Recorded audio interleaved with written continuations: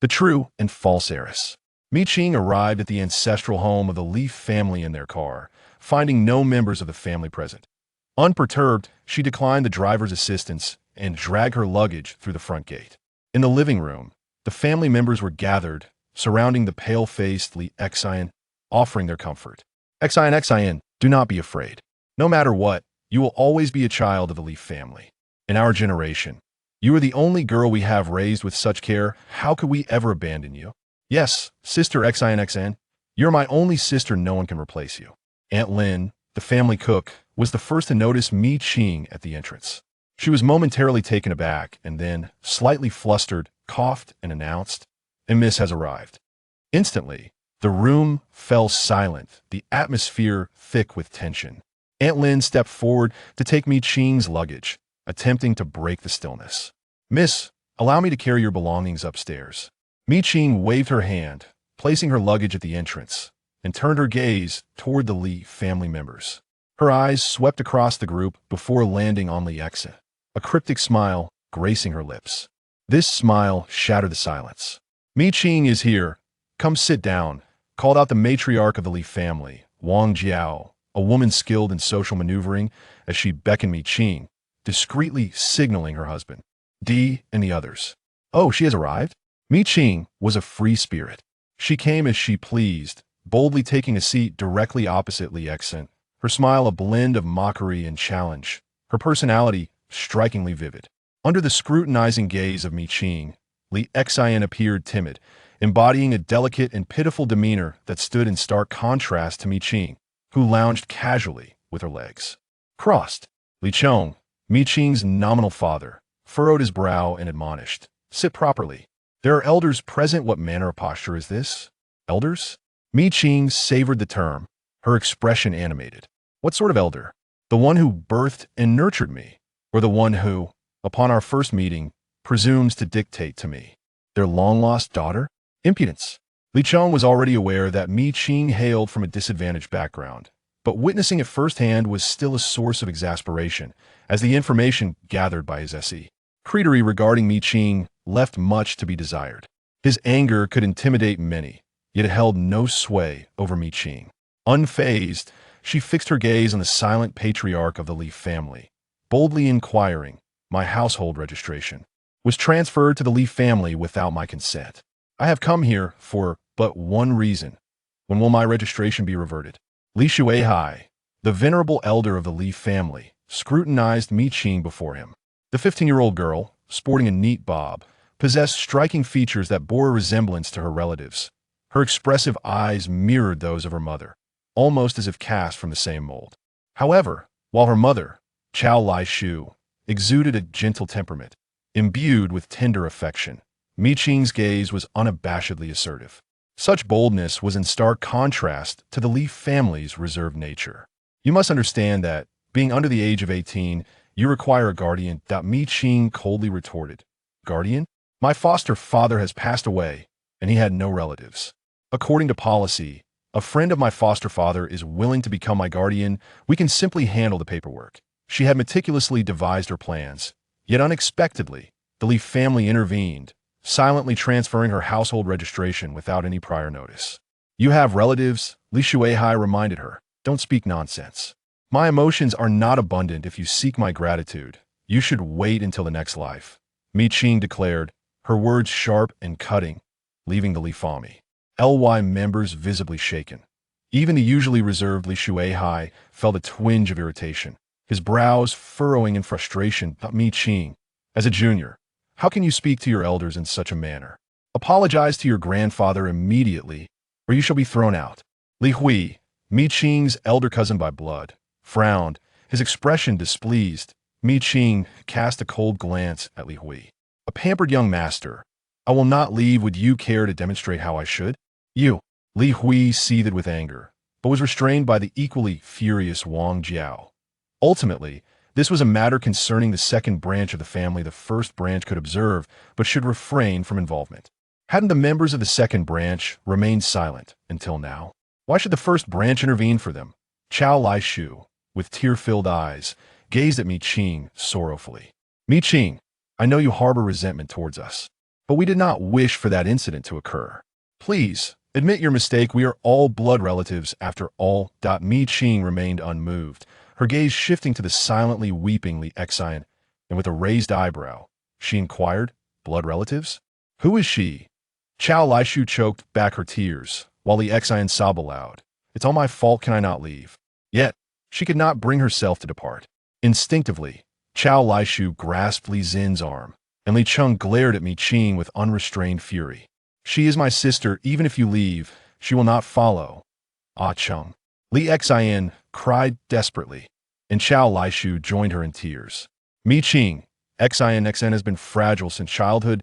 Please do not target her so mercilessly.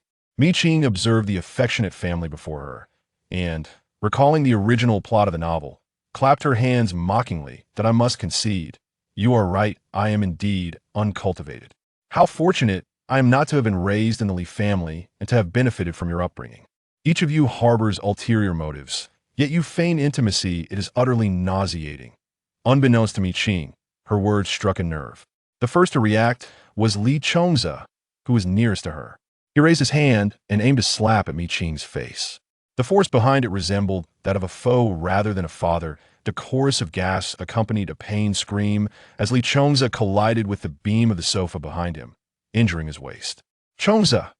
Chao Lishu hurried to assist Li Xian in supporting Li Chongza, yet he winced in agony at the slightest movement, his mouth uttering cries of pain, leaving others too afraid to intervene. Call a doctor immediately. Wang Jiao cast a significant glance at Li Chongza, prompting him to address Aunt Lin, thereby fulfilling his duty as the elder brother. Li Sheng beheld the weeping Chao Lishu and the silently shedding tears of Li Xian, while the sorrowful wails of Li Cheng echoed in his ears. Overwhelmed by a surge of emotions, his mind clouded, he felt an uncontrollable rage rising within him. He seized the ashtray from the tea table and, amidst a torrent of curses, hurled it towards Mi Qing's forehead. The 13-year-old youth, akin to a young bull, swung his arm with fervor, yet the effort bore no restraint. The ashtray slipped from his grasp, grazing Mi Qing's scalp as it passed by. Chapter 2. Each with their own agenda, Mi Qing deftly evaded the incoming ashtray, her expression turning icy. She stepped forward and mercilessly incapacitated Li Qing's arm. Then, without a moment's hesitation, seized his hair and forcefully slammed his head onto the tea table. The resonant thud of the mahogany table echoed through the room as Li Qing let out a chilling scream, blood streaming from his forehead. Mi Qing showed no restraint, letting out a cold laugh as she pressed his head down and struck the table 3 more times before releasing him. The splattered blood adorned her face, trickling down slowly. Foolish creature, she muttered as she relinquished the unconscious Li Cheng, who lay limply on the ground like a lifeless pig. Nonchalantly, Mi Qing pulled a few tissues from the table to wipe the blood from her face, casting a half-smile at the rigid and terrified Li Xian, revealing a sinister grin. This smile made Li Xian shrink back in fear, her earlier pitiful demeanor evaporating. Chao Lishu let out a piercing scream, collapsing onto the unconscious Li Cheng, genuinely weeping. Meanwhile, the pained Li Cheng slumped on the sofa, observing Li Cheng's dire state. His eyes rolled back as he fainted momentarily, only to be startled awake by the commotion, groaning in agony as he clutched his waist. The family was utterly astounded. Li Hui, who had just been shouting at Mi Qing, stood frozen, his expression stiff as he beheld the bloodied visage of Li Cheng, involuntarily retreating. Li Shuihai gasped for breath, clutching his chest, trembling as he pointed a finger at Mi Qing. I am quite easy to get along with. If everyone is willing to live in peace, we can certainly coexist harmoniously. But should anyone provoke my displeasure, rest assured I will ensure that each of you experiences profound discomfort. She reclined on the sofa, her earlier bravado now replaced by an air of calm. A casual smirk lingered on her face, yet the threat woven into her words was unmistakable. Benevolent? On their first encounter, she had injured her own father and left her brother bloodied and battered. Such ruthlessness, and she still had the audacity to claim she was easy to get along with? Li Shuihai felt a sharp pain in his heart from indignation. While Li Cheng anxiously supported the elder, his expression a tempest of uncertainty. He found Mi Qing's assertion to be true. Indeed, the members of the Li family harbored ulterior motives. Wang Jiao urged Aunt Lin and Aunt Li, who were busy in the kitchen, to hastily call for an ambulance, while subtly nudging the dazed Li Hui to take action, lest he remain a fool in this chaotic moment. With the second branch of the family in turmoil, It was imperative for him to make a good impression on the elder. Qing remained unfazed by the pandemonium, indifferent to the venomous glare cast by Chao Laishu. According to the original plot of the novel, Chao Laishu had inexplicably sought to suppress the character Qing with every means at her disposal. Though Qing did not comprehend the motive behind it, she had no intention of becoming a mere pawn in the hands of the Li family. As the original Qing had met a tragic end, a shadow passed over her gaze as she thought of that fate. Her attention shifted to Li Xian. Noticing that the latter had finally shed her feigned timidity, Qing smiled. Li Xian, in this age of advanced technology, could not escape the rampant proliferation of various novels, where tales of both genuine and false riches flourished. Whether they were at odds or in harmony mattered little. Between us, there existed an irreconcilable enmity. With thoughts swirling in her mind, Qing did not forget to deliver her menacing warning. As long as I remain in the Li family, it is in your best interest to keep your distance. Should you doubt this, feel free to test it. It is uncertain whether your bones are sufficiently strong. Li Xian suddenly raised her head to gaze at Qing, incredulously questioning, what does the hospital's error from years ago have to do with me? To speak candidly, we are both victims, are we not? Yes, I may have assumed your identity, yet I was not privy to the truth. Is it fair for you to target me so vehemently upon our first encounter? Qing chuckled lightly. Fair? You dare to speak of fairness to me? She laughed aloud. This is hardly our first meeting, is it? Upon hearing this, Li Xian's expression shifted dramatically, and the members of the Li family, who were listening, cast suspicious glances towards her. Qing turned to Old Master Li, offering a well-meaning reminder. Oh, it seems you are not yet aware. Li Xian. She is an exceedingly rare pre-dreamer from Tianxian Nation. My existence has long been known to her. 3 months ago, she even made a special trip to the slums to see me. Just a single direct gaze between us made her flee, like a mouse confronted by a cat. It is no wonder, considering my visage bears a striking resemblance to that of Madame Chao Laishu and Mr. Li Chong, with a similarity of over 60%. Anyone unaware of the truth would easily discern the depth of my connection with them. In the original storyline of the novel, the character Qing unwittingly became a mere tool in Li Xian's hands, a discarded instrument once used. Pre-dreamer? Li Shuihai and others exchanged uncertain glances with Li Xian. But their gazes were not filled with surprise, rather, they were steeped in suspicion. Why did Li Xian conceal her identity as a pre-dreamer? What prompted her visit to Qing 3 months prior? It is worth noting that the Li family had only recently discovered Qing's true identity, just a month ago. With a multitude of doubts swirling in their minds, silence enveloped the room for a moment. Lu Chong, clutching his waist and wailing in agony, momentarily disregarded his lamentations. His eyes filled with a fierce intensity that spoke of his loss of control over the situation. Meanwhile, Li Xian, confronted by Qing's revelation of her most profound secret, was engulfed in a tumult of fear and suspicion. How could you possibly know? Aren't you merely an archivist? How is it that you are aware of my identity as a dreamer? Her secret had been exposed, plunging her into such terror that she could no longer concern herself with her family, severing ties with Qing in a complete rupture. Qing merely raised an eyebrow. Her knowledge stemmed from a serendipitous encounter with a novel detailing Li Xian's illustrious life, titled The Dreamer. The protagonist of this tale was none other than Li Xian herself, a captivating figure whose allure lay not in her appearance, but in her remarkable abilities. As a dreamer, Li Xian possessed the extraordinary capacity to dream at will, glimpsing her desires and discerning the strengths and weaknesses of other ability users through her visions.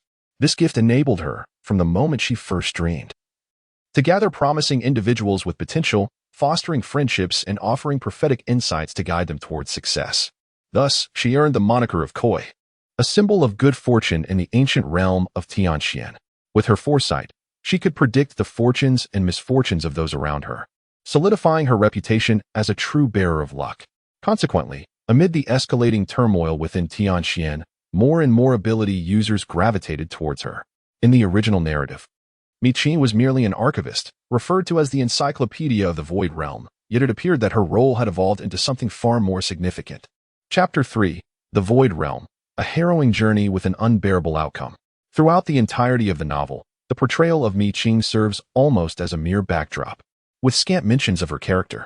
Yet, whenever she is referenced, it is invariably during her moments of suffering.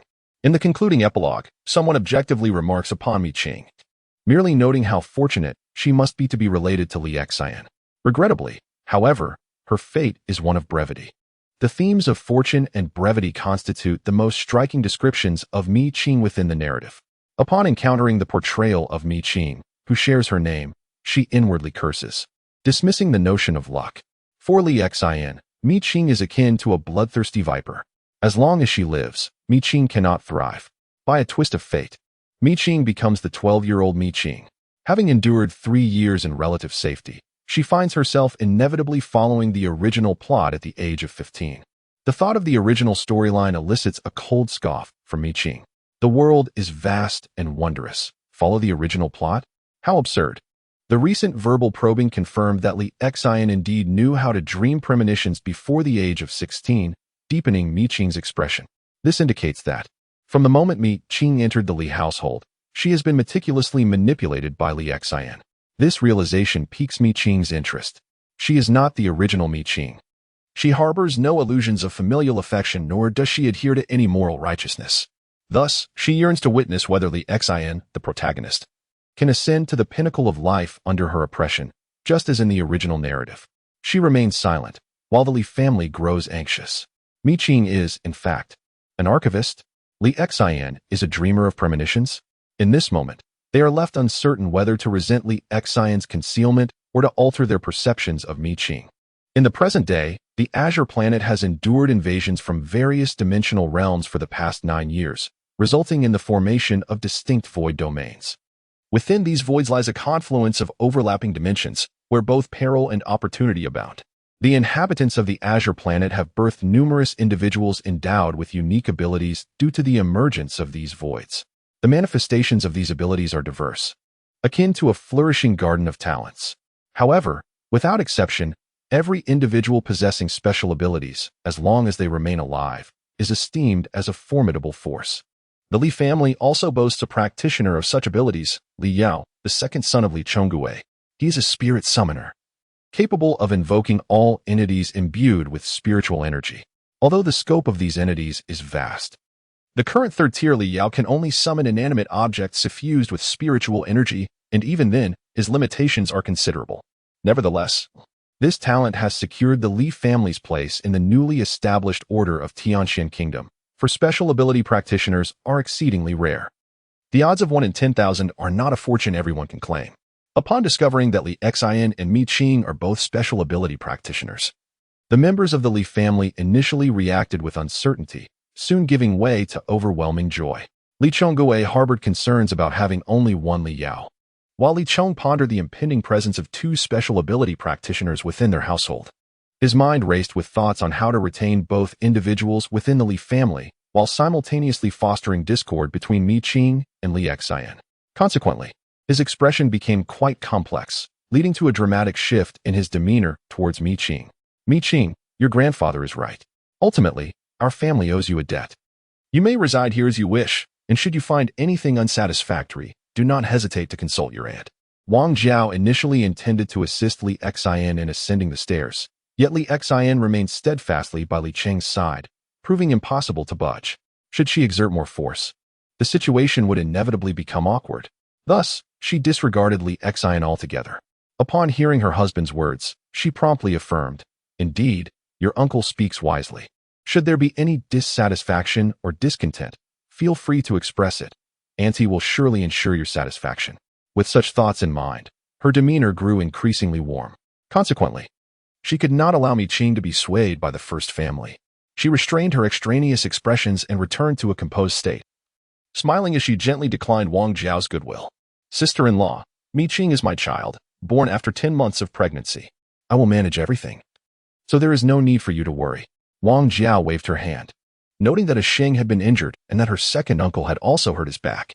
She cast a glance at Li Xin, her silence speaking volumes. Furthermore, our Xin is indeed a special abilities wielder. You may need to concern yourself a bit more. At not yet 16, she has already begun to have prophetic dreams, which is quite remarkable. Chao Laishu almost faltered in maintaining her gentle and virtuous facade. A prophetic dreamer is an exceedingly rare type of ability wielder. However, she ultimately cannot enter the void realm, only providing prophetic dreams from a safe distance. While this is secure, it lacks opportunity. Such ability wielders, in a world that reveres the strong, cannot sustain themselves for long. Mi Qing's role as an archivist is akin to that of an encyclopedia within the Void Realm. She may, like Li Xian, be unable to engage in combat, yet she possesses the ability to enter the Void Realm. Within that realm, the presence of an archivist, akin to an encyclopedia, is of utmost importance. Even if she lacks combat prowess, she would undoubtedly be prioritized for protection by other empowered individuals. Compared to Li Xian, Mi Qing's significance is far greater. The choice between these two is evident even to a fool. Yet, she yearns for a more selfish desire.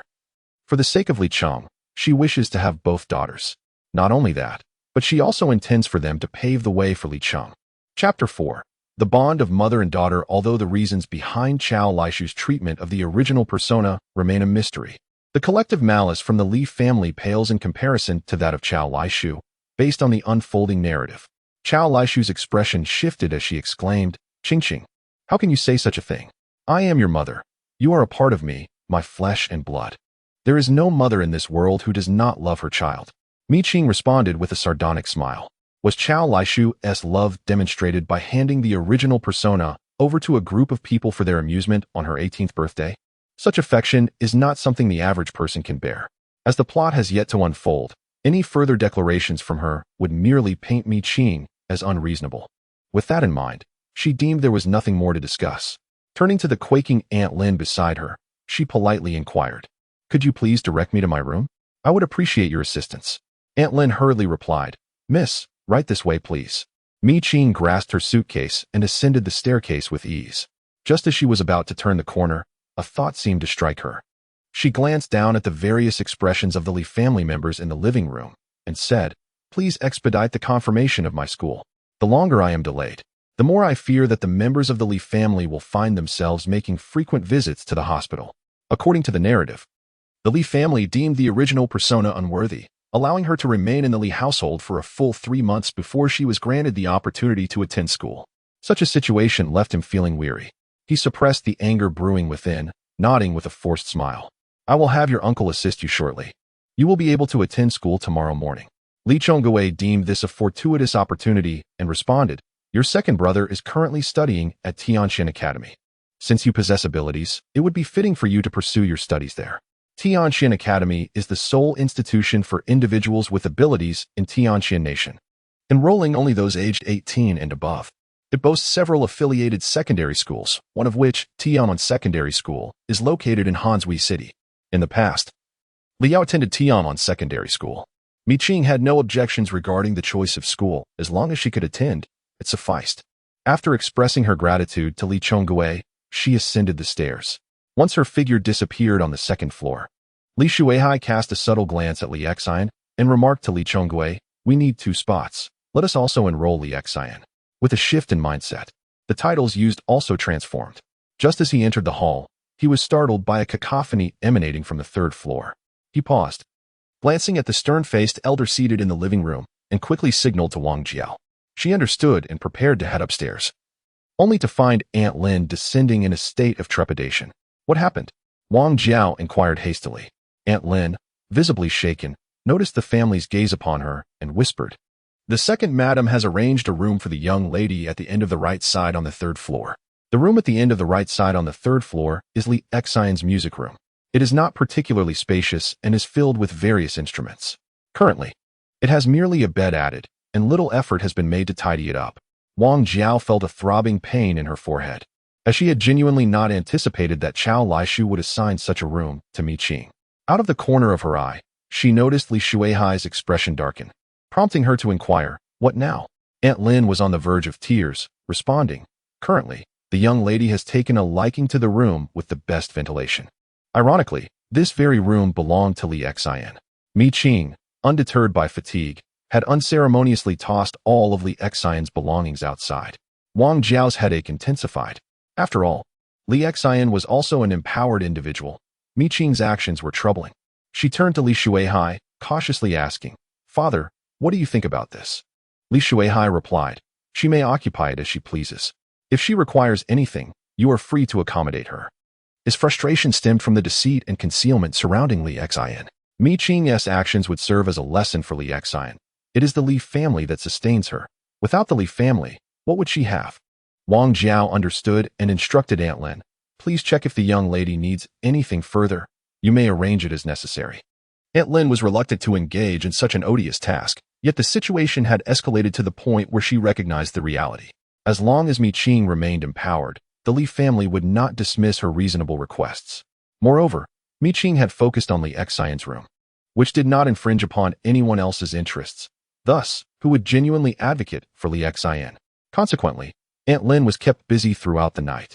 First, she assisted in clearing the room, and shortly thereafter, due to Mi Qing's disdain for Li Xian's used items, she hurriedly contacted the furniture company to deliver new furnishings, completely replacing everything in Li Xian's room.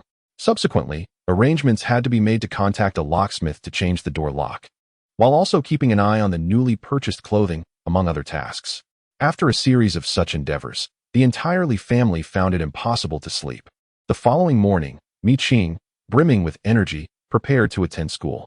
Meanwhile, in the hospital, Chao Laishu and Li Xian sat in silence. After a prolonged pause, Chao Laishu took the initiative to ask, Xian, why did you go to see her? Was she truly the one you dreamed of? Tears welled in her eyes, deeply affecting Chao Laishu. Each drop cascaded down her cheeks, evoking a sense of poignant vulnerability. Yet, sitting opposite her was Chao Laishu, who was well aware of the authenticity of her tears. After a moment, she smiled gently, saying, I understand, Xian. No one can replace you. You have been a part of our lives for 15 years. Even without blood ties, the bond we share is indelible. Mom. Li Xian threw herself into Chao Laishu's embrace, suppressing her sobs, regretting that she had concealed her special abilities from her. Had she known earlier about Mi Qing's attitude towards the Li family, she would have chosen a more advantageous approach to advance the narrative, rather than allowing her favorable impression within the family to shatter so dramatically. Yet, as long as someone continued to support her, it was not too late. However, Li Xian failed to notice that while Chao Laishu wore a smile, her eyes reflected a coldness. Chapter 5. The Calamity of the Solar Eclipse. It was now November, and the second semester at Tianwan High School had been underway for over 2 months. She had entered as a transfer student and was placed in Class 4 of the first year. Tianwan Middle School hosts students with extraordinary abilities as well as ordinary ones, functioning as a comprehensive educational institution. It can be stated that in Hanshui City, not all students attend Tianwan Middle School. However, those in the reserve for extraordinary abilities are invariably enrolled here. Consequently, the enrollment is quite competitive. After the school year commences, many of those wishing to transfer are often from the reserve for extraordinary abilities. Thus, to the eyes of Class 4 in the first year, Mi Qing is perceived as one of them. Li Xiaotao is a charming girl with a round face, though a deep purple birthmark the size of her eye on the left side mars her appearance. Ding Mo, a slender boy wearing glasses, appears somewhat malnourished and does not resemble a typical 15 or 16-year-old. He steals a glance at Mi Qing and shyly smiles. Mi Qing's previous remarks at the Li household were indeed sincere. Her emotions are not easily expressed, and she finds it difficult to forge friendships. Yet, considering that Qin Huai has several friends, she cannot remain a solitary figure indefinitely. Moreover, based on her understanding, the archivist is a clerical role, necessitating reliable teammates to maximize effectiveness. Therefore, she realizes the importance of having trustworthy allies. With this in mind, she greets the two with a warm smile and engages in light conversation. As for her name, the Li family, for the sake of convenience, merely prefixed her name with Li, showing no intent to bestow upon her a proper name. Noticing Mi Qing's amiable demeanor, Li Xiaotao and Ding Mo are clearly delighted and begin to converse more freely. In a mere 7 or 8 minutes, Mi Qing has gleaned the information she sought. Li Xiaotao is a weapons specialist who activated her arsenal at the tender age of 13. The arsenal, as its name suggests, comprises a vast array of weaponry, including various cold weapons, firearms, and even nuclear armaments. However, at present, Li Xiaotao's arsenal remains unstable, allowing her to summon only 2 cold weapons. It is anticipated that once she reaches the age of 16, her arsenal will stabilize completely, enabling her to summon weapons at her discretion. Naturally, the variety of weapons available correlates directly with her level. Ding Mo, a beast tamer, experienced the loss of a small dog he had raised at the age of 14, yet he was able to summon it back through his identity as a beast tamer. Overall, Mi Qing was quite astonished, especially regarding Li Xiaotao's arsenal, which held significant importance for her. Consequently, the psychologically mature Mi Qing found it quite effortless to gain the trust of the two youths, both under the age of 16. Through her conversations with them, Qing acquired additional information regarding the interdimensional invasion. 9 years prior, a solar eclipse heralded the invasion from different dimensions, resulting in the emergence of the Void Realm, during which nearly half of humanity perished. Thus, the interdimensional invasion of 9 years ago came to be known as the calamity of the solar eclipse. After the calamity concluded, among the surviving humans emerged individuals with extraordinary abilities. The probability of becoming an ability user is exceedingly rare, akin to 1 in 10,000. And with their numbers being scant, the battle against the Void Realm persisted for nearly 5 years before a somewhat peaceful transitional period was achieved. Up to the present, the establishment of major safe bases has ensured the continuation of human reproduction. Moreover, research has revealed that adolescents aged 10 to 16 are the most likely candidates to possess abilities. In response, the Tianqian Kingdom established Tianqian Academy to recruit and instruct these ability users. Unlike other nations, the control of Tianqian Kingdom remains firmly in the hands of its ordinary, yet powerful leadership. 60% of the nation's ability users have joined the military, dedicating themselves to the protection of the people of Tianqian. Much like before the calamity of the solar eclipse, soldiers continue to be the most revered figures among the populace. Among the remaining 40% of abilities possessors, they are either unruly lone wolves or hired hands of prominent families. Such entities have existed from ancient times to the present, though they are particularly pronounced in tumultuous eras. In addition to these, the current database of abilities possessors catalogs 189 distinct types. According to big data analysis, different abilities possessors are categorized in various ways. More detailed information regarding abilities possessors will be unveiled upon the commencement of new tutorials after reaching the age of 16. For instance, students in the second year of high school at Tianwan High School are divided into 3 disciplines: science, humanities, and ability studies. The first 2 disciplines require no further explanation, as they are well understood. However, the abilities studies curriculum includes numerous courses on foundational knowledge regarding abilities possessors. The second and third years of high school are crucial for establishing a solid foundation for abilities possessors, while students in the science and humanities tracks must take the college entrance examination. Those in the abilities studies track are required to not only participate in this examination, but also in the year-end assessment for abilities possessors. This assessment takes place in the Void Realm. Moreover, Qing has learned that there are currently 83 Void Realms within the territory of the Tianqian Kingdom. Within several thousand meters of the base in Hanshui City, there exist 7 Void Realms. Based on the information gathered so far, 2 distinct types of creatures inhabit the Void Realms. The first type is the ethereal spirits, who possess formidable strength and can corrupt human minds, turning individuals into fervent devotees of the ethereal spirits, thereby betraying humanity. The second type is the celestial entities, equally powerful, yet capable of contaminating and expanding the area of the Void Realms. The ethereal spirits pose a significant threat to humanity, while the celestial entities endanger the human living environment. The coexistence of these 2 forces continually compresses the space available for human survival. At last, Li Xiaotao spoke with unwavering determination. Once my year-end assessment concludes, I shall undoubtedly enlist in the army. Her arsenal could only prove effective in the hands of soldiers who possessed a deeper understanding of weaponry. The capabilities of civilian practitioners remained woefully inadequate when it came to weapon knowledge. Furthermore, although she was a practitioner, her role was limited to providing weapon assistance. It would be challenging for her to navigate within civilian ranks. Ding Mo adjusted his glasses, his demeanor equally resolute, his eyes brimming with an unquenchable hatred. Any team would suffice as long as it meant eradicating those void spirits. The 2 expressed their intentions and turned their gazes toward Qing. Before Qing could respond, Wei Yan, entering through the back door, overheard their exchange and scoffed. You 2 wish to join the army? With your meager weaponry? Or perhaps your timid little dog? Her words cut deeply, mocking them effortlessly. Li Xiaotao's expression shifted, and she retorted with feigned bravado. Wei Yan, while our abilities may not match yours, we can still contribute meaningfully. As a young lady of distinction, why must you constantly oppose us? Ding Mo, though somewhat introverted, was far from timid. Especially upon hearing Wei Yan's jibe about his little dog, he retorted coldly. Her incessant targeting of us stems solely from the fact that Si Ge would rather sit beside us than share a table with her. You are courting death.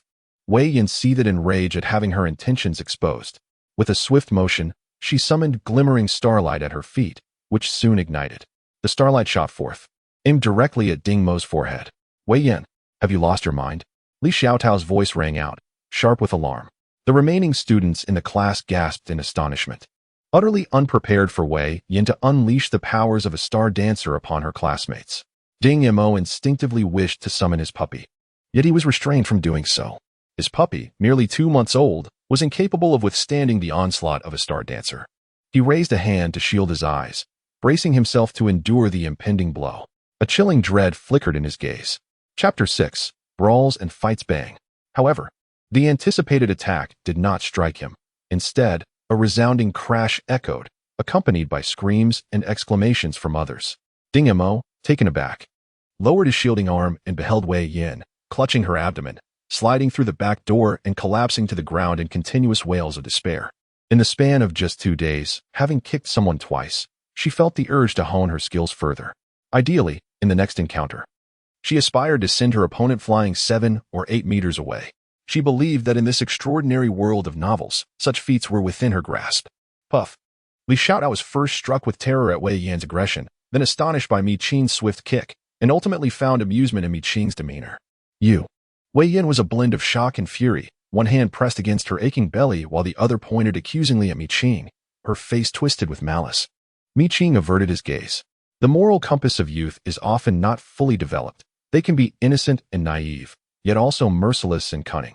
Disputes among classmates can swiftly escalate into physical altercations, and among those with abilities, the stakes are even higher. A mere disagreement could lead to bloodshed and dire consequences. The atmosphere grew tense, prompting a classmate to summon the homeroom teacher. The homeroom teacher of Class 4 in the first year was a middle-aged man named Chun, an ordinary individual. Due to her incessant cries of pain, Wei Yan was taken to the school infirmary, while Mi Qing and his companions were escorted outside. Teacher Chen is a stern individual who has already grasped the intricacies of the situation during his journey here. It was classmate Wei Yan who initiated the conflict, employing her special abilities. Thus, the fault lies with her. The school will impose its own disciplinary measures, and Teacher Chen has classified Wei Yan's actions accordingly. He then turned his gaze towards the newly transferred student, Li Miqing. Although Li Miqing intervened just in time to thwart Wei Yan's attack and saved a fellow student, it is also true that she inflicted harm upon Wei Yan. In matters of the world, right is right, and wrong is wrong. There exists no notion of balancing the two. Li Miqing, do you concur? Ding Mo, anxious, interjected, Teacher Chen, this matter does not concern Li Miqing. It is my fault. Teacher Chen raised his hand to silence Ding Mo's further remarks, continuing to face Miqing. She appeared quite astonished. Tianan High School seems to have no intention of muddling through the situation. She nodded in agreement, affirming Teacher Chen's point. If right and wrong could be balanced, would it not imply that should I wish to commit murder in the future, my prior act of saving a life could absolve me? Teacher Chen was pleased with Miqing's attitude, yet dissatisfied with her choice of example. Li Miqing, one must not speak so lightly of taking a life. Miqing readily accepted her mistake and maintained a commendable attitude. Consequently, her final punishment was to compose a 1,000-word reflection. As for Ding Mo and Li Xiaodao, their quarrel with Wei Yan that incited this incident also necessitated their writing of reflections. Watching Teacher Chen depart, Ding Mo and Li Xiaodao let out a sigh of relief. Merely having to write reflections without any formal disciplinary record was indeed a stroke of luck. However, for Wei Yan, it seemed she could not escape a formal disciplinary record. For those with special abilities, such a record could hinder their aspirations of joining the military. Ding Mo turned to Miqing, expressing sincere gratitude. Thank you. He refrained from adding any superfluous words. Yet, deep within his heart, he had resolved that no matter the circumstances in the future, he would always remember the life-saving grace of today. Mi Qing waved his hand dismissively, deeming it a trivial matter. For an ability user whose powers were not yet stable, engaging in combat was far too easy to manage. With just a slight exertion of force, one could effectively mediate the conflict. Li Xiaodao, brimming with excitement, exclaimed, Mi Qing, that kick of yours looked incredibly impressive. The moment Wei Yan was sent flying nearly made me scream. Have you trained for this? Mi Qing nodded, offering no further elaboration but felt compelled to defend himself, saying, that kick may have appeared powerful, but in reality, it was not so. I doubt even a remedy for bruising would be necessary. A mere bit of soothing would suffice. That is indeed fortunate. Wei Yan's family holds considerable influence. While we cannot act against her at school, she can still exert pressure on us outside, Li Xiaodao cautioned, urging Mi Qing to be more vigilant in the future. Is that so? Mi Qing chuckled. If she seeks trouble, let her come to me. My family is formidable, and I do not fear losing ground. It would be quite delightful to stir up some trouble for the Li family. Li Xiaodao's eyes widened in astonishment. Well, does that mean we've latched onto another powerful ally? Although she spoke thus, her gaze remained clear and unclouded, showing no signs of undue excitement. Ding Mo, who had previously harbored concerns for Mi Qing's well-being, finally breathed a sigh of relief upon hearing this. In any case, you must exercise utmost caution. Wei Yin is cunning, having sustained an injury at your hands. Coupled with the fact that you are Shi Ji's deskmate, she is likely to target you even more fiercely in the future. While she cannot act against you at school, I fear she may apply pressure on you and your family outside. Shige? Mi Qing was unperturbed by the prospect of Wei Yin's animosity. Regardless, she herself would not encounter any trouble. As for the Li family, their misfortunes would only serve to heighten her satisfaction. However, she found herself quite intrigued by the frequent mention of brother Shi by Li Xiaodao and the others. Glancing around, she lowered her voice, exclaiming, "He is incredibly handsome." As she spoke, she nudged Ding Mo, urging him to corroborate her statement. Ding Mo cleared his throat, affirming, "He is indeed our campus heartthrob." Mi Qing responded with a perfunctory wow. Pondering aloud, so, Wei Yin is fond of censure? At merely 15 years of age, the topic of affection still elicited a bashful demeanor, even causing the typically brash Li Xiaodao to exhibit a hint of shyness. Uncertain of her feelings, Li Xiaodao nonetheless attempted on several occasions to shift closer to brother Shi, only to be met with his reluctance, which stirred quite a commotion in their midst. Mi Qing, upon hearing this, expressed her concern. "Then should I sit here?" Li Xiaodao reassured her, "With your beauty, there's no way brother Shi wouldn't take notice of you. He is sociable and amiable as long as there are no ulterior motives. Just look at how Ding Mo and I are treated. Brother Shi is exceptionally protective of us." At this point, she touched the birthmark on her face, a wry smile gracing her lips. Mi Qing, upon hearing this, playfully touched her own face and jested, "I never would have imagined that you both found my appearance pleasing. I had thought you were initially drawn to my charismatic personality." With an exaggerated sigh, she continued. Li Xiaodao chuckled. "Initially, we had no idea what your personality was like. But now, it seems we are all captivated by your charm." Ding Mo nodded in agreement, affirming, "Indeed, we are."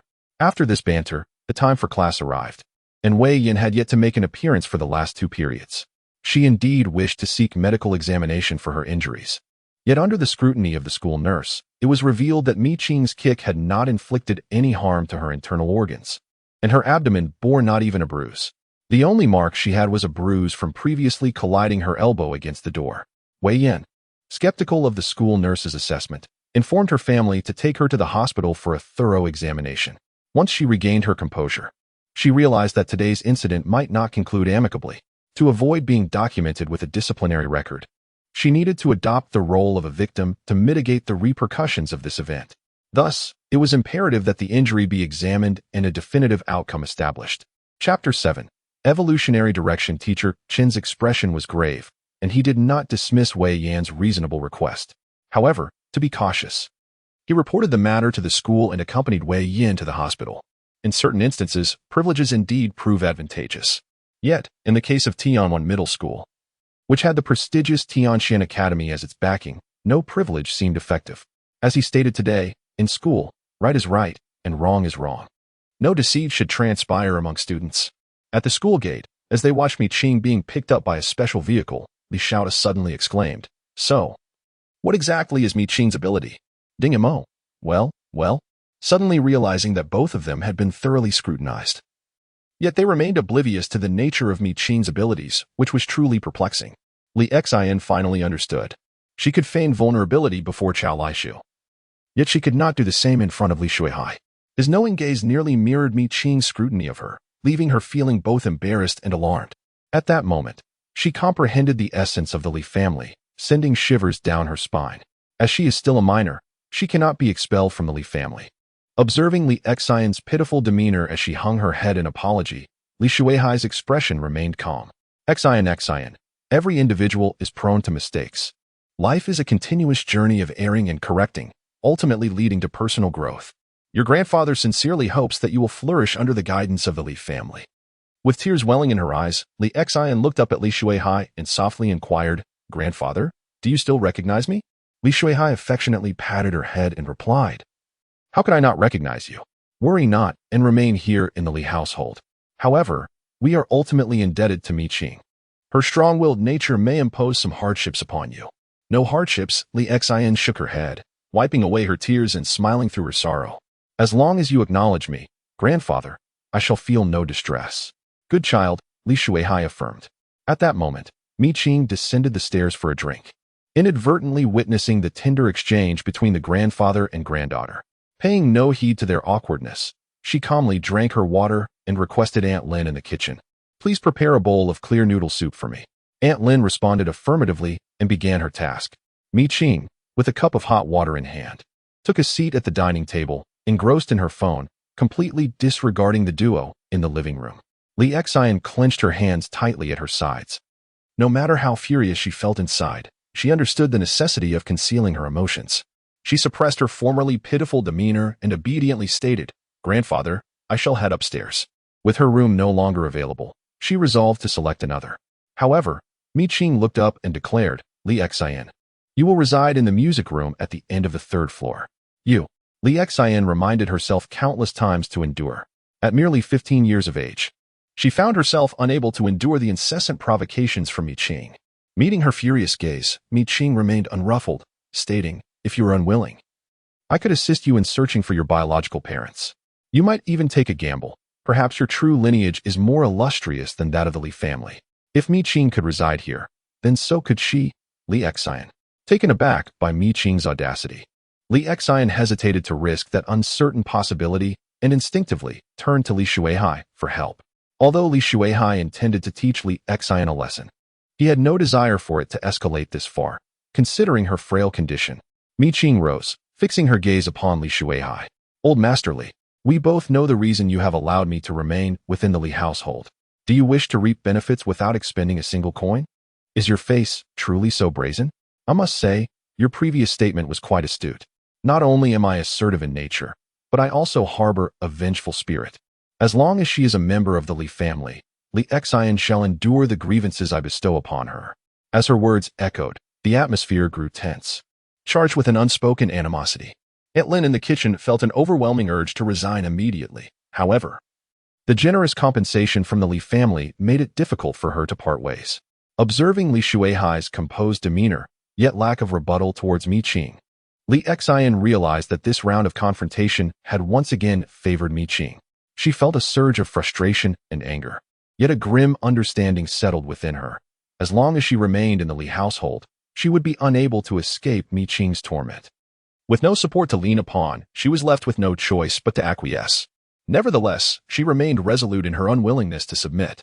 "Grandfather, please do not take her words to heart. I reside at the end of the 3rd floor in the music room." Li Xian offered Li Shuihai a means of descent, and the latter sighed, suggesting that he should go upstairs first. He was about to inquire what was lacking when he sensed Mi Qing's piercing gaze, prompting him to silence his words. Anger brewed within him at being restrained by a younger generation, yet he understood that the abilities of such individuals were the prevailing trend. For the Li family to advance further, neither Li Xian nor Mi Qing could afford to relent. Li Xian was manageable, but Mi Qing was impervious to both coercion and persuasion, presenting a conundrum that left him at a loss. Unaware of Li Shuihai's inner turmoil, Li Xian felt a chill upon witnessing his inability to even offer her verbal consolation due to Mi Qing's presence. The tender memories of being cherished now felt like flowing water, irretrievable and lost to time. Before leaving, she earnestly regarded Mi Qing and said, "Mi Qing, I acknowledge that I was at fault previously. However, that day, my premonition revealed to me your relentless oppression, which filled me with dread, and thus." Mi Qing rolled her eyes. A premonitioner before the age of 16 can indeed have visions, but how could one claim that an ability user is oppressing you? Li Xian shook her head, insisting, "No, my premonition is rather unique." Mi Qing interjected, "Indeed, your premonition is exceptional. Not only can it perceive the abilities of users, but it also assesses their worth, correct?" "You," Li Xian stammered. "How could you possibly know?"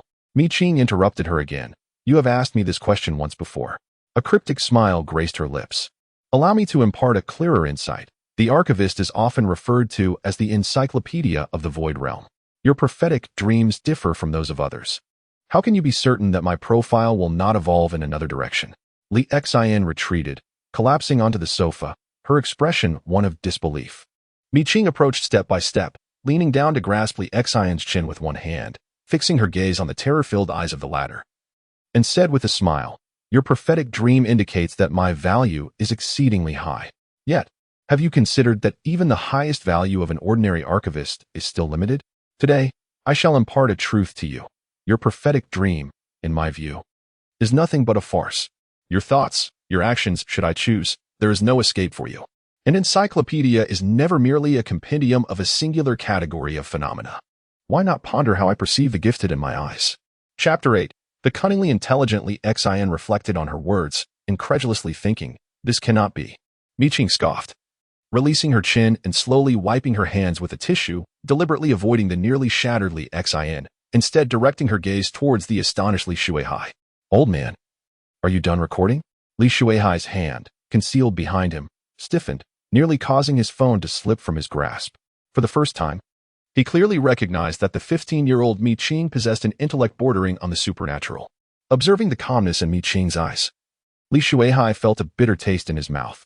Having lived more than half a lifetime, he now comprehended that Mi Qing would harbor not an ounce of affection for the Li family.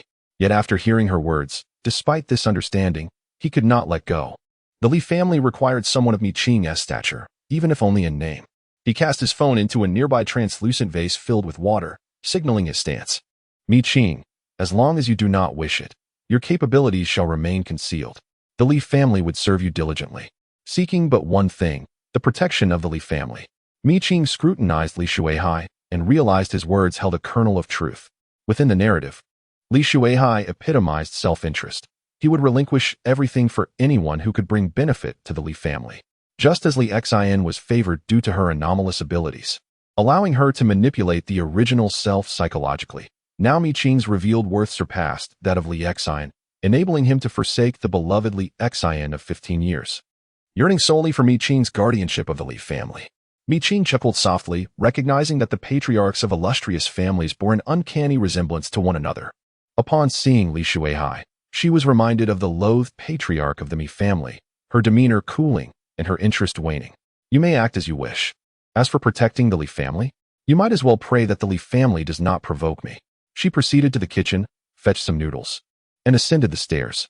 The notion that the Li family would refrain from inciting her ire seemed unlikely. Setting aside Li Xin, the inexplicable animosity from Chao Laishu towards the original self rendered the situation unresolved.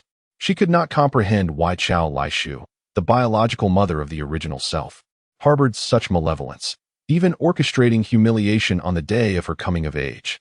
Puzzled, she chose to dismiss the matter. However, should Chao Laishu dare to act according to the original plot, Mi Qing would not hesitate to lend her a hand.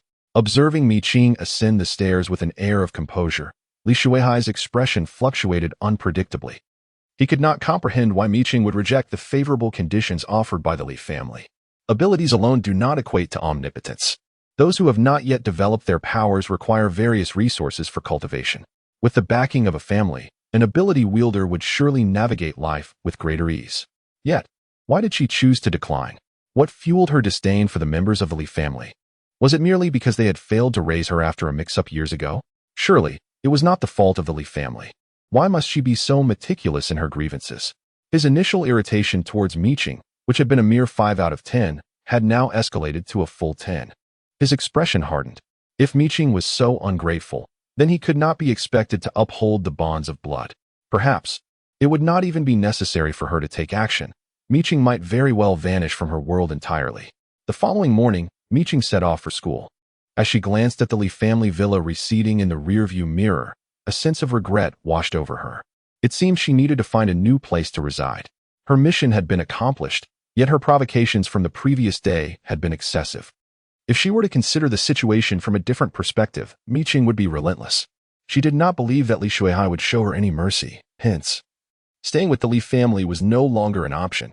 However, as a minor with her household registration still tied to the Li family, her options for emancipation were limited to 2. The first was to seek refuge with a family of even greater influence than the Li clan. The second was to become a citizen of the state at an early age. The notion of aligning with aristocratic families was repugnant to Qing.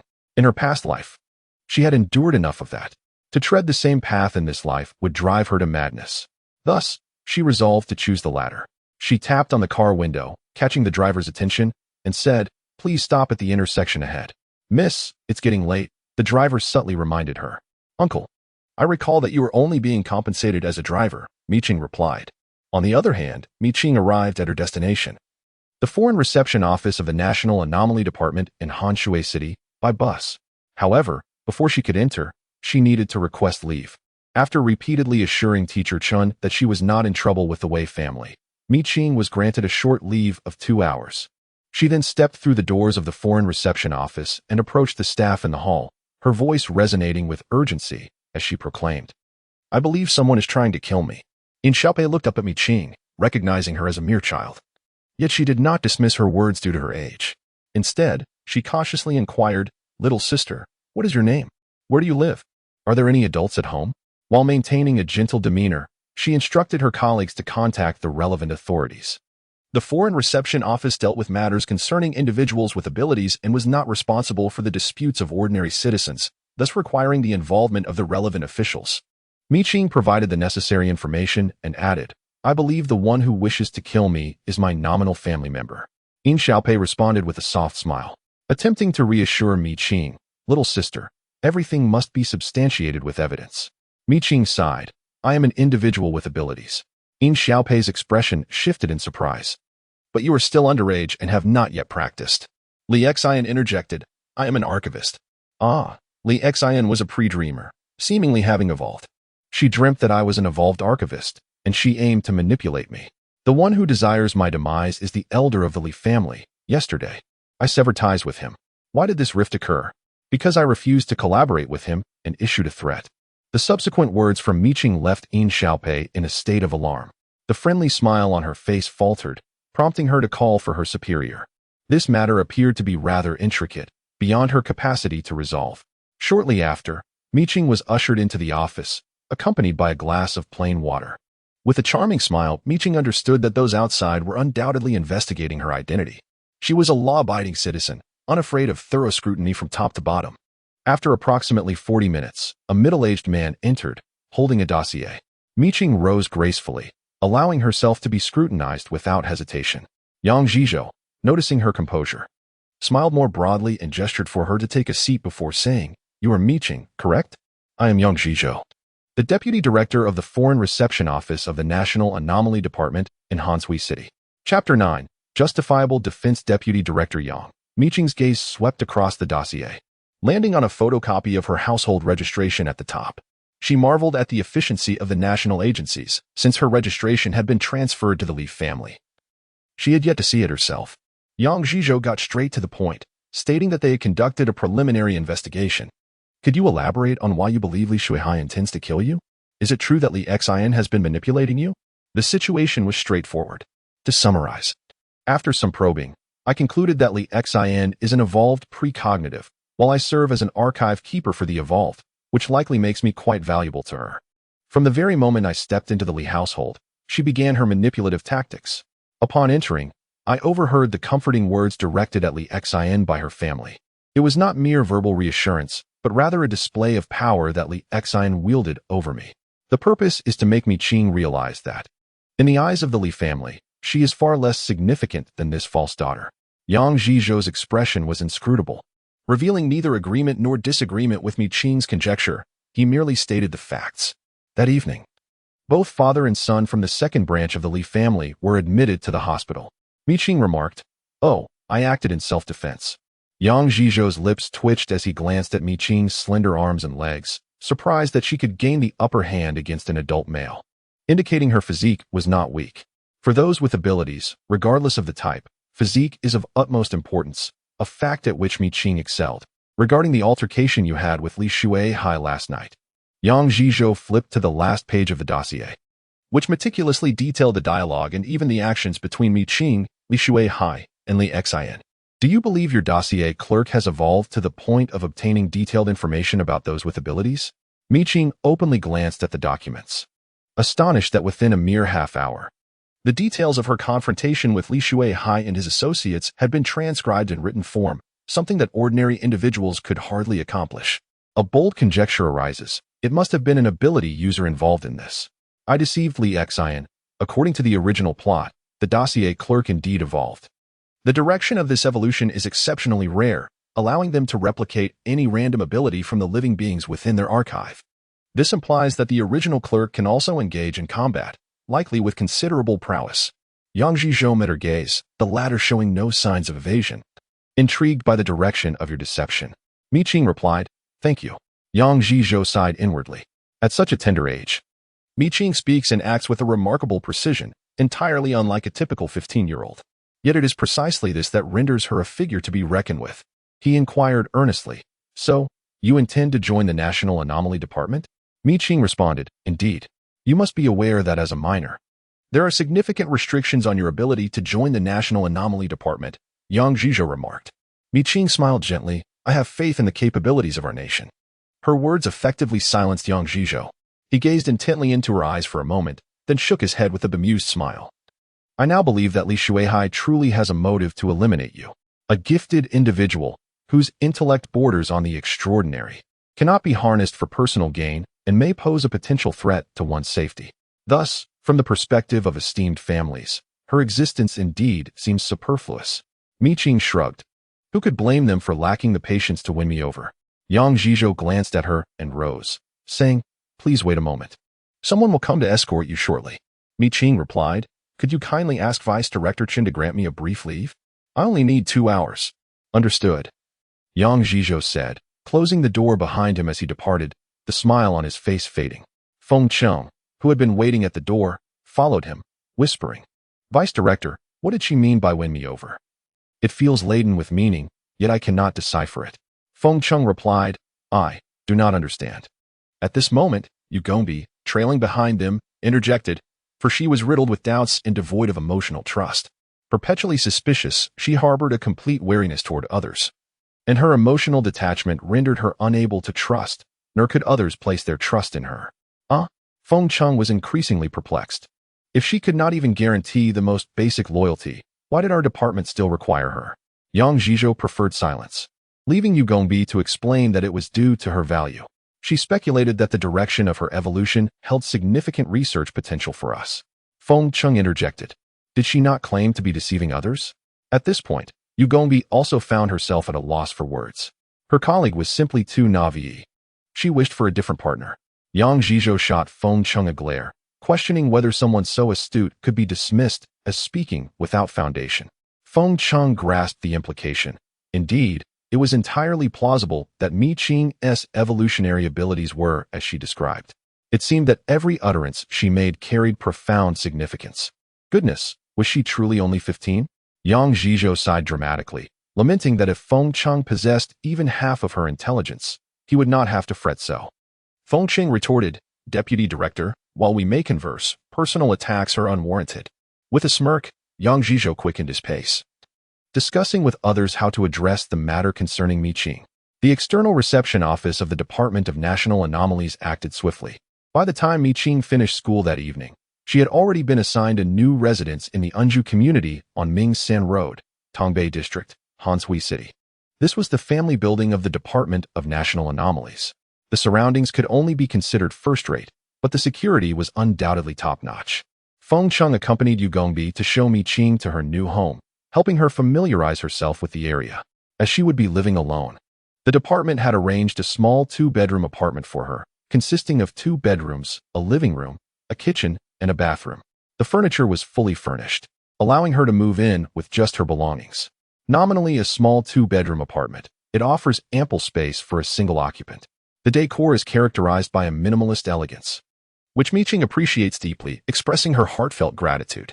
"Is there anything else you need?" she inquires. "By the way, do you require a part-time housekeeper to attend to your meals and household chores?"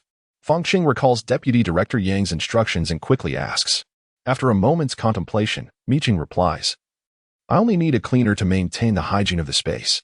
I prefer not to trouble others with multiple responsibilities." Feng Qing gazes at Mi Qing, utterly astonished by her ability to leave the chaotic situation at the Li family with such poise. Is there anything else you wish to inquire about? Perhaps concerning the Li family? She tentatively probes. Mi-Qing shakes her head, declaring, they are inconsequential to me. Asking them would be a waste of emotional energy. Chapter 10. Capability Assessment. Look at Feng Cheng's foolish expression. Yu Gongbi remarks. You need not worry about the Li family. They lack the audacity to act against you. Your household registration has been transferred and is now under our reception department. By tomorrow, once your household registration booklet is ready, we will deliver it to you. Thank you. You've been immensely helpful. Mi-Qing expresses her gratitude. There's no need to fret about the registration issue. The Li family holds no significance in my eyes. You are now a special recruit of our reception department, officially one of us. All benefits, including social insurance and housing fund, will be arranged for you by the organization.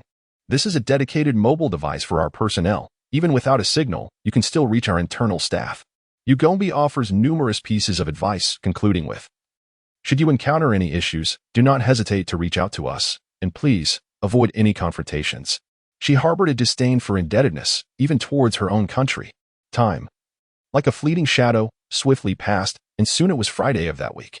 It was only then that Mi-Qing encountered her deskmate, Sin Shiyu, at school.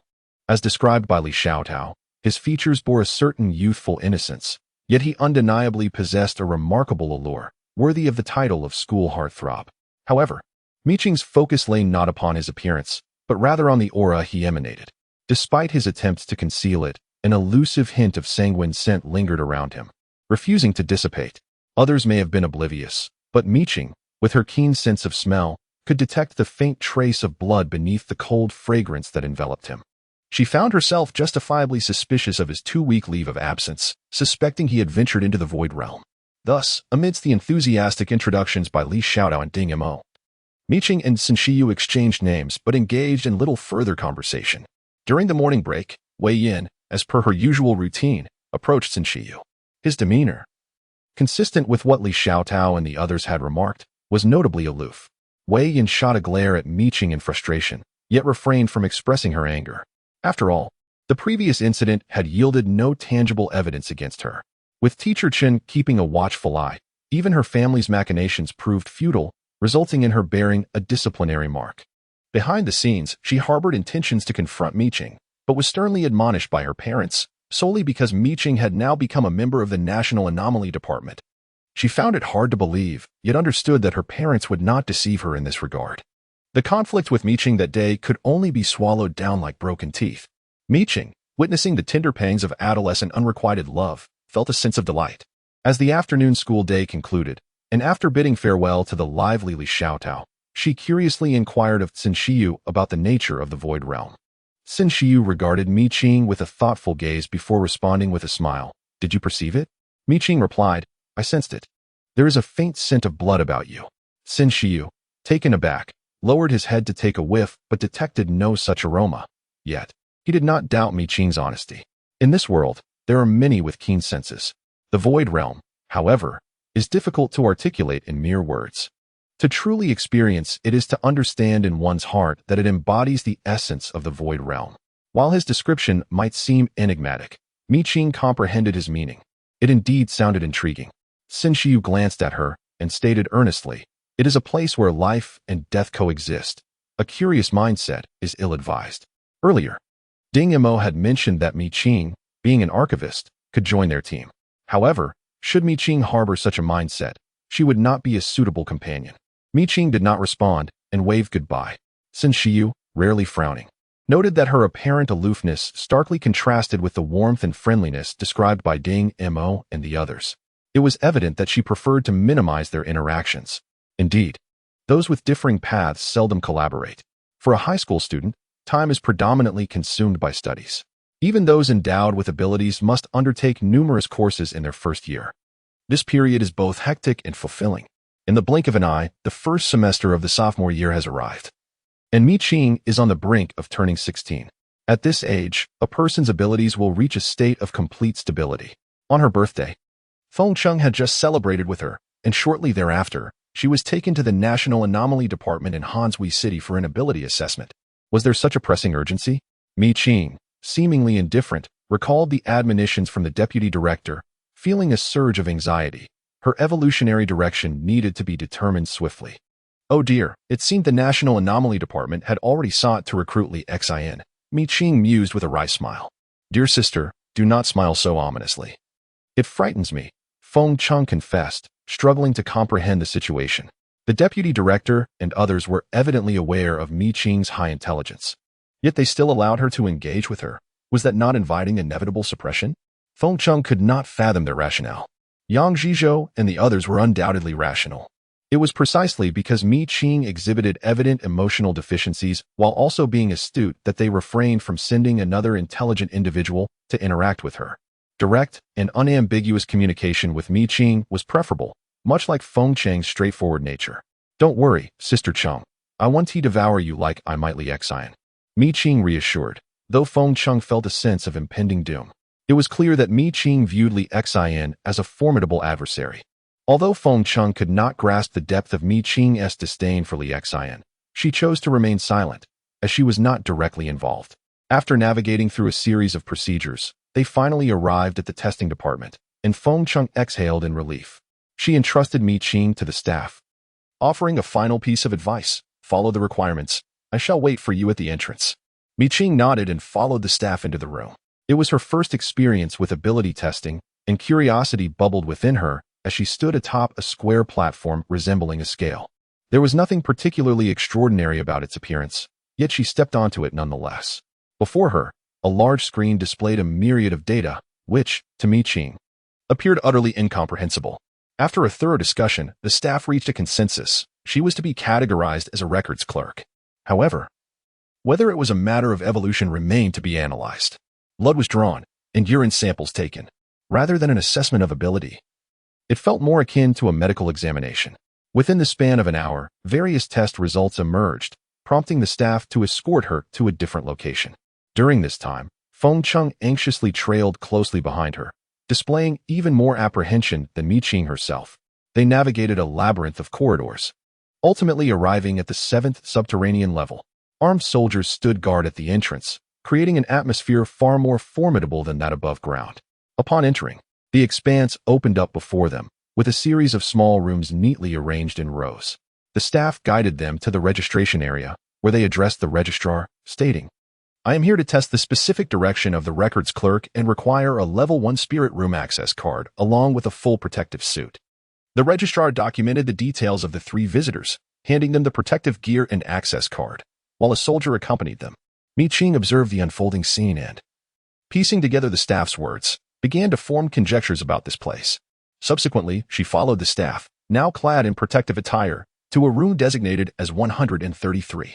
As the door swung open, they entered a sealed chamber, at the center of which stood a stone pedestal bearing an unassuming black box. Despite its ordinary appearance, the atmosphere was charged with tension. Positioned behind her, Mi Qing was shielded as the staff member unlatched the box. In a swift motion, a scythe-like black blade sprang forth, aimed directly at the staff member's throat. The soldier stationed at the side instantaneously fired his weapon, and a peculiar bullet struck the scythe, shattering it with a sharp crack. Dissipating into the void. From within the box, an entity leapt forth, fully revealing itself to the world. It was an elongated, suspended yellow and white lantern, lacking a handle, with a dull crimson tassel dangling at its base. Adorning the lantern was an image of a black scythe, now marked by a newly formed hole, as if pierced by some sharp implement, from which black smoke seeped. Although the smoke was depicted in the artwork, it appeared to be in motion, flowing forth from the paper, swirling around the living beings, seeking the optimal angle for an attack. Feng Cheng elucidated. This is a level 1 lantern spirit, adept at launching assaults on humans through the images and paper. Once struck, the black smoke infiltrates the human body, contaminating the spirit. Conversely, with each ambush, it generates wax from the lantern. This wax possesses peculiar properties, effective for staunching wounds. Its vulnerabilities include a fear of fire and water, and its intelligence is akin to that of a 5 or 6-year-old child. Other characteristics remain under investigation. As she spoke, she cast a glance at the data monitor on the wall, noting that it had been captured for 432 days and required regular immersion in the void realm for nurturing. Mi Qing remarked, It still needs nurturing. It hardly sounds obedient. Yet, the recent incident where the lantern spirit launched a surprise attack on the staff had left her astonished. So this is the essence of the void spirit? A product unheard of, shrouded in mystery and allure. Her heart raced violently, and she placed a hand over her chest. It had been a long time since her heart had fluttered so intensely. The enchantment of this world was gradually revealing itself before her. What should I do? She inquired eagerly. The staff member responded, indicating the necessity for direct engagement to update the database. There would be no second ambush in the immediate future, so she could rest assured. Qing comprehended this. Her slender fingers, under the protection of the soldiers and Feng Cheng, reached out to touch the luminous phantom. A peculiar sensation flowed from her palm into her being, manifesting as words within her mind. The extraordinary scene overwhelmed her, causing her breath to hitch. Noticing her altered breathing, Feng Cheng inquired, "What is it?" Qing, with a peculiar expression, pondered, "Is the archivist merely an encyclopedia? Have you truly evolved?" Feng Cheng was filled with excitement. While the staff member cast a glance at Qing, the nearby soldier remained focused, weapon trained on the luminous phantom, undistracted. Qing clenched her hand in the air. And astonishingly, the black scythe on the phantom's paper was forcibly drawn out, transforming into a tangible form in her grasp. At first glance, it exuded an imposing presence goodness. This was a sight unseen by Feng Cheng, the staff, or the soldier. All three were left in stunned silence. Without the black scythe, the luminous phantom instantly turned ferocious, summoning another black scythe from the paper and charging towards Qing with fierce intensity, the crimson tassels flying wildly. The soldier raised his weapon and shouted, "Get back!" Yet, Qing did not retreat. Instead, she advanced, wielding the black scythe with grace. With a resounding clash, her scythe met that of the luminous phantom. In the next moment, with a deft maneuver, she shattered the phantom's black scythe, causing the phantom itself to plummet to the ground, deflated. Qing remarked, "Do not blame me." Feng Cheng and the others were in a state of contemplation. Qing, holding the still dissipating black scythe, furrowed her brows. Caught in a moment of uncertainty between joy and sorrow, the staff turned their attention to the black scythe in Qing's grasp, calling upon their colleagues. While the demise of the lantern spirit was regrettable, the more pressing concern was the peculiar evolution of Qing's abilities as a file clerk, which had surpassed their expectations. Consequently, a testing session ensued, drawing the attention of even the ministers of the National Anomaly Division, not to mention Yang Zhizhou from the reception area. When Yang Zhizhou arrived to escort Qing, she sat there with an innocent demeanor, while Feng Cheng appeared utterly distraught. The test resulted in the loss of a first-level lantern spirit that had been nurtured for 432 days. It was said that the personnel responsible for monitoring the lantern spirit were on the verge of tears, bereft of their subject. Their monitoring data seemingly stuck at a crucial juncture. Now, their efforts felt like a futile endeavor, leading to frustration and blame. Upon seeing Yang Zhizhou, Feng Cheng's eyes brimmed with tears. Qing, feigning innocence, called for help, displaying an exaggeratedly compliant nature. Yang Zhizhou, having already viewed the video of Qing's test en route, shot a glare at Feng Cheng before adopting a gentle demeanor toward Qing, assuring her that it was merely a minor issue and to not worry unduly. He then entered the room. Qing subtly defended herself, insisting that it was not her fault. She had merely made a gentle move, and the spirit had failed to respond. It had suddenly deflated, leaving her equally perplexed.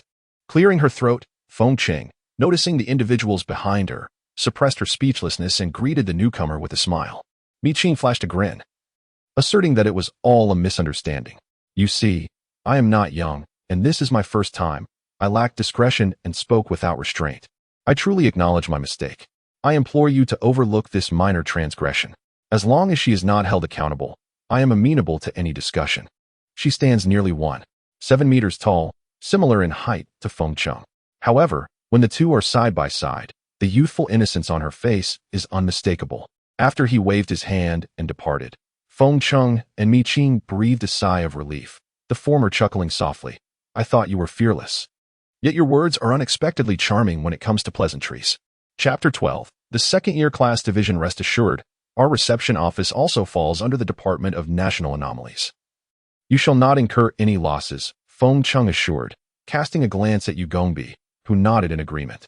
"The first-level light illusion is not an issue. However, your evolutionary direction seems rather unexpected. The Deputy Director and Minister Wang are likely deliberating on your subsequent training path." Upon hearing this, Qing's gaze shifted. "I can comply with orders, yet I cannot guarantee what is controllable and what is not.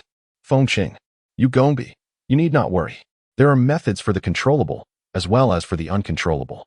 The deputy director must already have multiple plans in mind for you. Oh, Mi Qing said, falling silent.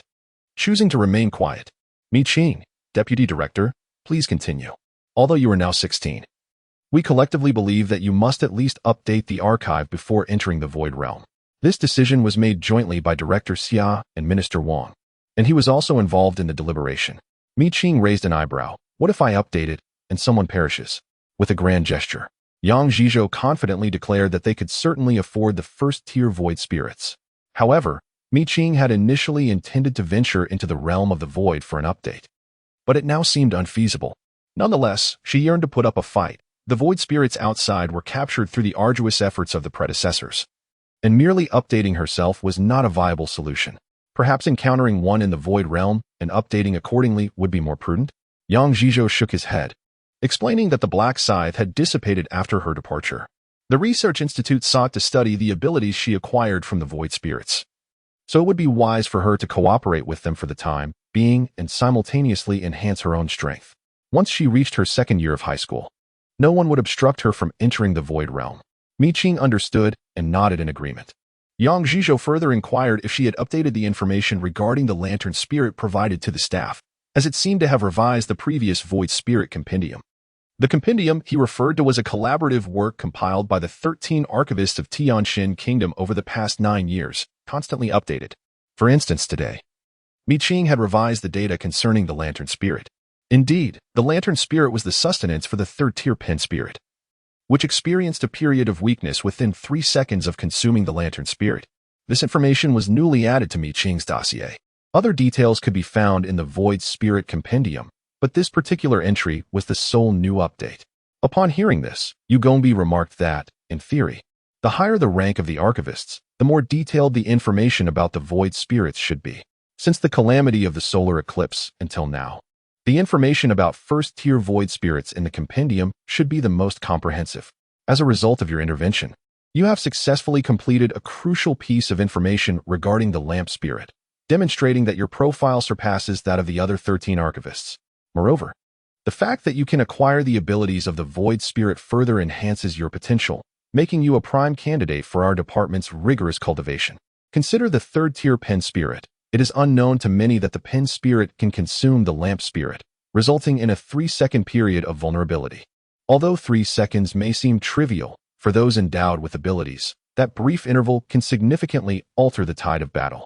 Feng Chung expressed his delight, stating that when you reach your second year of high school, he would accompany you for training with the first-tier void spirit. Given the trajectory of your evolution, it is essential to engage in practical combat experience. Yang Zhizhou nodded in agreement, urging you to focus on updating the archive and enhancing your own strength. In the realm of the void, relying on others pales in comparison to self-reliance. As long as you grow formidable, you will face any situation with unwavering composure. The void realm is fraught with unpredictable occurrences, and to prevent any unforeseen mishaps for Mi Qing, a proactive investment is essential. Currently, extensive data analysis is required to better understand the nuances of your evolutionary path, enabling you to master your abilities more effectively. The three of them took turns imparting their wisdom to Mi Qing, aiming to dispel her impulsive inclinations. The dangers within the void extend beyond just the void spirits. The environment itself poses significant threats.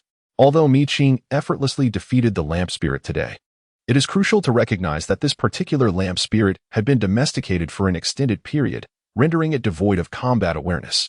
Therefore, they needed to correct Mi Qing's misconceptions about the void spirits. After a thorough discourse, Mi Qing acquiesced, yet her emotions grew increasingly complex. This question remains unanswered. Perhaps only time will unveil its response, but certainly not at this moment. At Tianwan High School, the second year is upon them, and the division into specialized fields is imminent. 3 distinct disciplines exist, with a noticeable disparity in the number of students. In the first year, there were 13 classes, yet only a single class was allocated to the elite stream. Thus, after nearly a year apart, Mi Qing and Li Xian find themselves reunited in the same class. It is quite remarkable, considering that despite attending the same high school in their first year, their paths had never crossed. Mi Qing harbors suspicions that Li Xian deliberately avoided encounters with her. She cast a fleeting glance at Li Xian, remaining indifferent. Li Xiaotao urged her to sit together, while Tsin Shi paired with Ding Mo, creating an apparent collective of four. Yet, only Qin and Mi Qing understood that this collective could easily fracture at any moment, for they had never truly acknowledged one another's presence. Meanwhile, Li Xian exhaled a sigh of relief, though somewhat resentful. She still recalled the afternoon following the day Mi Qing and Li Shuai had a complete falling out, when individuals from the National Anomaly Department came knocking. She remained oblivious to the conversation exchanged between them and Li Shuai, only to witness the chaos that ensued in the study after their departure. It was later revealed to her that Mi Qing had become a member of the National Anomaly Department and had had her household registration relocated. From that moment forth, the Li family and Mi Qing were irrevocably severed. In the Li household, Mi Qing's name became a taboo. She was once again afforded the privileges of her past, even more so than before, yet deep within, she comprehended her disdain for the Li family. However, she was not yet capable of independence, thus she must enduring Mi Qing. Enduring the Li family. Chapter 13. Li Xian's abilities. Mi Qing remained completely oblivious to Li Xian's psychological state. Her visit to the school today was prompted by rumors that a small assessment would be conducted for the ability class following the class division. Is the test scheduled for this week? She inquired. Li Xiaotao nodded, explaining that it was customary for the first week of the second year to include a minor evaluation. Once the teacher arrives, they will likely arrange it. With only 23 students in our class, they will probably select a nearby level 1 void realm for the assessment. Mi Qing pondered this information thoughtfully. Since you added, the assessment location is very likely to be the level 1 Shua Shui void realm. Why is that? Mi Qing and her companions turned to him, while others in the vicinity, who had been discreetly eavesdropping, also focused their attention on the conversation.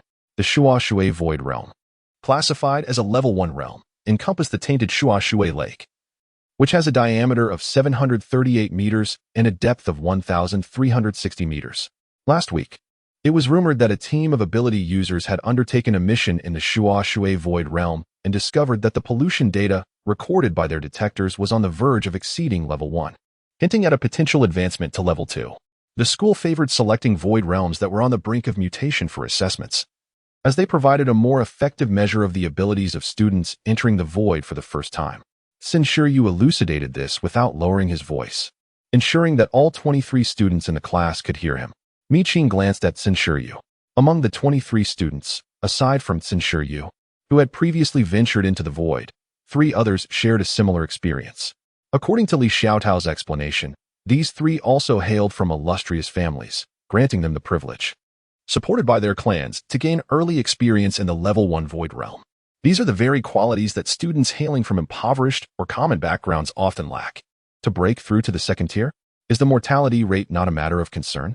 Ding Mo inquired with trepidation. Qin remained pensive. Since the onset of his abilities, death had been an ever-present shadow.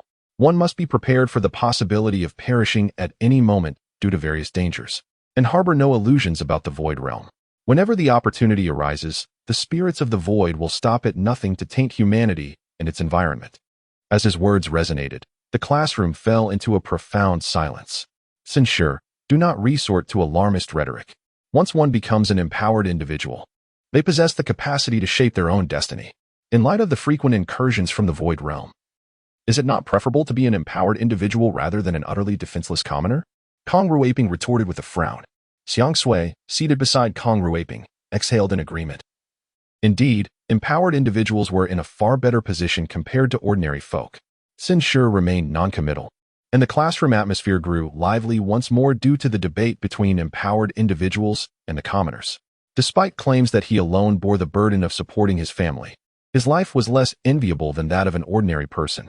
Qin offered a gentle smile, acknowledging that there was truly little to contest.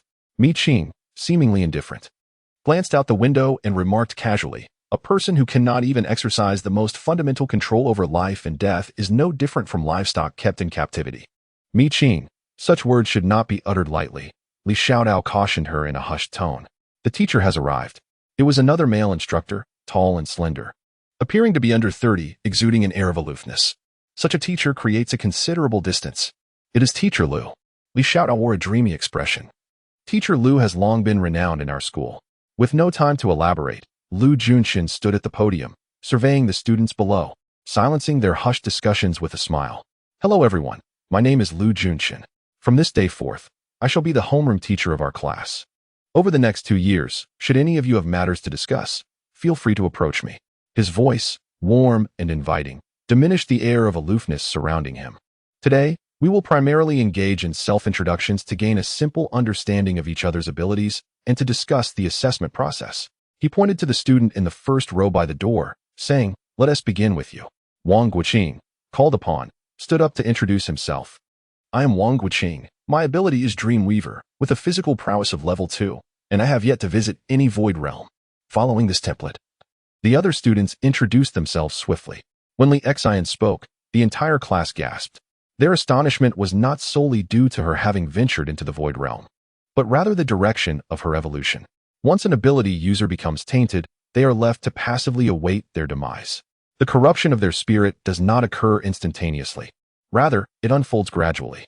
Some tainted ability users retain their sanity from birth to death, yet the majority succumb to becoming either aides to the void realm or fall victim to various forms of mental pollution, leading to their self-inflicted torment. If Li Xian's evolutionary path is indeed as she claims, then she shall become the coveted ally for any ability user. A flicker of surprise crossed Lu Juanqing's eyes. The dossier on Li Xian did not mention her evolutionary direction. Moreover, entry into the Black River Void Realm was not something granted to just anyone. Given Li Xian's background, the Li family had yet to earn the privilege to secure her a position. This implied that she was backed by someone else, perhaps the National Anomaly Department? No. If it were the National Anomaly Department, her dossier would certainly reflect that. So, which family could be behind Li Xian? Li Xiaotao exclaimed. "Wow, is she really that formidable? Should we try to recruit her?" She glanced at Xin Shiyu, who wore a slightly peculiar expression and did not respond. Ding Imo nudged Li Xiaotao, quietly reminding her. She shares the surname Li. Furthermore, Mi Qing, who was known as Li Miqing last year, had completely transformed into Mi Qing in just a few weeks. If there were no hidden motives, he wouldn't bear the surname Ding. Prompted by this, Li Xiaotao looked at the composed Mi Qing with uncertainty. "You." Mi Qing chuckled lightly. "An enemy." Upon hearing this, Li Xiaotao immediately took a firm stance. "Then we shall not pursue her." Ding Imo quickly expressed his agreement. While the somewhat nonchalant Xin Shiyu nodded perfunctorily, Mi Qing regarded them with astonishment. "My abilities could save lives in critical moments. You truly do not wish to have her?" "I am merely a file clerk. Nothing exceptional," she added. Chapter 14. Seeking Death, how can that be the same? Your physical technique is at level 3. Certified by the school. Instead of worrying about potential future problems, I prefer to focus on ensuring nothing goes awry in the present. Li Xiaotao asserted with complete conviction. And Ding Imo, caught by her enthusiasm, quietly echoed, "Indeed. With the prowess possessed by you and Shige, it is inconceivable that we would find ourselves in such dire straits. Moreover, she is merely at level 1. How many lives can she truly save? Even if she could, those she rescues would likely be of little consequence to us. Without any connections or extraordinary talents, why would they presume that Li Xian would come to their aid?" Mi Qing fell into silence. She had assumed that Li Xiaotao and the others were unwise to reject Li Xian solely out of loyalty to her, yet it seemed they were far more perceptive. If Li Xian's abilities were indeed as they suggested, the individuals she would save in the future would most likely be those of wealth and influence. Mediocre ability users would likely not capture her interest. She glanced at Li Xian, who coincidentally met her gaze. The latter's demeanor was now composed and dignified, devoid of the earlier fluster and trepidation displayed during their previous encounter. Mi Qing felt a surge of curiosity. What transformations had occurred within Li Xian over the span of a year? The present Li Xian was both ostentatious and composed, having shed the previous facade of a white lotus, now resembling more closely the protagonist of a novel. Her curiosity piqued, yet no one was available to provide clarity. The students' self-introductions continued unabated, undeterred by Li Xian's brilliance. Mi Qing, a records officer, level 3 in physical combat, had never ventured into the void realm. Xin Shiyu, an expert marksman, also at level 3 in physical combat, had already traversed 4 level 1 void realms. Once the introductions concluded, Lu Junchen commenced discussing the particulars of the upcoming assessment. The examination would take place in the level 1 Shushui void realm. The teacher's words echoed Xin Shiyu's speculations. As the group fervently absorbed information about the Shushui void realm, they could not help but admire Xin Shiyu's extensive knowledge. This assessment is conducted in groups, with each group consisting of 5 to 7 members. Our class comprises only 23 students, and only Xiang Sui is a live broadcaster. Currently, his rank is low, allowing him to bind only 7 abilities, which coincidentally meets the upper limit for a group. As for the other group members, the school will assign senior students from the 3rd year to assist, though they will not participate in any combat, solely responsible for their own safety. In critical moments, the members of the group must also ensure their protection. As Lu Junsheng concluded his remarks, a chorus of dismay erupted among the students. They had initially hoped for assistance from senior students, only to discover otherwise. The list of group members must be submitted before the end of the school day. Following the grouping tomorrow, they will collectively head to the assessment location, the Void of Shua Water, the day after. Once Lu Junsheng departed, the class erupted into chaos. Around Li Xian, nearly 70% of the students gathered closely. In a corner, Mi Qing and 3 others were deliberating on team selection. We need at least 5 people. We are still 1 short. Who should we choose? Ding Mo inquired, looking at Xin Shi. Xin Shi surveyed the room and nodded towards Zhao Yizhong, who was diligently writing in the front row. What about him? He is a level 2 physical arts practitioner with the ability of a star dancer, and has a rather amiable disposition, which makes him compatible with us. Uncertainly, she asked, he is a star dancer? Xin Shi nodded, with Li Xiaotao echoing her agreement. Mi Qing appeared somewhat distracted. I recall that a star dancer has to dance, right? And their movements are quite graceful, adorned with starlight? Suddenly, Li Xiaotao's thoughts aligned with Mi Qing's. The image of the tall and robust Zhao Yizhong dancing made it hard to suppress a chuckle. Ding Mo, with a grave expression, admonished, how can you mock someone for this? A little subtlety would not go amiss, would it? Mi Qing responded, mind your eyes. Don't let them smile too much, for I shall trust your deceit. A chuckle escaped from Ding Mo as well. Censure, with a hint of exasperation, cautioned, take it easy. I shall go extend an invitation. After waving Censure away, Mi Qing cast a glance at Li Xian, who was encircled by a throng. Despite her efforts to suppress it, remnants of pride and arrogance lingered in her gaze. Seemingly aware of Mi Qing's scrutiny, Li Xian rose from her circle and approached Mi Qing. Li Xiaotao and Ding Mo, who had been engaged in hushed whispers, exchanged wary glances as they noticed Li Xian advancing with ill intentions. Mi Qing, it has been a while, Li Xian greeted with a radiant smile. Mi Qing regarded her coolly and retorted, so, you have come seeking trouble? At her words, the once boisterous classroom fell into an abrupt silence. The smile on Li Xian's face faded as she replied, Mi Qing, regardless of any misunderstandings between us, I hope we can coexist peacefully. Mi Qing let out a laugh. It seems you have entirely forgotten my previous words. Why can't you learn to behave?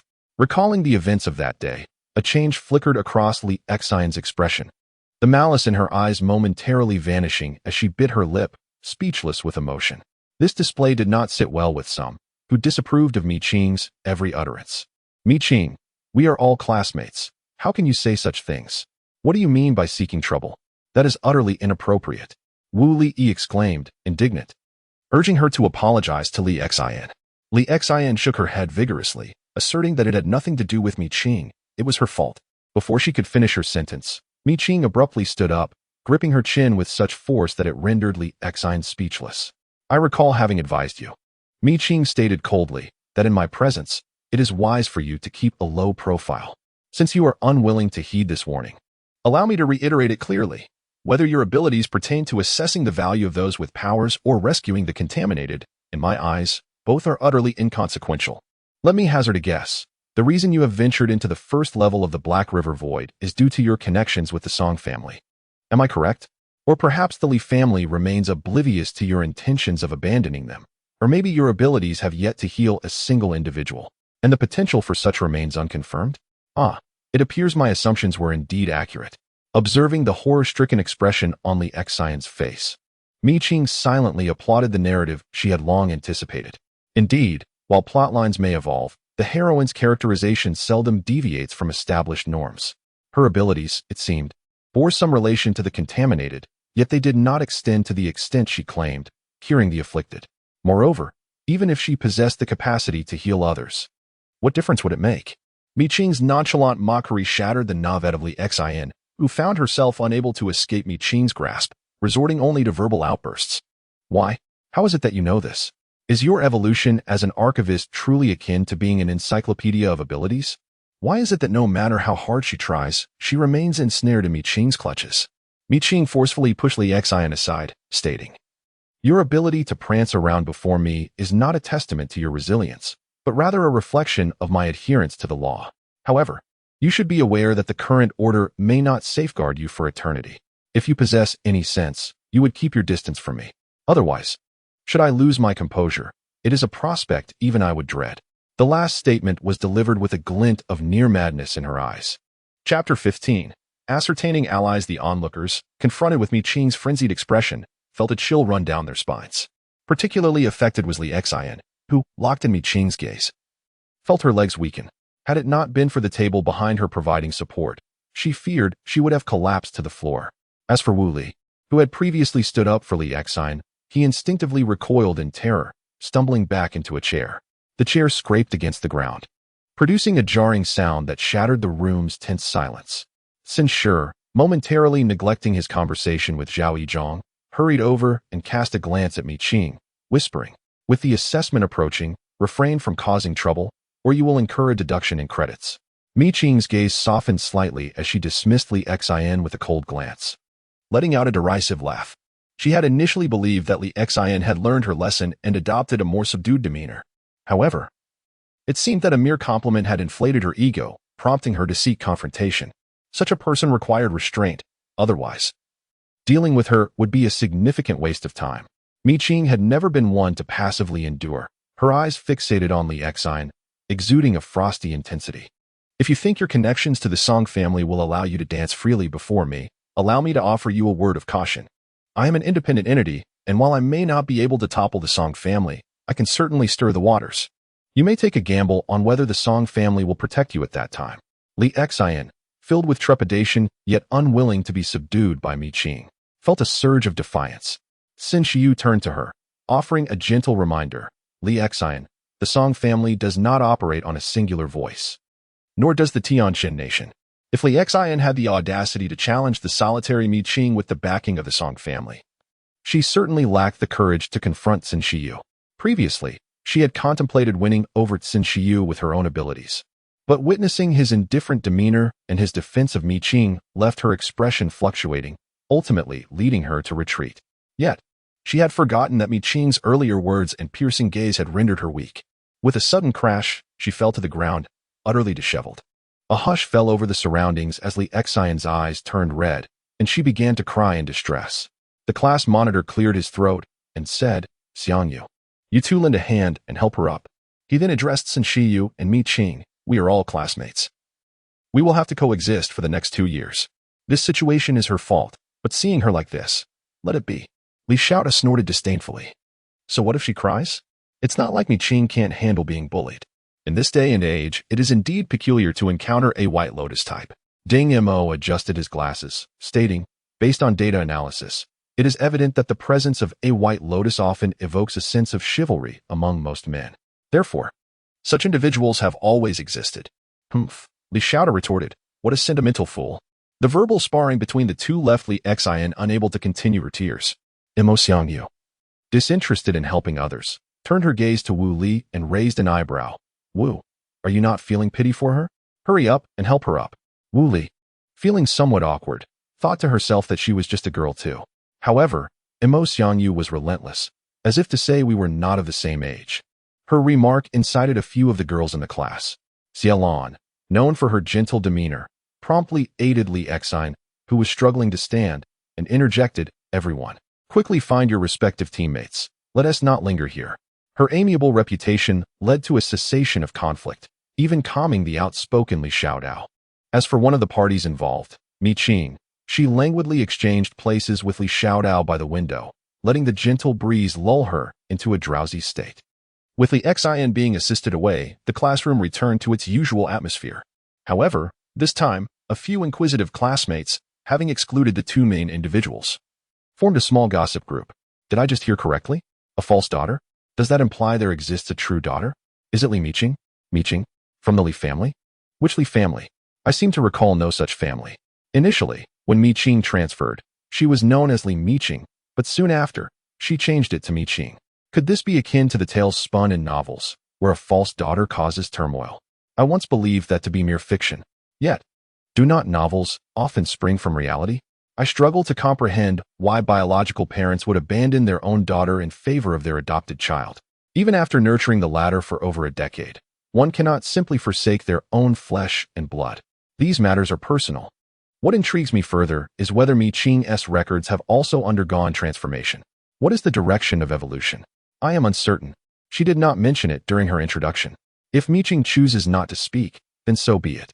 Yet, there are those whose abilities have evolved, and they seem intent on causing a ruckus. Now that Qing has exposed them, they must feel rather embarrassed. Thus, one should refrain from making overly confident assertions, lest they find themselves contradicted. Ahem, the Song family. Let us change the subject. I am more curious about the direction of Qing's evolution. Li Xiaodao. She is your deskmate and teammate, are you aware? After the assessment, everyone will know, so there is nothing more to discuss. Li Xiaodao felt a sense of unease. She genuinely did not know the direction of Qing's evolution as an archivist. She believed Qing's silence indicated that the direction was not particularly favorable, so she could not speak as freely as Li Xin did about Qing. It surely must not be impressive. Indeed, as an archivist, even if there is evolution, how much further can one go? Protection would still be necessary. Nonsense. Our Qing possesses level 3 martial arts. Who does she require protection from? After making this retort, seeing Qing's languid and oblivious demeanor, Li Xiaotao and Ding Mo lowered their voices to counter the disparaging remarks about Qing in the group chat. Meanwhile, Censure glanced at the drowsy Qing sprawled on the desk, recalling the depth in her previous gaze. This individual, it seemed, had transcended mere superficiality. He noticed comments in the group suggesting that Qing had him as her support, and he could not help but chuckle. Qing and their interactions remained on the surface. She hardly needed him as a pillar of support. If that day were to truly arrive, he would finally sense something amiss about her. By the time Qing awakened from her slumber, their team roster had already been submitted. With the addition of Zhao Zhang, the dynamic among the 5 remained unperturbed. Li Xiaodao chirped excitedly, my abilities have stabilized significantly. The armory has expanded to 7 weapons, encompassing both ranged and melee options, as well as cold and hot weaponry. She was resolutely determined to equip Qing and Shiyu with the necessary arms. Shiyu required ranged weaponry, whether it be cold or hot. Qing excelled in close combat, particularly favoring the longsword. By the conclusion of this semester, at the pace I am progressing, the armory will likely surpass 20. At that point, I will be able to play a crucial role in the assessments at the end of the first semester. Ding Mo added, my little Wong has already reached level 2. While companions shared tales of their enhanced abilities, Qing casually remarked, my archive has incorporated information on several void spirits. Chapter 16. Level 1 Shushui Li Xiaodao, taken aback, asked, but you've never ventured into the void realm, have you? How has your archive been updated? Her curiosity was purely innocent, prompting a perplexed response from Qing. Did I not mention that I have joined the National Anomaly Department? Li Xiaodao and the others responded with disbelief. You never mentioned it. Qing, with a serious demeanor, explained, I joined the National Anomaly Department shortly after transferring here. Well, Li Xiaodao exclaimed, Qing, you are truly impressive. Ding Mo, filled with envy, quietly inquired, is it true that your archivist has indeed evolved?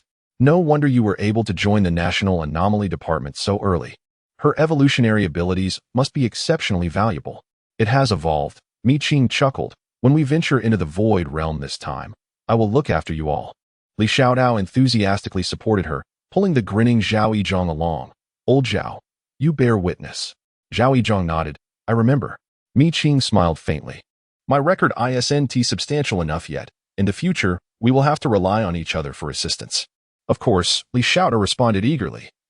Also bringing Shiyu into the conversation, it will be splendid once we can enter the void realm.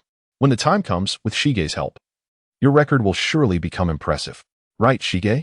Shiyu replied. Yes. Qing turned to Shiyu, expressing her gratitude. Thank you, Shige. Shiyu responded with a calm demeanor, though inwardly he smirked. Qing's calling him Shige was merely a formality. Her eyes betrayed a lack of genuine sincerity. While only Li Xiaotao and Ding Mo perceived the 4 of them as harmonious, he alone understood that Qing's feelings towards everyone were superficial. He lowered his gaze, lost in contemplation.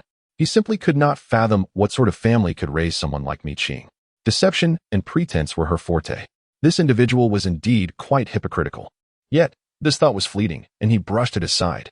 After all, their camaraderie would only last 3 years. They might attend the same university in the future, but their interactions would not grow any closer. Therefore, the essence of her character was of little consequence. Mi Qing sensed since she used detachment, yet she remained indifferent. The reason for maintaining their small quartet was merely due to Li Xiaotao's arsenal. The weaponry within the arsenal of the adept may outwardly resemble the weaponry crafted in the real world, with data appearing nearly identical. However, the essence is fundamentally different. For instance, she procured a longsword through the Void app, which closely mirrored the data of the longsword provided by Li Xiaotao. Yet, the sensation of wielding it was distinctly unique. Upon investigation, she discovered that the weapons listed on the Void app were capable of vanquishing void spirits of level 3 and below. However, for spirits of level 3 and above, only the weapons wielded by weaponers would suffice. Thus, apart from those born with weapons, other adepts requiring weaponry must collaborate with weaponers. As for Mi Qing, due to her experiences in a previous life, she excelled in martial prowess and therefore required weapons to unleash her full combat potential. Regarding the evolution of the archivist's capabilities, significant insights have been gained after months of data analysis. Firstly, Mi Qing's files contained far more detailed information than those of the other 13 archivists. Secondly, she was able to acquire any ability from the void spirits documented in the updated files. As it stands, her records have been enhanced with 10 level 1 void spirits and 1 level 2 void spirit, granting her the capacity to randomly harness the characteristics of these 11 spirits. Logically, provided that Mi Qing's physical constitution is sufficiently robust, she could repeatedly utilize these abilities and thereby access the traits of the void spirits at will. This could be applied individually or in combination. Naturally, utilizing them in conjunction imposes a significant strain on the body. Were it not for her profound confidence in her own constitution, the compounded abilities might very well lead to physical collapse, a risk not worth taking. Theoretically, apart from the lantern spirit, the void spirits recorded by Mi Qing possess at least 2 unique traits each, which implies that she currently has access to a minimum of 21 traits to draw upon at random. If these traits can be stacked, it would render her akin to a humanoid fighter jet. Naturally, the element of randomness poses a slight inconvenience for Mi Qing, yet it is not a significant concern. Upon further experimentation, it has become evident that this randomness pertains to the variability of traits within the same void spirit rather than between different void spirits. For instance, the blue-faced demon possesses 2 traits, the blue-faced fangs and speed burst. The randomness refers to the selection of one of these 2 traits, rather than a comparison of traits between the blue-faced demon and the lantern spirit. Furthermore, as Mi Qing's physical constitution strengthens, the adverse effects of this randomness will diminish. A more robust constitution implies that she will have the ability to exchange the traits of the void spirits at will. Should her physical prowess reach the capability of swapping traits every 3 to 4 seconds in the future, the issue of randomness will hardly remain a concern. In just a few years, achieving the goal of trait exchange within 3 to 4 seconds will not pose a challenge. Aside from this, the progression of the archivist shares similarities with the advancement of the weapons specialist, both relying on accumulation of quantity as a means to break through. For instance, a level 1 archivist must update 10 level 1 void spirits alongside 1 level 2 void spirit. A level 2 archivist requires 20 level 2 void spirits plus 1 level 3 void spirit, with subsequent levels following suit. Fortunately, the variety of void spirits is not negligible. Otherwise, there would indeed be an insufficiency for the archivist's advancement. The direction of Mi Qing's evolution ensures her combat capabilities are well secured. In particular, the Department of National Anomalies discovered that Mi Qing possesses an extraordinary talent in physical techniques and has assigned specialists to instruct her in this area. These enhancements are intrinsic. External improvements rely on weaponry. Not every void spirit can provide weapons like the lamp spirit. Thus, Mi Qing requires a weapon master to grow alongside her. Consequently, Li Xiaotao is the teammate she wishes to secure. As for Censure and Ding Mo, their presence is optional. She harbors a slight affection for Li Xiaotao and Ding Mo, while her demeanor towards the evidently incompatible Censure is rather perfunctory. Therefore, she comprehends and accepts the other's detachment. Regarding Zhaozhang, she remains unfamiliar and will address that in due course. With her thoughts swirling, she ultimately settled into silence. Currently, Shua Shui Lake hosts 7 first-level void spirits and 3 first-level ethereal spirits. Detailed information is meticulously recorded in the app, and the specific data for these 10 void spirits is accessible within the Void Spirit Compendium. Equipped with their respective gear, the team members prepared to enter the water. It is paramount to remember that nothing is more important than one's life. Should any sense of danger arise, call for help immediately. Teachers and soldiers are present, yet they cannot guarantee your salvation. Thus, if danger presents itself, do not hesitate to retreat. Do you understand? Yes. 800 meters away from Shuashui River, rows of tents stand tall. These tents belong to military units, the Department of National Anomalies, and educational institutions. At this moment, Lu Junxin and 7 accompanying teachers are delivering final instructions to Mi Qing and 26 other students. Observing the students' spirited demeanor, Lu Junxin nods in satisfaction, signaling them to collect their equipment and prepare for action. Among the senior students in the 3rd year of high school, there were 3 individuals, 2 females and 1 male. The group assigned to Mi Qing included a senior named Lan Yu. In Chapter 17, titled Level 1 Floating Weeds, Mi Qing swiftly donned the 6 pieces of gear they had received. This equipment, a product of the Research Institute, was said to be a synthesis of certain pollutants and void spirits, capable of resisting both mental and environmental pollution to a certain extent. It even enabled movement in water without the fear of drowning. Once they were equipped, Li Xiaotao, Ding Mo, and Zhao Yizhong felt a palpable tension. After all, this was their inaugural venture into the void realm, and anxiety was inevitable. Li Xiaotao glanced at Mi Qing, who was calmly polishing her spear, and asked, Mi Qing, why are you so unfazed? Mi Qing replied, although I have never been to the void realm, I have encountered void spirits. Besides, what purpose does anxiety serve? Will the void spirits spare you because you are nervous? Or will they simply retreat into your storage pouch due to your apprehension? Li Xiaotao pondered, suddenly realizing there was little reason for anxiety, as it truly altered nothing and could hinder their progress. Xin Shi glanced at Mi Qing, who maintained a commendable demeanor, and turned to Ding Mo and the others, advising, when we enter the water, let's maintain a safe distance from one another to avoid getting separated. After offering this counsel, he looked towards Lan Yu and inquired, Senior, may we bind the live stream now? Lan Yu nodded, extending her hand as the others placed their hands atop hers. Feeling the area where their hands overlapped begin to heat up. After approximately 4 to 5 seconds, Lan Yu announced, all set. Mi Qing was taken aback by this. Aside from the tolerable warmth she experienced during the binding process, she remained oblivious to any other anomalies. Was this acceptable?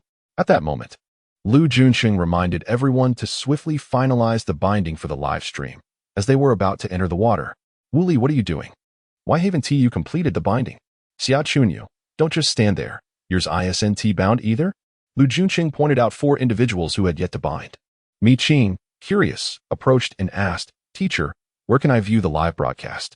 I want to take a look. Observing Mi Qing, Lu Junxin felt a headache coming on. It's inside the tent. Go take a quick glance, but do not disturb others. Oh, Mi Qing responded as she slipped inside. The tent was spacious, with 4 large screens on the north wall and 26 smaller ones, each dedicated to a student. Despite the absence of high-tech equipment, the multitude of small screens appeared vividly, leaving Mi Qing astonished and eager to explore further. The abilities of these individuals were truly remarkable. One could only imagine the wonders of the void realm.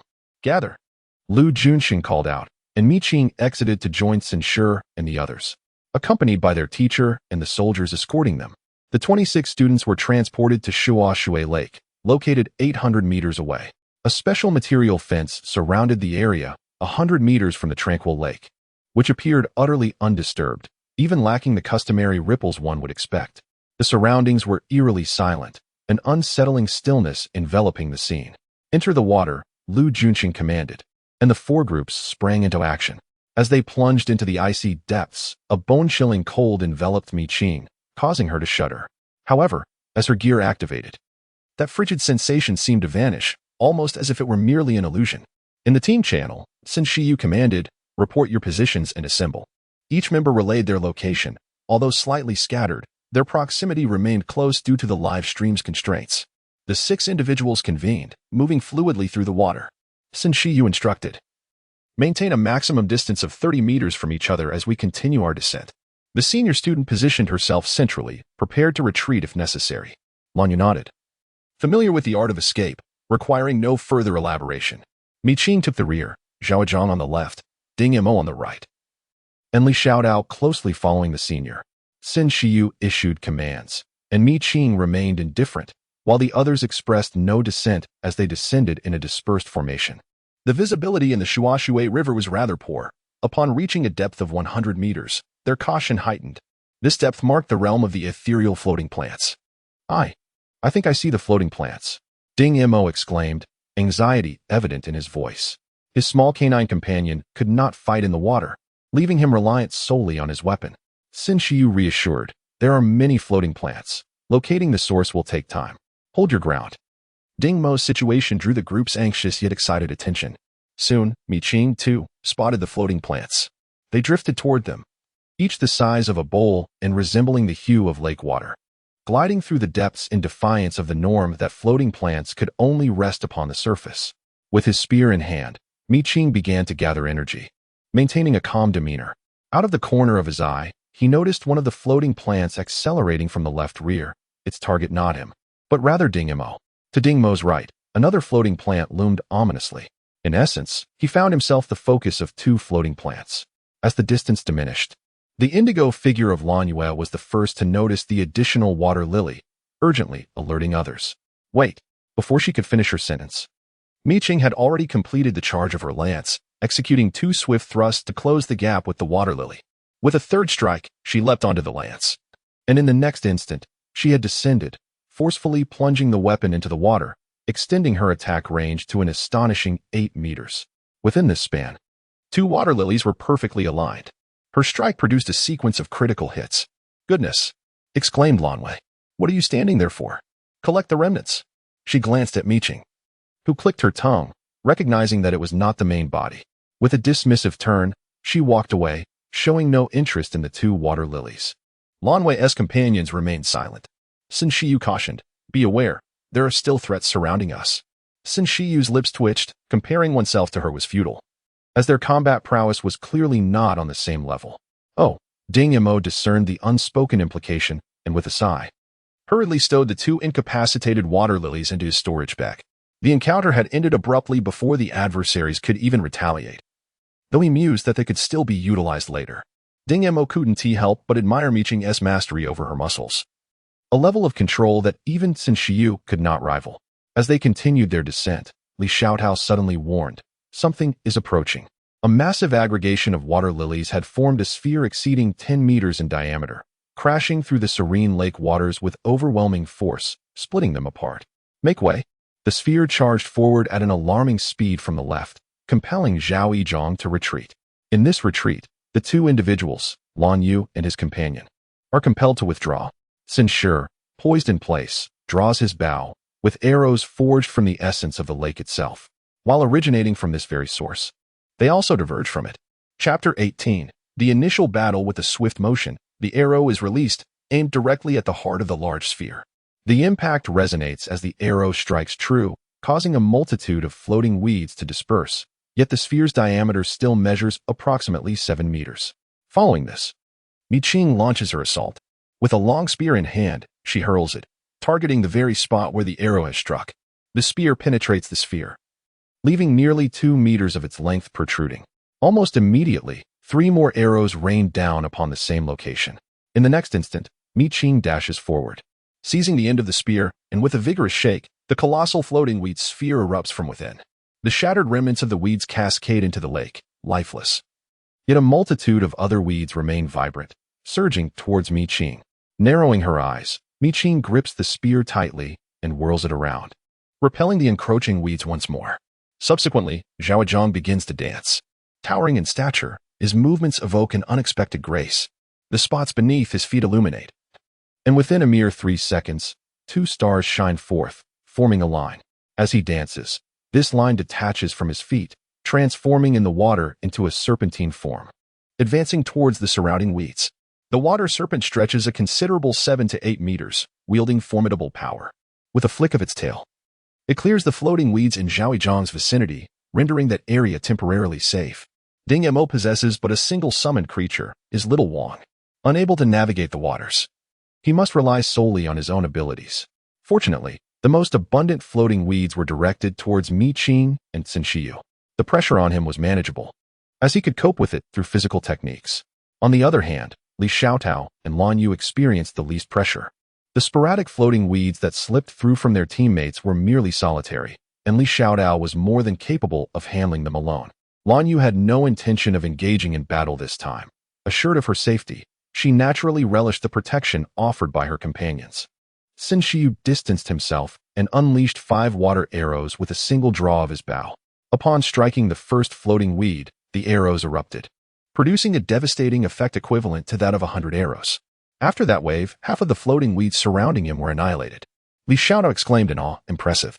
Mi Qing, engaged in a fierce battle with half of the floating weeds in front of her, scoffed at Li Xiaotao's remark.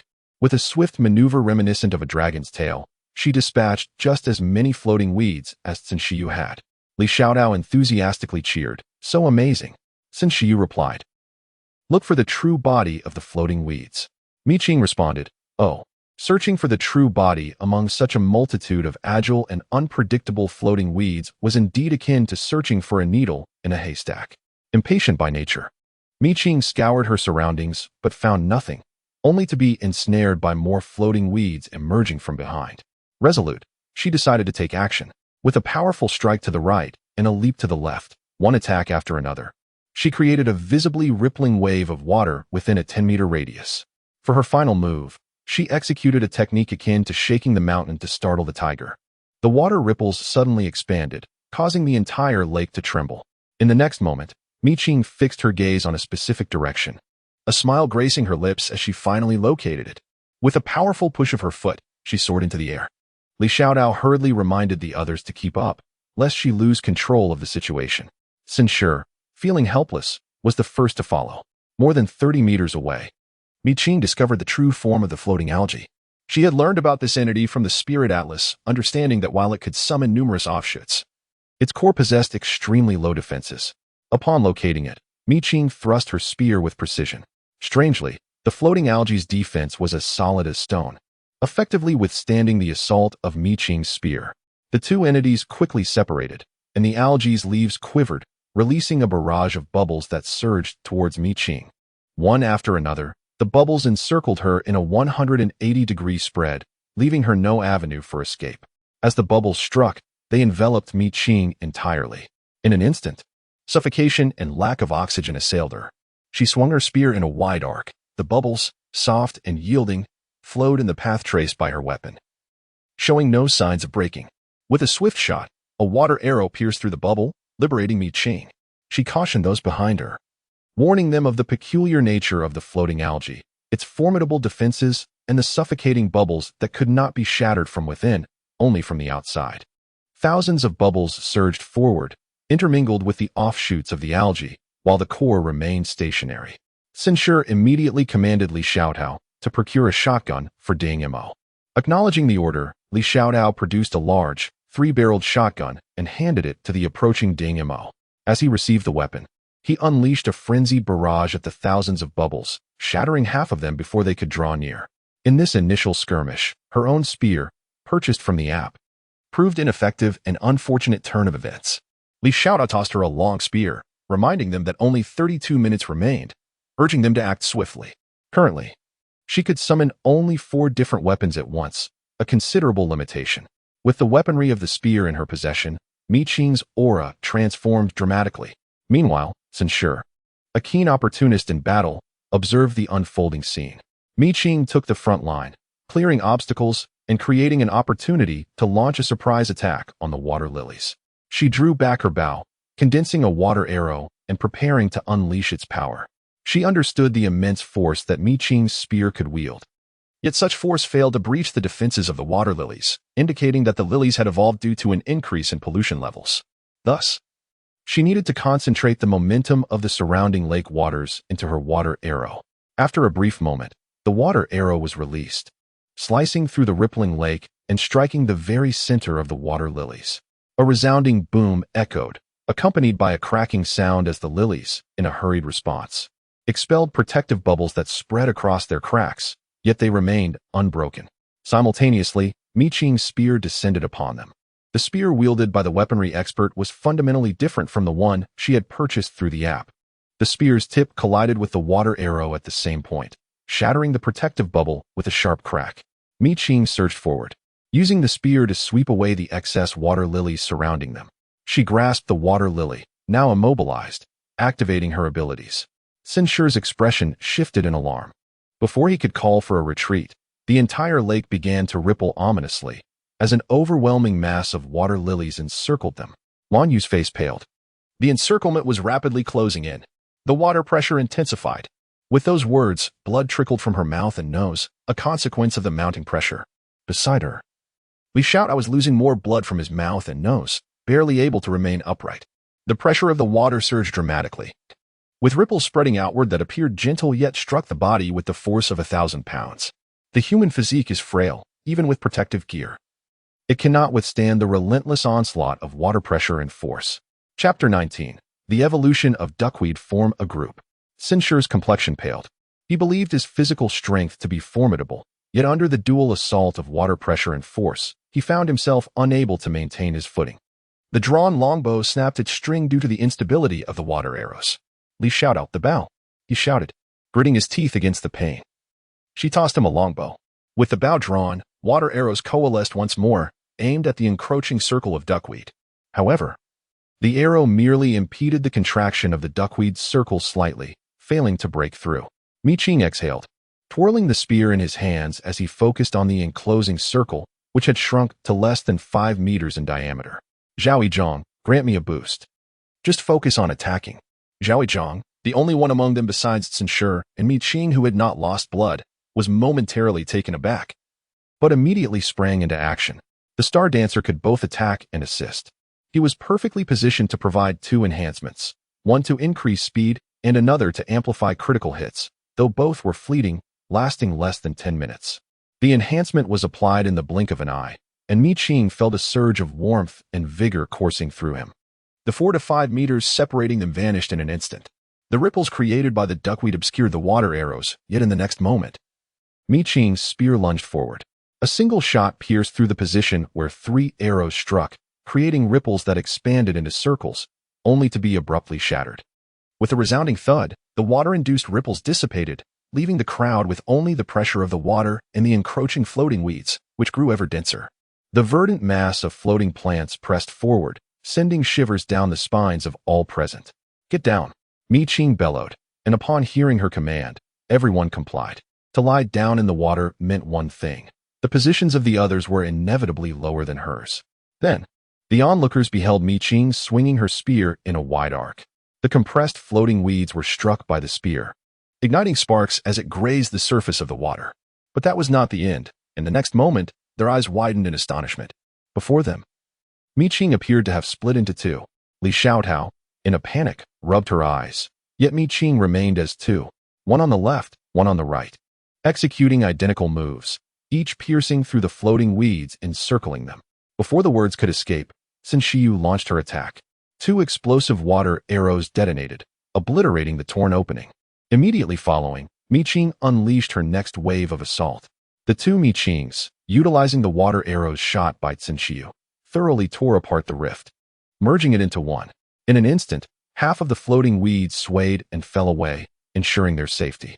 Unrelenting, Mi Qing set her sights on another floating weed-s core, pursuing it with determination.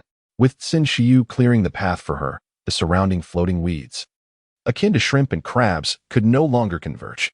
Without the ability to gather, they posed no threat. Thus, the fearless Mi Qing charged forth, once again locating another floating weed's essence ensconced within the encircling mass. With a single shot, the surface of the lake was momentarily cleaved in 2, revealing a narrow vacuum devoid of water. This gap, though only as wide as a fist, spanned an extensive distance.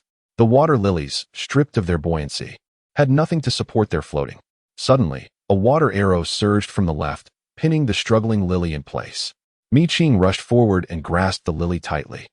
In an instant, she unleashed her abilities, and the frantic movements of the lily gradually ceased, ultimately leading to its demise. Without the presence of the main lily, the remaining ones seemed to lose their target for aggression, drifting aimlessly in the flowing waters, appearing indistinguishable from ordinary lilies. The crisis had been averted. However, the crowd gazed at another Mi Qing with peculiar expressions. Li Xiao, being the closest to Mi Qing, hesitated, addressing the other Mi Qing. This Mi Qing, You. Mi Qing glanced at the motionless Mi Qing and materialized the updated file. The file of the archivist was indeed a wondrous entity. It resided in the heart of the archivist, and with mere thought, it could be summoned forth. She turned to the final page, which contained information about the lily. Lily, evolving a creature from Shua Shui Lake, transformed by pollution. Type, ethereal. Level, 2. Traits, division, enchantment. Pollution value, 81. Note, one of the foods of the lily had reached level 2. Its traits were division and enchantment. A pollution value of 81? How exceedingly high. After being taken aback, Li Xiaotao inquired, so? That means, Mi Qing responded, the direction of my ability's evolution is to harness the random characteristics of the void spirits. Fortunately, this time it manifested as a split, granting me combat power equivalent to 80% of my own strength. Wow! The crowd gasped in astonishment. Lan Yu exclaimed, this is simply incredible. Others remained silent, observing him. Lan Yu quickly regained his composure and modestly remarked, it's quite impressive. Sin Shiyu pondered. If Mi Qing's ability evolved in this manner, even if she was indifferent toward him, he could still take the initiative. Mi Qing shrugged. However, there is a significant drawback. For every void spirit I update, one must perish. What does that mean? Compared to your ability, this seems almost trivial. Besides, we are here to hunt the void spirits. Their demise makes them easier to transport. Right, Shige? Li Xiaotao sought to uplift the atmosphere while also soliciting Sin Shiyu's opinion. Given that the team's primary combatants were either Mi Qing or himself, and he was still the leader, Sin Shiyu nodded. What does that represent? I recall the information about the floating weeds in the Void Spirit Compendium is not like this. Oh, that. Perhaps it's because I need a void spirit to perish in order to update the information, resulting in more comprehensive details. This must be a taboo. Something to be cautious about, Mi Qing clarified. Sin Shiyu made his decision. No matter how difficult Mi Qing's temperament might be, he could endure it. This teammate was worth keeping. Zhao Yizhong cautioned that the secondary duckweed signifies an ongoing evolution. If this evolution continues, then this duckweed could very well represent the first ethereal being within a depth of 100 meters. Does this imply that the remaining ethereal entities are also undergoing evolution? If so, will the students be able to cope? Upon hearing this, Sin Shi's expression sharpened as he turned towards Lan Yu. Is the live broadcast secure? It is. Lan Yu comprehended his concern. The teachers outside must have been informed. Very well, once we have cleared the battlefield, we shall proceed with our actions.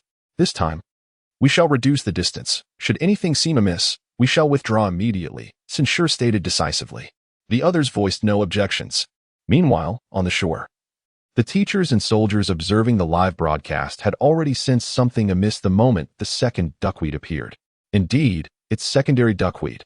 I suspected its combat capability was unusual. What is the student's name? Mi Qing?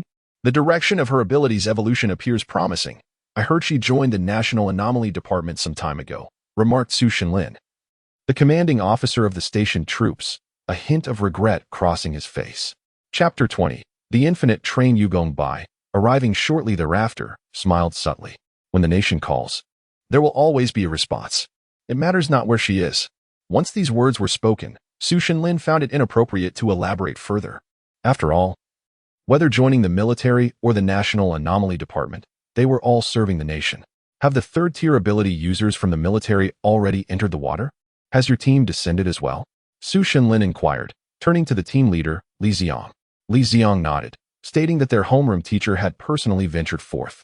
He was a fourth-tier ability user. If the first-tier Shuo water evolves into a third tier, they would be able to manage. Lu Junqing, Yugongbai asked. Li Xiang nodded once more. Then let us wait. The source of pollution at the first level of the Shu Shui is likely the information provided by the Miqing files. Yugongbei's gaze darkened. Previously, several archivists had visited the first level of Shu Shui, yet the source of pollution remained an enigma. Various theories had emerged, each differing from the other, rendering the true origin of the pollution uncertain. Now, if luck were to favor them, they might indeed uncover the information regarding the pollution source. Meanwhile, Sin Shi had sensed the unusual anomalies in Shu Shui Lake. Consequently, his subsequent journey involved diving as a group, with he and Miqing as the primary contributors. However, this time, Miqing took the lead. She advanced, guiding them toward the second void spirit, located at a depth of 200 meters. As they descended deeper into the lake, visibility diminished. Within the 200-meter range of the lake, a peculiar tunnel emerged, one that lacked a visible end or origin. Before them lay the mouth of the tunnel, flanked by darkness on either side. Li Xiaodao murmured softly, noting the existence of an infinite tunnel at a depth of 200 meters in Shushui Lake. Inside the tunnel, an infinite train awaited. It would manifest whenever there were people present. From the depths, the sound of the train's engine grew louder. To the left of the tunnel's entrance, a dim light appeared, the headlights of the infinite train, having sensed the presence of humans. Ding Mo edged closer to Zhao Yizhong, his expression tense. Only by boarding the infinite train could they hope to reach the depths of 300 meters. This was, if possible, one of the void spirits he least wished to encounter.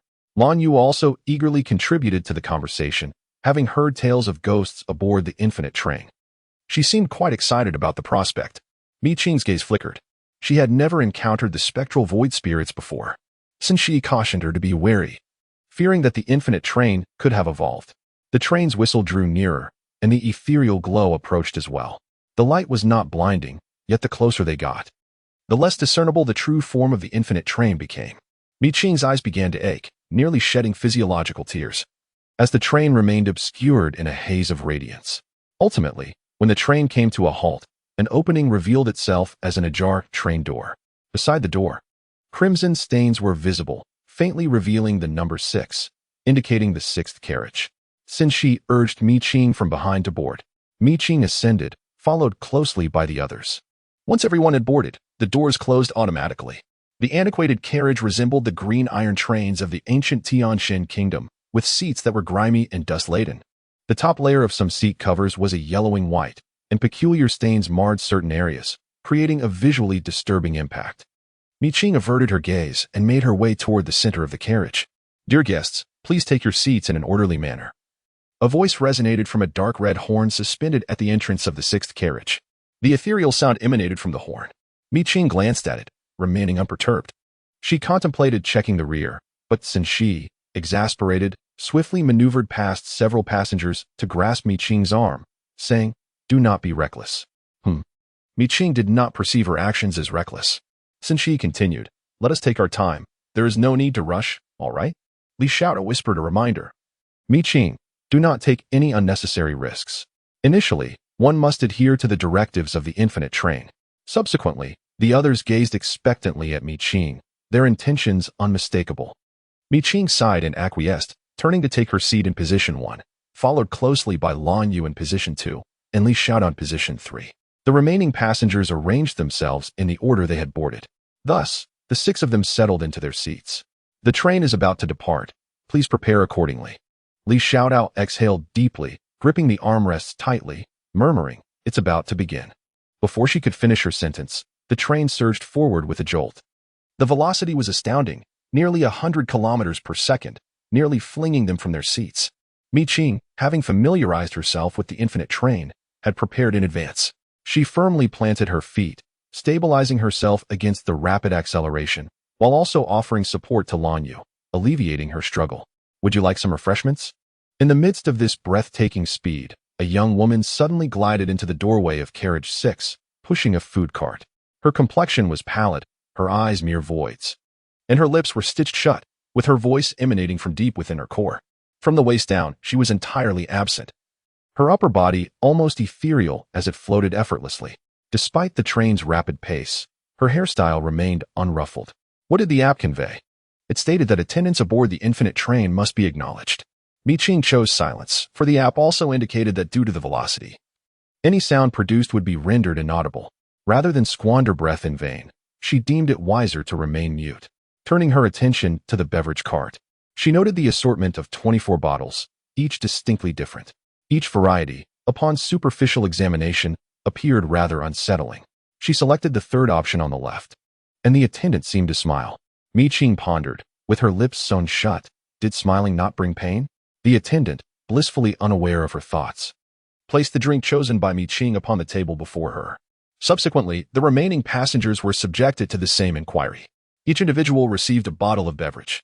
Yet the attendant did not proceed further.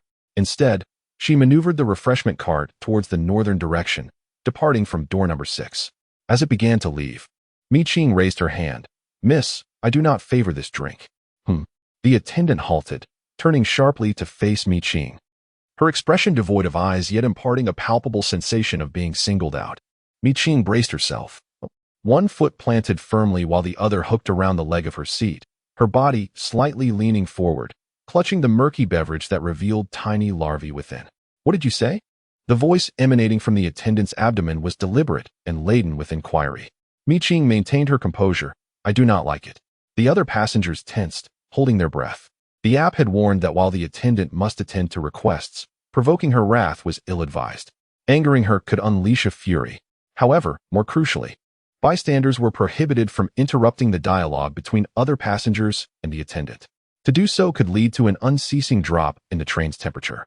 Thus, even Sun Shiyu found it unwise to disrupt their exchange, lest the attendant's negative aura be compounded. Chapter 21. The first signs of brilliance. This creature is known as the thornworm. Though diminutive in appearance, its consumption can be quite abrasive to the throat. I wish to exchange for a beverage that is less harsh on the throat. Could you assist me with a replacement, dear attendant? Mi Qing spoke earnestly. The attendant replied, "Are you aware of the thornworm? Why does she need to know about the thornworm? If she remains ignorant, everything." When Mi Qing boarded the train, her hands had brushed against the infinite train. Her file contained fragments of information regarding certain void spirits within the train. The undisclosed information had been obscured, which was rather peculiar. Nonetheless, she possessed some fundamental knowledge, such as the identity of the attendant in car 6, who was simply known as 6. 6 had a penchant for nurturing thorned worms, which were birthed from it. If this became public knowledge, its secrets would be thoroughly exposed. Mi Qing's gaze fell upon its abdomen as she remarked meaningfully, "I shall exchange my beverage." She nonchalantly selected a drink, all of which contained thorned worms. This was quite troublesome. Although the exterior of the beverages appeared distinct, they all housed the same insidious contents. It was rumored that the train conductor had a fondness for thorned worms. Mi Qing's statement astonished her companions and left those watching the live broadcast, including Yu Gongbi, utterly taken aback. This revelation was absent from the compendium of void spirits. The sixth attendant was struck with shock. The knowledge of the thorned worm's existence could prove troublesome, especially with the added awareness that they were a delicacy for the train conductor. It felt as though its fate was sealed. Its expression stiffened. "What are you intending to do?" Mi Qing replied, "We shall take all the beverages." She tossed all the drinks to Sun Shi, who exchanged a knowing glance with her. Understanding her intent, he unceremoniously gathered all 24 bottles into his storage bag with unwavering confidence. Lan Yu's eyes sparkled with intrigue. This strategy was an avenue unexplored by the application. The sixth attendant cast a deep glance at Mi Qing, then pushed the sleek dining cart away, devoid of any fury. Why was that? Ding Mo was immensely curious, disregarding the physical strain brought on by the swift pace. Mi Qing shared the updated information about the infinite train with them, noting that her usual updates would typically annihilate the void spirits. However, in the case of the infinite train, no such demise had occurred. Her demeanor remained tranquil. The survival of the void spirits was not an anomaly, yet based on her accumulated experiences over the past 6 months, survival often indicated a formidable challenge. In the Department of National Anomalies, she had attempted to acquire a Level 2 Void Spirits dossier, but the information retrieved was vague, and the entity was still alive, retaliating against her efforts. She refrained from discussing the retaliation, steering back to her earlier topic. She had gathered some information regarding the Void Spirits aboard the Infinite Train. Though it was incomplete, the sixth attendant was gestating thornworms within her womb. Therein lay her vulnerability. Should the attendant become enraged, targeting her abdomen would suffice. However, if the sixth attendant were to lose the thornworms, her fate would likely be dire. She pointed this out, explaining that despite being outmaneuvered by Mi Qing, the attendant could not afford to express anger. Sun Shi pondered thoughtfully, recalling Mi Qing's earlier statement that the conductor's sustenance comprised thornworms. Thus, the sixth attendant must ensure the conductor's food supply? Even after Mi Qing had disrupted her established rules, the attendant exhibited clear annoyance yet refrained from taking action, allowing Mi Qing to seize all the beverages without resistance. It seemed that the attendant was not incapable of retaliation, but rather hesitant to act. It became apparent that the thornworms held significant importance for the conductor. This piece of information was certainly absent from the app. Li Xiaodao was exhilarated. Mi Qing, your evolution in the archives is truly remarkable. Not only can you replicate the void spirit's random abilities, but you also possess a more comprehensive understanding of it. Throughout our journey, We have successfully avoided 2 dangers thanks to your abilities. Previous strategies on the app have repeatedly warned novice ability users against confronting the void spirit head-on. When necessary, one must abide by its rules. Yet, Qing, you have defied the regulations of the 6th attendant without facing any repercussions. Qing cautioned everyone that the infinite train is quite peculiar. Some portions of the updated archives have been obscured, leading me to suspect that the Void Spirit's compendium contains numerous critical omissions regarding the infinite train. If we can complete all the information about the infinite train, this venture will yield tremendous rewards. Zhao Zhang, typically a man of few words, could no longer contain his excitement. He believed that joining Sin Shiyu's group was the wisest decision he had ever made. Sin Shiyu nodded, indicating that the forthcoming journey would be directed by Qing, as completing her archive information would benefit everyone. With 2 void spirits encountered, they had all gained from Qing's updated archives. A competent leader must make sound judgments, and he reaffirmed his resolve within. Regardless of Qing's challenging temperament, he was determined to keep her by his side. Qing shrugged, expressing nonchalance. I'm easygoing. You all can decide. As long as I'm not forced into anything, I am fine with whatever. As for the backlash, her gaze darkened. Previously, Lan Yu was merely a tool, yet after witnessing Qing's abilities repeatedly, she felt a stirring within her and actively engaged in their discussions. 7 minutes had passed. The attendant from Car 6 had yet to return. It was reminiscent of the first visit to Car 6, where beverages were sold. The second time involved games of chance, and the third time saw absurdities like calling a deer a horse. Yet now, the attendant from Car 6 was absent. Ding Mo's eyes sparkled with intensity. Sure, good. Do you think we can counterattack? The youth, filled with vigor, no longer feared the specters or the ethereal beings, especially after witnessing how they retreated under Qing's mere words. His spirit was rekindled. Sin Shi turned to gaze at the back of Qing's head and inquired, Qing, what do you intend to do? According to the information provided by the app, while the infinite train in the Shua Shui Void was classified as a level 1 ethereal entity, no one had ever traversed all its compartments. Previous archivists had not fully documented every detail of the infinite train. It was known that those who managed to endure for half an hour aboard would gain access to the 300-meter deep zone. Thus, the infinite train remained an enigma within the compendium of void spirits. Qing understood that completing the information on the infinite train would secure their academic credits with certainty. We should proceed to the other compartments.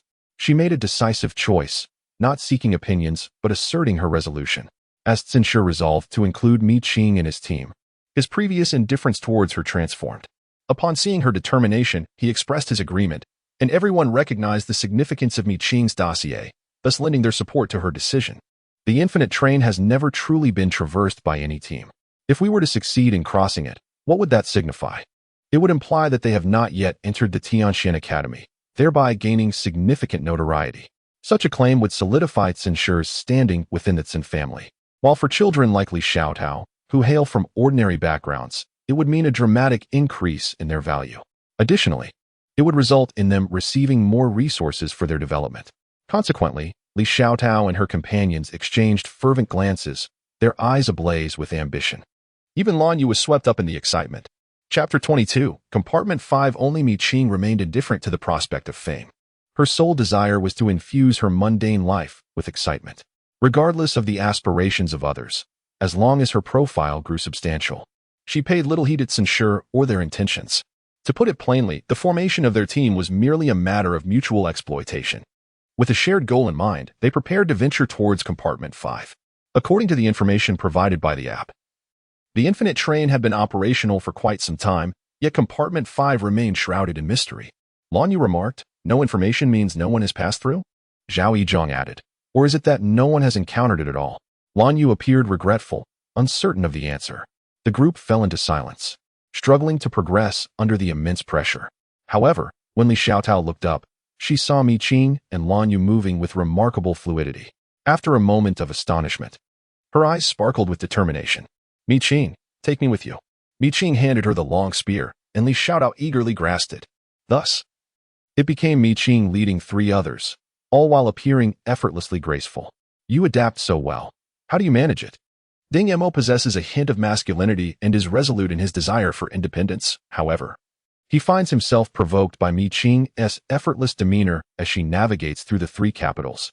Qing suggests, The National Anomaly Department has various training rooms. If you were to spend 3 hours each day in these training facilities, you too could achieve such prowess. Ding Mo, envious, responds, I lack the qualifications. He admires Mi Qing not only for her capabilities, but also for her early initiation into the National Anomaly Department, whereas he feels constrained by his circumstances, lacking external support. Mi Qing proposes, have you considered contracting a void spirit? Ding Mo's eyes initially light up, only to be overshadowed by dejection.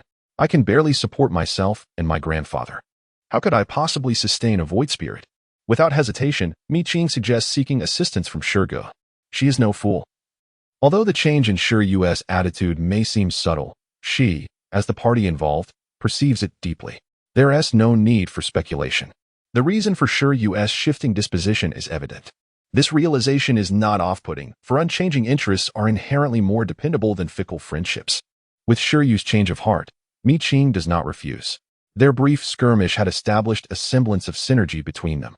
Feng Qing once remarked that the Void Realm is not a domain meant for solitary endeavors. She requires reliable companions of her caliber. Whether they belong to the National Anomaly Department is of lesser importance. Given this, Shiryu appears to be a suitable ally. Why would she decline? Moreover, the Shi family and the Song family are adversaries. In her pursuit to suppress Li Xin, she will inevitably confront the Song family. Though she stands alone, she does not fear them. Having the Shi family as a counterbalance to the Song family presents her with an opportunity. Her egoism makes her choices remarkably clear. Sin Shiyu remarked that if there is a suitable opportunity, they should form a pact. He exchanged a glance with Mi Qing, both aware that this was a transaction aimed at maintaining the stability of their small group. Ding Mo felt a twinge of embarrassment at having benefited. Yet these were indeed necessities he could not refuse. He could only express his gratitude to Sin Shiyu, saying, Brother Shiyu, thank you. Sin Shiyu, choosing to team up with Ding Mo and the others, had naturally conducted his research on those around him. Upon learning about Ding Mo's plight, his gaze darkened, urging him to forge ahead without dwelling on it. If it were possible, he preferred not to change teammates. Noticing Ding Mo's eyes glistening with emotion, Zhao Yizhong interjected. It has been 11 minutes. They arrived at the junction with car number 5. A rusted door stood closed, bearing multiple chaotic blood-red handprints, a sight that was decidedly ominous. Car number 5 was shrouded in mystery, leaving the group hesitant to proceed. In 19 minutes, the infinite train would come to a halt, and they would have to disembark. Mi Qing reached out, pressing her hand against one of the bloodstains. A chill coursed through her as she felt the coldness seep into her being, her brow unflinching. The handprints were distinctly male, and her slender fingers appeared dwarfed by these prints. Li Xiaotao and the others exchanged glances, initially assuming she had some other intention, only to realize she was merely comparing sizes. Shall we enter? Lan Yu broke the silence. Mi Qing replied firmly, step back. Sin Shiyu thought to himself that he had misjudged the situation. Is someone there? Who could it be? It is highly likely to be a classmate. What should we do? Should we head to car number 5 or car number 7? As a result, Mi Qing took a step back, gathering her strength, and forcefully kicked open the door of the 5th carriage. In an instant, a bloody palm print emerged from the shadows, swiftly striking towards Mi Qing's forehead. The speed was astonishing and the distance too short to evade. Yet, unexpectedly, in the next moment, Mi Qing's dossier appeared, automatically flipping to the first page. A black scythe materialized in her hand, and the blood palm print collided fiercely with the scythe. With a piercing scream, the former disintegrated, leaving a pool of blood behind. Mi Qing let out a cold huff. After a while, Sin Shi and the others, who had previously noticed the silhouette in the 7th carriage, suddenly vanished. Casting a contemplative glance at the scythe in Mi Qing's hand, uncertainly inquiring, is this the death scythe of the lantern phantom? Mi Qing nodded, explaining that the phantoms aboard the infinite train possessed ghostly attributes. Thus she had prepared them a gift. Is the gift the death scythe? They pondered. The death scythe is specifically designed to reap phantoms, and it could indeed be utilized here. However, apart from Mi Qing, only summoners and beast tamers had the opportunity to summon lantern phantoms wielding the death scythe for battle. Qingjie, I absolutely adore you. Li Xiaotao was now completely enamored with Mi Qing, even changing how she addressed her. Mi Qing replied, you need not call me Qingjie. Throughout her life, she had never been referred to in such a manner. Moreover, in these times, being called brother or sister carried too much risk, and she firmly declined. Then how about little Qing? Little Bai? Li Xiaotao chuckled, recalling a certain tale of a serpent, unable to suppress her laughter. Mi Qing remained silent, no longer entangled in the issue of titles. Lan Yu cleared his throat and asked, "Shall we proceed inside?" The blood handprint was such a fascinating phenomenon. She was eager to take a closer look. Ding Mo felt a surge of anxiety. Li Xiaodao, I want a copper coin sword. Here. You little useless one.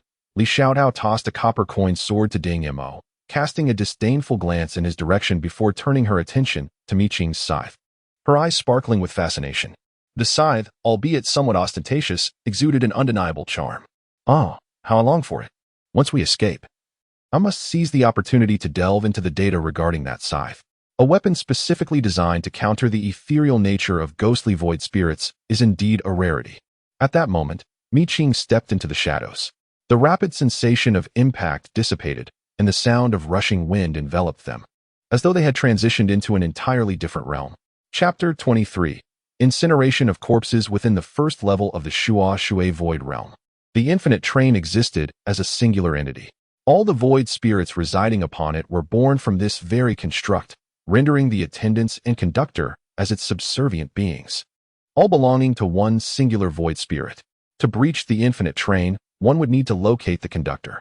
Taking the lead, Mi Qing advanced a few paces, only to be met with an eerie, wailing sound that echoed through the darkness. It resembled a mixture of sobbing and lamentation. Ding Mo shivered, whispering, "Do you have any fire?" Fear stems from the unknown, and the unknown is birthed from darkness. Fortunately, Sin Shi and Huan Zhen had indeed procured fire. As an archer, Sin Shi's arrows drew upon the ambient spirits in the air. Previously, he had conjured water arrows. Now, he could summon fire arrows. With the arrival of fire, light pierced through the darkness, and just as Ding Mo felt a momentary sense of relief, he turned to find a withered corpse seated beside him. Terrified, he clutched Zhao Yizhong's arm in a silent scream. Zhao Yizhong felt a sense of relief that Ding Mo understood the necessity of silence at that moment. Yet he could not shake the discomfort of his arm, undoubtedly bruised from being gripped too tightly. Mi Qing stood before a lifeless corpse, meticulously examining its features, and the situation appeared rather grim. The figure was clad in gear, indicative of a person with abilities. It became evident that there were multiple corpses within the fifth carriage. Upon closer inspection, it seemed that at least one corpse lay every 3 rows of seats. Sin Shi calculated that there were a minimum of 23 rows, suggesting there could be at least 7 or 8 corpses in total. Strangely, the attendant of carriage number 5 had yet to make an appearance. Mi Qing glanced at the time. 17 minutes remained until half an hour was complete, allowing for further exploration. Li Xiaodao surveyed the corpses with a feeling of dread, but her anxiety subsided upon catching sight of the scythe of death. Her thoughts turned to how to locate the attendant of carriage number 5. But before she could voice her concerns, she realized there was no need to search any longer. Suddenly, the glass of the carriage was marred by a series of bloody handprints. "What is that sound?" Lan Yu whispered, her voice barely audible. As the sounds drew closer, thuds, footsteps, and muffled groans, an overwhelming sense of peril surged within her. Li Xiaodao abruptly shoved Lan Yu aside and dashed towards the front of the 5th carriage. In an unexpected turn, Lan Yu stumbled and fell, her startled gaze locking onto a pair of eyes hidden beneath a seat. Instinctively, she thrust her sword toward them. The blade seemed to penetrate something, and a liquid burst forth, splattering across Lan Yu's face before she could evade it. "Mi Qing, let go of me. I am going to annihilate that scoundrel." Li Xiaodao's gaze was fixed on the front end of carriage number 5, seemingly transfixed by the presence of an individual she associated with her past grievances. She felt compelled to eliminate him. However, as Mi Qing gestured for Zhao Yizhong to assist Lan Yu, she followed Li Xiaodao's line of sight, only to find an abyss of darkness where nothing resided. After a moment's contemplation, she decisively struck Li Xiaodao, rendering her unconscious, and entrusted her to the trembling yet determined Ding Mo. Glancing at the unconscious Li Xiaodao and then at the excited Lan Yu, whose face bore a bloodied handprint, Mi Qing's expression turned grave. The attendant of carriage number 5 was an ethereal being, having tainted both Li Xiaodao and Lan Yu's psyches. Ding Mo felt a surge of anxiety. They needed to locate this ethereal entity swiftly. Otherwise, Li Xiaodao and Lan Yu would inevitably become lost within the spiritual contamination wrought by one another. The longer they remained ensnared within, the more severe their psychological affliction would become. Yet, the elusive presence had yet to reveal itself, How could they find it? Zhao Yizhong had just crouched down to inspect, finding nothing beneath the seats. As for the bloodied handprint outside the window, it had vanished. The only remnants within the carriage were a handful of desiccated corpses. Ding Mo turned to Mi Qing, who noted that the updated dossier contained no information regarding the attendant of carriage number 5. The entity had sullied 2 pivotal members of their team right under her nose, which was quite the affront. Since it refused to actively engage the passengers, they would take matters into their own hands. Under what circumstances would an attendant appear on a train? Aside from checking tickets and hawking wares, it was during moments of passenger unrest. She cast a glance at Xin Shiyu, who instantly comprehended. Extracting the rocket was straightforward, and igniting a fire was equally simple. In an instant, flames began to engulf the central area. The seats were engulfed in flames, and smoke began to billow within the carriage. Zhao Yizhong, bearing the thrashing and excited Lan Yu, assisted Ding Mo in helping Li shout a retreat. Meanwhile, Xin Shi remained vigilant, monitoring the situation within the 5th carriage while keeping a watchful eye on the attendants of the 6th carriage, wary of any potential threats. Thus, the sole defender of the 5th carriage was Mi Qing. Her long spear was disassembled and tucked into her waist, and she carried the scythe of death over her shoulder. Her silhouette elongated in the flickering flames. Amidst the roaring inferno, the motionless corpses finally stirred. 8 corpses transitioned from their initial rigidity to a rapid sprint in less than 3 seconds. Mi Qing remained steadfast, her senses heightened, alert to her surroundings. In a swift motion, she charged forward, dispatching the 2 corpses that stood between herself and her objective with precise shots to their heads. Remarkably, there was no blood to be found within the lifeless bodies. Even as their heads fell, the corpses continued their relentless assault. Mi Qing's gaze intensified, clearly intent on dismembering the corpses. Xin Shi met her eyes, his brow furrowing slightly. There exist 2 prevailing theories regarding the remains of those who perished in the void. One suggests they can be disregarded entirely, while the other insists they must be laid to rest with dignity. Even if burial is not feasible, their bodies should not be desecrated. Given the public nature of the event, such acts of desecration are fraught with controversy. Though he held no personal stake in the debate, Xin Shi aimed to minimize the potential backlash for those close to him. Naturally, in the face of the corpses serving as minions, incineration would be the most prudent course of action. After all, cremation is a customary funerary practice in Tianxian, beyond reproach. Thus, before Mi Qing could act, Xin Shi altered his attack direction, unleashing a barrage of fire rockets upon the corpses before him. The results of the cremation were strikingly effective. Mi Qing missed her target and exchanged a glance with Xin Shi, who solemnly declared, "Leave the corpse to me. Find the 5th crew member." The remaining corpses posed little threat, so Mi Qing did not dwell on it and instead set out to locate the 5th crew member. As the fire blazed, she added more fuel to it. Chapter 24. On heart and traced the blood handprints intermittently clamored outside the glass. Mi Qing found herself pondering the sheer incredibility of a train traversing through a lake. If an external force could breach the train's defenses, might there be something lurking in the surrounding darkness? She was a woman of decisive action. Whenever a thought crossed her mind, she acted upon it. With a few forceful strikes, she shattered the nearby window. The blood handprints vanished once more. As anticipated, the lake water remained present yet did not hinder their movements. But nothing emerged from it. Boldly, Mi Qing leaned her head out to peer into the abyss beyond. The tunnel walls, alarmingly close, receded in the wake of the train's rapid motion. Aside from that, there was nothing else outside. Suddenly, Xin Shi called out. In stark contrast to the grim fate of the 6th crew member, the 5th crew member was a young girl. At first glance, she appeared unharmed, save for a diminutive blood handprint on her forehead. Her gaze was fiercely directed at Mi Qing, her expression one of suppressed fury, as if she were caught in a game of chance, weighing options between high and low, or the card game Pai Gao. Mi Qing was taken aback.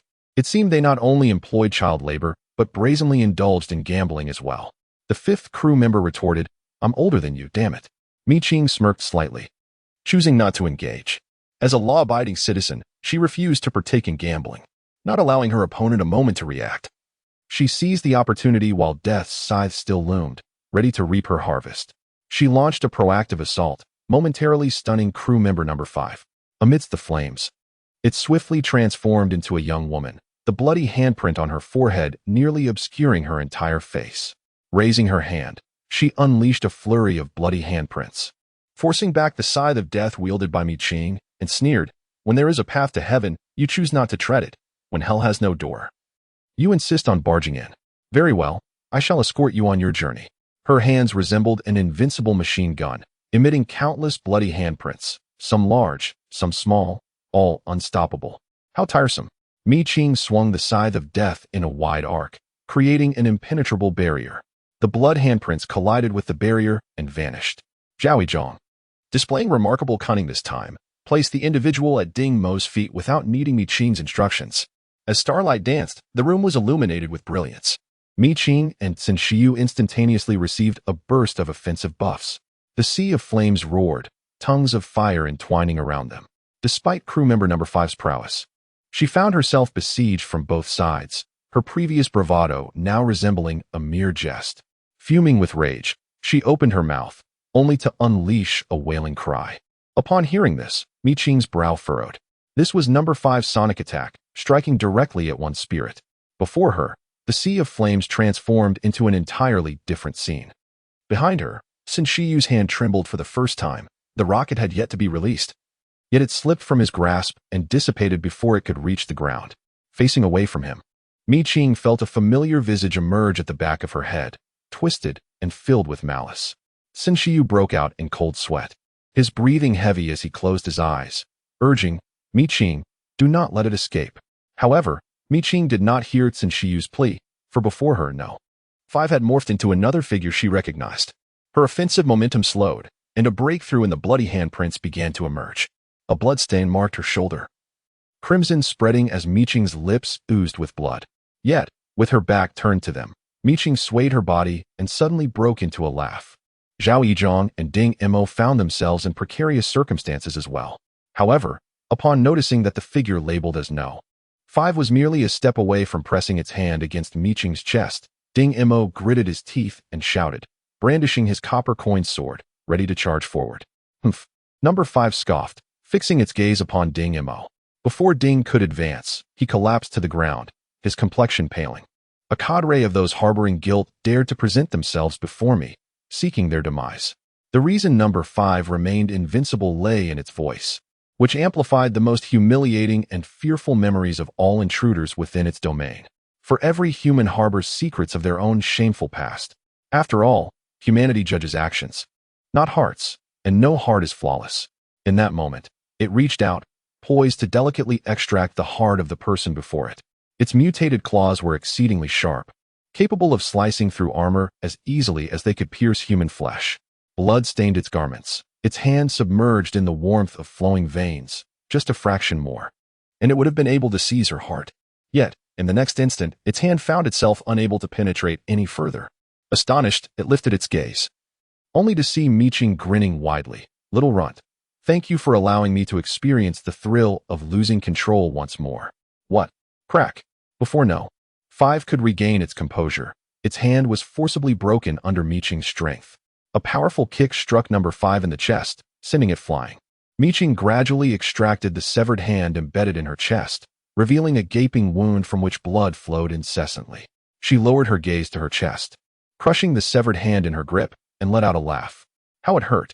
In the next moment, before she could rise, number 5 was forcefully slammed down by Qing's foot upon her head, creating a human-shaped imprint on the floor of the carriage. Alas, number 5's skull nearly succumbed to Qing's stomp, emitting a piercing scream as she attempted to repel Qing once more with a mental assault. As anticipated, Qing's eyes glowed crimson, her spirit invigorated. With one foot planted on number 5's head and her hand resting upon her knee, she bore the scythe of death upon her shoulder, blood trickling from her chest, a smile etched across her face. She was anything but ordinary. "Let me see what abilities you can offer me." She seized number 5's intact arm with her empty hand, forcefully twisting it 180 degrees until their palms met. "One must be courteous in life," she murmured, politely grasping the other's hand, disregarding the struggles, exerting more force until number 5's arm hung limply, the bone shattered. Number 5 attended, evolving a phantom within the infinite train, born from the pollution of the trainmaster. Type: Phantom. Level 2. Traits: Heartfelt, blood handprint. Pollution value: 83. Note: one of the trainmaster's favored lovers. Oh, a favored lover? This diminutive figure barely stands at 150 centimeters.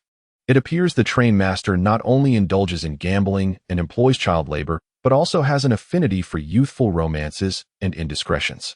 Releasing the utterly lifeless number 5. Mi Qing hummed a disjointed melody as she traversed through the sea of flames, kicking open the door to compartment 4, revealing a disheveled carriage once more.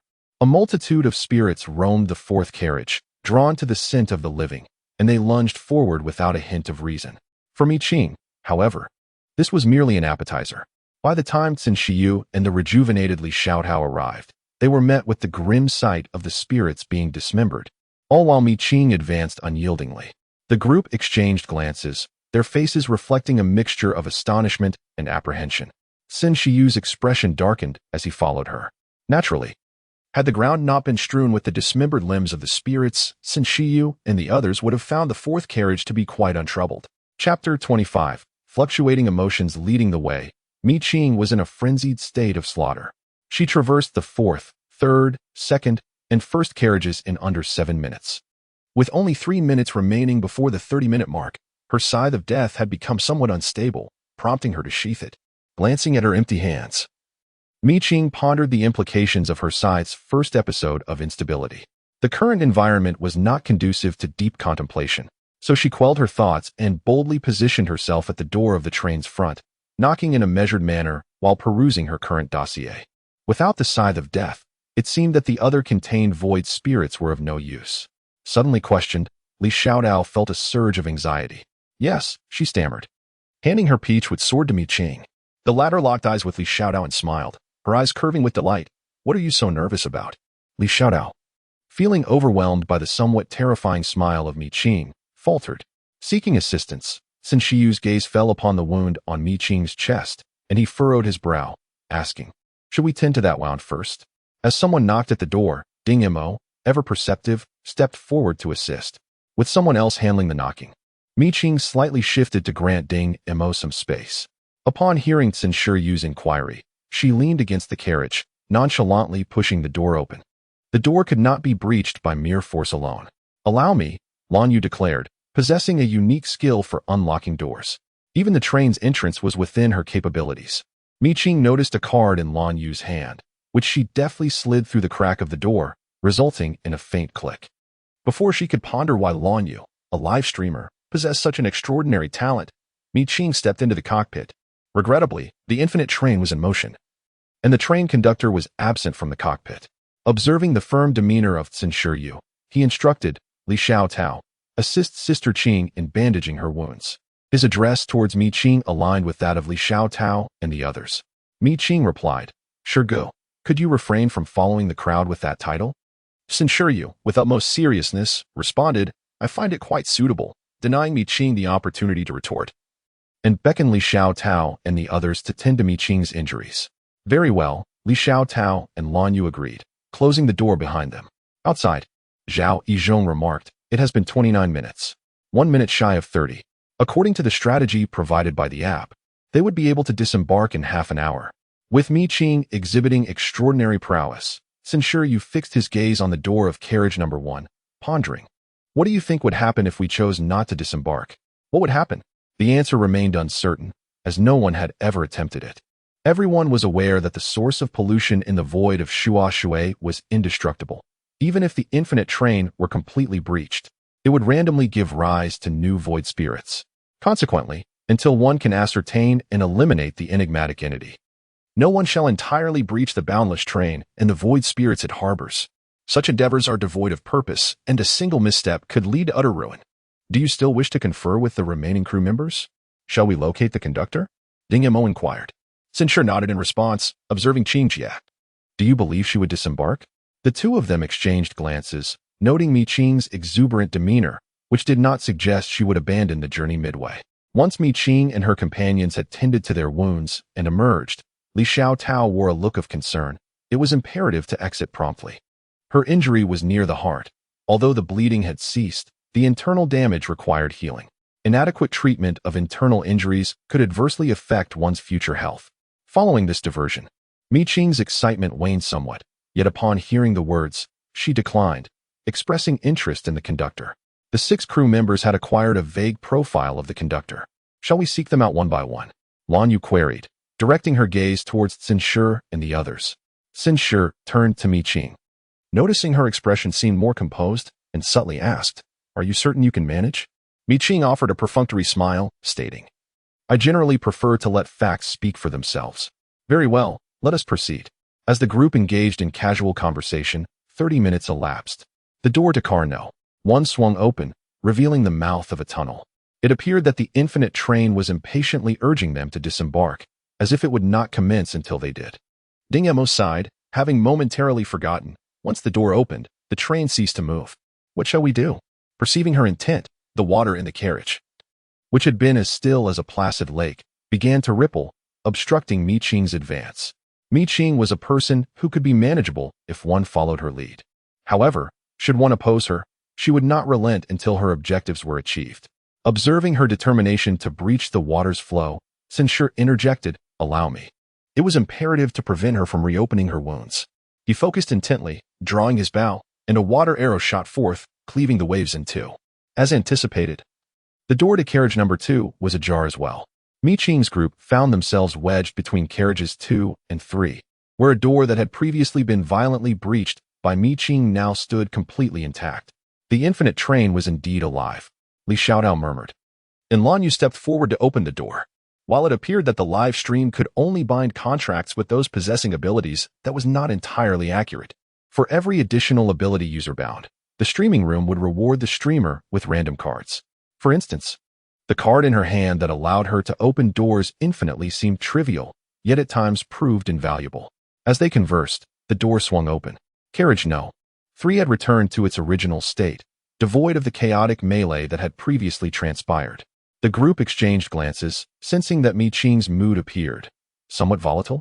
Qing found this amusing. He had gained further insight into Mi Qing today and felt more confident in his ability to win her over. Meanwhile, Li Xiaotao and the others exchanged knowing glances, revealing a subtle expression that was understood but unspoken. As soon as the group exited the infinite train, the gap in the tunnel sealed immediately behind them, and the train shot forth like an arrow released from its bow, seemingly eager to evade any potential pursuers. Qin Shiyu remarked, "You've played it to ruin." Li Xiaotao coughed lightly and said, "At a depth of 300 meters, there resides a terrifying water serpent." She turned to Ding Mo, inquiring, "You aren't afraid of snakes, are you?" Ding Mo replied, "I fear ghosts, not snakes." Li Xiaotao chuckled, "Then that settles it.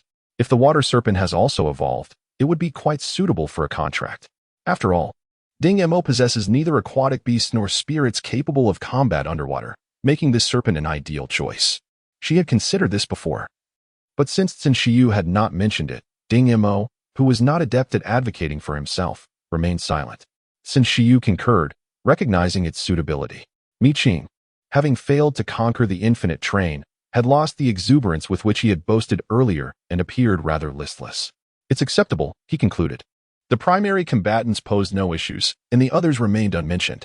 The benefactor, Ding Mo, remained silent, tightly pursing his lips, cherishing the camaraderie of the group in his heart.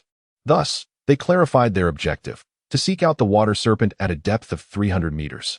Chapter 26. A look into the past. After searching for 3 to 4 minutes without a trace of the serpent, Mi Qing, belatedly realizing, asked, "Why do we think what we encountered was the water serpent? At 300 meters, there are also phantoms."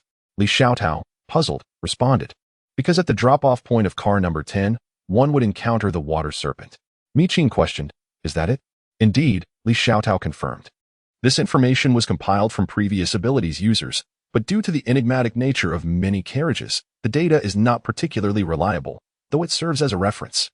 She explained that this information, being merely a reference, was not included in the official records of the Shuo Water Void realm, but rather shared on a forum. In the forum of the app, Mi Qing had scarcely paid attention. After resolving her confusion, her spirits lifted slightly. At that moment, a barely perceptible small whirlpool emerged in the tranquil waters. The perceptive Qin and the others immediately halted, realizing it was indeed the water serpent. As the water serpent struck, the whirlpool surged forth. The vortex spun with great velocity, trapping the individuals within, who could only rotate in sync with its force. The strength of the human body ultimately pales in comparison to that of water, at such high speeds, if they did not break free. Their internal organs would likely shift before the water serpent even made its true move. Zhao Yizhong took the initiative to attack. His star dance not only provided offensive capabilities, but also maintained stability, albeit for a brief duration of less than a minute. As the starlight illuminated, the star lines interconnected, stabilizing the whirlpool. Quickly, Sun Shi and Mi Qing launched their efforts simultaneously, concentrating their power at a single point. Meanwhile, Ding Mo and Li Xiaodao formed a protective circle, ensuring they did not hinder their allies. With a loud bang, the stabilized whirlpool remained unbroken, revealing the faint silhouette of the water serpent. Under the combined efforts of Sun Shi and Mi Qing, the serpent's head gaped open, unleashing water arrows that collided with their attacks, resulting in a cacophonous clash. The two with the weakest constitutions, Li Xiaodao and Lan Yu, spat blood once more. They were again caught in the rapidly swirling vortex, with Li Xiaodao exclaiming in frustration, "What the heck? I haven't done anything, yet I'm just spitting blood." Her physical prowess was merely at level 2, leaving her no opportunity to confront the enemy directly. Lan Yu interjected, "At least she managed to open a door?" As they grumbled, Mi Qing felt a surge of determination. Despite her current despondency stemming from the aftermath of emotional turmoil, she believed she could take a gamble. In the present day, the essence of betting on the characteristics of the fifth crew member remains a matter of chance or perhaps a blood pact. Regardless of which theory holds true, both are preferable to a state of lethargy. As for whether one's physical endurance can withstand the frequent exertion of abilities, one must indeed test their limits to ascertain where they lie. With a determined spirit, she once again accessed the file, locating the dossier of the fifth crew member, and employed her powers. In a fleeting span of merely 3 to 4 seconds, while Sun Shiyu engaged in a brief skirmish with the water serpent, Mi Qing found herself invigorated anew. Yet this time, before she could take action, she was already experiencing a nosebleed. Sun Shiyu, observing her, immediately recognized that she had once again tapped into her abilities.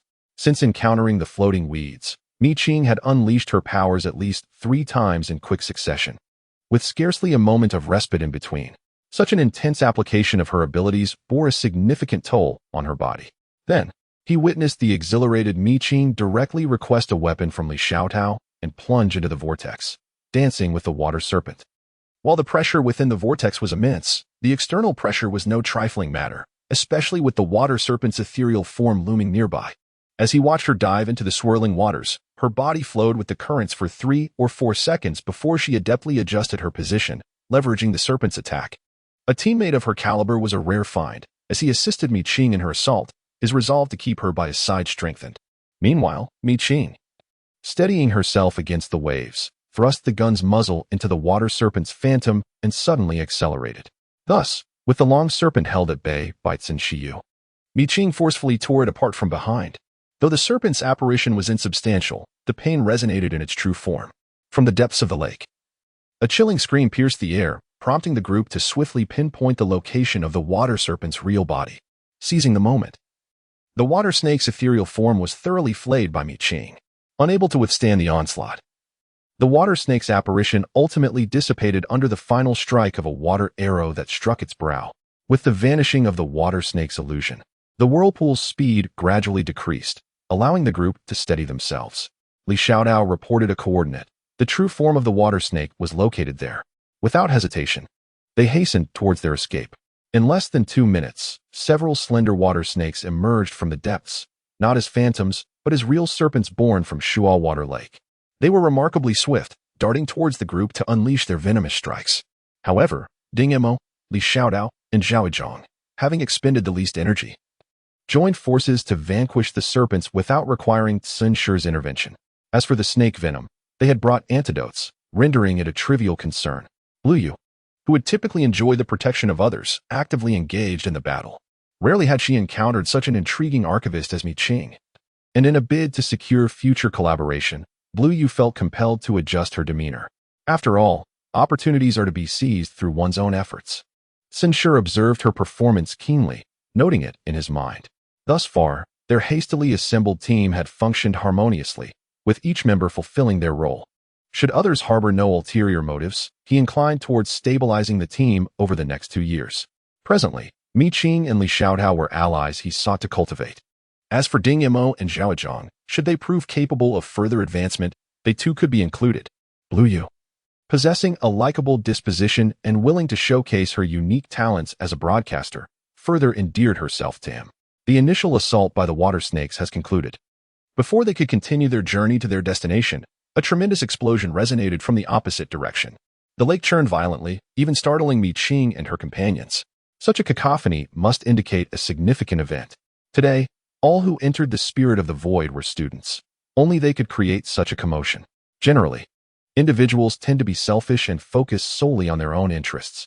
However, with a live broadcast in progress, the audience consisted of teachers, military personnel, and other important officials. Even if the students aimed to leave a favorable impression on the various factions, they could not afford to be solely self-serving. Sinshir's gaze darkened, and he decisively resolved to investigate the source of the disturbance.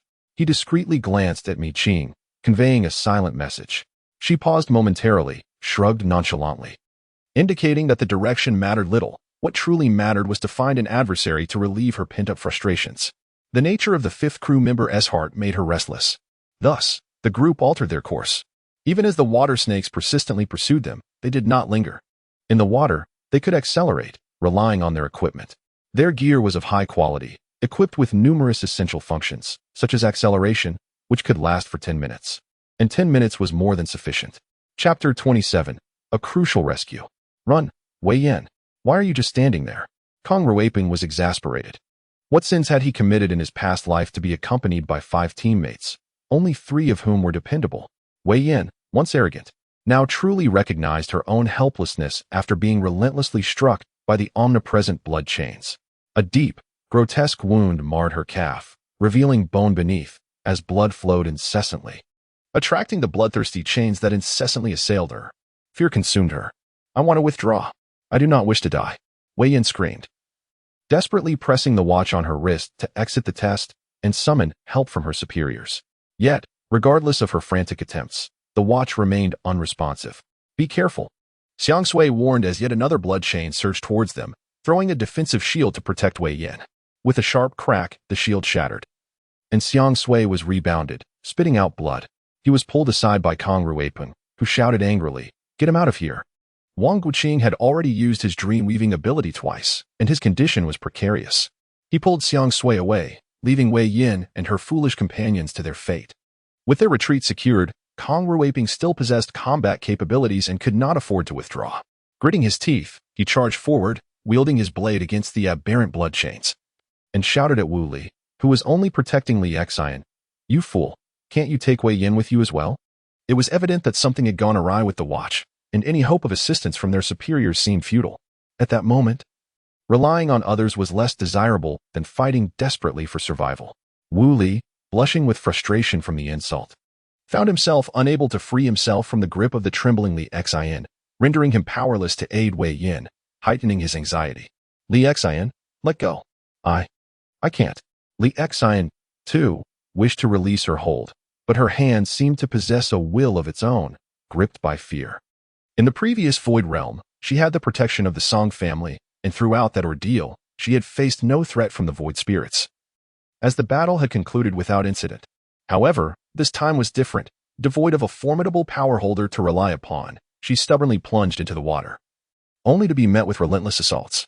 In the initial waves of attacks, she managed to endure, and indeed, Kong Ruiping proved capable of offering her some protection. Yet now, confronted by a blood chain with a pollution level of 91, Kong Ruiping could no longer attend to everyone's safety. Her own physical prowess was merely at level 1, rendering her utterly incapable of withstanding a blow from the blood chain. The recent strike had left her chest aching painfully, a sensation that lingered ominously. Occasionally, she was seized by breathlessness, experiencing the profound despair of nearing death. She dared not release her grip on Wu Li, who possessed the ability to protect himself. As another blood chain lunged toward them, terror rendered her voiceless. Summoning an unexpected surge of strength, she thrust Wu Li in front of her and turned to flee. In that moment, her legs were no longer weak. Wu Li, initially taken aback, soon succumbed to despair. Although his physical skills were at level 2, he was merely a weapon specialist and not a combat-capable power holder. Relying solely on weaponry proved futile.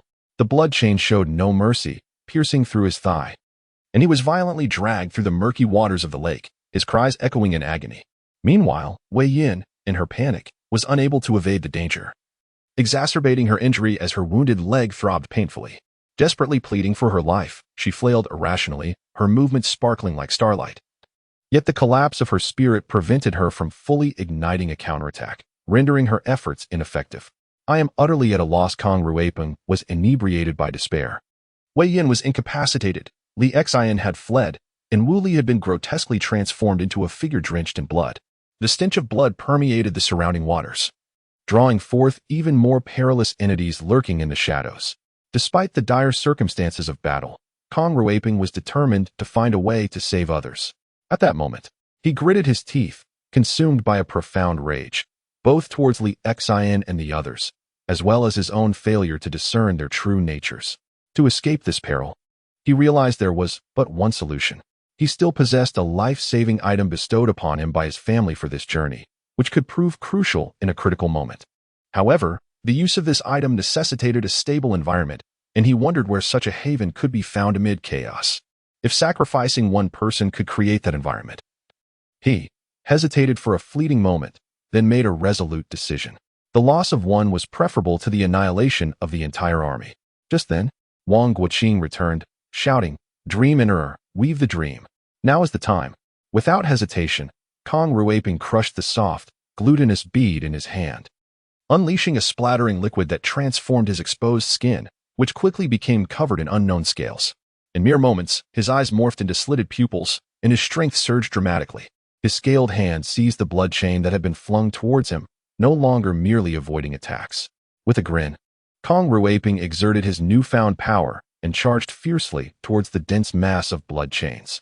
The sounds of collision echoed incessantly, but he knew this stalemate would not endure for long. The bead's efficacy would wane in less than 10 minutes. Wang Guoqing was in agony yet pressed on to carry Wu Li and Wei Yin away, seeking to regroup with Xiang Sui without hindering his progress. With no one else around, Kong Ruipeng bellowed, wielding his knife as if it weighed 1,000 pounds, clashing head-on with the frenzied blood chains. With a resounding crash, the water surged violently, and before he could regain his balance, the deafening sound jolted his very insides, causing a mouthful of blood to spew forth, leaving him utterly drained. Kong Ruipeng was taken aback, yet he lacked even the strength to raise his hand. That last strike had been the most powerful he could muster after his recent surge in strength. The blood chain loomed larger in his vision, instilling a sense of despair within him. Yet he cursed vehemently. "Damn you, Li Xian." It was his failure to discern character that led him to this unfortunate outcome.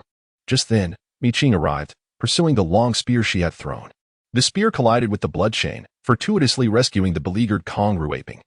Mi Qing herself was but a step behind the spear. She seized it, executing a series of thrusts and jabs, augmented by the long-range support from Sun Shiyu, successfully repelling the blood chain. "Are you all right?" Zhao Yizhong, who followed closely behind, took charge of rescue efforts, while Ding Mo and others provided support. Meanwhile, Sun Shiyu remained on the sidelines, assisting Mi Qing, who was already engaged in a fierce battle with the blood chain. Together, they proved to be not only a match for the blood chain, but even surpassed it. Kong Ruipeng opened his mouth, hesitating to speak. Was she truly that formidable? Of course, Li Shaota replied with pride, her expression radiating satisfaction. When our Qingjie goes all out, as she claims, even she feels a tinge of fear. Kong Ruipeng interjected, "By the way, I overheard you cursing Li Xian. Where is she?" With the pressure of battle lifted, Li Shaota deliberately probed, ignoring the dark scales upon his face as if they were inconsequential. In this world of abilities, privacy was a rare commodity. Delving too deeply was not a wise course of action, especially given their lack of familiarity. Upon mentioning Li Xian, Kong Ruipeng's expression soured, and he exclaimed, "Please, spare me the mention of that fool. No wonder the dreamer must remain outside and cannot enter the void realm. This imbecile spent the entire time screaming without contributing anything of value." At the most critical moment, she faltered, not only obstructing Wu Li's attempt to rescue Wei Yin, but also, at the last moment, pushing Wu Li into certain death. Choosing her as a teammate was a monumental blunder. I cannot fathom who in the Song family took a liking to her. She is utterly incompetent. Kong Ruipeng was visibly frustrated, even resorting to self-deprecation. Li Shaota chuckled softly. "Oh, you were quite something. With both Wei Yin and Li Xian in the mix, we may yet rely on our dear Qingjie for salvation at the critical juncture. You really are impressive." Kong Ruipeng responded with a deep sigh. "I regret this decision immensely. The glance that Mi Qing cast upon me earlier filled me with trepidation. Upon further inspection, I realized that the blood chain was being suppressed by her, and my remorse is profound. I should never have chosen Wei Yin and Li Xian as teammates simply because I was wary of Sinsure's intentions. The former, despite her symbolic resistance, did not push others to their doom even at the cost of her own survival, whereas the latter is nothing short of a treacherous seductress. Lan Yu, having overheard, pieced together the situation and inquired with curiosity, is Li Xian truly that ruthless? Did she brazenly push someone to their death during a livestream? Li Xiaodao replied with a cold laugh. Once she is out, she will undoubtedly shed tears, lamenting her fear and helplessness. These hormonally driven men will surely forgive her. Kong Ruiping's complexion darkened further. Meanwhile, Lan Yu's eyes sparkled with intrigue, sensing that a significant story lay beneath the surface. With a gossip-laden expression, Li Xiaodao was about to utter something when Ding Mo cleared his throat, reminding her that Wu Li was losing too much blood and required immediate assistance. In an instant, Li Xiaodao lost her inclination for idle chatter and hurriedly sprang into action. Lan Yu observed the plight of her fellow live streamer, Xiang Sui, and contrasted it with her own fortunate circumstances, feeling a surge of joy for being assigned to the team of Mi Qing, a veritable celestial companion. As for the celestial ally, Mi Qing, she had a particular fondness for the blood chains, which were both formidable and resilient, perfectly aligning with her enthusiasm. Regardless of the blood chain's attributes, she yearned to possess them. Sin Shiyu, do not let it escape. This is mine. As the entity attempted to flee, Mi Qing voiced her displeasure with commanding authority. Sin Shiyu dutifully obstructed the blood chain's retreat, observing as the once arrogant chain shrank into a ball, only to be pierced through by Mi Qing in an instant, unleashing a peculiar crimson fluid that stained the surrounding waters of the lake. Surprisingly, he felt quite pleased. Aside from the family-assigned teams, Mi Qing's long-range attacks were remarkably comfortable, alleviating any concerns about the void spirit approaching for close combat. Watching her deftly shatter the struggling blood chain into several fragments with consecutive strikes, he finally withdrew.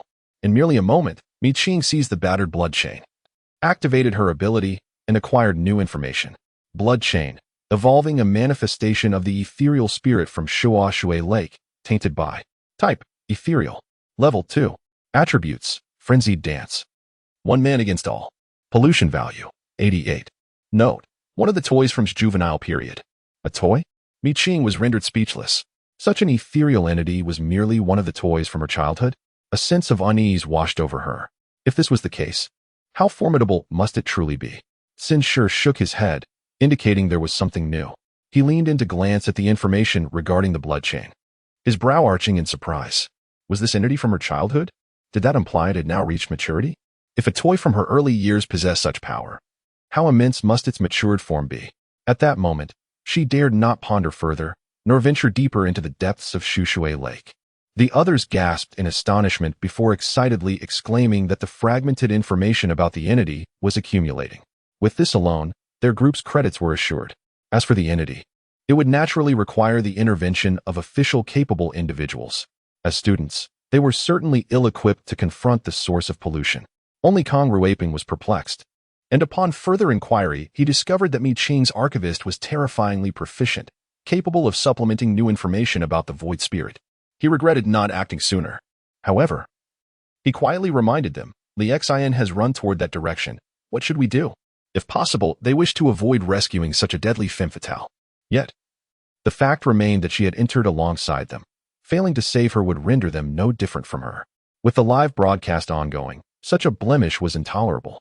He still found it hard to believe that Li Xian would push someone to their death during a live stream, especially someone who had shown her considerable support, Wu Li. Daring not to dwell on it, the more he considered it, the more ruthless she seemed. Mi Qing was the first to express her sentiment. Better to perish early and be reborn than to fear the narrative would spare such a pitiful and foolish protagonist from demise. Then forget it. If Mi Qing is unwilling to act, then Sin Shi and the others naturally will not move either. Without them, only our group of injured and dazed members remain to rescue others, which is utterly fanciful. He pretended he had never uttered such words, and those still conscious chose to ignore it. Sin Shi continued the previous topic, asking why they did not seek assistance from the teachers. The teachers had mentioned before entering the water that, in the event of danger, one could press their wristwatch to summon help from the teachers trailing behind, as well as to deploy a protective shield capable of defending against any attacks from void spirits of level 3 or below. Upon mentioning this, Waping's expression grew peculiar. His wristwatch had inexplicably malfunctioned. What? The group was taken aback. Even Qing was astonished. The wristwatch served as the student's final line of defense. How could it fail? Waping pressed his wristwatch vigorously in front of everyone, but it emitted not a sound. There was no call for assistance, nor did the protective shield deploy. How could this be? The crowd was baffled. The failure of the wristwatch signified the lives of 26 students. The school could not have overlooked checking the wristwatches in advance. Qing exhaled slowly and remarked, "It is indeed true." First, Wei Yin attempted to withdraw. I observed her press the button, yet there was no response. Afterward, I tried it myself, and the wristwatch has indeed malfunctioned. The unconscious Wu Li must have also attempted to use it in such a critical moment, but still, no protective shield emerged. Chapter 29. In exchange of injuries, this undoubtedly cannot be attributed to the school. It is highly likely that the anomalies occurring in the Shui void realm have affected the wristwatches, Censure rationally deduced. The watch is crafted using a unique spirit of the void, having undergone a decade of development to reach its 7th generation. The current models are capable of isolating most anomalies from the void, ensuring normal functionality. However, new anomalies from the Shui void continue to affect the watches, indicating the significant danger present in the Shui void today. The emergence of entities such as the blood chain has made it imperative for other students to acquire valuable information swiftly, as their safety may be compromised. The only archivist capable of supplementing information regarding the void spirits is Qing, leaving us in a precarious situation. Furthermore, the crucial question remains, will subsequent assistants truly be able to keep pace? Upon uttering this thought, a wave of uncertainty washed over everyone. Lan Yu meticulously scanned the livestream room, finding nothing amiss. Live streams below level 4 do not permit bullet screen interactions with external viewers. It is said that those above level 4 not only engage with their audience, but can also transform gifts from viewers into cards for the streamer to draw. Such capabilities are beyond her reach at her current level of 2, rendering her unable to communicate with the audience outside the livestream. The atmosphere grew tense as the consequences of the watch's failure proved to be more severe than anticipated. Waping glanced at the gravely injured Wei Yin and Wu Li, urging, "We must leave. Their wounds will only worsen in the water, and they are no longer combat capable. Remaining here would only heighten the danger." Xiang Sui understood that survival took precedence, yet one critical point remained. They would need to board the infinite train to leave. Given their current condition, they were far from daring to embark on such a journey. As the attendant merely gestured with a flick of their fingers, the others seemed to dread the impending calamity. Qing had previously felt a sense of disappointment at the inability to record more of the void spirits associated with the infinite train. Now, an opportunity lay before him. Allowing for the rekindling of camaraderie with unfamiliar classmates, a most fortuitous circumstance. Both he and Censure comprehended this, as did the others. Just as he was about to respond, Qing suddenly exclaimed, "Something is approaching." From the depths of the lake, a colossal shadow glided overhead. With a mere glance, everyone felt their breath hitch. What is this? Waping's face turned pale. Was this yet another void spirit unmentioned in the app? It was a serpent, a water serpent. Qing's eyes sparkled. The buff from his heart still lingered. The water serpent? Li Xiaodao found it hard to believe. The app stated it was only 4 or 5 meters long. Yet that shadow just now appeared to be at least 13 or 14 meters long. Censure remarked, "Clearly, it too has evolved."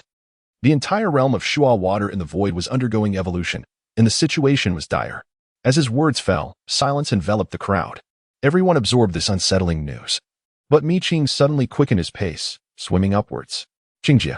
Censure exclaimed in alarm, realizing it was too late to intervene. Moreover, he could not impede her, for the water serpent had detected the individuals below and was descending with its gaping maw wide open. "Run!" Censure's expression changed dramatically. He swiftly seized the longbow from Li Xiaodao's hands and shouted a warning to the unable to fight Lan Yu and the others before pursuing Qing. Meanwhile, Qing, witnessing the serpent's monstrous mouth rushing towards him, felt the foul stench wafting closer, even though it was still a dozen meters away. Faster than its cavernous maw is the serpent's flicking tongue.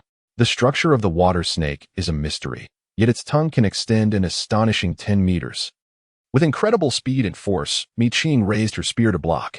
The tongue coiled around the spear, evoking a visceral reaction best described as repugnant. Dark green toxic mist wafted from the serpent's tongue, transforming into tiny green snakes that slithered towards Qing's mouth and nose. The angles were treacherous, and the distance too short to evade. However, in the next moment, a grotesque mask of red, white, and black appeared on Mi Qing's face.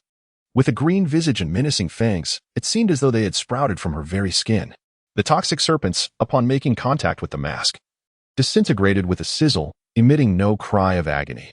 Simultaneously, Mi Qing deftly struck the spear entangled by the serpent's tongue away with one hand, while her left hand summoned a black scythe. Having drawn upon 3 distinct abilities from the void spirits, blood streamed from her nose and mouth beneath the mask of fangs. Yet her eyes glimmered with an otherworldly light. In a mere 2 or 3 seconds, the water snake, having flung aside the attacking spear, lunged at Mi Qing. At that moment, Censure released 3 arrows simultaneously, momentarily halting the advance of the serpent's gaping maw. Just 1 second was sufficient for Mi Qing. Grasping the black scythe with both hands, she spun rapidly in the lake, the scythe colliding with the serpent's head in a fierce clash that resonated like the ringing of metal on metal.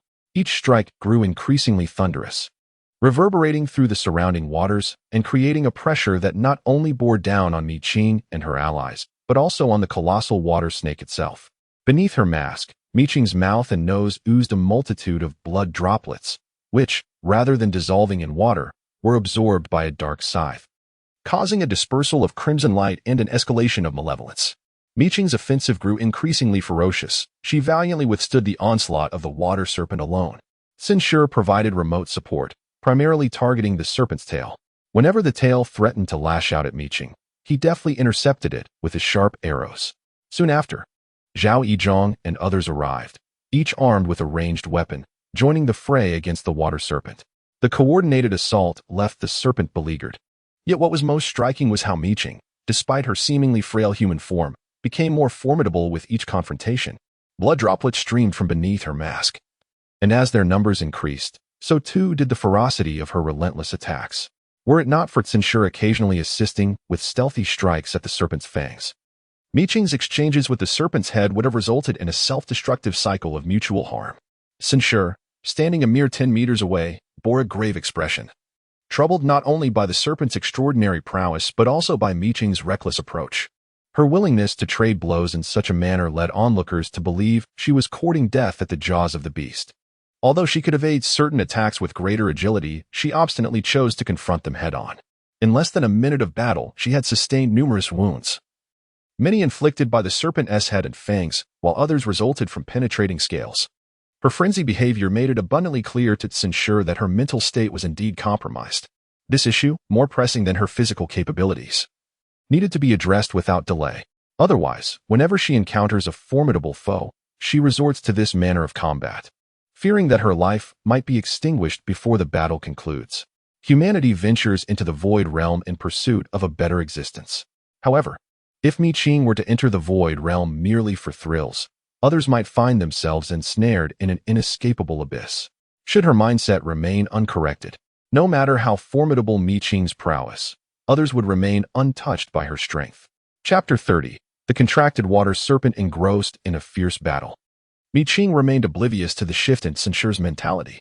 For her, the notion of contention not only invigorated her spirit, but also allowed her to maintain absolute clarity amidst this heightened state. After a year of rigorous training, she could harness 30% of her past life strength. Coupled with the peculiar abilities of the void spirits, her true power was undoubtedly greater. The only limitation was her body's inability to enhance its capabilities further in a short span.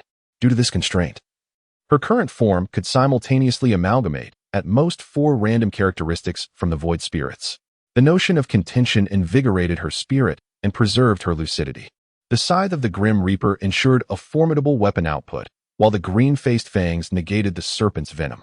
Now, she sought to utilize one of the characteristics of the baby-eyed porpoise for restoration. Baby-eyed porpoise, a 2-dimensional creature from the Black River, tainted by the mother and son coffin. Type, ethereal level, 1 characteristic, restoration, venom spray contamination value, 33 note. The baby-eyed porpoise is inherently gentle and can parasitize. With a 50% chance, there remains a glimmer of hope, with the aid of a swift descent onto the back of the water serpent. As the Grim Reaper's scythe carved a terrifying gash upon its spine, Mi Qing once again accessed the files, locating the baby-eyed dolphin. As her abilities activated, a flicker of dark brilliance flashed through her eyes. Perhaps due to the misfortunes of her previous life, fortune seemed to favor her more in this existence. As she had anticipated, she had acquired the restorative powers of the baby eye dolphin. With the blessing of regeneration, the wound on her chest began to heal, and the bleeding from her mouth and nose eased somewhat. Subsequently, Mi Qing's body, on the brink of collapse, began to mend, freeing her from any lingering concerns. She felt invigorated once more. In a furious onslaught, Mi Qing overwhelmed the water serpent, which struggled to subdue her, resulting in the emergence of numerous smaller water serpents. The vortex of serpents was about to manifest once again. Observing this, Zhao Zhang sprang into action, his star-like lines transforming into a serpent less than 3 meters long, ensnaring the smaller serpents directly. Just as the momentum of the vortex began to surge, it was swiftly halted. Ding Mo and the others, witnessing the scene, refrained from any other actions and utilized ranged weapons to eliminate the smaller water serpents. The area below the water serpent's 7-inch mark was entirely contained by Censure, while the 7-inch region remained fiercely guarded, leaving both Censure and Mi Qing unable to find a suitable opportunity to strike at that vulnerable spot. The water serpent, unable to subdue Mi Qing, coiled its massive form together, its bifurcated tongue lashing like a whip, forcing Censure's arrows back. Finally, the serpent's tail could be unleashed. The colossal water serpent's tail swipe was utterly terrifying, especially in the water. It stirred the currents, manipulated the waves, and in an instant, the tides rose. Mi Qing was knocked back, the sweeping tail delivering an overwhelming force. With a fierce kick, Mi Qing propelled herself against the waves, advancing rather than retreating under the immense pressure. The scythe of death, stained with blood, grew larger in her grasp under her commanding shout, the blade alone extending nearly 2 meters. The sound of the blade clashing against the serpent's tail resonated powerfully, sending shockwaves that created new ripples in the water. An indiscriminate assault.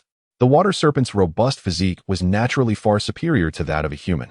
Sin Shiyu could withstand several waves of impact. Yet Ding Mo and his companions suffered greatly. In contrast, Mi Qing's frenzied exchange of injuries did not appear to exacerbate her wounds. Rather, her aura intensified with each passing moment. Sin Shiyu, observing Mi Qing's escalating ferocity in battle, began to question his own perceptions. Previously, he had deemed her mentality of trading injury for injury as flawed, yet now it seemed that he was the one in error. It was evident that his earlier judgments had been hasty and rash. Unbeknownst to Sin Shiyu, Mi Qing, relentless in her assault, rendered the water serpent incapable of guarding its vital spots. The side struck the serpent's body, scales flying and flesh torn asunder, a gruesome sight. The scales at the vital point, subjected to relentless blows, could no longer withstand the assault. Sin Shiyu. The tip of Mi Qing's scythe pierced one of the serpent's eyes, delivering a critical blow, causing it to thrash wildly. Simultaneously, she hurled the spear secured at her waist, impaling the thrashing tail. Sin Shiyu, seizing the moment, noticed faint blue patterns emerging around him, mirrored on the longbow in his hands. The icy arrows struck the spear, spreading a layer of frost, encasing the surrounding lake water within a 5-meter radius in ice. The serpent's tail, pierced by the spear, was likewise ensnared in ice. The water serpent's body stiffened from head to tail, its vital point fully exposed. The 7-inch refuge of the water snake had long been breached by a series of relentless assaults from Mi Qing. Sin Shiyu, once again, drew back his longbow, unleashing 3 arrows imbued with the essence of water and ice, which spiraled together to conjure an ice dragon within the water, aimed directly at the vulnerable 7 inches of the serpent. The water snake writhed desperately, the ice binding its tail fracturing like a spider's web, evidently unable to withstand the strain for more than 3 or 4 seconds. Its head, having lost one eye, was met with another onslaught from Mi Qing, who, having regained his balance, charged forward once more, exhibiting no signs of having sustained severe injuries. The scythe of death descended from above, severing the snake's venomous fangs with a swift strike.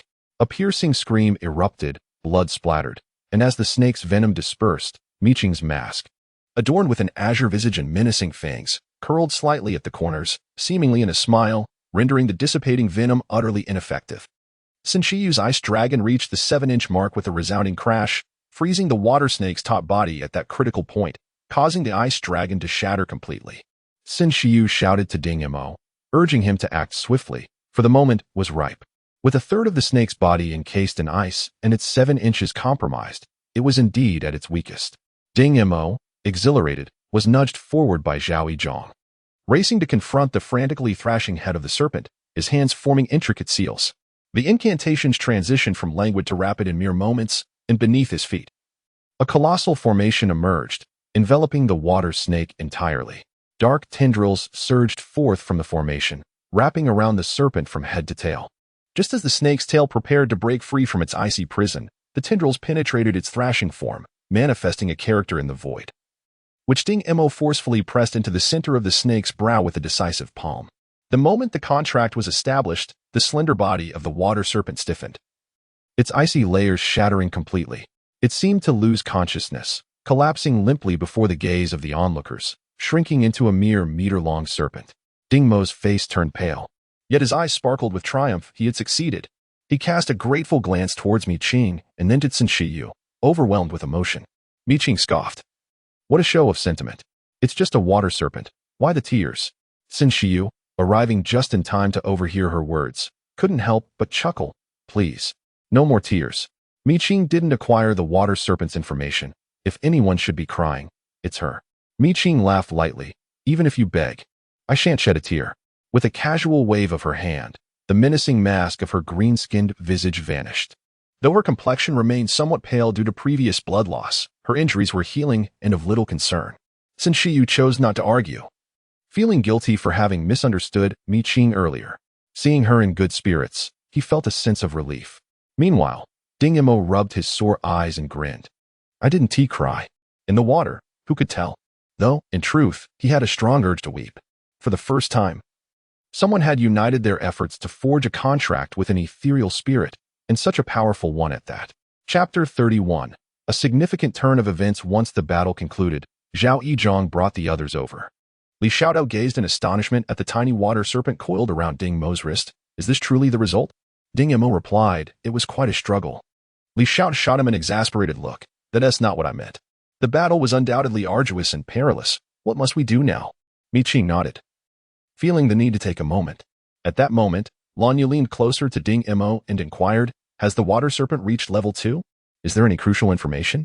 Ding Mo smiled foolishly, knowing it had indeed attained the ethereal state of level 2, but there was no additional information to share.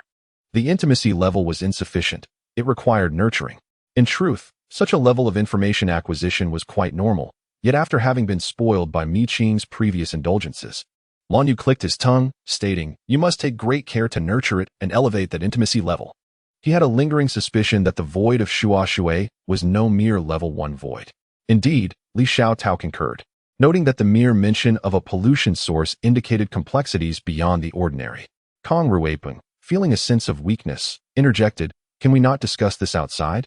He was filled with regret for having been dazzled by Li Xian's abilities, for not having pursued Mi Qing sooner.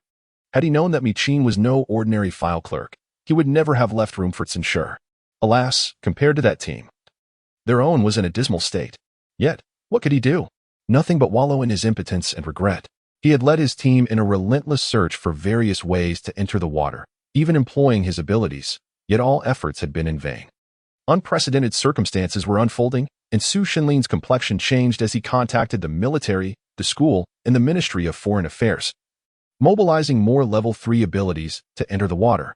With only 9 level 3 practitioners, it was questionable whether they could safeguard all the students. Among the 26 students, each was a precious flower of Tianshan Nation, and not a single one could be lost. Among them was Mi Qing, a remarkable archivist who perhaps represented humanity's most profound understanding of the void spirits in recent years. Her presence was indispensable. Yu Gongbi stated that in half an hour, the Department of National Anomalies would dispatch 7 Tier 3 abilities into the water.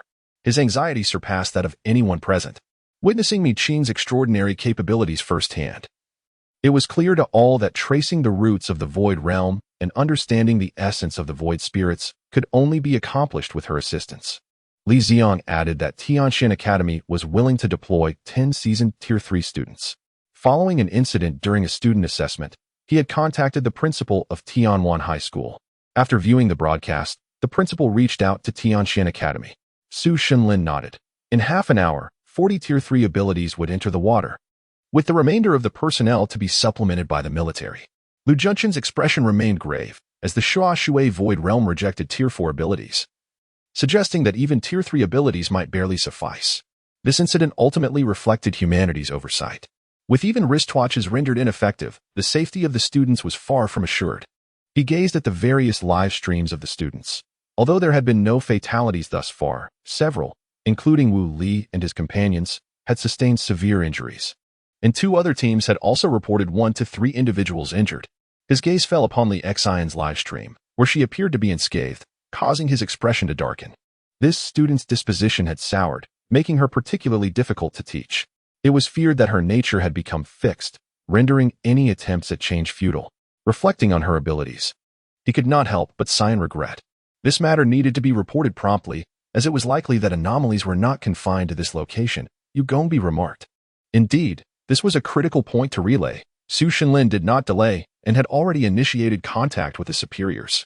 Yu Gongbi gazed at the various cameras of the students in the live broadcast room, her eyes sweeping over the solitary figure of Li Xian. She ventured deeper into the unknown, yet astonishingly encountered not a single void spirit. Such luck was truly remarkable. Reflecting on her past actions and recalling the earlier attempts by the National Anomaly Department to recruit her, she could not help but feel relieved that they had rejected her so swiftly. Otherwise, she would have become a burden. Who would dare employ someone willing to abandon their teammates? In stark contrast, Mi Qing, who was deemed overly suspicious, overly cautious, and emotionally deficient, managed to save both herself and others, which was indeed commendable. Deputy Director Yang had been right. Mi Qing ought to act alongside the students. The minds of most students remained pure. Mutual understanding was the essence of navigating the world. Kong Ruiping felt numb, as did his companions. They boarded the infinite train, specifically the 17th carriage. As the attendant of the 17th carriage made her appearance, her words barely escaping her lips before Mi Qing seized her and, in full view of everyone, ended her life. They observed Mi Qing with satisfaction as she perused her own file, while simultaneously regarding Xin Shi with an expression devoid of emotion, alternating between panic and numbness. Why? Listening to Kong Ruiping's barely audible question, Xin Shi felt quite elated. Our sister Qing's file clerk has evolved. With each update to a void spirit's file, a corresponding void spirit must perish. Sister Qing? This appellation. Kong Ruiping began to grasp why previously Ding Mo had expressed gratitude and apologies to Mi Qing after contracting the water serpent. It was all linked to this. The mere use of this title indicated Xin Shi's acknowledgement of Mi Qing, coming from prestigious families themselves. He understood that the recognition of a scion from an esteemed lineage was not bestowed lightly. Now, it seemed that Mi Qing was even more formidable than he had perceived. However, he remained perplexed. With the demise of the void spirit, its value had significantly diminished. One individual's actions had jeopardized the interests of all. Kong Ruiping could not fathom why Xin Shi and the others were not only unperturbed but appeared to welcome the situation. Li Xiaotao snorted disdainfully. What do you know? Kong Ruiping was taken aback, unable to muster any irritation. It was Xiang Sui, with his amiable demeanor, who inquired, "Why is that?" Li Xiaotao replied, "You will understand once you step outside and examine the information in the Void Spirit Codex." As a seasoned captain hailing from a prestigious family, Kong Ruiping was no fool. In an instant, he grasped the crux of the matter. Did she mean that by slaying a void spirit, she could replenish new information? He had previously assumed that even if Mi Qing could augment the data on new void spirits, there would be limitations in quantity. Yet, the current circumstances suggested he had misjudged the situation. Seeking confirmation, he glanced at Xin Shi, who calmly affirmed, "Yes, the information our sister Qing provides is crucial. Some of it could potentially alter the tides of battle." Thus, his thoughts swirled, and he began to associate Mi Qing with the term we. Kong Ruiping exclaimed in frustration. Why on earth did I choose Li Xian as my teammate? Have I lost my mind? Am I some sort of imbecile?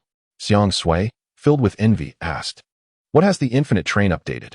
In response to this topic, Ding Mo, shedding his usual reticence, eagerly shared, the number 6 attendant is vital.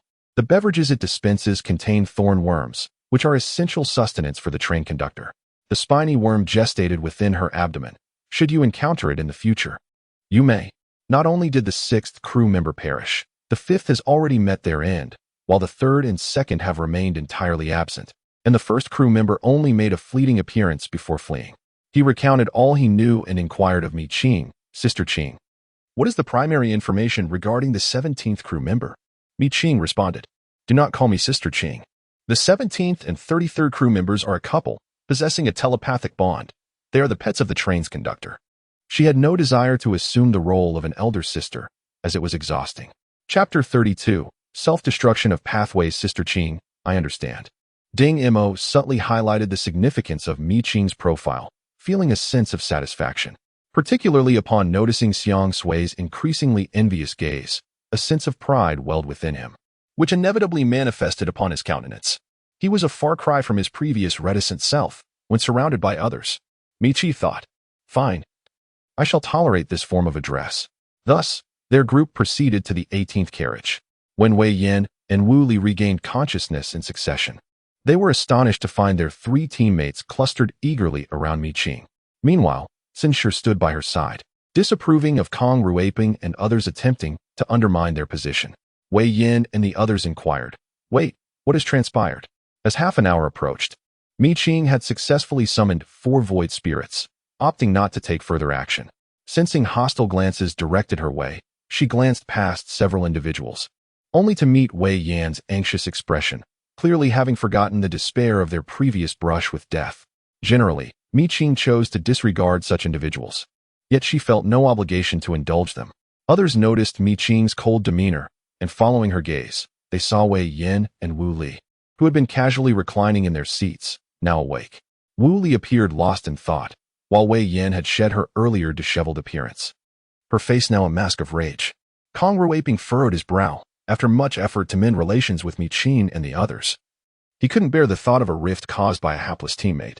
Yet, this individual remained his nominal ally, necessitating his intervention. He cast a discreet glance at Xiang Sui, who had shared a table with him for a year, establishing a certain rapport. Thus, Xiang Sui approached Wei Yan, blocking her hostile gaze directed at Mi Qing, and inquired, "How is your condition?" "The wound has been treated with hemostatic medication and bandaged. Aside from the pain, there are no other repercussions," she replied.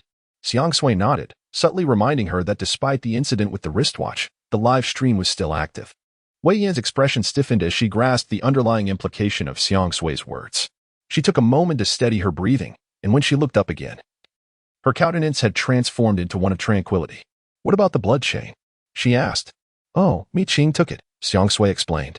"After all, we were saved by them." Noticing the darkening gaze of Wei Yan, he continued at a measured pace. "Li Xian fled. She abandoned us right in front of the live stream." Wei Yan's attention was indeed diverted by this revelation. "She ran away?" Xiang Sui sighed, glancing at the visibly shaken Wu Li, and spoke with gravity. "I cannot fathom what she was thinking at that moment. However, it is a fact that she pushed Wu Li into danger and then turned to escape. With the live stream ongoing, her actions amount to a severance of her own path forward. Who would dare to travel alongside such a person in the future?" Wei Yan's lips twitched as she gazed at Wu Li, whose expression fluctuated with uncertainty.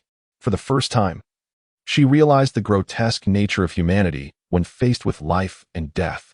Xiang Sui earnestly remarked, "While saving a life is indeed more meritorious than constructing a pagoda of 7 stories, we are unable to save her now," subtly reminding her that Mi Qing had indeed saved her.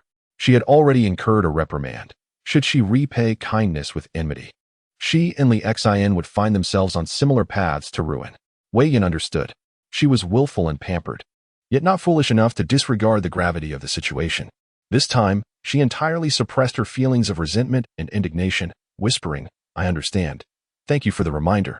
Once we are outside, I will express my gratitude to her." Xiang Sui breathed a sigh of relief. Their team had already suffered enough. They could hardly withstand any further upheaval caused by Wei Yan. Seeing her come to terms with reality finally put him at ease. As for Wu Li, he was deeply affected by Li Xian's rebuke. His wounds were the most severe, so it was best not to further dishearten him. Let him daydream. After all, his battered physique was incapable of much else. While he worked to maintain harmony within the team, Li Xiaotao and Lan Yu quietly whispered to Mi Qing, "Sister Qing, you must exercise caution. Wei Yan's demeanor is rather ominous. Does she truly perceive everyone else as blind?" Lan Yu nodded, acknowledging the peril that often accompanied confrontations between young women. Mi Qing retorted, "Do I appear to be someone who shies away from conflict?" Li Xiaotao remained silent. Lan Yu, with righteous fervor, asserted, "Our sister Qing is certainly not one to fear. However, entangling ourselves with her could ultimately be detrimental to us. Instead of becoming embroiled in her schemes, it may be wiser to update our records." Mi Qing's expression turned peculiar. In the course of this evaluation, she had accumulated such a sense of belonging. One by one, they referred to each other as we or us. Li Xiaodao, unaware of Mi Qing's thoughts, echoed Lan Yu's sentiment that she would not be very active for the time being due to the recent upheaval. Their focus should remain on the Void Realm, disregarding her. The two of them jointly persuaded Mi Qing, who remained non-committal, yet feigned agreement. In casual conversation, Ding Yimo suddenly reminded them that time was up. However, the infinite train did not come to a halt. The group was taken aback. Despite their differing thoughts, a singular question loomed. Why? Sun Shi glanced at Mi Qing. And as he had anticipated, she appeared neither anxious nor worried, but rather, her eyes sparkled with delight. What to do? The infinite train's continuation implied they could not disembark, signifying danger, and Wang Guiqing found himself devoid of the energy to persist any longer. Kong Ruiping furrowed his brow, noticing that Sun Shi and his companions remained remarkably composed. Ding Yimo mused that Mi Qing had longed for the train to keep moving, and now that it was happening, it seemed fortuitous. He turned his gaze toward Mi Qing, and the others followed suit, their attention converging on her. Mi Qing, feeling the weight of their collective gaze, remarked, "What are you all looking at? Let us keep going." "Keep going with what?" Wei Yin inquired, perplexed. Wang Guiqing wore a grim expression but pressed on regardless. He had no desire to concern himself with her or Wu Li. Opting to advance ahead, Wei Yan's expression fluctuated, yet she followed closely behind Wu Li. Despite the turmoil within her, she felt compelled to proceed. Meanwhile, as Mi Qing reached the entrance of carriage 21, the loudspeaker announced, "Attention passengers, due to complaints from the crew, the train conductor has intervened. A new round of games has commenced." Mi Qing and the others exchanged bewildered glances. What does this mean? Is it no longer a game? Li Xiaodao was enraged. Previously, there had been no mention of the train conductor being summoned, though they indeed sought one. What to do? Ding Yimo glanced at Sun Shi, who shrugged, suggesting that they would face whatever came their way. He checked the beverages he had received from the attendant in car 6, all still intact. With these refreshments on hand, even if the conductor were to unleash his fury, they could buy some time. Kong Ruiping lacked their confidence. Was it feasible? Sun Shi replied, "Whether it is feasible or not, isn't that what the game is about? Or perhaps you might consider attempting to leave." As he spoke, he cast a sidelong glance at Mi Qing, who appeared unburdened and eager to try. Kong Ruiping remained speechless. Wei Yin complained, "Couldn't we simply stay in the previous carriage? Why must we leave?" It was evident that her grievances were directed not at anyone else but at Mi Qing, who was under Sun Shi's constant scrutiny. Chapter 33. The chase. Not only was she feeling this way, Mi Qing and the others felt similarly. It suddenly dawned on her that this was indeed the typical manner in which most carriages of the infinite train opened. Mi Qing sat in seat 1. Though she could not rise from her seat, her limbs and head were free to move. As the white mist dissipated, a figure clad in a tailcoat appeared before her. Yes, the man before her was quite human. The attendants previously encountered had possessed somewhat ethereal attributes. However, this gentleman in a tailcoat was solidly formed, his features distinctly defined. Even the pores of his skin were clearly visible. Objectively speaking, he was a handsome man. Mi Qing reflected on the appearance of the attendant in car 5 and then looked at the conductor before her, casting doubt on her own aesthetic judgment. The train conductor, unaware of Mi Qing's thoughts, revealed a charming smile and slightly bowed to the numerous passengers, greeting them with a good afternoon. The others exchanged bewildered glances, utterly unsure of how to respond. "Conductor, there is no guide available on the app, as no one has encountered this situation in the past decade." "No, perhaps some have, but they met with misfortune." Mi Qing extended the back of her hand towards him. It was not only the conductor who was puzzled, but also Sun Shi and the others. Mi Qing, growing impatient, inquired, "Isn't there a customary hand-kissing greeting?" The conductor feigned a smile.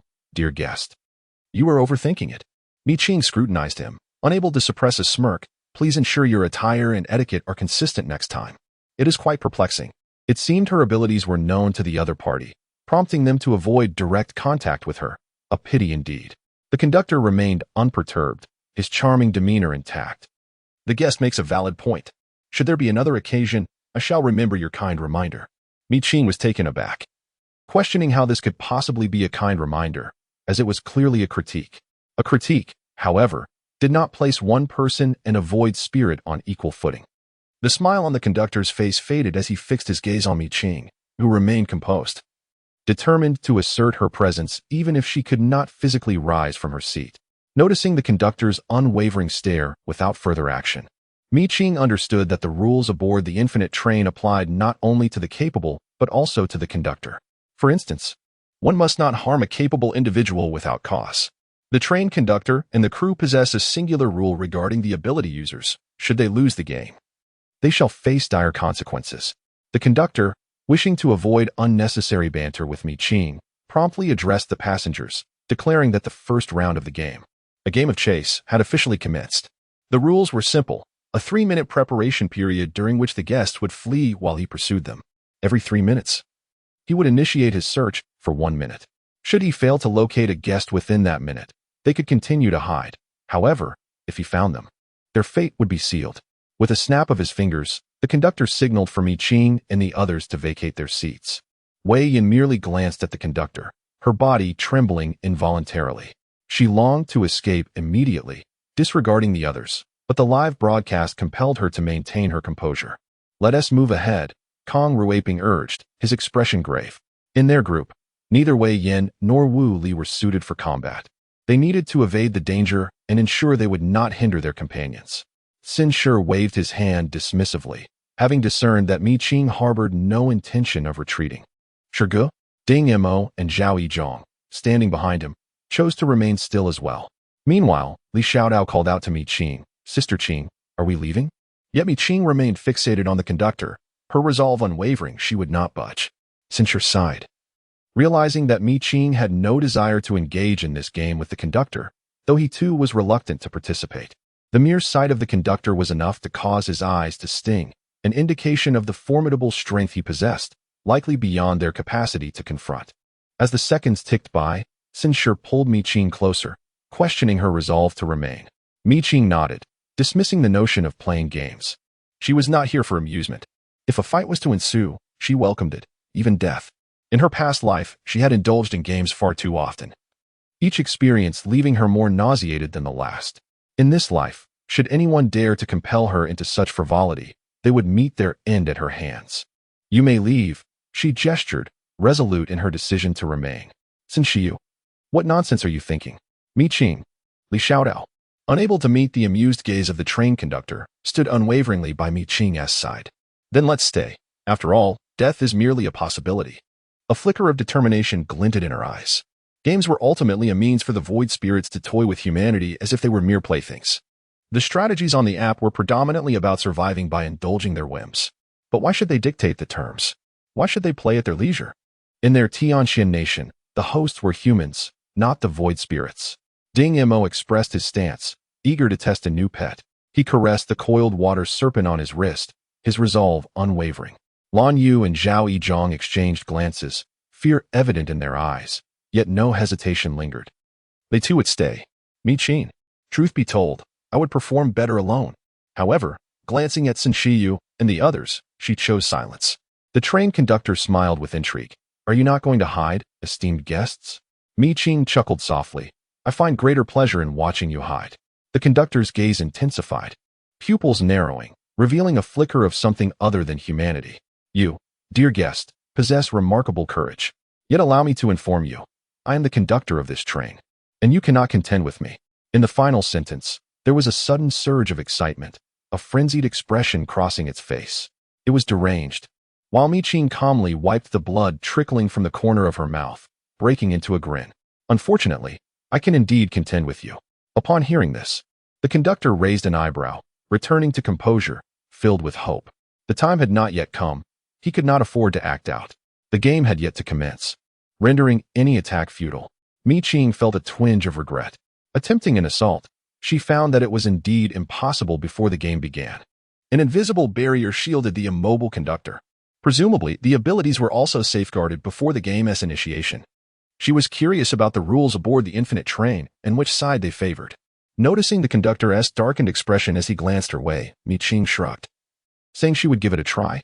The conductor's gaze swept over the scythe she held, his eyes dimming as he abruptly chuckled, remarking that the guest's blade was indeed fine, though he feared it might break. It intended to leave, yet Mi Qing relentlessly pursued. "Brother, let us be direct. Spare me the pretense, it's bothersome." Her excuses were rather perfunctory, but the conductor discerned the resolve in her words, a sinister grin forming on his lips. "There is a path to heaven."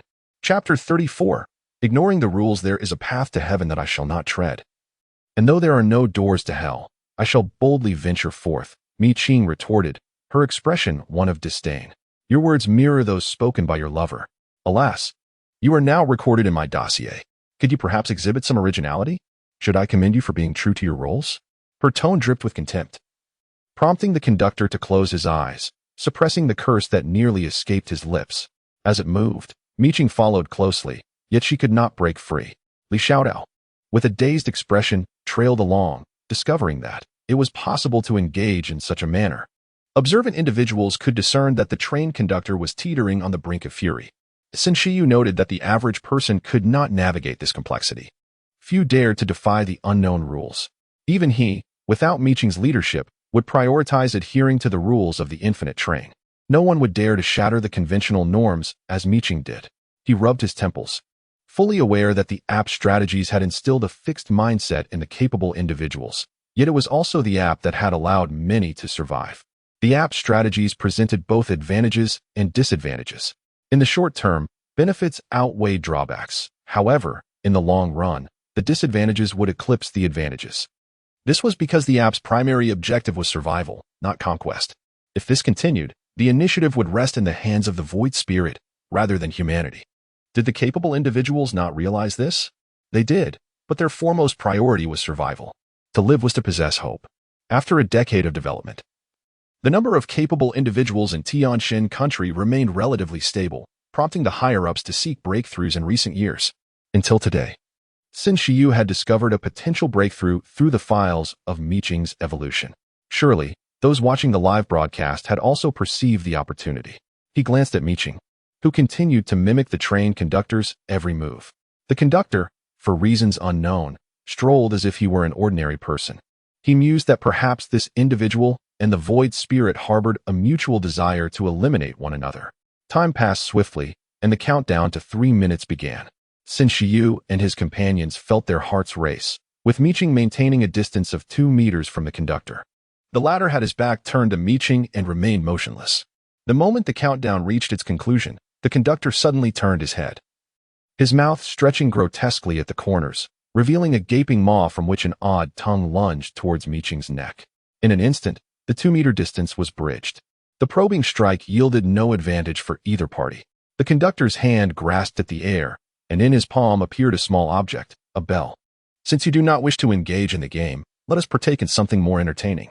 The chime of the bell rang out, and the ghost re-emerged. The once empty carriage was instantly filled with numerous specters, including the previously encountered attendant number 6. Clearly, the conductor had summoned what could only be fellow attendants. Not wishing to fight alone, he called upon his minions and accomplices. Qing chuckled. Is it only you who can summon your subordinates? On her 16th birthday, Deputy Yang had gifted her a meeting token, a Tier 2 ethereal creature, the Hundred-Eyed Mechanical Spider. Hundred-Eyed Mechanical Spider, a 5-dimensional mechanical organism born from the corruption of a rusted iron heart. Type, ethereal level. Tier 2 traits, summon, copy, mechanical possession. Hundred-Eyed remote control corruption value, 41 note. Do you desire minions? The more, the merrier. With 4 distinct traits, she gambled on a 25 chance, not to mention, more accurately, a 50 chance. Summoning and copying bore striking similarities. Then, under the incredulous gaze of the conductor and other beings, the narrow carriage became crowded with hundred-eyed mechanical spiders of varying sizes. The colossal hundred-eyed mechanical spider measures 2 meters in height. Its multitude of eyes densely packed in visible areas, instilling a sense of despair in those afflicted with trypophobia. In contrast, the smaller variant, barely the size of a fist, obscures its 100 eyes, offering a slightly less distressing perception. Upon their emergence, they immediately commenced targeting under Qing's guidance. The silk they expelled was extraordinarily sharp, capable of penetrating the confines of a carriage. Their myriad eyes could emit lasers, and when 3 to 4 dozen of these mechanical spiders unleashed their beams, the effect was akin to that of hundreds of machine guns. In an instant, the carriage was riddled with holes, leaving the train conductor in a state of disbelief. She had never anticipated that the individual before her could summon higher-dimensional void spirits. It is essential to understand that there exists a natural suppression among void spirits from different dimensions. The lasers emitted by the hundred-eyed mechanical spiders, being of 5-dimensional energy, inherently suppressed the void spirits of the 3-dimensional realm. Thus, Even though the summoned attendants were predominantly incorporeal, they were still harmed by the sweeping lasers. Some had yet to evolve to the second tier and were instantly left in a state of terror, with no opportunity to flee. In the blink of an eye, from 100 attendants, only 50 or 60 remained, and it had only been a matter of seconds since the onset of hostilities. "I will kill you," the conductor bellowed in fury, experiencing a significant setback for the first time. Her cries fell on deaf ears as Qing turned to the stunned Shiyu and others, urging, "What are you standing there for? Get in the fray." Shiyu and the others responded, "Oh." The melee erupted, causing the entire carriage to sway and tremble. In the span of just 1 minute, despite neither side making significant progress, the carriage began to falter under the strain. "Attention all passengers, train conductors, and crew members, please take care of the infinite train." The announcement echoed thrice through the air, yet it failed to quell the frenzy of the combatants. With a resounding crash, Qing swung his scythe, cleaving the train compartment in two. Just as the blade was about to strike the agile conductor, a barrier emerged, sending Qing hurtling back, while the conductor was propelled several meters before colliding with the opposite door, regaining composure only then. This was true for both parties involved in the conflict. In an instant, swords were stilled. The announcement rang out once more, and this time, the passengers took heed. They surveyed the unfortunate state of the carriage, now unrecognizable. Seats lay in disarray, and the windows were nearly shattered. Qing noticed the conductor's face, taut under the weight of the announcement. With a piercing glance at Qing, the conductor gestured for the crew to follow. However, Qing would not allow their escape. The infinite train was the home of the conductor and crew, not hers. Why should she concern herself with their departure? Shiyu grasped the situation instantly, conjuring icy arrows to blockade their retreat. Meanwhile, Zhao Yizhong danced gracefully, his strikes imbued with critical force. Ding Mo unleashed a water serpent, whose loyalty was questionable yet adequate to contend with the crew. Lan Yu and Li Xiaodao wielded their respective weapons, a peachwood sword and a copper coin sword, with remarkable finesse. Seeing Qing relentlessly pursuing him, the train conductor became furious. "How dare you disregard the rules?" With a thunderous shout, he tore off his hair, revealing a bald head reminiscent of the Mediterranean. Qing was taken aback, nearly bursting into laughter.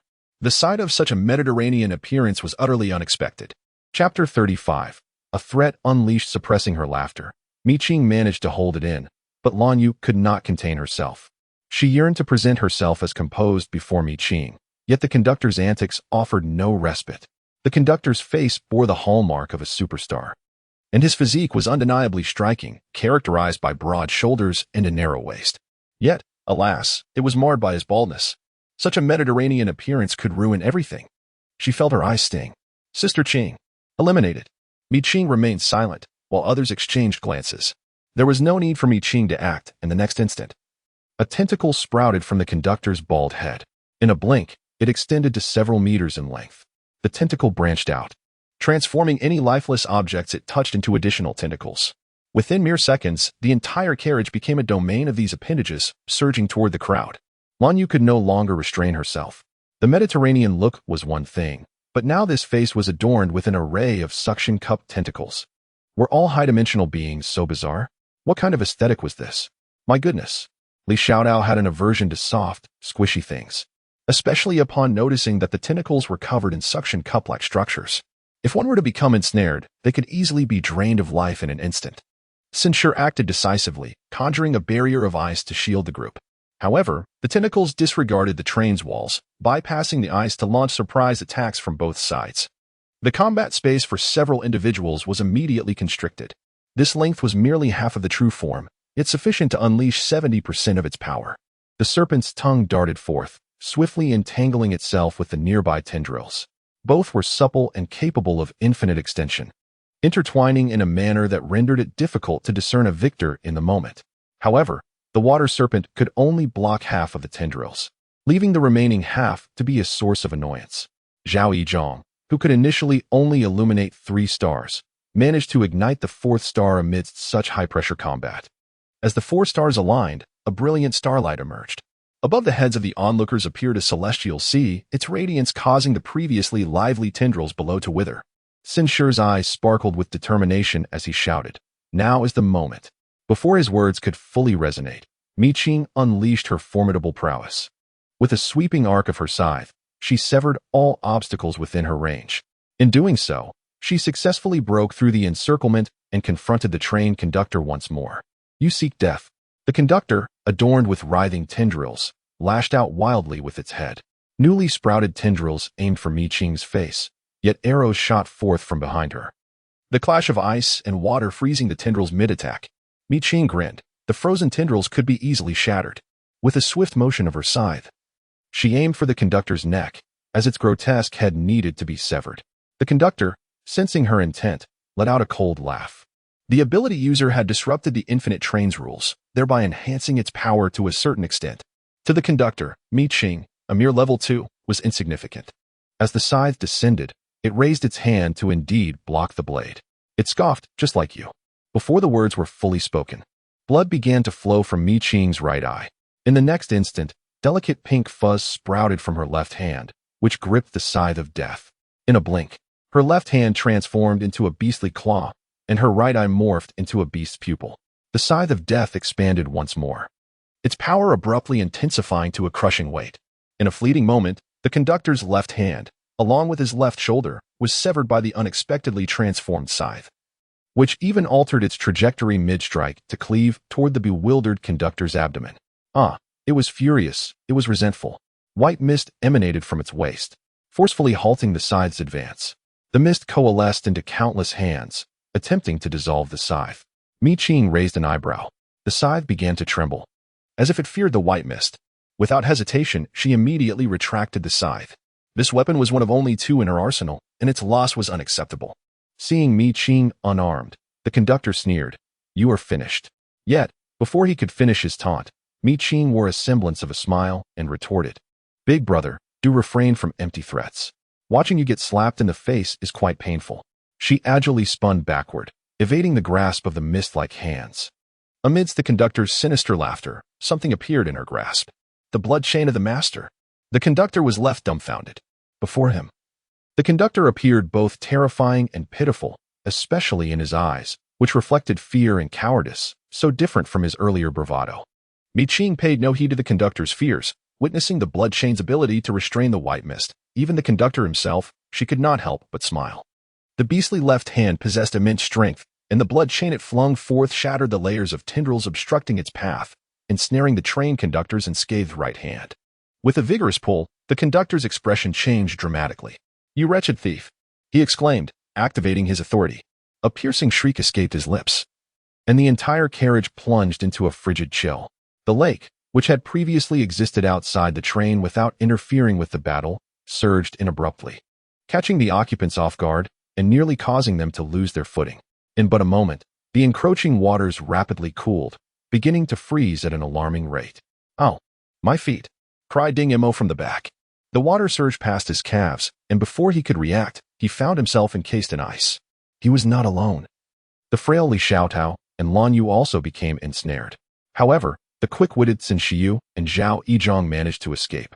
The former clawed at the ceiling to distance himself from the water's surface, while the latter, with a constellation of glowing stars beneath him, ascended effortlessly. As the frost continued to spread, Xin Shiyu found his feet wedged between the sides of the carriage. Silently, he uttered a single word, causing the veins on either side of his neck to bulge, crimson patterns extending from them to his cheeks, his eyes seemingly ablaze. In the next instant, the longbow in his grasp transformed into a fiery arrow distinct from the previous ethereal flames, piercing the icy barrier within the carriage, thus aiding Ding Mo and the others in their escape. As for Mi Qing, upon sensing the drop in temperature, she did not retreat, but rather advanced. Her feet underwent beastly transformation, tendrils of black flames emanating from her transformed feet and left claw, rendering the ice utterly ineffective against her. Yet, in this second transformation, the pores of her human form began to weep blood, as the blood chain tore the train conductor's right arm apart. Half of her clothing was stained crimson with her own blood. In that fleeting moment, one could not determine whether to lament the conductor's severed limbs or to grieve for Mi Qing, whose body was incessantly oozing blood from countless pores. Chapter 36. Mutual Aid. Additional chapter for 50 monthly votes. The conductor's plight was indeed tragic, devoid of sensation, yet her limbs were repeatedly ravaged, inflicting damage to her very foundation. The source of pollution was mending the wounds, yet with each successive injury, the healing slowed. Fear finally took root within her. The diminishing speed of the source's restoration signified the possibility of abandonment. She could not allow herself to be forsaken. Emitting an urgent, piercing cry, the long-gone attendants reappeared, compelled to confront the challenge head-on. The attendants, each with unique appearances, seemed to surge forth uncontrollably, and in a fleeting moment, Mi-Qing's eyes sparkled with mirth. A delivery presented on a silver platter should not be ignored, since the blood chain served as a plaything for the source, and the source was referred to as master by the conductor. It followed that the blood chain possessed an innate ability to restrain these void spirits tainted by the source's corruption. Then, one witnessed Mi-Qing, who had pushed the conductor to this extent, charging into the throng of attendants with the blood chain, bundling them as one would a heap of cabbages. At that moment, Li Xiaodao shouted, "Sister Qing, the conductor is trying to escape." Mi-Qing looked up, exclaiming in astonishment, initially believing that the conductor's call for the attendants was a rallying cry for collective action. She was taken aback to find that the conductor had abandoned the advancing attendants to flee on her own. Such treachery was commendable, and Mi-Qing found herself unable to free her hands, yet she remained resolute. At this moment, Sin Shi activated the fiery energy within, countering the frigid temperatures of the train with newfound control. Realizing the train conductor was attempting to flee, he understood the rarity of this opportunity and would not allow the conductor to escape. With blood vessels ruptured on his face, blood flames erupted as his eyes turned crimson. He let out a thunderous shout, engulfing the entire carriage in flames and blocking the conductor's path. Without needing further prompting, Mi-Qing lashed her blood chain, creating a blur that toppled the insignificant crew members before her. With Zhao Yizhong and others providing assistance, Mi-Qing was granted the space necessary to confront the train conductor. She swiftly dashed to the conductor's front, directing her blood chain towards its neck. "Brother, why the haste? Let us reminisce a bit." Seeing no escape, the conductor decisively unleashed its power. All the orifices on its body spewed forth spiny worms, which landed and grew larger, secreting a highly corrosive slime. In but a second, a gaping hole was corroded into the carriage. Fortunately, Mi-Qing retreated swiftly. Otherwise, she would have been consumed by the worms. The updated information on crew member No. 6 had not mentioned the corrosive nature of the spiny worms. Mi-Qing suspected that the corrosiveness originated from within the conductor itself. As she withdrew, the conductor advanced further. It opened its mouth wide and inhaled forcefully, generating an immense suction that drew Mi-Qing and the crew members toward it. The tentacles atop its head grew wildly, impaling the closest crew members. With its suction cups expanding, it absorbed the tentacles, and in the incredulous gaze of the crew members, 3 or more of them were shredded into nothingness, consumed entirely. "You seek death." The train conductor, consumed by anguish, finds its body mending while its heart bleeds profusely. Nurturing these attendants is no simple feat. The devastation of their ranks would undoubtedly inflict deep sorrow. Yet, the perpetrator not only seeks to usurp the attendants, but also resorts to taunting mockery. It would be remarkable if the conductor could endure such affronts. Recognizing this, the conductor has ceased its absorption. Its arms have regained strength, and it extracts a white mist from within, engaging directly with the blood chain of Mi-Qing. The train conductor, born of pollution, naturally falls beneath the grasp of such corruption. However, the white mist, the very source of this pollution, fears not the blood chain. Yet, the use of the white mist, though potent, is limited. Each application constrains the conductor's power and potential for growth. Faced with such dire circumstances instigated by Mi-Qing and company, the conductor realizes that further delay could lead to its downfall. The white mist dissipates upon contact with the blood chain, and Mi-Qing and the conductor clash with fist and feet. After several exchanges, both the human and the spirit bear wounds. Mi-Qing's injuries are mended by the healing of the baby-eyed otter, while the conductor's wounds are restored by the devouring of attendants. In every confrontation, it is invariably the attendants who suffer. Observing Mi-Qing's ability to restrain the conductor, Sin Shi decisively declares, "Utilize the storage pouch to collect the attendants." Zhao Yizhong and the others respond promptly, each taking action. Even Ding Imo, who harbors a fear of the ghostly characteristics of the void spirit, lends a hand in gathering the unfortunate attendants. The plight of the attendants is severe. The compartment is too confined to accommodate their distress. Each had already sustained varying degrees of damage prior. Yet they were treated so callously by the train conductor. In the face of Zhao Yizhong and his companions' containment, they merely offered a token resistance before being subdued. Ding Imo murmured in disbelief, "I never imagined I would become so adept at capturing void spirits. How many have I collected?" In just a minute, 7. Lan Yu exclaimed with exhilaration. Once they fell into the conductor's grasp, they were irrevocably lost. In Qing Jie's hands, they faced the same fate.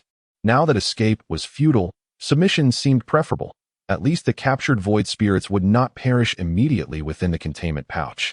Li Xiaotao glanced at Censure, who was restraining the conductor's tendrils with Mi Qing's assistance, and remarked softly, "It appears that the intelligence of the void spirits is not to be underestimated. They might possess some awareness of our human affairs. Could it be that they share a mutual understanding? Perhaps. This is a matter for higher consideration. Our duty is simply to complete the task." Zhao Yizhong chuckled foolishly. His first encounter with the void spirits yielded such remarkable results. Reflecting on the apt strategies for the infinite train, which team had ever achieved such a feat? None. This was unprecedented. What does this imply? It suggests that they are already making a name for themselves. Upon returning, their credit points would surely be substantial. Perhaps, with Qing Jie's influence, they would even have a place at Tianxin Academy. Zhao Yizhong adjusted his tone, intent on forging a closer bond with Mi Qing. Ding Imo chuckled softly. Noting that the battle on Mi Qing's side required no further assistance, he whispered, "Qing Jie appears to be quite thrilled. How could it be only her excitement? Who among us is not exhilarated?" Lan Yu was now thoroughly convinced of Mi Qing's capabilities. She contemplated, without waiting to leave the void of Shua Shui, that once this battle concluded, she would seek out Cin Shiyu to join their ranks, and no one would be able to impede her. "Hurry up. There are still over 20 whimpering attendants," urged Li Xiaotao. Chapter 37. The battle concludes once Li Xiaotao and her companions managed to gather all the attendants. The train conductor had been reduced to a mere shell of its former self. The tentacles atop its head had been thoroughly dealt with by Cin Shiyu, subjected to a fierce interplay of ice and fire. Its head was now barren, far more appealing than a balding individual. With the absence of its forehead's tentacles, the conductor's presence waned significantly, barely maintaining a semblance of human form. The white mist it conjured with its hands grew increasingly insubstantial as it clashed repeatedly with Mi Qing. It was evident that under the combined might of Mi Qing and Cin Shiyu, its power diminished at a visibly alarming rate. Yet, it was powerless to counteract this onslaught, resorting to futile resistance time and again, realizing the futility of its situation, with no path forward and nowhere to retreat. The beleaguered conductor understood Mi Qing's capabilities and was loath to serve her ends. The explosive self-detonation of the spiny worm, coupled with the splattering of its highly corrosive liquid, afforded it a momentary respite. "Even if I perish today, you shall not escape." Such needless chatter. Having grappled with the conductor for 6 or 7 minutes, Mi Qing was acutely aware of its intentions. Amidst the corrosive liquid, she hastened her pace, sustaining minor corrosive damage as she surged behind the conductor, incapacitating its desperate attempt to sever its own misty appendages. The blood chain constricted around its neck as Mi Qing placed a foot upon its back, compelling it to kneel helplessly before her. Mi Qing lowered her head and smiled softly, meeting its astonished gaze. The faint corrosive wound on her right cheek marred her appearance, yet could not diminish her confidence. After all, villains perish through excessive chatter. Her finger grazed its brow, leaving no time for the train conductor to react. As the archivist's ability was activated, 3 seconds, merely 3 seconds of contact, and the train conductor's form became utterly ethereal, dissolving into a delicate white mist that drifted out of the already unsealed window. The blood chain fell to the ground with a crisp sound. Mi Qing gazed thoughtfully in the direction where the mist had vanished. After a moment, she opened the file. Train conductor, evolving the three-dimensional ethereality of the infinite train. Formed through contamination type. Ethereal level. Secondary. Incomplete maturity. Traits. Force summon. Thornworm self-destruct. Parasitic tendril. Contamination source contamination value. 89 note. As a mere underling of the Lord, the train conductor is fortunate to receive a trace of the contamination source. Perhaps it might be worth experimenting with the organisms near the contamination. The information regarding the train conductor still failed to specify the name of, though 2 points warranted attention. First, the level indicates an incomplete maturity. Does this imply the existence of a fully matured state? Second, what does the contamination source signify? It is well known that traits are the abilities of the void spirits. The contamination source does not appear to be an ability. If she were to randomly utilize this trait, could she perhaps wield the contamination source as a weapon? Yet, she is human, and humans cannot coexist with contamination sources. However, the characteristics that may appear in the files must, by regulation, be accessible to Qing. These two aspects are in contradiction. Perhaps she should seek an opportunity to test this. Any trait of the void spirit mentioned in the files. While Qing may not claim to fully comprehend it, she should at least grasp its nature and its applicability. Does it not hurt? At that moment, Xin Shiyu and Zhao Zhang had just dealt with the corrosive liquid resulting from the self-detonation of the thorned insects. Upon seeing the numerous corrosive wounds splattered across Qing's face and body, Xin Shiyu furrowed his brow in concern. The wounds appeared painful, yet Qing remained absorbed in contemplation, seemingly unfazed. With a sense of helplessness, Xin Shiyu gestured for Li Xiaotao to assist Qing with her injuries. For this assessment, they had brought a considerable amount of medicinal concoctions made from the void spirit, including both hemostatic and analgesic remedies. Upon noticing the wounds on Qing's face, Li Xiaotao gasped. The injury was as large as a walnut, and she fervently hoped it would not leave a scar. A fine young woman like her should not bear the mark of a scar on her face, akin to the birthmark that Li Xiaotao herself had endured countless disparaging glances for throughout her life. She hurriedly set about treating Qing's wounds. Qing waved her hand dismissively, assuring her that it was of no consequence and that scars were acceptable. Her gaze drifted to the birthmark on Li Xiaotao's face, and she shifted her words. I have restoration. A simple bandage will suffice. This simply will not do, Li Xiaotao retorted, having faced so many judgmental stares due to her own birthmark. She was naturally reluctant to see Qing suffer a similar fate. Shige, when you go out, please procure some effective medicine for Qingjia. Such wounds on the face must not be left to scar. They are not mere cuts or slashes, they are corrosive injuries. If such wounds are not treated properly, the scars can be horrifying. In the future, no matter how formidable Qing's abilities may become, it is likely that they will influence her later years. Most individuals, despite their eloquent words, remain preoccupied with appearances. Xin Shiyu nodded, mentioning that there is a scar removal cream available in her dormitory that has reached level 6. Once we are out, I shall deliver it to you. Li Xiaotao readily agreed before Qing could respond. Lan Yu approached to assist in tending to the wounds on Qing's arm, observing the gradual fading of the beastly markings on her feet and left arm. She refrained from asking further questions and simply remarked, do not take these minor injuries lightly, just because you possess the ability to heal. The corruption of the void spirit is omnipresent, and any wounds on an ability user must be treated with medicine crafted from the void spirit to prevent unforeseen consequences. Ding Mo approached with a beaming expression, exclaiming, indeed, Sister Qing, just by submitting the reports from these attendants, we can earn a substantial amount of points. The app's marketplace offers a plethora of excellent items. Do not hesitate to indulge. Zhao Yizhang chimed in, I have a feeling we will secure first place this time. The school that came in first last time received quite a few rewards, and I am certain this time will be no different. While it is true that Lan Yu may not receive tangible rewards, she will still be honored with a commendation, which brings her joy. The group engaged in lively conversation, scarcely allowing Qing a moment to speak. In a brief interval, her external injuries were adequately treated. Xin Shiyu, standing by the window, gazed out at the tunnel and remarked, the train has come to a halt. Is it because the train conductor has perished? Ding Mo inquired. It is possible. Xin Shiyu replied as he moved to inspect the door, discovering a breach in the tunnel at the entrance. Clearly, the infinite train was instructing them to disembark. Zhao Yizhang stated, we must search for Kong Ruiping and the others. Having traversed 99 arduous steps, they resolved that the final step was not to be overlooked. Thus, the group diligently cleared the battlefield in search of Kong Ruiping and his companions. Are you all unharmed? The train had come to an abrupt halt, and upon noticing the injuries of the group, Kong Ruiping's expression shifted as he grasped the gravity of the situation. He had fled like a coward, while Xin Shi and the others had bravely stayed behind to confront the train conductor. When the conductor had announced the rules of the game, he had presumed that all would partake, yet the reality was that he had led his group away, leaving Xin Shi and the others to engage in battle. In that fleeting moment, he felt a profound sense of shame and regret. The youth's emotions were still raw, easily discernible to the observant eye. In contrast, Xiang Sui and Wang Guoqing seemed less burdened by such thoughts. Upon confirming that Xin Shi and the others were safe, they visibly relaxed. As for Wei Yin, upon catching sight of the wounds on Qing's face, a flicker of schadenfreude danced in her eyes, believing that the train conductor had merely found them first. Without further contemplation.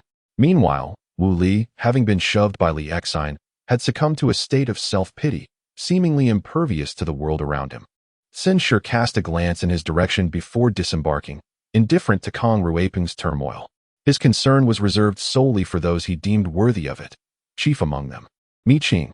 Her solitary emotional struggle was enough to weigh heavily on his mind. As for the others, they could manage their own burdens. The group alighted from the train, the infinite train soaring away like an arrow released from its bow. The tunnel's entrance sealed behind them, muffling the sounds of the infinite train. Utilizing their equipment, they floated effortlessly in the water, and without further ado, they ascended. Strangely, the surroundings were eerily silent, and Kong Ruiping had already adjusted his mindset. As he surveyed the area, the ethereal algae they had encountered earlier were nowhere to be seen. Sin Shi remarked, "Indeed, it is quite tranquil. We should make haste. Half the day has already passed, and everyone is surely hungry. If we send someone up, we might just catch a warm meal." The group quickened their pace, swimming upstream. There were no obstacles, and they swiftly reached a depth of 200 meters. However, bizarre occurrences began to unfold. It was not just her. Others had also noticed the peculiarities. Wei Yin wished to depart this place hastily, yet, defying superstition, she continued to swim upwards, only to find herself unable to break the surface.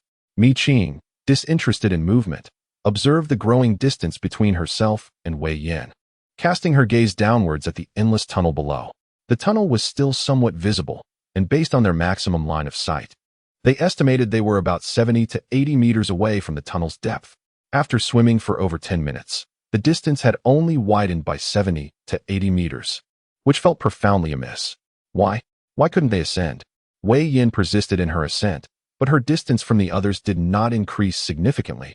At most, it was only about 20 meters. She swam at that point, yet the actual distance remained unchanged. Such bizarre phenomena occurring in the void realm were not absurd. What should they do now? Wang Guqing appeared anxious. Kong Ruiping responded, "What can we do? We can only descend." He glanced at Sin Shi, who was quietly conversing with Mi Qing and her companions. In stark contrast to their harmonious atmosphere, his group felt as if they were composed of refuse. With a sigh in his heart, he approached Sin Shi, inquiring, "What are your plans?" Sin Shi urged his teammates to consume the nutrient solution to maintain their strength. The specialized nutrient solution for capable individuals has been developed by the Research Institute, and it can be consumed in any environment. A single vial of this nutrient can sustain a person for an entire day. Upon hearing Kong Ruiping's words, Sin Shi remained as composed as ever, accepting the situation with equanimity. Kong Ruiping frowned. He genuinely disliked communicating with Sin Shi, as their conversations always seemed to miss the point, filled with ambiguous and pretentious phrasing that made one wish to give him a good beating. Ignoring Sin Shi, he turned his gaze to Mi Qing. "Mi Qing, do you have any thoughts?" Mi Qing replied, "Since the void realm intends to retain individuals, we must certainly explore it. Moreover, if we cannot leave, what else can we do but take a look?" Kong Ruiping felt a sense of unease, sensing her eagerness. Having resolved their basic needs, Mi Qing proactively suggested, "Let us descend." Li Shaota followed closely behind Mi Qing, mirroring her steps. "Sister Qing, do you think the infinite train will still allow us on board?" "Of course it will," Mi Qing assured. "The deeper void spirits are intent on retaining people. Even the infinite train is unlikely to refuse. Why is it that those who entered the water could not encounter the students? The expanse of Shuashui Lake is quite vast. How could they not cross paths?" Yu Gongbi, a level 4 capable individual, was unable to enter the water. Those who had come from the National Anomaly Department, like Feng Qing, followed suit into the water. Yet viewers in the live stream were astonished to see that this group had perfectly missed encountering the various students. Even more bizarrely, the level 3 capable individuals who entered the water navigated through effortlessly, encountering no obstructing void spirits, and had already traversed past the infinite train, reaching a depth of 300 meters. Su Shenlin wore an exceedingly grave expression, fearing that the source of pollution in the Shuashui void realm had awakened, manipulating all that transpired. "Lu Junshin, what should we do? The students are merely at the first level. They are ill-equipped to handle this." "Not necessarily." Su Shenlin's gaze fell upon Mi Qing's live broadcast, where she was shattering the rules set by the void spirit and achieving remarkable results. Yu Gongbi grew increasingly concerned, fearing that their predicament in the Shual water void might be linked to her presence. What does this imply? It implies that it set its sights on her. A heavy silence enveloped the group. Despite their mounting worries, the situation had reached a critical point, and no one could alter the outcome. If a level 3 adept could not meet with the students, then even the addition of more level 3 adept would prove futile.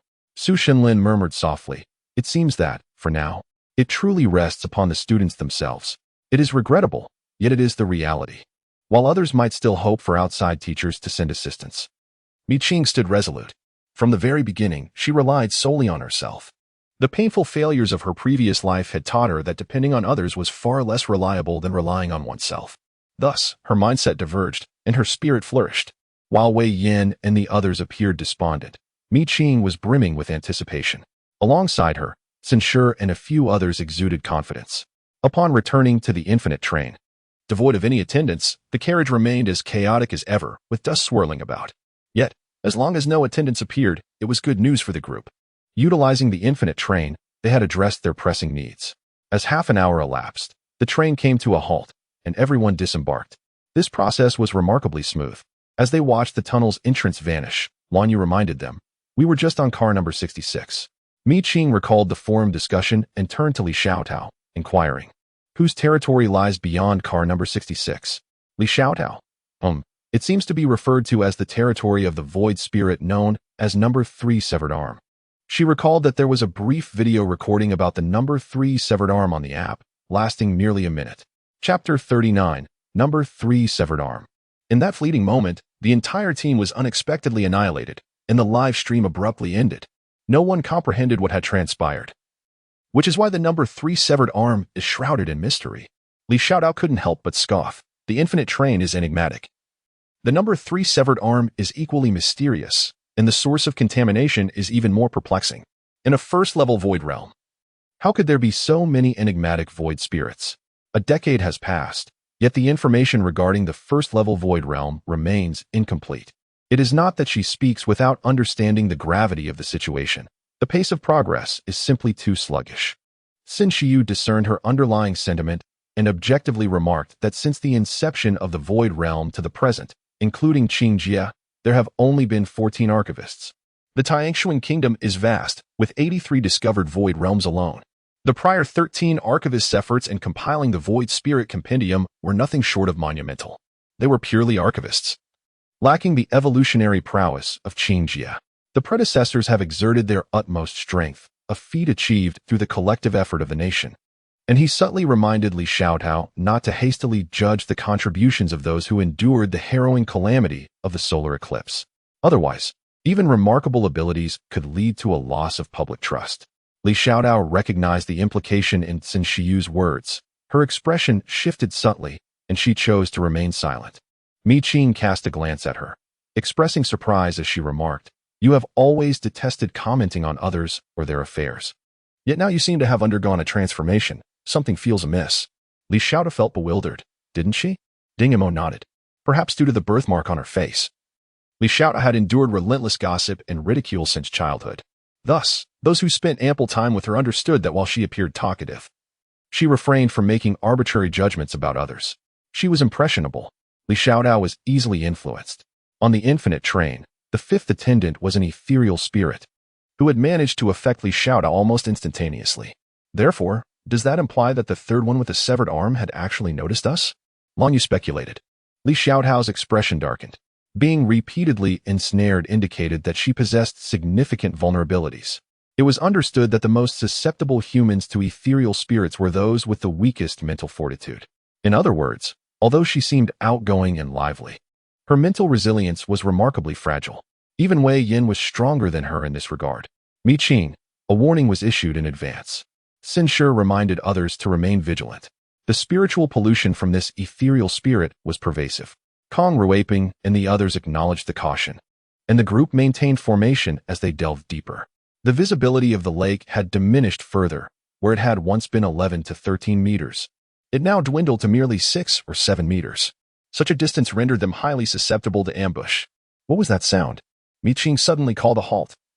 Having discerned a faint crackling noise from the water, the others remained alert, though their hearing was evidently not as acute as Mi Qing's. After a minute of focused silence, no one else heard anything. "You're not trying to fool us, are you?" Wei Yin muttered under her breath. Just then, a sound emerged. One that was unmistakably clear to everyone. The sound resonated ominously, causing Wei Yin to pale slightly. She firmly sealed her lips, choosing silence. Kong Ruaping and his companions had no time to concern themselves with her. The noise approached, reverberating in their ears, quickening their heartbeats and inducing an involuntary tension. The sound felt distinctly unsettling. Li Shout was most affected. Yet she could not discern whether it was the psychological taint from the severed arm of Subject 3 or the bizarre sound that troubled her. Qing. Does that resemble the sound of cracking knuckles? He pondered, linking it to Subject 3's severed arm, suspecting it might originate from there. After listening intently, Sinshir nodded. The noise intensified, indicating their proximity to Subject 3 was diminishing. Prepare for battle. Do not lag behind, he advised, directing his words primarily towards Wei Yin and the others. Following suit, Kong Ruaping cautioned Wei Yin and Wu Li, I do not expect you to engage in battle, but please prioritize your safety. Should anyone falter again, they must bear the consequences. None of us are each other's caretakers. It is unnecessary to repeatedly shoulder the responsibility for another's life or death. Wei Yin touched her wound thoughtfully and nodded. She recognized her previous shortcomings and resolved not to participate in the fight. In her current condition, she could still defend herself. Wu Li hesitated, murmuring, if something unforeseen occurs, do not concern yourselves with me. His despondency did not escape Kong Ruaping's notice, who felt a surge of anger. Was it merely betrayal he faced? What was so catastrophic about it? Can you not muster some resolve? Your parents raised you with the hope that you would collapse into despair over someone's betrayal? If they were outside, he would have certainly given him a good thrashing. In matters of life and death, there was no room for sentimentality. Wang Guqing possessed a rather irritable temperament. Observing his demeanor, he advised Kong Ruaping to disregard him. After all, life was his own to squander, not theirs. If death were to come, so be it. Who could possibly impede such a fate? In a sudden turn of events, Wu Li's expression shifted dramatically. Qing, wielding a scythe reminiscent of the Grim Reaper, unexpectedly swept it behind him. With a crack, a severed finger flew forth, transforming in the water into a colossal digit that descended upon the crowd. Its shadow enveloped the entire area occupied by the group. Run! Zhao Yizhang shouted. The crowd dispersed in chaos as the finger struck the surface, sending water splashing violently. Those who were slower were hit by the deluge, akin to being caught in a shotgun blast. The weaker among them nearly succumbed to this onslaught. Wan Yu, filled with expletives, found it increasingly difficult to maintain his composure before Qing. The teacher's words rang true. For those with abilities, physical strength was paramount. Just look at Zhao Yizhang. Possessing only a level 1 ability, yet his formidable physique rendered him resilient. After enduring repeated attacks, he remained one of the few active members alongside Qing and Sinshir. Zhao Yizhang managed to drag both Lan Yu and Li Shout to safety. As for Ding Yimo, he had his water snake. With its aid, he could escape this wave of assault. On Kong Ruaping's side, aside from Xiang Sui, who was tasked with protection, Wang Guqing's robust physique allowed him to evade danger. However, Wei Yin and Wu Li were directly struck by the splashing water, leaving them dazed. With a low curse, he realized he still needed to keep an eye on them. After the severed finger's strike, it diminished to the size of a human finger. In the depths of the water, determining its exact location proved challenging. Fortunately, Sinshir's keen eyesight was a blessing in this chaotic moment. The rocket was launched, illuminating the path for Qing, while simultaneously sealing off the escape route of the severed finger that sought to flee after delivering a strike. Qing brought down her scythe, only to have the blade gently parried by the finger, which held its ground. The contrast in size was staggering, akin to that of a human and an ant, creating a significant visual impact. Intriguingly, Qing sensed that the force exerted by this severed finger was even mightier than her own strength in beast form. Such a remarkable trait could not be overlooked. It was a testament to the sincerity presented by her opponent. In a flurry of exchanges, the two engaged in a series of moves. Just as, with the assistance of Tsinshi, Qing was about to seize the finger, another severed digit shot forth from the void of the water domain, aiming directly at her brow. The assault was so swift that the waves surged violently, forcing Qing to retreat as she sensed the impending danger. Chapter 40. A plethora of tactics. The two fingers converged, merging into one, and in the next instant, the thumb and index finger assumed a poised gesture as if to snap. Before her, the lake erupted into towering waves, crashing over Qing from head to toe, propelling her several meters backward and causing her to spit blood, with her gear showing signs of imminent rupture. Yet, this was not the end. The snapping gesture of the finger had a pronounced effect, and it seemed to grow ever more addictive. Sinshi was also caught in the initial wave, but fortunately, he was at a safe distance and sustained only minor injuries. As the finger prepared for another snap, his expression darkened. With his left eye radiating the chill of ice and his right eye ablaze with fire, he drew back his bow, unleashing arrows imbued with both elements. Just as the second wave of monstrous torrents was about to crash down, the ice and fire arrows struck, shattering the looming deluge into fragments. Amidst the fragmented and tumultuous waves, Qing, with a glint of madness in her eyes, disregarded the impending warnings of her equipment's collapse. The scythe of death, entwined with a chain of blood, propelled her in a half-beastly form directly towards the target's fingers, striking down with ferocity. A resounding thud echoed as the water dispersed. Severing the unified fingers into two, the thumb was brutally cleaved in half, accompanied by an eerie cracking sound that resonated within the minds of the onlookers. Sister Qing, be cautious. In an instant, another fragment of a finger emerged from the depths of the lake, this time a pinky, which immediately launched an assault. The pinky jabbed repeatedly, producing a multitude of water orbs that mirrored its frantic movements, swirling rapidly toward Qing. As these orbs collided with the lake's surface, an extraordinary phenomenon unfolded. A fiery tail ignited from the friction of water against water. Aside from censure and his bloodfire, none had witnessed such an uncanny spectacle. It was evident that these water orbs were anything but ordinary. Enraged by the relentless onslaught, Qing was engulfed in fury as 13 water orbs, each targeting her, surged forward. Her pupils constricted, and blood beads oozed from her pores, only to be devoured by the blood chain and the scythe, which astonishingly fused in an instant. With a swift flick of her blood chain, Qing hurled the scythe towards the water orbs, leading to a violent collision 3 meters away. Cracks appeared along the blade, and she suffered a backlash, spitting blood. Yet in the next moment, a smile graced her lips as the blood chain slithered into the fissures of the scythe, mending the damage.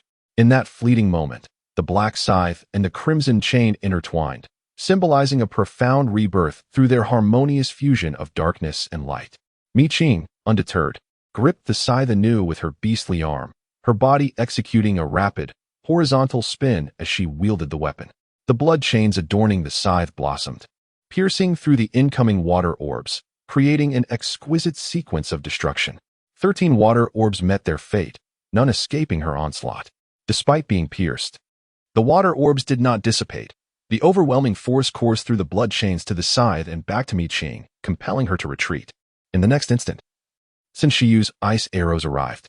Upon striking the water orbs, the ice spread instantaneously, causing Qing's eyes to brighten. With a deft maneuver, she shattered the frozen orbs into countless fragments. In a fleeting moment, the duo had obliterated 7 water orbs. Encouraged by their success, Sinshiyu launched another ice arrow, aiding Qing in her escape.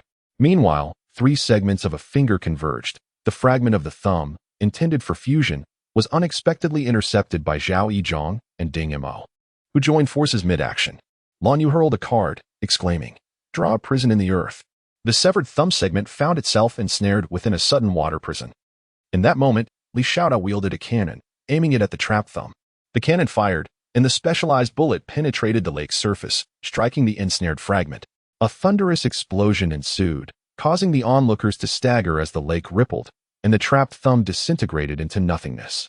With a resounding crack, the explosion followed, and Li Xiaodao, her eyes bloodshot, hastily stowed her weapon and cursed furiously, "Damn it, here it comes again." Before her stood that scoundrel, unmistakably directing his attention towards Qing. She shouted to Lan Yu, "Knock me out." She was on the brink of collapse, coughing up blood yet still yearning to wield a weapon of great destruction to obliterate the scum. Lan Yu, wary of the situation, swiftly incapacitated Li Xiaodao with a single strike. To ensure her safety, he cradled her in his arms, distancing her from the battlefield. Anyone who had just endured the recent artillery assault would understand that if Li Xiaodao were to be coerced into turning against them using the arsenal, the consequences would be utterly catastrophic. Zhao Yizhong noticed Ding Mo's water serpent joining the fray, and he activated Star Dance anew, bestowing every available buff upon his companions. He retreated to the rear, guarding both Li Xiaodao and himself. He had not forgotten that within the confines of carriage number 5, not only had Li Xiaodao's spirit been tainted, but Lan Yu's as well. These two, though not particularly robust, possessed unpredictable means of attack that warranted caution. Without hesitation, the ability of the 5th carriage attendant, Heart of Reason, was once again unleashed. This seemingly low-level trait proved exceptionally effective against Qing. Once subjected to Heart of Reason, Mi Qing could counteract poison with poison. The malevolence of her past life represented the clearest moment of her brief existence. Heart of Reason would reveal her own darkness. In that state, she found clarity amidst a lifetime of madness. If Su Ling sought to corrupt her, it would require her consent. The tactics of the third arm, when compared to similar tiered Su Ling, were indeed numerous. A finger emerged, adorned with a ring. The cursed ring suddenly detached from her finger, expanding and enveloping everyone overhead. Those ensnared found themselves immobilized. How infuriating. Just because you possess a wedding ring, you think you're impressive? Ding, Mo bellowed. As long as the water serpent remained active, it would prioritize dispelling the ring, allowing everyone to regain their mobility. The presence of a wedding ring is indeed remarkable, at the very least. It renders the individual beneath it unable to escape its confines. An assault from the index finger ensued. A jet of water erupted from before the finger, targeting the nearest Mi Qing. She furrowed her brow. This ring immobilized her, and regrettably, her dossier lacked any information regarding its suppressive characteristics, leaving her with no choice but to endure this strike. Transformed 2/3 into her beastly form, only 1/3 of her human traits remained. Just then, at the edge of the combat zone, Wang Wuqing bellowed, "Dreamweaver, enter the dream." At a relative standstill, the water column was merely a meter away from Mi Qing. Yet it remained motionless. Subsequently, Kong Ruaping hurled the knife in his hand. It positioned itself before Mi Qing, instantly expanding from over a meter to more than 4, successfully transitioning from a dagger into a shield. In less than 3 seconds, as the brief pause concluded, Wang Wuqing spat out blood, his expression waning. The next moment, the water column surged forth. The blade shuddered but held firm. Kong Ruaping acquired several small throwing knives, launching them directly at the wedding ring above.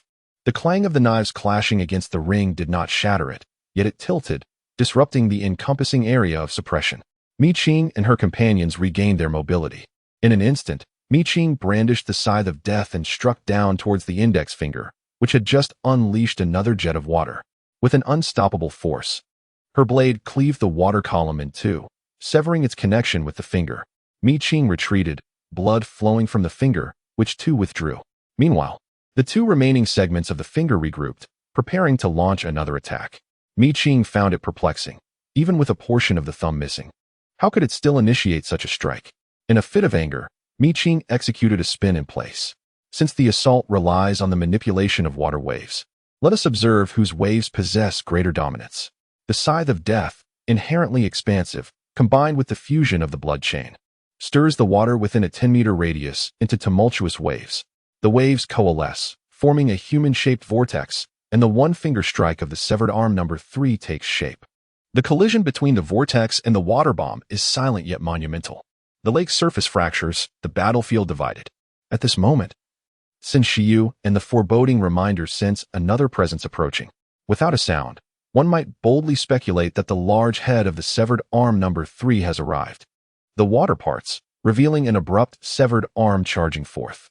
Its surface adorned with strange patterns. These designs intertwined with the flowing water, giving rise to a genuine human form. A punch is thrown, and before Sin Shiyu can retreat, he is compelled to absorb the blow head-on. His longbow shatters, ribs fracture, and he is sent hurtling through the air, a splatter of blood tracing a crimson path. Shige. Ding Mo's expression shifts in dread as the water serpent rushes forward to intercept the water entity, swiftly swimming to Sin Shiyu's side. The latter's chest sinks, consciousness fading. Having sustained grave injury from a single strike, the water entity retreats after its blow, evading the water serpent's approach, and in an instant, it materializes behind the solemn-faced Kong Ruaping, delivering another punch. Unprepared, Kong Ruaping cannot withstand the assault, meeting the same fate as Sin Shiyu. In a mere 7 seconds, 2 individuals have been gravely wounded. Wang Guoqing's eyes widen in terror. This is undoubtedly beyond level 2. The level 2 blood chain should have allowed Kong Ruaping and the others to endure several exchanges. Yet, with the appearance of this severed arm number 3, it has managed to incapacitate 2 level 2 ability users consecutively. It is indisputably beyond level 2. Level 2 or not, Mi Qing pays no heed. Sin Shi and He Kong Ruaping were struck down in succession, prompting her to undergo complete beastification at once. In this state of total transformation, she retained her human form, yet lacked any semblance of humanity. As the water entities approached, they unleashed powerful strikes. The surrounding lake erupted into ripples, with waves surging tumultuously. With a mere touch, the two combatants separated, resulting in the water entity's body exploding, leaving only a real arm behind. Meanwhile, Mi Qing's beastified form became fissured, blood seeping forth. Mi Qing could not help but feel fortunate that the Reaper's scythe had merged with the blood chain. Otherwise, she would have truly been unable to withstand the overwhelming force of the severed arm's assault. As the restoration process initiated, Mi Qing's ferocity post-beastification remained unbridled. Bolstered by the connection of their spirits, she wielded the Reaper's scythe with fervor. The scythe had transcended its original form. The blood chain, intertwined throughout its length, could launch ambushes in myriad ways. It could pierce, ensnare, or even unleash a blossoming of blood. Each different mode of assault yielded distinct effects. The path of the severed arm's attack was at least obstructed by the blood chain. Mi Qing denied it the opportunity to revert to human form, channeling her augmented beastly power, causing the Reaper's scythe in her grasp to move with such swiftness that it left behind only an afterimage. The lake surrounding the two, one human and one spirit, appeared as if it had been partitioned into fragments, yet remained whole. Their confrontation was a straightforward test of strength. It was hard to believe how a severed arm could exert such power. Yet the reality was that the severed arm's method of attack seemed as though it possessed a complete body, clashing fiercely with Mi Qing's relentless offensive without yielding. Ding Mo's water serpents were unable to engage in the fray, relegated to holding back the few severed fingers. The severed fingers, relying on the presence of the third arm, launched increasingly fierce assaults, and he alone could not endure. Fortunately, Wang Guoqing and Zhao Yizhong ultimately joined the battle as well. Three individuals, despite their combined efforts, merely struggled to hold on. Should Mi Qing be unable to free herself from her current predicament, the entire force would likely face annihilation.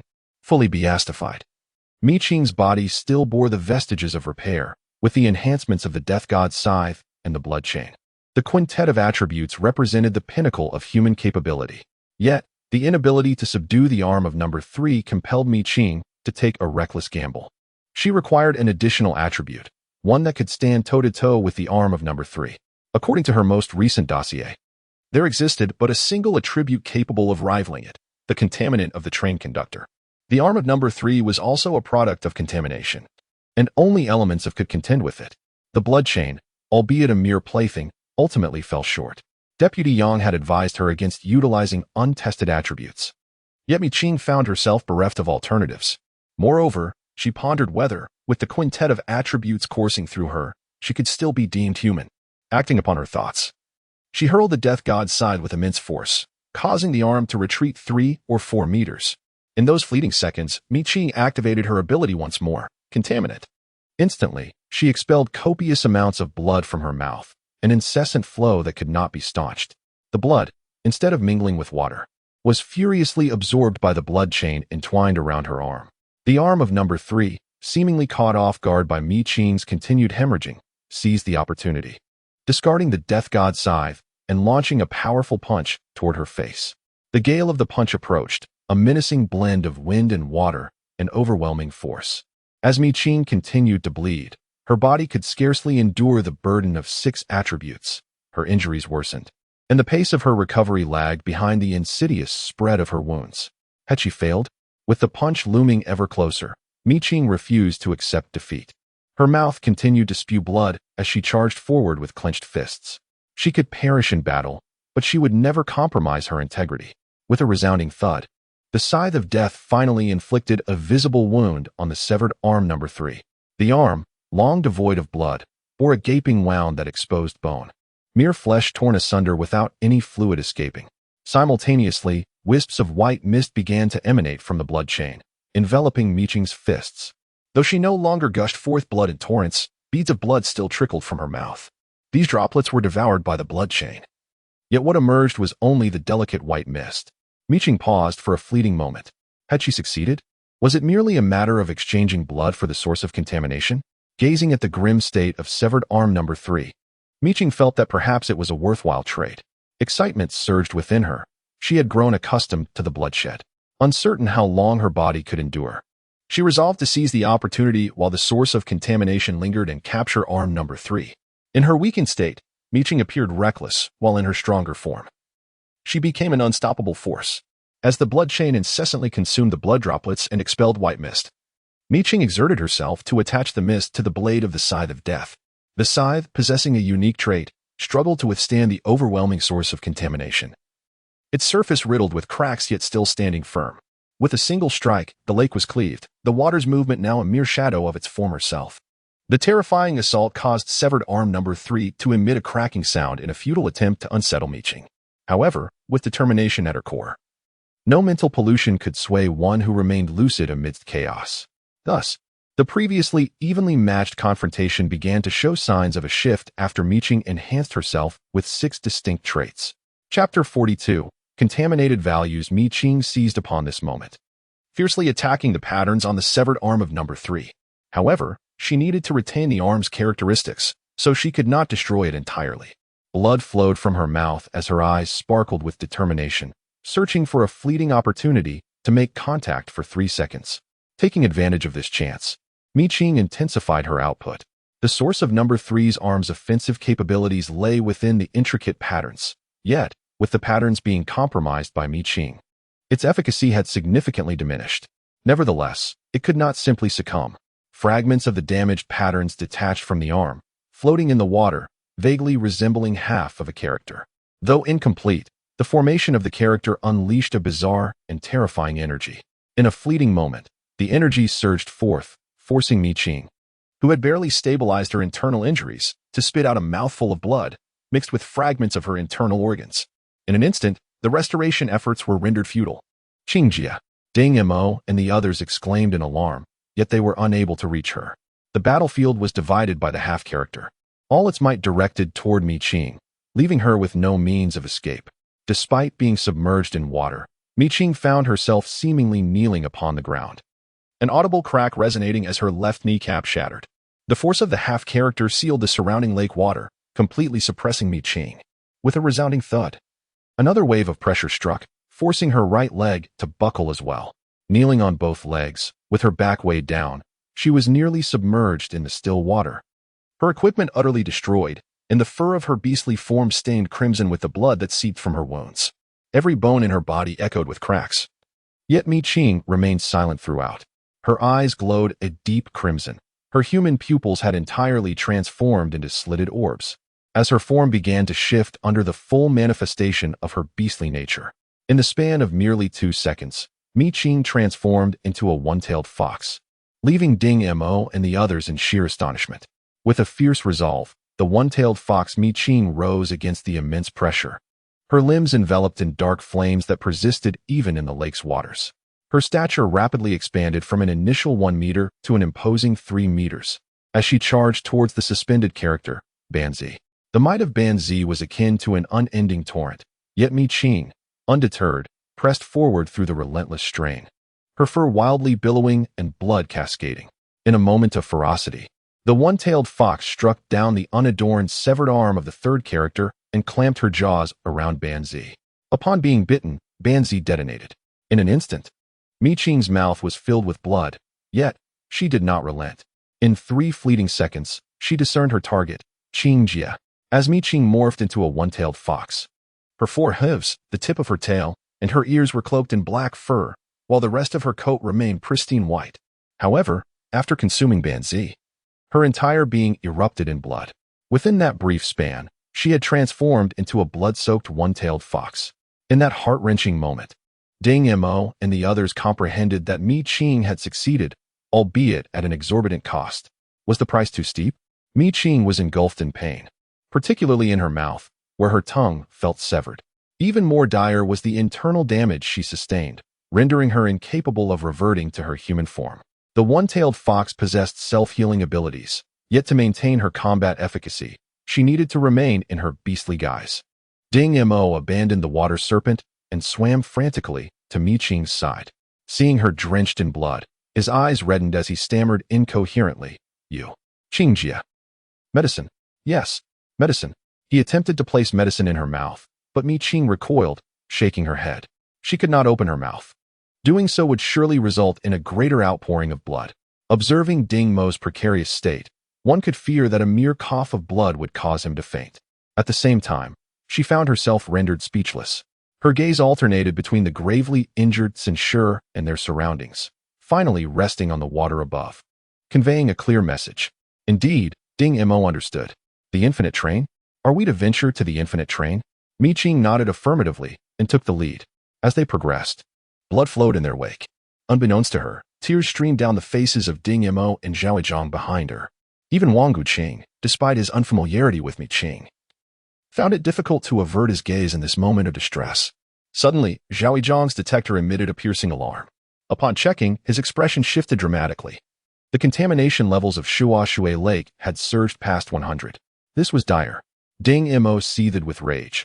A level exceeding 100 left them with no path to survival. Such a surge indicated that the first-level Shui void realm had inevitably transformed into a genuine second-level void realm. They had yet to locate the source of the escalating pollution but had already suffered significant losses. Now, with only a handful of crew members appearing, it posed a catastrophic threat to them. The sole consolation was that the crew aboard the infinite train were either captured by Mi Qing or themselves. Paradoxically, the infinite train had become their sanctuary. Mi Qing hastened her pace, and Ding Mo and the others comprehended her intent, quickening their steps as well. Regardless of why the Shui void realm had suddenly evolved to a second level, they could not endure any further turmoil. Deputy Yang, you have arrived. Upon noticing that the wave of rescuers entering the water had yet to rendezvous with the students, Yu Gongbi promptly notified Yang Zhizhou. Yang Zhizhou's expression turned solemn. What is the current situation? Yu Gongbi replied, Mi Qing, her condition is dire. The other students have also suffered severe injuries. And now they are using the infinite train to evade the void spirits active within the Shui void realm. Silently, Yang Zhizhou later encountered Su Shenlin, exchanged greetings, and declared, I will personally take the plunge. Su Shenlin nodded. A 5th-level ability user could not enter the water, yet a 7th-level user might be feasible. This was an unprecedented lockdown, with not only the National Anomaly Department dispatching 7th-level ability users, but also those from the military en route. Without delay, Yang Zhizhou arrived at the shore of the Shui void realm within 3 minutes. The calm lake surface was surrounded by numerous rescue personnel unable to enter the water. Upon seeing the 7th-level Yang Zhizhou, they respectfully nodded in acknowledgement. He bypassed them and approached the lake's edge, gazing intently at the tranquil waters for nearly a minute. In an instant, a verdant jade brush appeared in his hand. The brush's tip touched the void, and visible spiritual energy leapt from the lake's surface, gathering at the brush's point. With a flick of the verdant jade brush, the character break materialized in the void. Yang Zhizhou bellowed, break. The character plunged into the water, and the placid lake began to churn violently, as if engaged in a struggle with Yang Zhizhou. As the two forces clashed, the heavens shifted in hue and the winds began to stir. In but a fleeting moment, the waters of Shui Lake erupted, creating a chaotic force that indiscriminately assailed those on the shore. The other individuals present were already prepared, engaging in their own contest against the lake's tumultuous waves. Yang Zhizhou let out a cold snort and, with another stroke of the verdant jade brush, conjured a colossal hammer in the void. The colossal hammer descended from the heavens, striking the surface of the lake. The turbulent waters could ultimately not withstand the relentless pressure exerted by a level 7 ability user. That invisible force shattered. In an instant, Yang Zhizhou plunged into the depths. Following closely, Yu Gongbi and others followed suit. Their intentions clear. They must evacuate all the students from this perilous location. The void realm, tainted with a pollution level of 100, posed a threat to ability users, regardless of whether they were of level 1 or level 12, intensifying the corruption of their minds. The longer one remained in such pollution, even the mightiest of ability users would succumb to its effects. To Yang Zhizhou, the 200-meter deep waters felt as effortless as walking on solid ground. He did not even require any protective gear, navigating the waters of Shui Lake with ease. However, the peculiar pollution emanating from the lake's depths resonated with his psyche. This resonance between pollution and the minds of ability users was a terrifying phenomenon.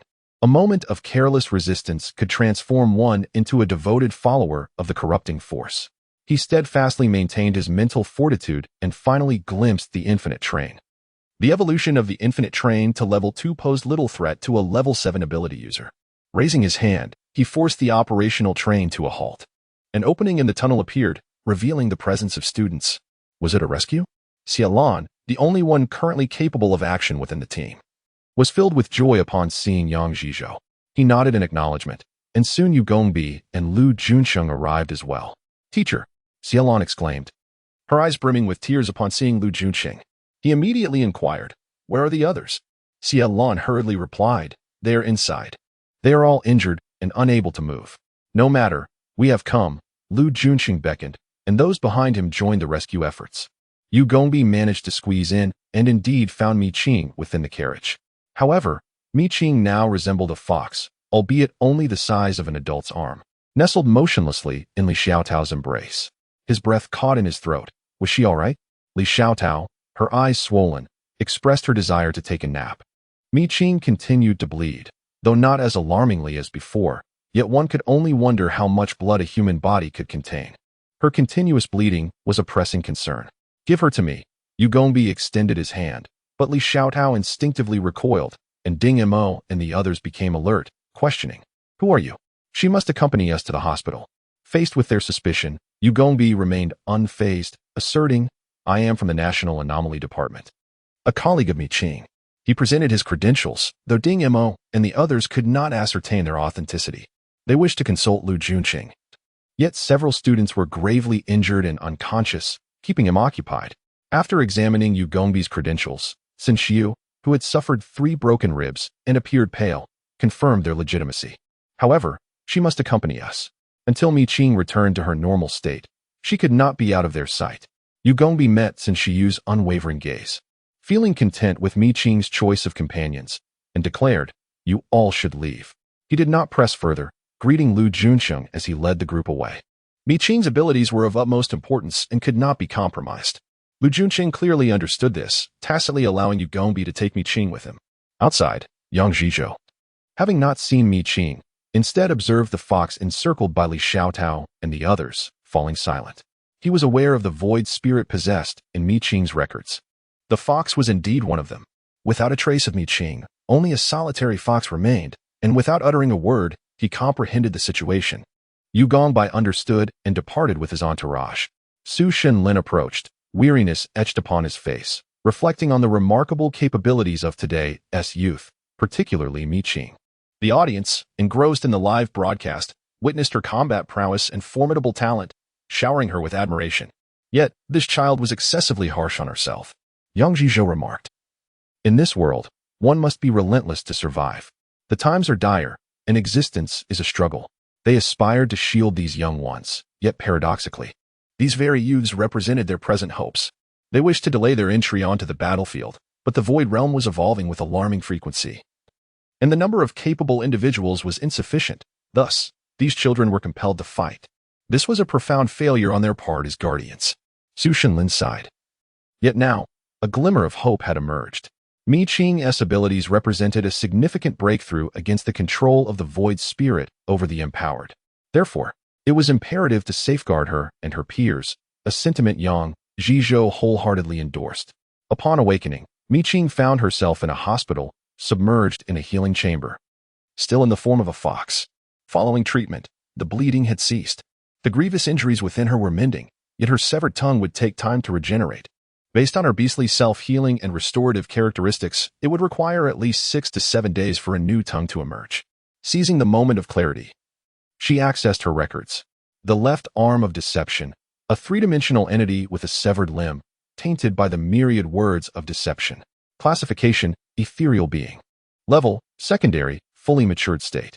Characteristics, severed finger contamination, deceptive patterns, boundless strength, 1 word. Contamination value, 91. Note, the deceptive being, a 3-dimensional entity, born of 100 individuals, each word representing 1. 1 signifies solitude, 100 signifies multitude. Upon her initial glance at the dossier, Mi Qing was struck by a singular realization. The entity was not merely designated as number 3 severed limb, but rather as the left arm of deception.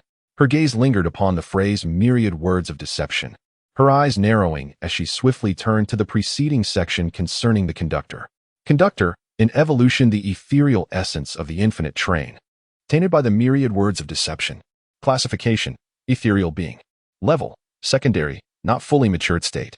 Characteristics, compulsory summoning, explosive parasites, parasitic tendrils, source of myriad words of deception contamination. Contamination value, 89. Note: the conductor, as a minor minion under the esteemed Lord of Myriad Words of Deception, is fortunate to receive even a fragment of the contamination source. Perhaps it may attempt to experiment with the beings nearby. Thus, the contaminants within the void of Shuo water are indeed linked to the myriad words of deception and the deceptive beings. The deceptive beings, a three-dimensional essence, represent a new realm of knowledge. The previous compendium of ethereal entities bore no mention of the deceptive beings. Her gaze traversed the characteristics of the left arm of deception, pausing at the term one word. The final utterance of the left arm of deception must have been that single word. Yet, perhaps due to its corporeal deficiency, it manifested as a mere fragment. Consequently, she found herself at an advantage. Amused by this thought, she nearly chuckled, only to be struck by the realization that the severed root of her tongue could bring excruciating pain. Overwhelmed by the discomfort, Mi-Qing succumbed to slumber once more. Upon awakening once more, 2 days had already elapsed. She did not find herself in the recuperation pod, but rather lying in bed, still in her fox form. By her side stood Li Xiaodao, who, upon seeing Mi-Qing open her eyes, was filled with joy. "Qingjie, you are awake. Do you feel any discomfort? I shall summon Dr. Mo." Dr. Mo arrived, a middle-aged woman adorned with spectacles, whose gentle demeanor was immediately apparent. After conducting a thorough examination of Mi-Qing's condition, she finally remarked, "Your recovery seems quite promising." She even took a moment to scratch the fox's chin, eliciting a contented sound from Mi-Qing. Mi-Qing thought to herself, "Alas, my illustrious reputation." Li Xiaodao chuckled softly, but upon noticing Mi-Qing's forlorn expression, she quickly composed herself. Dr. Mo continued, "Considering the healing progress of your injuries, you should be nearly recovered in about 4 days. Your self-healing abilities as a beast are remarkably strong, and your consistent use of restorative traits has significantly aided your recovery. There is no need for excessive concern. It is rare for a comatose individual to exhibit such instinctive use of abilities. It bodes well for your future." Chapter 44. Rest and recuperation. How could one not worry? After bidding farewell to Dr. Mo, Li Xiaodao recalled the sorrow and regret she felt upon discovering that Mi-Qing had lost her tongue. It was their inadequacy that had burdened Mi-Qing with such pressures. Now, aside from Censure, who still lay in a hospital bed, the rest remained unscathed. In stark contrast to Mi-Qing's current state, their hearts grew heavier. At this juncture, her expression turned peculiar. You would never believe it, but Li Xian, who had strayed from the group, is completely unscathed. Indeed, Mi-Qing had thought of this very possibility. The world of the novel exists solely to serve Li Xian, who is the protagonist. Thus, she is bound to remain unscathed. However, this necessitates a shift in Mi-Qing's approach to suppressing Li Xian. As anticipated, she encounters Wu Li in tears upon her emergence, and Li Xiaodao scoffs, realizing that Wu Li is not entirely foolish after all, as she has not forgiven her. In any case, her fate is sealed. Mi-Qing, however, does not believe that Li Xian's story is over. According to the narrative, as long as Li Xian does not enter the Void Realm, her trajectory is likely to align with that of the original plot. Should she manage to dream further, she will still be of value to someone, such as the Song family. Moreover, considering Li Xian's previously mentioned abilities, if they prove true, she remains quite useful. Naturally, due to Li Xian's peculiar actions this time, her relationship with the Song family will likely transform from a partnership founded on mutual respect into one characterized by unilateral exploitation. Contemplating this development brings a smile to Mi-Qing's heart. Li Xian's misfortune brings her joy, a sentiment she never conceals. Seemingly sensing Mi-Qing's elation, Li Xiaodao also brightens momentarily before her expression turns grave, noting that the level 1 void realm has escalated to a level 3, with pollution levels continuing to surge. Currently, until the pollution stabilizes, Shuo Lake has been sealed off. Mi-Qing remains silent, communicating her focus through her gaze. At this juncture, Li Xiaodao shivers, filled with trepidation, finding it hard to fathom that the void realm we first encountered is, in fact, such a perilous domain. Mi-Qing's countenance grows serious. The enigmatic beings are far more formidable than she had imagined. Upon your emergence, the Void Spirit Compendium has been updated with a wealth of new information. Most crucially, we have discerned that the source of pollution in Shuo Lake is the enigmatic Bone Whisper. Li Xiaodao gazed at Qingjie with admiration, exclaiming that their collaboration has indeed elevated her reputation. Nowadays, discussions abound on the app regarding the updates to the Void Spirit Compendium. The emergence of a new archivist has instilled hope among abilities users for breaking the rules governing the Void Spirits. It dawned on Li Xiaodao that so many abilities users have been awaiting an opportunity, a realization that had previously eluded her. She had always presumed that the high-ranking abilities users, possessing the capability to obliterate the lower-tiered void realms, refrained from doing so out of a desire for self-preservation. Now she comprehended that without a pivotal opportunity, no matter how formidable their powers, they could not entirely eradicate the confinement of the void realms. Only with comprehensive information regarding the pollution source of the void realms could they annihilate it at its root, thereby ensuring the ultimate banishment of the void realms. Qingjie, your abilities are of paramount importance and must be safeguarded, Li Xiaodao stated earnestly. Yet, unbeknownst to her, Mi Qing was stifling yawns, her fatigue overtaking her once more. Li Xiaodao remarked that Dr. Mo indicated Mi Qing required rest, and slumber served as an excellent healing process for her beastly form. Thus, Li Xiaodao fell silent. When Censure and the others arrived to see Mi Qing, she had already shed her beastly characteristics and reverted to her human form. Her tongue had regrown, and her internal organs had healed remarkably well. This time, among the 26 students, with the exception of a few, the majority sustained some injuries. Since Shiyu had shared an apple with Mi Qing, hence the assessment results will be revealed next Wednesday, coinciding with an awards ceremony. The few exceptions included Li Xin. Mi Qing, as always, was unabashedly candid. Since Shiyu paused momentarily before nodding in acknowledgement, it was indeed her. Mi Qing unabashedly reveled in the misfortune. Since Shiyu chose to disregard her comment, recognizing that this experience had laid bare certain shortcomings within our team. Mi Qing remarked, "Oh, the shortcomings were undeniable. A matter of fact, Li Xiaodao's psychological defenses were weak. She sought the counsel of a psychologist and is actively undergoing training. Ding Mo has now acquired 2 contracted beasts, and I arranged for capable individuals to assist him with training. Zhao has also found someone and is following a systematic training regimen. Senior Lan Yu expressed a desire to join our team to form a stable unit. After conferring with the others, we agreed to her inclusion. Sin Shiyu succinctly mentioned the arrangements made over the past few days. In terms of physical conditioning, all 5 of us require enhancement. As for you, the National Anomaly Department should have provisions in place, so I shall refrain from worrying about it. Mi Qing has genuinely come to appreciate the significance of physical fitness. Were she to possess the physical prowess from her previous life, it would be feasible to accumulate 10 traits simultaneously. Thus, she supports Sin Shiyu's initiative to bolster our physical training. There is one most important matter. Sin Shiyu, with a composed demeanor, caught Mi Qing's attention.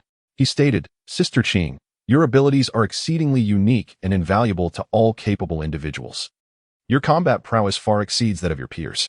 Therefore, I must solemnly inquire once more. Are you certain about joining our team of 5?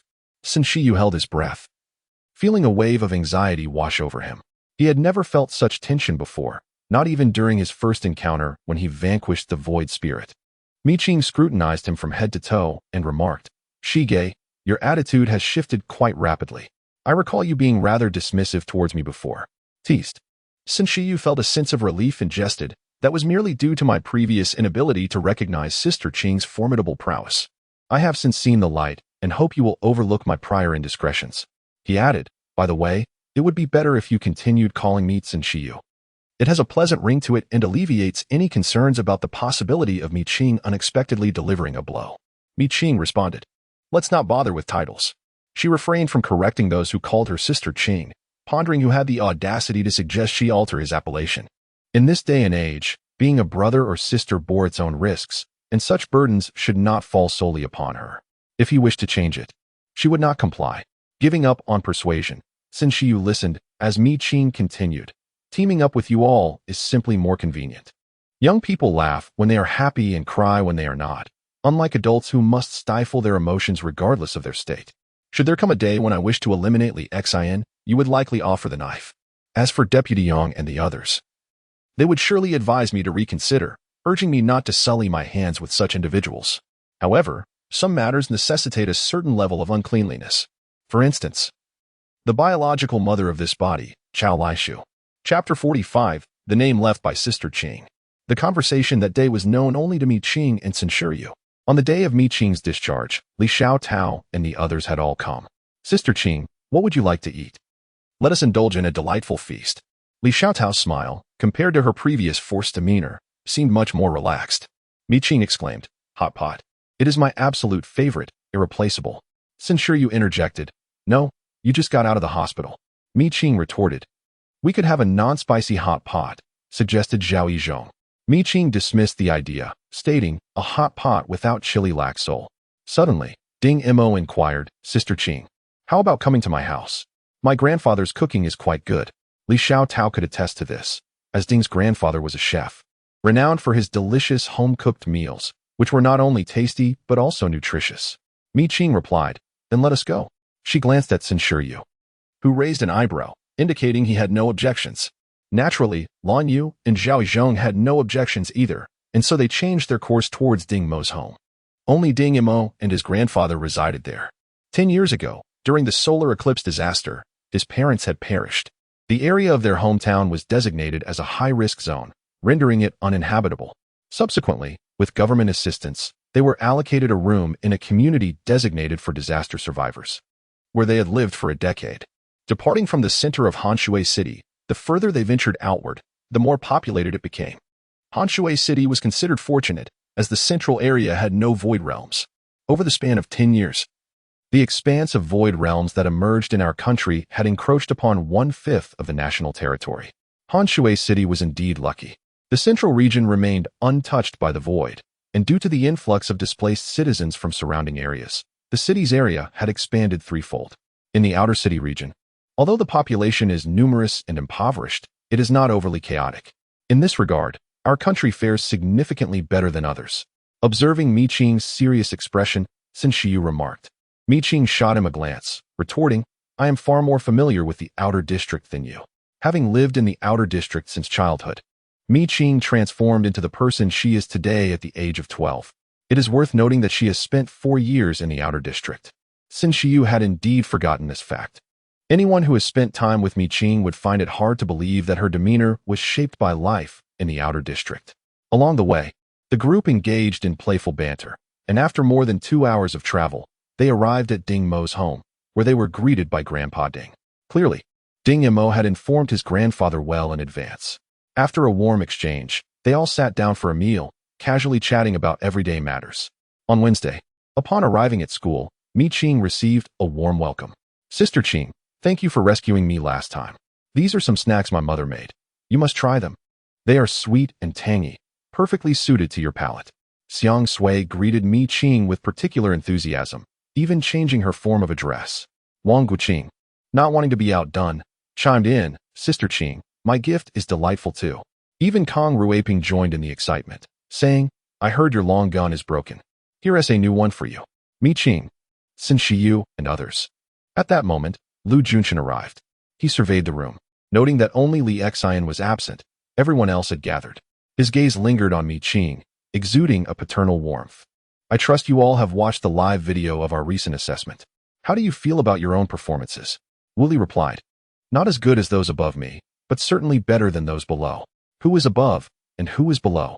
Those who have watched the video are well aware. Li Xiaotao murmured softly, and Wu Li, upon awakening to the truth, transformed into a natural antagonist of Li Xian. The polarization is truly alarming. They whispered among themselves, while others joined in the discourse. Mo Xiangyu cast a sidelong glance at Wu Li, questioning his previous affection for her. Was it not you who once cherished her? You excused her antics before Mi Qing. What has changed? Now that she is prancing before you, you speak in such a manner. How duplicitous of you. Xiangyu. Xialan, noticing Wu Li's grim countenance, hastily tugged at Mo Xiangyu's sleeve. Mo Xiangyu was not one to coddle them, after all. Was it not Li Xian who had caused you distress? It seems that while you cannot tolerate any injury to yourself, others are fair game. Have you said enough? Wu Li, infuriated, retorted. Mo Xiangyu scoffed, not nearly enough. Why can't you show some magnanimity in my presence? What in the world are you raving about? Wu Li restrained his temper, reluctant to create a scene before the teacher. Xiangyu. Xialan observed that Mo Xiangyu was becoming increasingly unhinged and quickly interjected, signaling that the teacher was still present. When it came to Li Xian, her pent-up grievances and indignation could no longer be contained. With the teacher in attendance, what could Wu Li do but maintain a stiff expression and utter, it's fine. Yet, the expression on his face belied his words. However, with Lu Junshan frowning and maintaining a stern demeanor, no one dared to speak further. Moreover, Many felt that Mo Xianyu's remarks towards Wu Li were rather perplexing, leaving them at a loss for words to defend her. He understood that the credibility of such sentiments was rather low. After all, at 16, one's nature is difficult to alter. What more could be said? The students have grown to this extent. Is it truly unreasonable to grant the other party a chance for redemption? She is a dreamer, destined to remain in the outside world, unlikely to re-enter the void realm easily. Upon hearing this, the students in the class let out a sigh of relief. It is not that they disregard their camaraderie, but rather that Li Xian's reckless actions have crossed a line for everyone. Who would dare to team up with her, knowing the risk to their backs? Now that it is rumored she will no longer enter the void realm, the class is nearly ready to celebrate. Mi Qing chuckled softly. She had indeed predicted correctly. Li Xian had altered her strategy. Naturally, this was her only avenue for survival, as no capable individual would entrust their safety to her, nor would anyone willingly join forces with her. An ability wielder devoid of combat strength and allies has no choice but to remain outside, drained of her last vestiges of value. Mi Qing took pleasure in this outcome, eagerly awaiting the day when Li Xian would be completely exploited. Lu Junshun analyzed each student's shining moments, as well as their shortcomings. Among them, Mi Qing's every battle was nearly a highlight. The students below had watched Mi Qing's combat videos several times, yet each viewing felt like a dimensional suppression. Her combat prowess surpassed even that of Censure, let alone the others. One thing is certain. Our classmate Mi Qing is ruthless to her enemies, yet equally unyielding to herself. I hope that next time, she can crush her foes with an even more formidable physique. Lu Junxin turned to Mi Qing, who politely responded, "Teacher, I will strive to do my best." Chapter 46. A shift in the narrative. Since that day when Lu Junxin held the class meeting, the school also conducted an awards ceremony in the afternoon.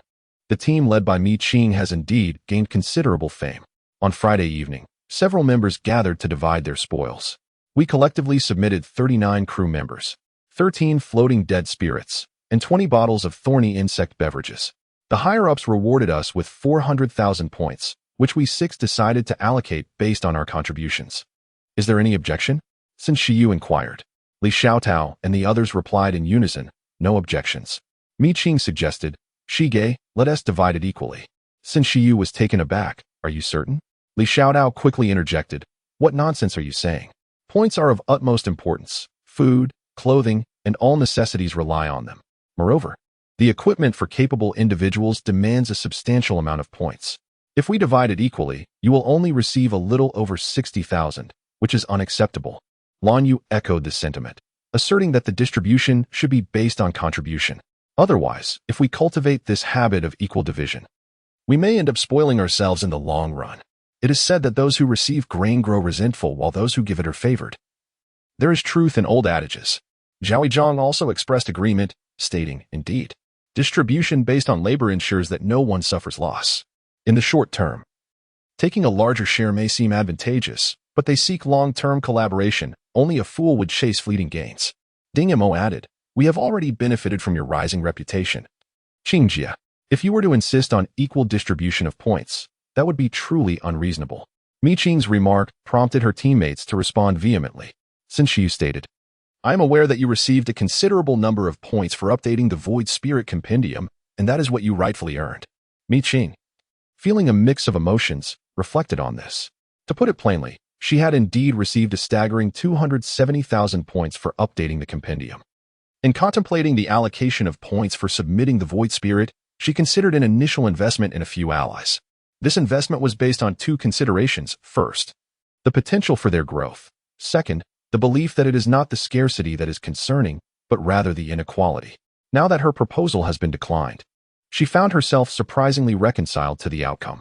Censure, who had not closely monitored Mi Qing's emotional fluctuations, suggested an equitable distribution of points and then shifted the conversation to their next course of action.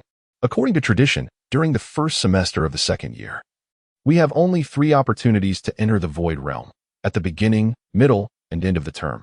With 6 weeks left until the midterm, we must not become complacent. Zhao Yizhang inquired, "What are your thoughts, brother?" "We have no plans for the weekend." Censure responded, "I propose we venture into a level 1 Void Realm each week." He glanced at Mi Qing, seeking her agreement. Mi Qing pondered this. She had heard that there were only 7 level 1 Void Realms surrounding Hanshui City. However, With the recent anomalies, 2 of these level 1 realms had undergone evolution. The Shua Shui Void realm had ultimately transformed into a level 4, while the Lu Town ruins had evolved into a level 3. Now, only 5 level 1 void realms remained. Indeed, the outbreak of anomalies was not confined to Hanshui City. The void realms across Tianxian Nation and even globally had experienced various degrees of transformation, Xin Shi acknowledged with a nod. Lan Yu wore a concerned expression, fearing that this sudden upheaval might herald yet another catastrophe. Thus, it was imperative for them to enhance their strength without delay. Which one shall we pursue? Ding Mo and the others quickly caught on to the implications of Xin Shi's words and inquired eagerly. Xin Shi opened the Void Spirit Compendium and pointed to a particular spirit within the Heha Void realm, stating, Sister Qing urgently requires a higher-level restoration attribute. The Wangyan Tuna is, after all, a Class 1 entity, and its restoration capabilities cannot be compared to those of Qingjia's formidable strength. Conversely, the Black River Two-Headed Fish stands as a Class 2 ethereal being among the 5 Class 1 void realms, boasting superior restoration abilities compared to the Wangyan Tuna. What are your thoughts? As the captain, he must prioritize equipping the strongest fighter in the team, Mi Qing, to the fullest. We have no objections. Exchanged glances among Li Xiaodao and the others, and spoke in unison. Mi Qing remarked, the distinction between Class 1 and Class 2 restoration is negligible for me. If that is the sole consideration, there is no necessity to opt for the Black River Void Realm. Xin Shi, with a knowing expression, replied. I anticipated you would say that. However, there is a piece of news that you might find intriguing. What is it? Both Mi Qing and Li Xiaodao expressed their curiosity. The source of pollution in the Black River, the mother and child coffin, is said to possess restorative properties. Yet, it is not 100% certain, having a 50% margin of error. I gathered this information from my family. Since witnessing Mi Qing's prowess, he has been inquiring about higher-level restoration capabilities. Yet, such traits are scarce even among Class 1 entities, let alone the advanced ones. The mother and child coffin represents the highest-level void spirit that he could unearth with potential restorative abilities. The information regarding the mother and child coffin in the Void Spirit Compendium reveals only 30%, exposing but one characteristic: dual coffins, dual birth. The remaining attributes remain unknown. The accounts left by those who have encountered the mother and child coffin consist merely of fragments, making it impossible to ascertain its other characteristics with certainty. Mi Qing contemplated that he should inquire at the National Anomaly Department tomorrow. If this proves true, we should certainly give it a try. Li Xiaotao and the others eagerly anticipated. The first-level restoration of Mi Qing is indeed formidable. Should we acquire the restoration of the mother and child coffin, it would be akin to soaring to new heights. Xin Shi nodded thoughtfully. After all, the mother and child coffin is a source of contamination. Its level unknown and its characteristics only partially understood. We do not expect to succeed on the first attempt and are prepared to try multiple times. With Qingjia's archival abilities, we may glean additional information about the mother and child coffin. If we succeed, our team's strength will significantly increase, enabling us to confront the impending anomalies with greater confidence. Unlike this time, when a fully matured second-level void spirit nearly obliterated our entire team. Mi Qing is not one to hesitate. Seeing her teammates' enthusiasm, she agreed. All right, I will inquire at the Department of National Anomalies tomorrow. Shall we plan to take action next week? Sounds good, replied Xin Shi and the others without dissent. They reached a consensus on the next step. And with plenty of time left, they engaged in light conversation. Li Xian had not been attending school lately, leaving them uncertain about the possibility of her withdrawing. I doubt she will, one remarked. The Li family would not allow her to remain in seclusion for long. Have you heard the latest? Someone asked. What is it? Didn't Mo Xiangyu confront Willie out of the blue last time? It seems it was because Li Xian has been getting quite close to Song Yan Yi of the Song family. Mo Xiangyu is reportedly betrothed to Song Yan Yi, which would explain her foul mood that day, especially since Willie was also once an admirer of Li Xian. Sure go. Is it true that Mo Xiangyu and Song Yan Yi are engaged? Wow, how young to be engaged. Indeed, the families of the aristocracy are truly remarkable. Sure go. Surely you are not engaged as well. Get lost. I am single and content. Haha. Mi Qing listened to her teammates' discussions, her gaze profound. Li Xian and Song Yanyi? In the novel, Li Xian was indeed with Song Yanmu. Their tumultuous romance was deeply intertwined, leaving no place for Song Yanyi. Now, Li Xian had taken a peculiar turn, and the plot had developed in such an unexpected manner. How intriguing. Is there any comparability between Song Yin Yi and Song Yin Mu? Sin Shi replied, none at all. Song Yin Mu is the primary heir of the Song family, while Song Yin Yi is relegated to a position far behind. Mi Qing couldn't help but chuckle. Chapter 47. Important notes. Additional update for 100 monthly tickets. After a night devoid of dreams, Saturday arrived, and Mi Qing, as per her routine, trained for half a day in the National Department before seeking out Feng Qing. Sister Qing, I wish to inquire about something. Feng Qing had just emerged from the gravity chamber and was resting. Upon seeing Mi Qing, she waved her in. What is on your mind? Does the mother and child coffin of Heiha possess any restorative properties? Mi Qing asked directly. Feng Qing, upon hearing this, quickly sat up. Are you planning to go to Heiha? The mother and child coffin, its only revealed trait is the dual coffin, dual birth. However, I know an ability user who has dealt with the mother and child coffin. Wait a moment. Mi Qing obediently sat, observing as Feng Qing retrieved her phone. After about 6 or 7 minutes, Feng Qing said, I've sent you a 3-second video. Take a look. Mi Qing opened her phone, and indeed, in her chat with Feng Qing, there was a new 3-second video. She opened it, and her eyes fell upon 2 coffins. The larger one was pitch black, measuring 1 meter in width, 2 meters in length, and 1 meter in height. The smaller one was a bright crimson, only half a meter square. One moment, the red coffin appeared to be bleeding from a corner, and the next, it was perfectly intact. In a span of merely 3 seconds, devoid of any extraneous information, upon witnessing the conclusion of the video, Feng Qing remarked, the rumor that the mother-child coffin possesses restorative properties stems solely from this 3-second clip. Observing this footage alone suggests an implication of restoration.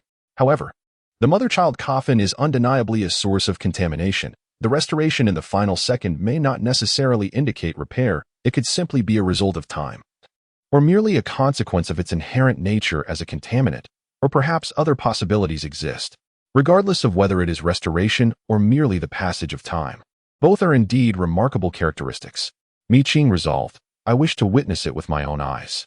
Feng Qing, with a hint of resignation, inquired, shall I accompany you? Mi Qing shook her head. The anomalies in the void realm have erupted, and you are preoccupied with your missions. I have conferred with my teammates. We shall venture to Heiha every weekend to test the waters. Whether we encounter the mother-child coffin remains uncertain. Feng Qing acknowledged, your choice of companions is commendable. Although they are somewhat inexperienced, they possess the foundational framework of a proper team. Do remember to report to Deputy Yang. Recently, a significant number of our department's ability users have been reassigned, leaving only 4 in Hanshui City to maintain stability. Mi Qing's eyes sparkled with curiosity. So, the first-level void realms and other regions have indeed experienced anomalies? Not merely the first level. Just a couple of days ago, for second-level void realms across the nation have also undergone transformations. It is likely that anomalies in other tiers will follow suit. Mi Qing, time is of the essence for your growth. You must evolve swiftly, Feng Qing responded, his expression grave. Indeed, as the narrative unfolds, the void realm is beset by a cataclysmic upheaval, and the chaos wrought by the eclipse is likely to return once more. The Black River, an underground stream situated over 10,000 meters away from Coldwater City, spans approximately 14,000 meters in length and is less than 100 meters deep. However, due to its subterranean nature, the river is a labyrinth of branching paths, intricate and convoluted. For those possessing abilities who venture into the Black River, a single misstep may lead to utter disaster. With a week of preparation, Mi Qing and her companions conducted a thorough investigation of the Black River, leaving no stone unturned in their quest for information. Sin Shi engaged in negotiations with the local adept stationed here, while Mi Qing encountered various teams of other abilities. The capacity of the void realm fluctuates daily, constrained by the number of individuals of varying levels. Last week, upon deciding to explore the Black River, Shige had already submitted an application. Observing Mi Qing's gaze fixed upon a particular team, Li Xiaodao remarked that it was unnecessary to concern themselves with extraneous matters, which was also one of Mi Qing's reasons for wanting to join the group. As the party descended into the pit, they were met with a multitude of forks in the path. Each junction was manned by individuals, and various signs stood at each intersection, filled with an array of cautionary notes. These advisories were also available on the app, and the instructors had diligently imparted the necessary precautions for each aspect of the void realm. Mi Qing cast a fleeting glance before moving past. She was not inclined to conform to the strategies of others in order to adapt to the rules of the void spirit. If adaptation were required, it would be the void spirit that must bend to her rules. Which path to choose? Each fork presents its own distinct route, leading to different branches of the Black River and, consequently, different encounters with the void spirits. Censure was resolute in their objective. The two-headed fish resided within this particular branch. The fork he selected bore 4 specific cautions. 1. Do not resonate with the sound of dripping water. 2. Should the pollution level exceed 90, retreat immediately without hesitation. 3. If you hear the cries or laughter of children, hold your breath, for it signifies the playtime of a child with its mother in the coffin. 4. If death is inevitable, may you show mercy to your fellow beings. Turning to ashes. These 4 warnings, each more dreadful than the last, sent a shiver down the spines of Li Xiaodao and her companions. The notion of turning to ashes. I have heard that the mother coffin within the child mother coffin nurtures new life within the belly of a capable individual, regardless of gender. Ding Mo grew anxious. If something happens to me, Brother Shi, remember to set me ablaze. He would rather perish than become a vessel for the void spirit. Sun Shi replied earnestly. There is no need for such concern. The equipment designed for entering the Black River is specialized. Should we lose our life signs, it will self-detonate. Hence, there is no need to worry about leaving a vessel for the void spirit after death.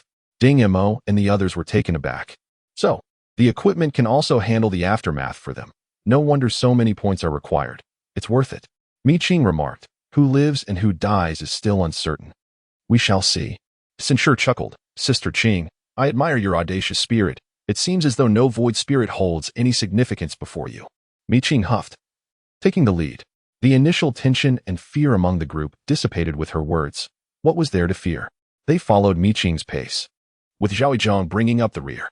As they entered a fork in the path, the light was swallowed. Fortunately, Sun Shi was fully prepared with powerful headlamp equipment, illuminating the fork as brightly as day. The pollution levels linger around 40, and it is anticipated that there will be no mutations this time. We can rest assured, remarked Lanyu. As soon as she finished speaking, Sun Shi and several others turned their gazes towards her, causing the latter to feel a sudden unease. What is it? Did I say something wrong? Li Xiaodao appeared pensive, for generally speaking, those who enter and set a flag tend to be harbingers of misfortune. Lanyu replied. Hurry up, Sister Qing is leaving. Ding Mo stifled a laugh. The last remnants of fear dissipated entirely amidst the banter of her teammates. Drip, drop, water fell continuously, producing a clear and melodious sound. The Black River emerged, submerging their feet. As they ventured deeper, the water rose higher, eventually engulfing their thighs. A thick mist enveloped the air, creating a profoundly oppressive atmosphere. Leading the way was Mi Qing, brandishing a long spear with an audacious stride. Those who followed her did so cautiously, creating a stark contrast. Sister Qing Yu, Li Xiaodao, trailing behind, listened to the rhythmic sound of the water droplets, attempting to avoid resonating with it mentally, seeking to divert the conversation.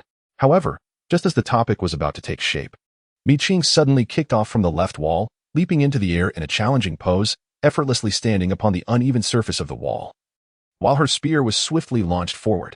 Chapter 48. The fish's body and the worm's brain. A resounding thud echoed as something was pierced. In the same instant, Mi Qing landed gracefully, her left hand now clutching an object. It was a ghost turtle worm, the size of a fist. The ghost turtle worm resembled a swimming fish in its body but bore the head of a worm. The body may still become ghostly, and without identifying its weaknesses, one cannot grasp its essence. Mi Qing crushed the ghost turtle worm, causing its ghostly energy to dissipate. It was not the true ghost turtle worm, and her records had not been updated.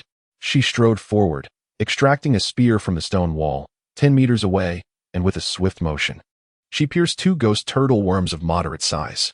Regrettably, they were merely minions. Sun Shi, filled with confusion, wondered why the first creature encountered at this junction was not the ethereal mitten crab. He glanced at Lanyu, who appeared expressionless, muttering, I am not a harbinger of doom. Yet the reality was that the mitten crab had transformed into ghost turtle worms. Surely, we cannot be so unfortunate, Li Xiaodao remarked, her face frozen in disbelief. Mi Qing did not respond but instead listened intently, soon advising, do not stand in the water. Leading the charge, she drove her spear into the rock face, employing a deft maneuver to ascend onto it. The others displayed their own skills, and within 3 to 4 seconds, the water was devoid of any presence. Meanwhile, Li Xiaotao tossed a spear to Mi Qing. They held their breaths, attuning themselves to the sound of dripping water. As a buzzing noise approached, in the dark, murky depths, the water stirred and gradually took shape. The first ghost turtle worm leapt forth, exhaling ghostly energy aimed at Mi Qing and her companions. This seemed to signal the emergence of hundreds, if not thousands, of ghost turtle worms, all unleashing ghostly vapor, launching a surprise assault on the group. "I will handle this," Lan Yu shouted, throwing a card, which manifested a radiant circle beneath their feet. The ghostly vapor emitted by the turtle worms was absorbed by this circle. In an instant, Lan Yu conjured a corresponding circle, targeting the densely packed ghost turtle worms on the water's surface. "Impressive," Li Xiaotao remarked enviously. As a fellow auxiliary ability user, Lan Yu possesses the unique capacity to draw random cards during her live broadcasts, a distinction that sets her apart. Lan Yu, basking in her newfound fame, owes much of her success to the influence of Qing Jia. The last recorded live stream garnered significant attention on the app, attracting a multitude of ability users to her channel. Now that she has reached the second level, she can seamlessly link her live stream to the app. Consequently, when she commenced her broadcast this time, her audience comprised not only individuals from the National Anomaly Bureau and her school, but also numerous ability users who had previously taken an interest in her channel. The number of viewers surged tremendously, surpassing 1,000, a feat unprecedented in her past experiences. This surge enabled her to unlock several new cards in an instant. After feeling a pang of envy, Li Xiaotao became resolute in her pursuit to acquire new weapons and enhance her physical strength. Once her physical capabilities improve significantly, she will undoubtedly become even more formidable. In just a matter of moments, the emerging ghost tortoise bugs were met with their own retaliatory attacks, resulting in a river strewn with their lifeless bodies. Upon their demise, the ghost tortoise bugs gradually transformed into ghostly energy, devoured by their kin. Thus, it can be said that if one cannot eradicate all the ghost tortoise bugs in a single blow, then slaying 1,000 is no different from extinguishing just one. Zhao Yizhong made a swift decision, precariously balancing on a wide blade, bestowing a critical buff upon Mi Qing. In the next instant, Censure pierced through the oppressive mass of ghost tortoise bugs with an arrow. Simultaneously, Mi Qing plunged into the fray. The tip of her weapon, brimming with overwhelming combat intent, was thrust into the river with such force that it penetrated deeply, producing a sharp, ear-piercing sound as it cut through the air. The arrow, alongside Censure's shot, sent the ghost tortoise bugs in the river into disarray. In that moment, under the brilliant light, hundreds, if not thousands, of ghost tortoise bugs were sent soaring into the air. Though they are referred to as insects, their anatomical structure bears a closer resemblance to that of fish. Thus, they are inextricably linked to water. A multitude of ghostly turtle worms hovered momentarily in the air, while Mi Qing steadied himself in the river. With a swift sweep of his spear, the silvery tip emitted a radiant aura that struck the airborne ghostly turtle worms. The sounds of crackling echoed incessantly, as those struck by the spear plummeted into the water like dumplings losing their buoyancy. Following this, a cascade of powerful thrusts from the spear ensued, leaving no respite for the ghostly turtle worms. With sweeping motions and relentless force, the surface of the water surrounding Mi Qing became littered with the corpses of the fallen creatures. Concurrently, Sun Shiyu unleashed his icy blood power. "Sister Qing." Mi Qing plunged his spear into the riverbed, leaping from the water with ease, his feet firmly planted atop the stone wall, gazing downwards.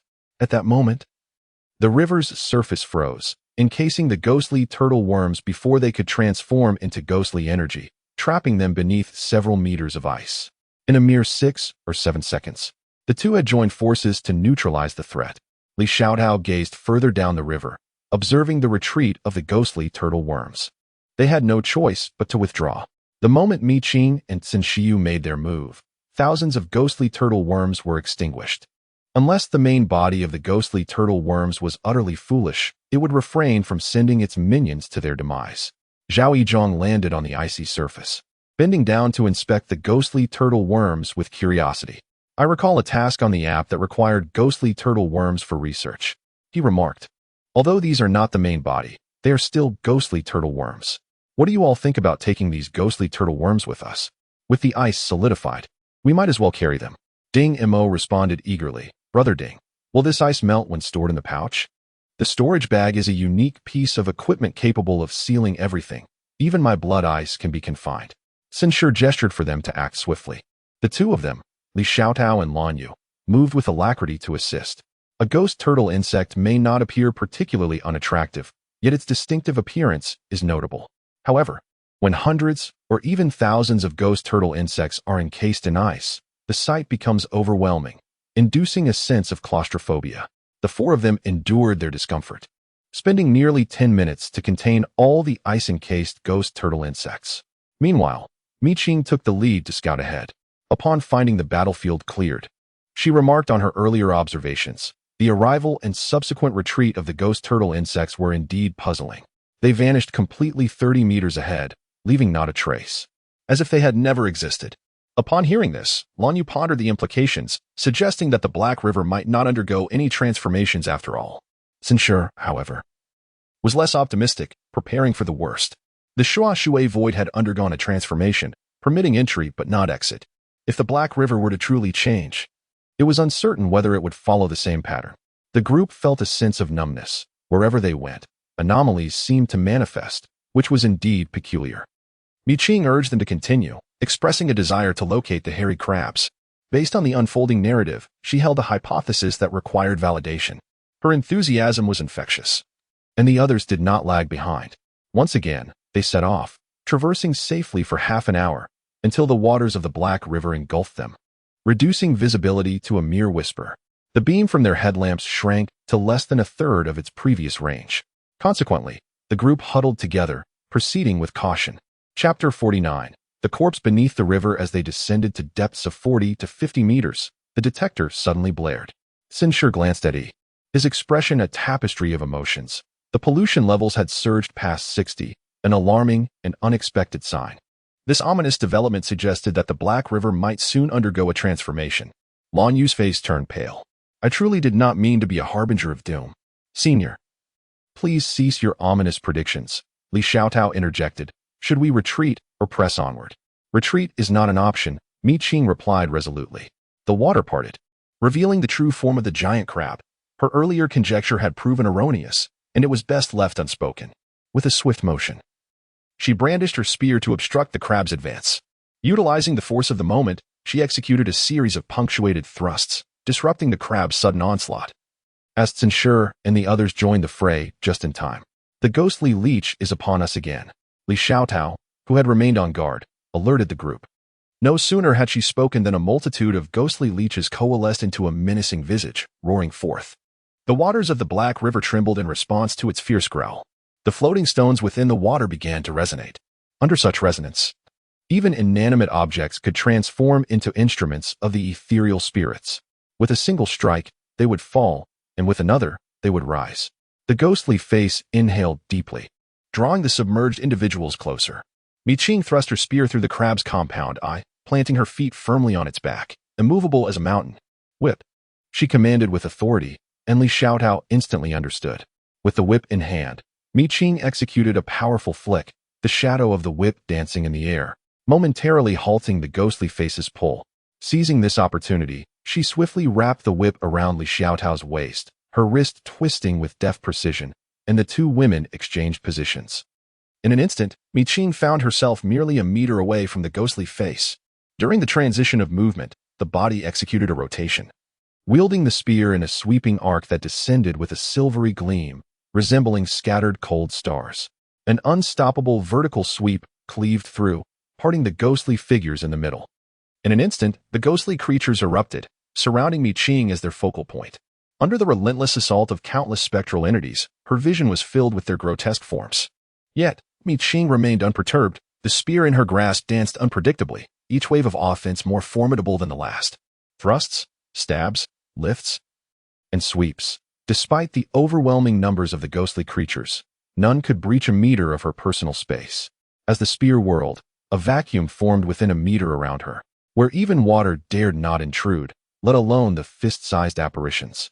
Mi Qing's resolute strike turned the tide, creating an advantageous environment for Sinshur and their companions to unleash their own offensives. Ding Mo, the water serpent, along with Lan Yu and Li Xiaotao, engaged in a struggle with the giant mixed crab, while Sinshur and Zhao Yizhong supported Mi Qing in systematically dismantling the sudden onslaught of ghostly creatures. However, This wave of spectral beings proved to be particularly resilient. Qing's spear had repeatedly forced them back, yet they struggled to form a cohesive attack, suffering significant losses. Soon after, the waters of the Black River were compressed, and a sense of suffocation enveloped them, causing their bodies to stiffen. Sinshur bellowed, "Break the water!" The waters of the Black River were tainted. If Kong Ling sought to exploit this, it would be an effortless endeavor. Zhao Yizhong wielded a colossal sword, its blade towering over his nearly 2-meter frame. It was unclear whether he propelled the sword or if the sword guided him. With a sweeping motion, he spun like a windmill, the blade sharp and fierce, causing the river to recede and the suffocation to dissipate. The others followed in his wake, successfully breaking free from the water. Yet, others exclaimed in disbelief, "She hasn't surfaced." As Zhao Yizhong prepared to plunge once more into the water, the already turbulent surface churned with even greater intensity. Splashes erupted one after another, fierce and relentless, leaving the few individuals clinging to the stone wall in a state of utter disarray. In the next moment, a resounding crack pierced the air as the swirling river parted. And Qing emerged, spear in hand, cutting through the water. The surrounding splashes coalesced into a singular torrent, propelling her downward as she pushed off the summit of the stone wall. The long spear in her grasp traced exquisite arcs through the air, and the flowing water condensed into what appeared to be a dragon of liquid. With a thunderous explosion, the water dragon burst forth, scattering the ghost crabs that seemed to retreat into the depths. Having previously failed to track the ghost crabs' escape, Qing was determined not to allow them to vanish as they had before. Spotting a crab's surface, she deftly leapt onto its back, using it as leverage to dive once more, pursuing the retreating ghost crabs. From the moment Qing emerged to her subsequent re-entry into the water, scarcely 10 seconds had passed, yet the experience was nothing short of exhilarating. Sinshur, having only had time to caution Ding Mo regarding the giant crab, swiftly followed suit, watching Qing's silhouette disappear into the deeper waters. Anxious, he hastened to catch up. Meanwhile, Ding Mo and his companions shared their concerns. Yet the giant crab that had surfaced obstructed their path. Is Qing Jie abandoning the giant crab's unique attributes? Li Xiaodao fretted, employing ranged weapons to harass the creature while worrying for Qing. Lan Yu scoffed. The giant crab possesses merely 2 traits, both rather impractical. Those traits may be inconspicuous when used by the crab itself, but the thought of Qing transforming into one, I shudder to imagine. Compared to the giant crab, a fox would certainly be more aesthetically pleasing. Evidently, Li Xiaodao also contemplated this notion, her expression momentarily peculiar, before she suddenly laughed and said, "I thought Sister Qing was indiscriminate, but it seems she is selective after all. No wonder she shows little enthusiasm for the hairy crabs. It turns out she too fears the randomness of being transformed into one." Lan Yu remarked, "Sister Qing is more suited to a handsome characteristic. We should pass on this." The two reached a consensus, urging Ding Mo and Zhao Yizhong to hasten the resolution of the water snake, for they needed to keep pace. "All right." Ding Mo and Zhao responded in unison, their assault relentless. Compared to their cautiousness during their time at Shuashui Lake, they were now capable of standing on their own. The level of hairy crabs they faced was easily manageable for the 4 of them as they departed from the Heihe River. Meanwhile, Qing pursued the ghost clamworm, only to discover that it was burrowing towards the riverbed. The riverbed was a repository of filth, particularly the depths of the dark river, having never submerged so deeply before. The visibility within the Heihe was limited, and she had not realized that the abyss was cluttered with bones of various sizes. Human remains, animal carcasses, and strange creatures lay intermingled, some fresh, some decayed, the passage of time difficult to discern. As Qing surveyed her surroundings, she chased closely, yet despite her efforts, the ghost clamworm vanished before her eyes. However, she noticed that many peculiar plants had seemingly sprouted from the bones. She touched the equipment at her waist, and as she floated in the water, she gracefully descended to the riverbed as if walking on solid ground. Using her long spear, she prodded at the dark green plants growing on the nearest skeleton, which, resembling seaweed, suddenly ensnared the spear with a swift motion, climbing rapidly towards her arm, as if intending to attach itself to her. Qing's expression remained unchanged as she flicked her wrist, sending her spear soaring, regardless of the numerous vines and tendrils of the plant. Chapter 50. Overlapping Area. Before the plant could settle upon the bones, Qing propelled herself with her left foot, sending shards of stone hurtling forth, piercing through the plant. In an instant, the once vibrant vegetation lost its vitality, cascading onto the skeletal remains, where it was swiftly overwhelmed and eradicated by its kin. Witnessing this scene, Qing's gaze darkened. The Spirit Atlas did not mention the presence of bones and such peculiar flora within the Black River. Even the application failed to note it. Did the bones and plants exist all along, or had they emerged due to recent anomalies? If they had been present, surely someone would have discovered them. Those who ventured to explore the wilderness initially must have meticulously examined every inch, leaving no room for such significant oversights. Therefore, it could only be concluded that they had surfaced due to the aberration. Yet, the varying times of death among the bones suggested something else. It indicated that the anomalous Black River overlapped with another dimension. Perhaps it was a fleeting moment, or perhaps it was enduring. If this were the case, the sudden appearance and disappearance of the ghost tortoise worm might find a rational explanation. However, for the inhabitants of Water Blue Star, this was hardly a favorable revelation. The overlapping area presented both opportunities and greater peril. Despite the absence of crucial information, Qing remained unfazed. She preferred the unknown void realm over the well-trodden narrative she was familiar with. Sister Qing? Sin Shi, who had pursued her, noticed Qing standing in the water and felt a jolt of anxiety, fearing trouble. Another new mutation? Qing replied, I do not know. The ghost tortoise worm has vanished. It had abruptly plunged into the riverbed and disappeared, leaving no trace behind. The plant, devoid of the ghost-devouring insect. Sung Shiyu directed his gaze towards the long spear held by Qing, hinting at an unspoken meaning. Upon sensing his scrutiny, Qing raised an eyebrow and once more brandished the spear to provoke the dark green flora. The previous scene unfolded anew. Sung Shiyu inquired, can your dossier contain it? Not yet tested, Qing replied with an innocent expression. She had been preoccupied with her thoughts, and shortly thereafter, Sung Shiyu arrived. Sung Shiyu responded with silence. Then, Qing resolved to experiment. The plant exhibited remarkable vitality.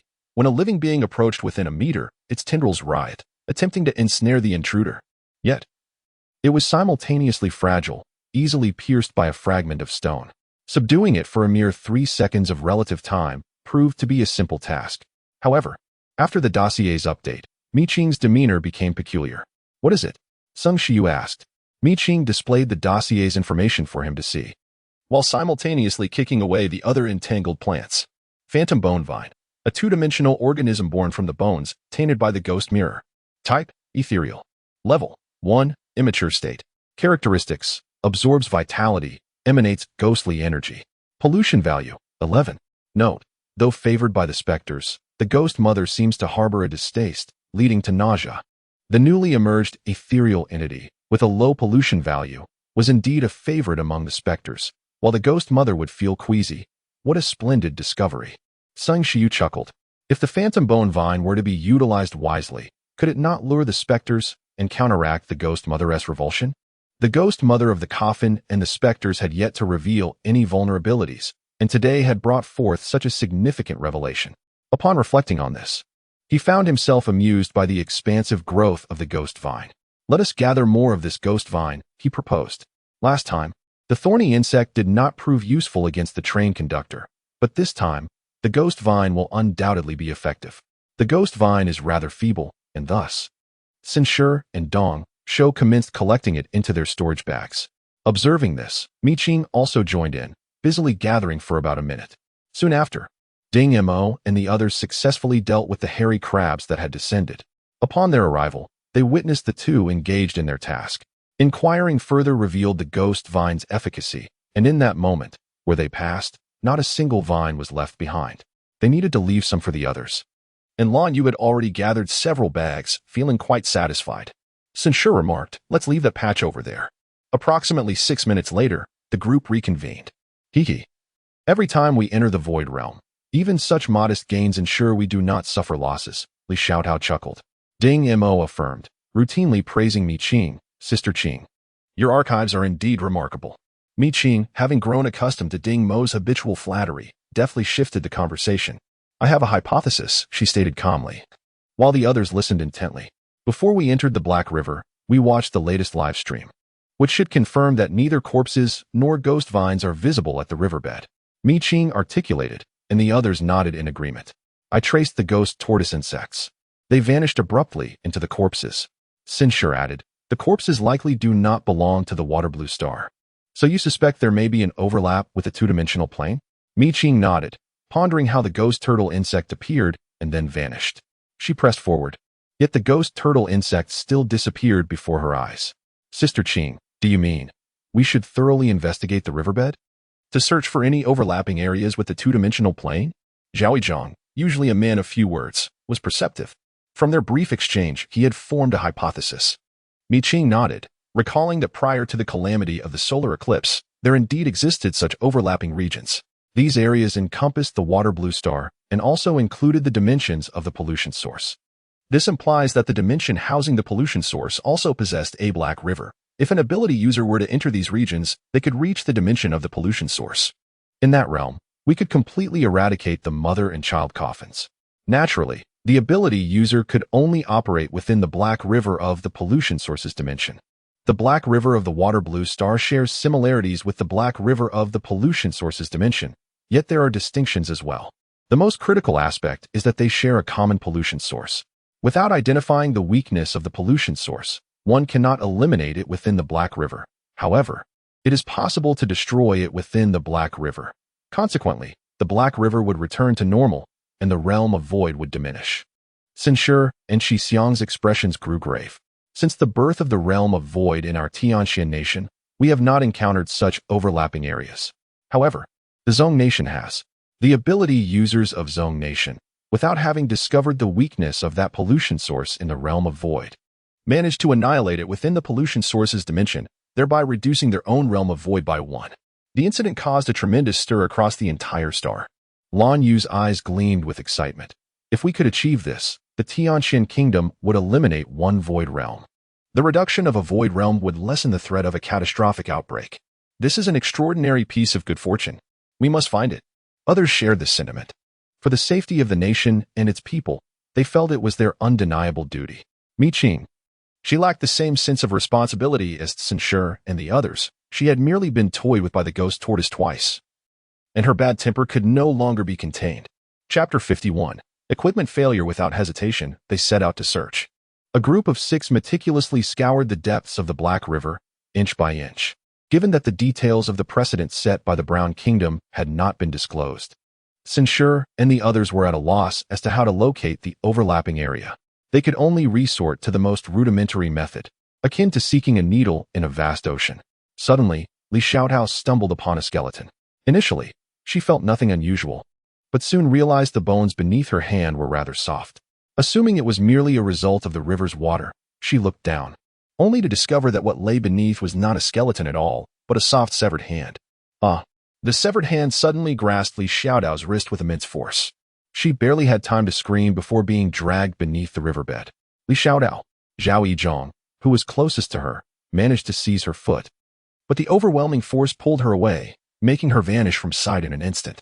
Mi Qing, who was just a moment away from grasping Zhao Yizhong, did not hesitate and directly seized the fifth of the severed hand that had already disappeared. As the words left her lips, the severed hand vanished. And so did Mi Qing and the others. What did you say? Today, Deputy Director Yang was preoccupied with matters concerning the void realm of Shuawater Lake. He was aware that Mi Qing had ventured into the void realm of Heiha, yet lacked the time to watch the live broadcast. As fate would have it, during this singular moment of distraction, calamity struck. Feng Chen could only manage a bitter smile as he recounted that they had discovered an overlapping space, which had subsequently vanished. The live stream had been interrupted for over 10 minutes, leaving them in the dark regarding the specifics of the situation. Mi Qing was of paramount importance. Thus, once she entered the void realm, the Department of National Anomalies invariably assigned personnel to monitor the broadcast. Feng Chen was that designated individual. Mi Qing had previously mentioned the possibility of an overlapping space at the riverbed of Heiha, and even though I harbored doubts, I instructed the station soldiers to arrange for the remaining teams to investigate. However, they arrived too late. Indeed, there was an overlapping space at the riverbed, and that severed hand seemed akin to a switch. Now that the hand had vanished, so too had Mi Qing and her companions. A wave of guilt washed over her. Had she been more astute during the initial appearance of the ghostly crab, perhaps the support team could have arrived in time. Deputy Director Yang pressed his forehead, remaining silent for a moment before saying, "This is not your fault. As for overlapping regions, only the Brown Nation has a precedent to draw upon. Our understanding remains scant. Even if an overlapping area is within our grasp, we might still miss it entirely. Qing has entered two void realms, both fraught with peril. Perhaps this is her destiny. Otherwise, why would such anomalies arise the moment she stepped into the void realm? I am aware that Deputy Director Yang understands the significance of the overlapping area, especially as it pertains to Qing. You should continue monitoring Lan Yu's live stream while I report to the higher-ups about obtaining information regarding the overlapping space from the Brown Nation. After reiterating a few more points, Deputy Director Yang concluded the call. Reflecting on Qing's circumstances, he found himself torn between feeling grateful for her fortune and lamenting her series of misfortunes. Qing's consciousness remained lucid. Being thrust into this transcendence with a severed palm was an extraordinarily peculiar sensation. Her head felt heavy while her feet felt light, rendering her unable to see. With sensory perceptions magnified infinitely, an unusual energy enveloped her surroundings. Time seemed to stretch. Perhaps a second or maybe a minute passed before she suddenly experienced weightlessness. Plunging into the water, her equipment rendered ineffective. With a cough, Li Xiaotao, who had fallen into the water first, struggled to stay afloat. Pulling the cramping Zhao Zheng towards the shore. Qing was a proficient swimmer. Upon noticing Sun Shi and the others had also entered the water without anyone missing. She was about to speak when she sensed a large shadow approaching. Her expression sharpened. "Quick, get to the shore." Lan Yu and the others dared not delay and quickened their pace. However, the shadow in the water was swift, reaching directly beneath Lan Yu in the blink of an eye. As Qing ascended the shore, she witnessed this scene and hesitated for a moment before plunging back into the water. Lan Yu and the others had come to this place because of her suggestion. She could not bear to see Lan Yu come to harm. Sensing the impending danger, Lan Yu's eyes widened in alarm, yet he remained relatively composed. A defensive card was activated and a shield materialized beneath him. In the next moment, a resounding crash echoed as the shadow struck the shield, which held firm for only a fleeting second before becoming ensnared in a web of cracks, shattering spectacularly before the wide eyes of Lan Yu. The shadow surged forth, its enormous forelegs gleaming with a chilling frost, aimed directly at her abdomen. "Be careful." Ding Mo's water serpent arrived just in time, coiling around Lan Yu to thwart the impending assault of the foreleg. Within those mere seconds, Qing made her entrance. Outpacing her was the arrow of Sun Shi, an ice arrow that grazed the serpent's head as it hurtled towards the exposed compound eyes of the giant crab. Alas, this crab was no mere first-level creature from the depths of the Black River. The ice arrow struck its compound eyes but shattered into fragments, failing to deliver any substantial harm. His expression shifted subtly. He needed a gun, swapping his longbow for a sniper rifle. He sought a vantage point to aim at the crab lurking in the river. Meanwhile, Qing wielded her spear, parrying the crab's foreleg. With their equipment rendered ineffective, engaging in combat underwater was decidedly imprudent. Observing Ding Mo escorting Lan Yu to safety, she utilized the water serpent, now diminished from its injuries, to float on the surface and engage fiercely with the crab, which revealed its back. Sun Shi, recognizing the situation, recalibrated his target. The primary force of their team was Qing, and thus he needed to create a favorable combat environment for her. With their gear compromised, fighting in the water was untenable. The giant crab, being an aquatic creature, was unlikely to emerge easily, necessitating the battlefield to remain in the Black River. Yet, the surface was still water. Ice projectiles were launched, scattering in all directions.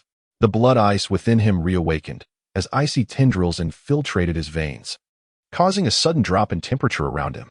The ice projectiles detonated upon contact with the Black River, spreading a wave of frost. In an instant, the Black River within a 50-meter radius was encased in ice, leaving only the large crab exposed in the center. The ice was a meter thick, and one could easily run and jump upon it without issue. Indeed, Qing found her footing, and the force of her strikes intensified, akin to relentless waves crashing upon the shore, each blow more vigorous than the last. Clang! Despite the crab's tough exterior, its front claw was ultimately made of flesh and blood. Under the relentless barrage of long spear techniques, the left front claw shattered. However, in the next moment, Qing was pierced in the left shoulder by the laser from the crab's compound eye. The continuous assault momentarily ceased as the crab seized its opportunity. Its right front claw lunged towards Qing's head, while an ice bullet shot forth. With a resounding boom, the claw was struck by the ice bullet, and the cold spread, immobilizing it for 2 seconds. A glimmer of determination flashed in Qing's eyes. With her left shoulder compromised, She executed a graceful spin in midair, sweeping her body to unleash a powerful strike. In the very next moment, the recently thawed right front claw failed to react in time and was utterly destroyed. Chapter 52. Dimensional Link. The crab, in pain, began to wildly sweep its compound eyes, unleashing erratic laser beams that shattered the frozen surface of the water, sending fragments of ice crashing chaotically. Qing leaped backward, landing on a piece of floating ice, and activated 4 abilities in a single breath: the restoration of the eye-repairing dolphin, the blood handprint of crew member number 5, and the infinite strength of the eloquent left arm. The blood handprint proved ineffective. She only needed the restoration, the infinite strength, and the other 2 abilities. The 4 abilities placed minimal strain on her body. With the infinite strength of the eloquent left arm, Qing closed in, her spear sweeping through the air, creating arcs of silver light that sliced through the atmosphere, accompanied by the sound of rushing wind. With a sharp crack, the long spear purchased from the app shattered. More terrifying was the force behind it. The left compound eye of the giant crab was pierced, and a third of its head was obliterated by Qing's strike. The sheer ferocity of the blow could only be expressed through the crab's anguished cries. It yearned to plunge into the water. Observing the shattered spear, Li Xiaodao hastily threw Qing another long spear, and noticing the severely injured crab attempting to flee, she quickly alerted her. Zhao Yizhong, whose leg had previously cramped, now regained his composure, and with a flourish, he cast out a star line that ensnared the crab while keeping the other end in his grasp. The crab's movements towards the water faltered at that precise moment, granting Qing the opportunity she needed. She leaped into the water, diving beneath the giant crab. Her body arched as she spun, the spear whirling in her grasp, creating a formidable circular force. In an instant, a water vortex erupted around her, the spear thrust forward, and the massive crab was launched out of the water by her single strike.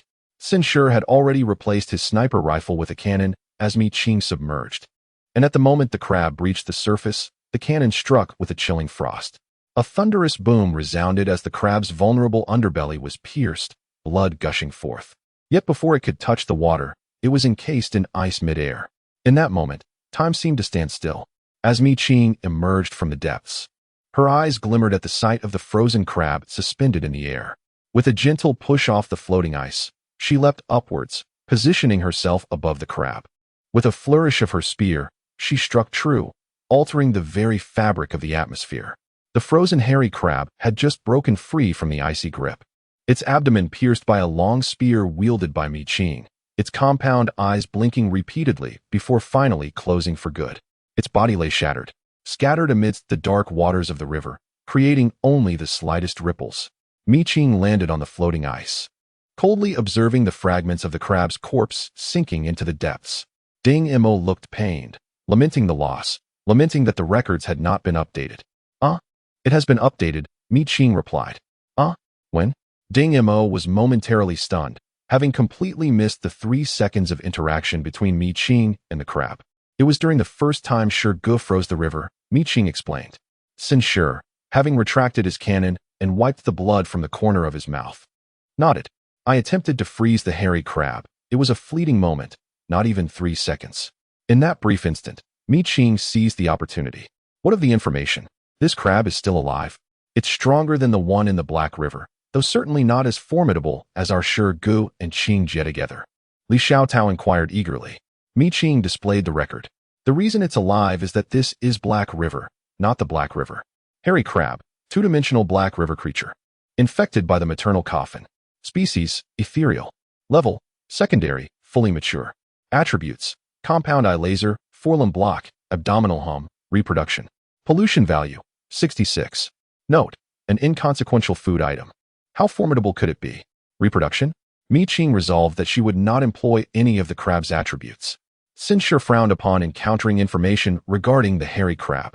The enigmatic left arm of the sinister entity had reached a complete secondary maturity, yet he sensed that the hairy crab was of an entirely different caliber. He had utilized blood ice thrice, experiencing slight backlash, but it was a far cry from the previous encounter where he was utterly defenseless against the sinister left arm. Was it not stated that it was merely sustenance? Furthermore, its 4 attributes appeared rather dubious. The spawning was inconsequential, and the abdominal hum seemed utterly ineffective, leading Lan Yu to scoff, convinced that the hairy crab had been underestimated. Mi Qing, as the primary combatant, had the authority to speak, however, apart from its defensive capabilities. The rest remained obscured. Its offensive methods were monotonous, with the compound eye laser and the forelimb block never occurring simultaneously. Li Xiao lamented, expressing that the hairy crab offered little valuable information. As for the maternal coffin, they still retained knowledge of the previous data. Mi Qing remarked, "There is no need for haste." Zhao Yizhong interjected, "I recall that in the overlapping region of the Brown Nation, even the lowest tier of the Void Spirit was at least level 3. Why then is this hairy crab merely level 2? His inquiry plunged the group into contemplation. Sin Shi pondered for a moment before responding. In the past, there was only one overlapping region globally, the Brown Nation, without comparative data, thus whatever they asserted was deemed accurate. However, the situation has changed. We now find ourselves within an overlapping region. Any issues we encounter, we can explore and resolve ourselves. He glanced at Mi Qing, who was engrossed in the information regarding the severed limb, her expression grave. Noticing this, he leaned in for a closer look. Unknown severed limb, a 7-dimensional organism, formed through infection by an unknown source of contamination. Type, Void Spirit. Level, attributes, dimensional link. Note, wherever the master of the severed hand has been, it can go. Perhaps its master is searching for it. 7-dimensional beings? A mix of astonishment and disbelief. The Dark River is predominantly inhabited by 2-dimensional spirits, and 7-dimensional entities are not to be found. Even in void realms above the 7th level, 7-dimensional beings are not necessarily present. To date, among the 803 void realms of the Celestial Spin Nation, only 4 7-dimensional beings are known to exist to those with abilities. Even those above the 9th level can barely defend themselves before such beings. Yet now, they have encountered a 7-dimensional entity, albeit merely a severed hand. Ding Mo quietly contended that it was not solely a matter of dimensional linkage. Rather, it had merely employed dimensional linkage. As for the subsequent characteristics, who knows how many there might be. We are truly fortunate, he remarked. Li Xiao found herself in agreement, rendered speechless. Lan Yu commented, a stroke of luck amidst misfortune. What lies ahead for us? Senior, Zhao Yizhong suddenly exclaimed, startling Lan Yu. What is it? She asked, bewildered. Zhao Yizhong replied earnestly, Senior, you must refrain from speaking. Lan Yu responded, very well. This query remains unanswered by anyone. The overlapping regions of the Brown Nation seem to lack clarification on this matter. Li Xiaotao lamented, our understanding of the overlapping regions is exceedingly limited. We are ill-prepared. Mi Qing tossed her a spear, saying, with me around. Is there need for concern over information? Sister Qing, how formidable! Li Xiaotao exclaimed, her optimism rekindled. Let us take a moment to recuperate before deciding our next step. The ineffectiveness of their equipment had greatly hindered their performance in the water. While all of them could swim, battling without proper gear in the water proved to be quite challenging. Chapter 53. The peculiar child Mi Qing remarked nonchalantly, I am indifferent to it. Over the past year, she had trained in the Ministry of Foreign Affairs, honing her skills in aquatic combat without any equipment, achieving commendable results. Sin Shiyu also expressed his agreement, stating, I have no objections. Zhao Yizhong chuckled foolishly. I have trained as well, and can manage to dance a little. The trio of Ding Mo exchanged glances. Feeling a twinge of envy as they realized the unfortunate truth, they were the only ones lacking in aquatic training. Due to Ding Mo and his companions' inadequacies in underwater combat, Mi Qing and her group chose not to recklessly plunge into the water. Instead, they painstakingly advanced along the rocky ledge bordering the Black River. The cliffs by the river were steep and adorned with green moss, making their passage exceedingly arduous. Among the 6 travelers, only Mi Qing and Sin Shiyu moved with ease. Beneath the dark river, the rock formations were bizarre and contorted. With each step, the overhanging cliffs seemed to close in, compressing the space above the water's surface, making it increasingly difficult to avoid entering the water. Sin Shiyu's blood ice power was not something he could readily employ, thus, the group ultimately succumbed to the water. With their formidable abilities, Mi Qing and Sin Shiyu led the way, one following the other. After swimming for about 10 minutes, Lan Yu suddenly exclaimed, something seems amiss in my live stream. What seems to be the problem? Sin Shiyu inquired hastily. The live stream was their sole means of broadcasting the situation here. How could anything go wrong? Lan Yu replied, the viewer count is not right. It hasn't increased, but rather decreased. This was a peculiar circumstance, a rare second occurrence of a global anomaly in a decade. As long as any ability user received word of it, They would surely infiltrate her livestream. While Tianxian Nation might conceal the existence of overlapping regions from foreign entities, it would not do so for its own ability users. Moreover, the audience in her live streaming room was a mixed bag, making it nearly impossible to keep secrets. Thus, logically, the number of viewers should have only increased. Yet, within the span of 10 minutes, the count was steadily declining. Why? There was but one explanation: the live stream had become inaccessible. If Lan Yu could discern this, others would surely grasp it as well. Zhao Yizhong furrowed his brow. The overlapping region in the Brown Nation had a live video feed, albeit not fully disclosed. Why were they so uniquely afflicted? Ding Mo felt overwhelmed. Since entering the overlapping zone, they had braced for the worst. Even if they faced dire outcomes, they had intended to broadcast their experiences to provide valuable insights to other capability users. Instead, they found themselves unable to stream at all. Li Xiaotao lamented. How unfortunate we are. This feels like a futile effort. Sin Shiyu and his teammates were downcast, and before they could voice their thoughts, Mi Qing snorted dismissively. If you wish to perish, I have no such desire. Having only traversed 2 realms of the void, she had no intention of meeting her demise. Stop with the pessimistic talk. If you continue to spread despair, I shall take action against you. With that, she asserted herself and plunged ahead. The others remained silent, their focus sharp. Sin Shiyu, why are you dawdling? Keep up. The two complied, their expressions grave, as they descended into the Black River. After diving 70 to 80 meters, they could finally glimpse the riverbed. Unlike the depths of the Black River, which were littered with corpses and ghostly vines, this riverbed was devoid of such horrors, revealing only ordinary fish and common aquatic plants. Mi Qing, in close proximity to the swimming fish, ordinary fish, indeed, found that the detector registered no hint of contamination. The aquatic plants appeared equally mundane, raising her curiosity. As she exchanged a reassuring gesture with Censure, the group proceeded further into the water. After swimming for another 6 or 7 minutes, they encountered a remarkable cluster of large, irregular stones at the riverbed. Their peculiar shapes suggested they were not formed by nature, but rather arranged by human hands. No fish ventured deeper, nor did any aquatic vegetation thrive in the vicinity. The group shared a glance. Yet they resolved to delve into the sprawling stone formation that extended for dozens of meters. Suddenly, with keen eyes, Li Xiaotao gasped upon spotting a human head emerging from the shadows of the stone cluster. In the water, words eluded them. They could only communicate through glances. Mi Qing moved swiftly, following Li Xiaotao's gaze to the left side of the stone group, where she indeed discovered a living creature concealed beneath the rocks. As Mi Qing boldly ventured in, Li Xiaotao's heart raced with trepidation. Moments later, she emerged, clutching a small child, whose proportions resembled a 3-headed figure. Censure and the others were left speechless, bombarded with questions. Who were they? Where were they? What were they doing?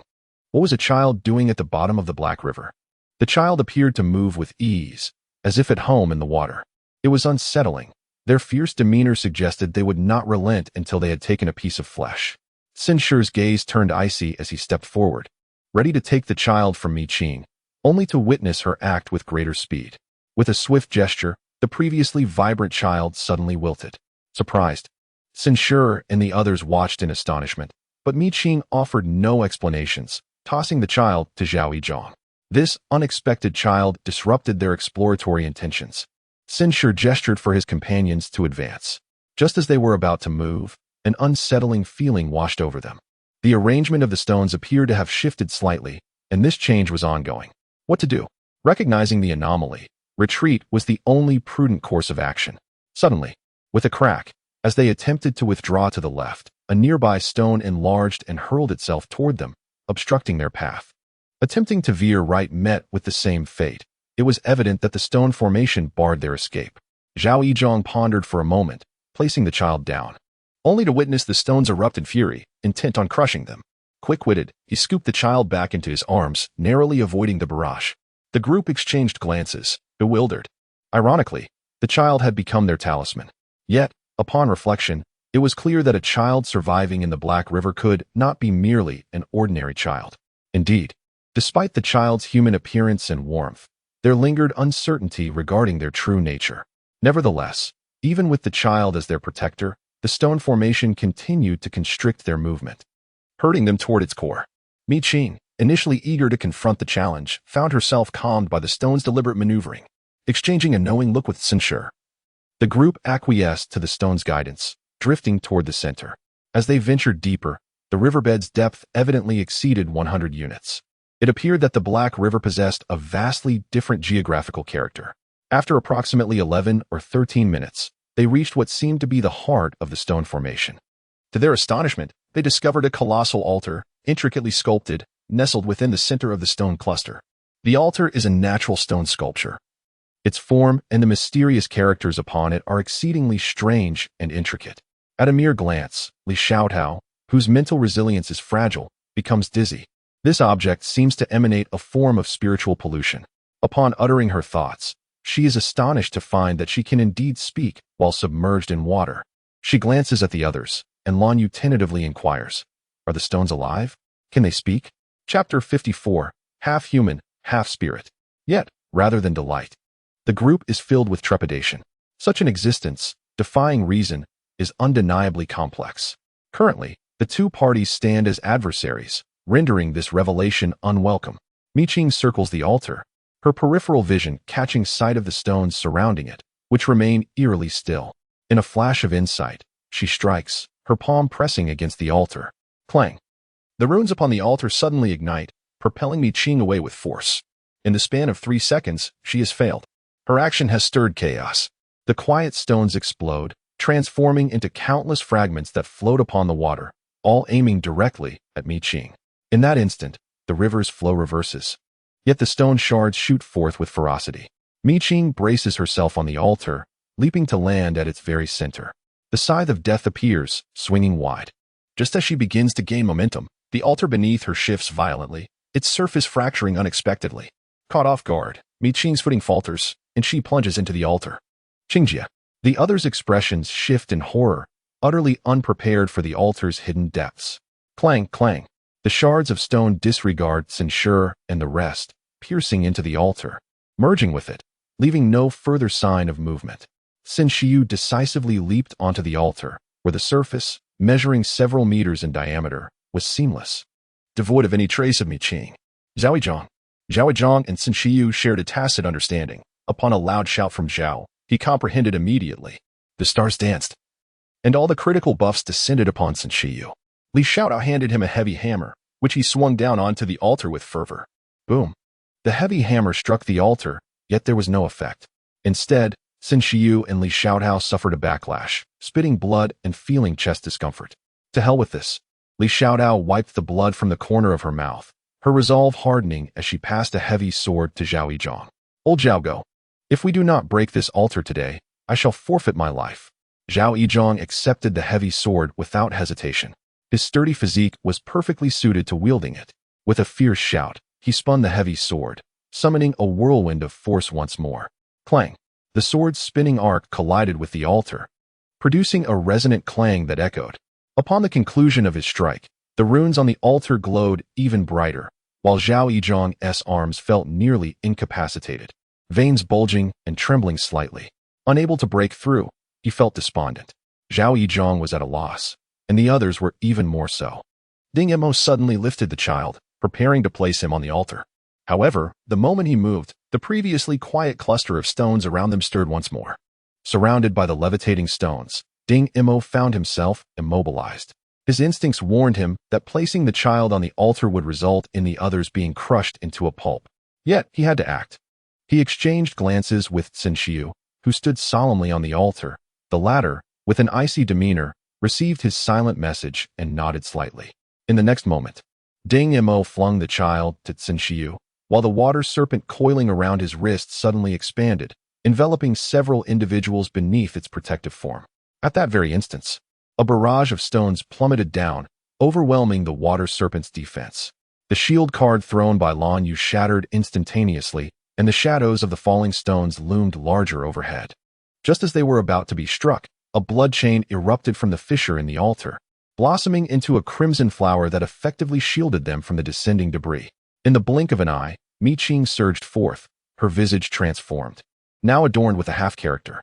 Sin Shiyu and the others recognized it immediately. That half-character was unmistakably the insignia on the left arm of the enigmatic figure. In that fleeting moment, Mi Qing appeared both strange and familiar. Without hesitation, she tossed the child to Sin Shiyu, and propelled herself into action. Every stone that stirred in her vicinity became her target. With the scythe of death, a fox's tail, the patterns of the enigmatic, the heart's discourse, the blood handprint, and 6 distinct attributes empowering her, Mi Qing's assault was unstoppable. In an instant, the cluster of stones within a 10-meter radius of the altar was obliterated, leaving not a trace behind, leaving Li Xiaotao and the others in sheer astonishment. Yet, this was not the end. The outer stones seemed to discern a change, swiftly transforming into towering stone figures, each standing 4 to 5 meters high. With each step, the riverbed trembled, causing the onlookers to lose their footing. A single punch from the stone giants cleaved through the water, generating a colossal wave that surged forth, rendering even the child's shield ineffective. Mi Qing, her expression devoid of emotion, tilted her head and offered a faint smirk. The blood chain beside her surged forth, leaving behind several blood shadows in the water. In an instant, these shadows coalesced into a blood curtain, standing resolutely before the group. As the water column clashed with the water curtain, it did not merge, but rather scattered with a subtle force. The stone figure was pierced like a sieve, yet Mi Qing remained undeterred. Before the dark force could strike, she advanced instead of retreating. With a sweep of the Grim Reaper's scythe, the blade sliced through the river, transforming the water into a dragon that collided with the dark energy. In the next moment, ice arrows from Xin Shiyu surged forth. The water dragon morphed into an ice dragon, unleashing a resounding roar that generated greater waves. Despite the ferocity of the dark energy, it could not withstand the ice dragon's might. Regrettably, as the dark energy dissipated, the ice dragon too could only endure for a fleeting 4 or 5 seconds before it vanished. However, at the moment of its dissolution, Mi Qing had already surged forward, delivering a lethal blow that shattered the nearest stone figure's head. With the strike concluded, her speed only intensified. In her hands, the Grim Reaper's scythe indeed became an instrument of harvest. The blood chain unfurled, always ensuring that Mi Qing's target was locked onto before anyone else could react. In less than 10 seconds, the 7 stone figures formed from the gathered rocks crumbled into disarray. In an instant, shattered stones sank to the bottom, the earth dispersed, and the river rippled, erasing the earlier mystery. What does this mean? He is human, not a specter? Lanyu was taken aback. She had previously speculated that the child who had appeared out of nowhere at Black River might be a specter, or perhaps a ghostly child birthed by a ghost mother using an ability wielder. She had never considered he could be a human child. It was likely that she was not alone in this line of thought. Others must have shared her disbelief. Otherwise, Ding Yamo would not have insisted on using that child to save Mi Qing despite knowing the altar was unusual. She glanced at Ding Yamo and the others, each one astonished. Yet, Xin Shiyu's focus diverged. Is it possible for your records to contain human information? No, that cannot be right. Mi Qing noticed the stones around them had become obedient, providing clarity to the crowd. Do not overthink.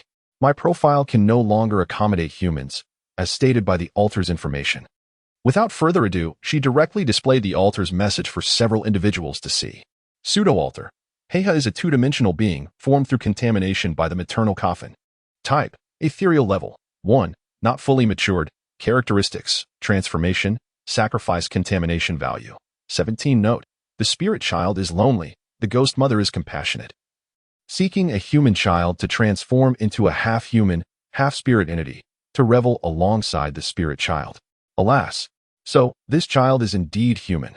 Yet, they have been transformed into a half-human, half-spirit? What manner of existence is a half-human, half-spirit? I have never encountered such a being. Is this transformation beneficial or detrimental for the child? Li Xiaotao was taken aback. The ghost mother seems to harbor deep maternal affection for the spirit child. Yet has she considered the feelings of this child's family? Truly outrageous. Chapter 55. Great love and sacrifice. Li Xiaotao has experienced the vicissitudes of human emotions since childhood. The greatest love came from her mother, while the greatest malice emanated from her father. She harbored a complex relationship with familial bonds, yearning for them, yet simultaneously repulsed. Encountering a child with such a tumultuous history stirred her soul. Sincere, having accepted the grim reality, calmly reminded her that the void of Heiha manifested 7 years ago. At that time, the void encompassed an entire village, from which none returned alive. Subsequently, the area was sealed off by the state, accessible only to soldiers, personnel, and those with abilities. In recent years, there had been no reports of a 3-year-old child entering. Hiss. Ding Mo and the others gasped in astonishment. Mi Qing, following his line of thought, speculated that this child, once transformed, might forever retain the appearance of a 3-year-old. 7 years have passed, and he is nearly 10 years old. 10 years, a child isolated from the world yet entwined with spirits, his psyche is difficult to articulate. Nonetheless, as long as he remains human, we must take him out, Zhao Yizhong declared. No one opposed this sentiment, yet Mi Qing cautioned that since this half-human, half-spirit entity is a novel presence, we must ascertain whether he can indeed leave. Furthermore, once outside, will he remain unharmed? Upon hearing this, Ding Mo and the others wore somber expressions. Mi Qing's points warranted serious contemplation. Li Xiaotao inhaled deeply and resolutely stated, if we destroy the maternal coffin, he will undoubtedly be able to escape. If ethereal beings can survive in the research institute, there is no reason he cannot. In any case, he must be taken out. We are the empowered. And from the very beginning of our enrollment, we have embraced this conviction, loyalty, assistance, fearlessness, sacrifice. We are the empowered, loyal to our nation, aiding the people, unafraid, and sacrificing without regret. This declaration moved even Sun Xiu. Mi Qing lowered her gaze, choosing silence. Unlike Li Xiaotao and the others, she possessed none of their noble qualities. All she had was a reckless madness of her own. Life or death mattered little to her. She cared for only one thing. In this life, she wished to live freely. Grandeur and altruism were not for her to claim. Sun Xiu sensed Mi Qing's emotional dissonance, glanced at her, and stepped to shield her from the others' gaze, decisively asserting that as long as he is human, we shall not abandon him. What shall we do now? Lan Yu inquired. Observing the child's continued distress without regaining consciousness, her anxiety palpable. Qing Jia, why isn't he awakened? Could something be amiss? Mi Qing, I have acupressed him. He won't awaken for a while. That's good. Lan Yu sighed in relief, instinctively glancing at the live stream room. To her astonishment, she exclaimed, goodness. The number of viewers in my live stream has surpassed 10,000. Previously, the viewership had dwindled to double digits. How could it suddenly soar past 10,000? Has the live stream recovered? Li Xiaotao, who had just detached from her emotions, eagerly inquired. Lan Yu appeared bewildered, seemingly so. However, I didn't notice when it resumed. Ding Mo reassured. In the midst of the chaotic battle, who would pay attention to such details? Sun Shi and Wen Yan's expressions relaxed momentarily. This is a relief. It is unwise to linger here. We should depart. Having disrupted the altar and needing to retrieve the ghost's companion, we fear the maternal coffin might come charging at us. Mi Qing shook her head, asserting that this area is more secure than the narrow dark river, as it allows for movement and speech. Most importantly, in battle, we need not worry about being restrained. With such a vast space, we can maneuver freely. She surveyed the surroundings. The cluster of stones appeared tranquil. Yet she feared we might not be able to take the child away in time. The recent conflict had intimidated the stone cluster, but she could not ascertain what the child represented to them. When it comes to the retrieval, only 2 outcomes are possible: a relentless struggle to the death or a smooth withdrawal after subjugation. Sister Qing, these stones seem to be alive. Can your profile contain them? Ding Mo inquired. Mi Qing shook her head, having tried previously without success. Upon hearing this, the others expressed no regrets. Then let us rest here for the time being. Sun Shi suggested, and the rest voiced no objections. Upon opening the Void app, Lan Yu's live stream recommendation immediately appeared. The topic of the live broadcast is indeed quite sensational. A single overlapping zone is sufficient to captivate all the capable individuals. Within just 3 minutes of the relaunch of the Lanwei live stream, the viewer count has already surpassed 10,000. Subsequently, the numbers continue to grow steadily in double digits. Goodness, it's truly an overlapping zone. The second overlapping zone in a decade has unexpectedly emerged in Heihe, within our own country. Indeed, the number of first-level void realms is diminishing. We must expedite the trials for more young, capable individuals to enhance their strength. Recently awakened capable individuals seem to exhibit various forms of evolution. This Mi Qing, the archivist, represents an exceedingly rare evolutionary breakthrough for us capable individuals. Not only the archivist has evolved. I have a student in her 3rd year. Her geomancer abilities have suddenly evolved to perceive the 4 pillars of destiny, which is quite peculiar. The 4 pillars of destiny. What do you mean? Does such an evolution truly exist? Are there 4 pillars of destiny in the void spirits? Yes. But her abilities are still unstable. She can only perceive the 4 pillars of the first-level ethereal beings, determining buffs and debuffs. Wow, another support type. What of it? When utilized effectively, it can alter the tide of battle. There's nothing wrong with that. The abilities of capable individuals are diverse, each with its own strengths. There is no absolute measure of superiority or inferiority. I've also heard about a precognitive dreamer who has evolved. Not only can they foresee the experiences of more capable individuals, but it is said they can also enter dreams to heal those afflicted by mental pollution. Wow, that sounds incredibly powerful. I would love to have such a teammate. I actually know this capable individual. However, I advise you all, if you do not possess 9 lives, it is best not to provoke her. Oh my. Quickly. Tune into the live broadcast. How many traits has Qing accumulated this time? From what can be disowned, there are at least 4. Though we cannot ascertain if there are any randomly acquired traits that have not been manifested. Her physique is remarkably robust. One wonders what methods were employed in her cultivation. The evolutionary path of this archivist is truly impressive. Alas, loyalty, assistance, fearlessness, sacrifice. We stand firm for these principles, and the youth also remain steadfast, hoping their original intentions remain unchanged. Sigh, those with abilities must bear such responsibilities. We have no regrets. I am quite curious. Can a child that is half human and half spirit truly survive?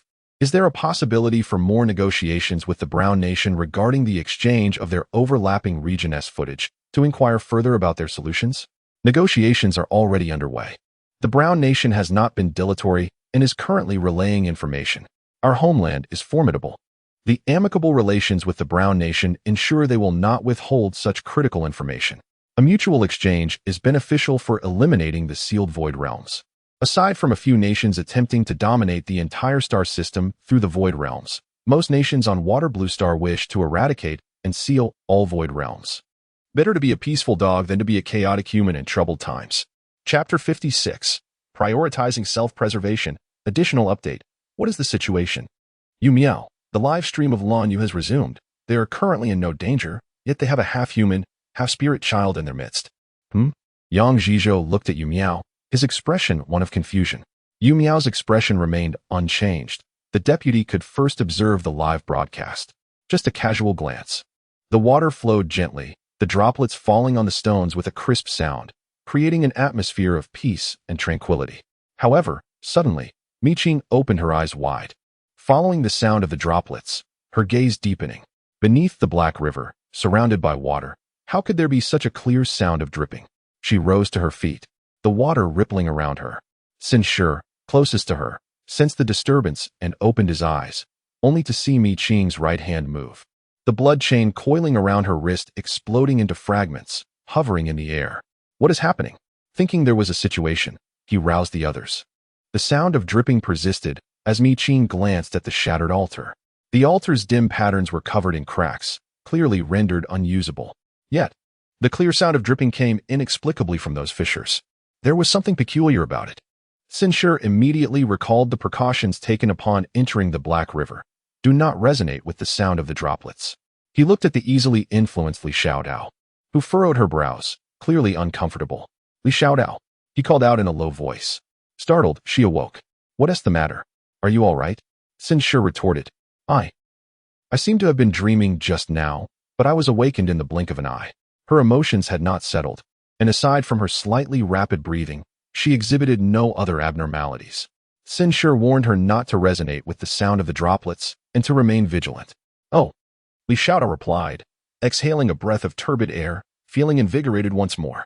Still not at ease, Sin Shi exchanged a glance with Ding Mo, who understood and indicated that he would keep an eye on both Li Xiaodao and Lan Yu. Meanwhile, Qing had approached the altar, observing the dim runes. The runes were enigmatic, incomprehensible to those unversed in such matters. After gazing for an extended period, a sense of dizziness enveloped her. Stepping back, she wondered if these artifacts could be removed. Sin Shiyu suggested, let us attempt it. The storage pouch, by its nature, should be capable of containing anything. Upon trying, it proved effective, yet the altar was too vast, it required fragmentation. This was easily remedied as Qing gestured, unleashing a surge of blood chains.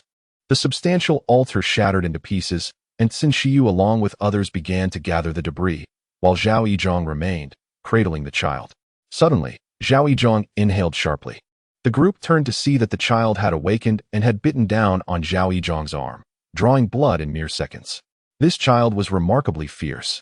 Lan Yu stepped forward to assist, yet the child refused to relent. His gaze was a disturbing blend of cruelty and innocence, a stark contradiction. Zhao Yizhong grimaced in pain, yet the others hesitated to intervene against the enraged child. Unable to bear the sight any longer, Qing struck the child unconscious with a swift motion, coldly stating, "Compassion for others must be predicated on self-preservation." Lan Yu stammered, "Sister Qing, we are merely—" But Sun Shiyu interrupted. Self-preservation encompasses not only oneself, but also one's companions. Misguided compassion will ultimately lead to one's own detriment. Lan Yu fell silent, while Li Xiaodao wore a look of melancholy, recalling her biological father's violent tendencies towards her and her mother. Her aunt had intervened once, only to have her leg brutally broken by her father. While her aunt's intentions were noble, she paid a heavy price for her misplaced compassion. Compassion devoid of capability cannot save others. Rather, it burdens oneself. If it only affected herself, it would be bearable. The true fear lies in implicating others. At that time, my aunt was already 3 months pregnant when she tragically lost her child. Not only did she endure the loss of a life, but she also irrevocably forfeited her chance to embrace motherhood. Her family disintegrated as a result. Thus, no matter the circumstances, she could never bring herself to forgive that scoundrel. No one anticipated that Li Xiaodao would suddenly air her family's dirty laundry. The discomfort within Lan Yu was swiftly replaced by a fervent indignation. This was utterly excessive. Xiaodao, do not be disheartened. She was not particularly adept at offering comfort and glanced toward others for assistance. Before anyone could console her, Li Xiaodao composed herself. For he too was not faring well. He was still undergoing rehabilitation in prison, and she awaited his return. It would only be a matter of 2 years soon enough. Now, she was no longer the defenseless child who could only be bullied. She eagerly anticipated the day of their reunion. As for Li Xian, as you have observed, I had bullied her even more severely within the Li household. How could this be deemed bullying? They deserved every bit of it. Upon hearing this, Li Xiaodao immediately perked up. Sister Qing, when we go out, teach me a few moves. She wished to learn techniques that inflicted pain yet left no marks. With great willingness, Qing nodded in agreement. Her gaze swept over the unconvinced Qing, and she added, of course. Our Sister Qing possesses the requisite skills to clean up the mess. However, Sister Qing, nothing in this world is absolute. We must be cautious of the unforeseen. Qing exchanged glances with Sun Shi, the latter understanding the former's skepticism, yet still sought a verbal assurance. As for Qing, she has just begun to adapt to the current collaborative mode with a few individuals and has no intention of changing teammates in the short term. Thus, she nonchalantly responded, "Oh," since Shiyu felt that her reply was as good as not responding at all. Unable to continue this topic, he decided to move on. Recognizing that the child was currently unpredictable, upon waking, he might need to be subdued again. Zhao Yizhong nodded busily, acknowledging, I understand. He hoped that no disputes would arise due to this child, as it was not worth the trouble. Having rested for about an hour, they needed to resume their journey. Shall we proceed? Ding Mo shifted the conversation, noting that according to the coordinates of the Black River's void spirit, their next encounter would be with the two-headed fish. Sun Shiyu remarked, we came here for that. The two-headed fish in the Black River was likely of a higher level, which would be more advantageous for Qingjia. Then let us go. With that, the group of 6, accompanied by the unconscious child, continued their trek. However, they remained oblivious to the subtle stirrings among the silent stone blocks behind them. The remnants of the sacrificial altar began to gather, as if an invisible hand was meticulously stacking them into a masterfully crafted new altar. The rough stone surfaces bore familiar yet foreign runes, and the rejuvenated altar began to operate once more. This bizarre scene unfolded unbeknownst to Qing and her companions as they departed. Chapter 57. The all-seeing remote control. The two-headed fish, possessing 2 heads, defied conventional wisdom. Typically, 2 heads are born conjoined. However, the two-headed fish nearby was different. It had 2 heads on either side, meaning it lacked a tail. On observation, its length did not exceed 1 meter, and despite potential disagreements between its 2 heads, it would promptly respond to any situation. The technique of kite fishing on both sides proved to be ineffective. They continued to conceal themselves within the water hole, a few of them gesturing to devise their next plan. Once they departed from the cluster of stones, communication in the water became cumbersome. Simultaneously, the ease of movement was lost. Among the six-member team, only 3 retained their combat capability, accompanied by a water snake. Should they proceed? Ding Mo inquired with a gesture. Naturally, action was required, but Ding Mo needed to remain in the water hole with the child. Their presence on the battlefield would only serve as a hindrance. Zhao Zhong, having bestowed a critical hit buff upon the two, also chose to stay behind. Mi Qing and Xin Shi exchanged a knowing glance and quietly exited the water hole, shifting to a different vantage point to continue observing the slumbering, snoring two-headed fish. This creature truly excelled at sleeping, having dozed for over half an hour. Remarkably, both heads were in slumber, leaving only the bubbles expelled from its snoring to drift languidly around it. The bubbles seemed suspect, Mi Qing pondered. Shifting her gaze, she sought to harness the unique characteristics of the hundred-eyed mechanical spider. This time, she aimed to summon it, but fortune did not favor her. The first characteristic, remote control, transformed her field of vision into a horrifying 360 degrees in an instant. She could even clearly survey the two-headed fish from directly above. And this perspective revealed a significant issue. This was indeed formidable, far beyond her previous understanding. No wonder the two-headed fish dared to sleep so soundly. It had its own means of protection. In this regard, the two-headed fish of the Black River fell short.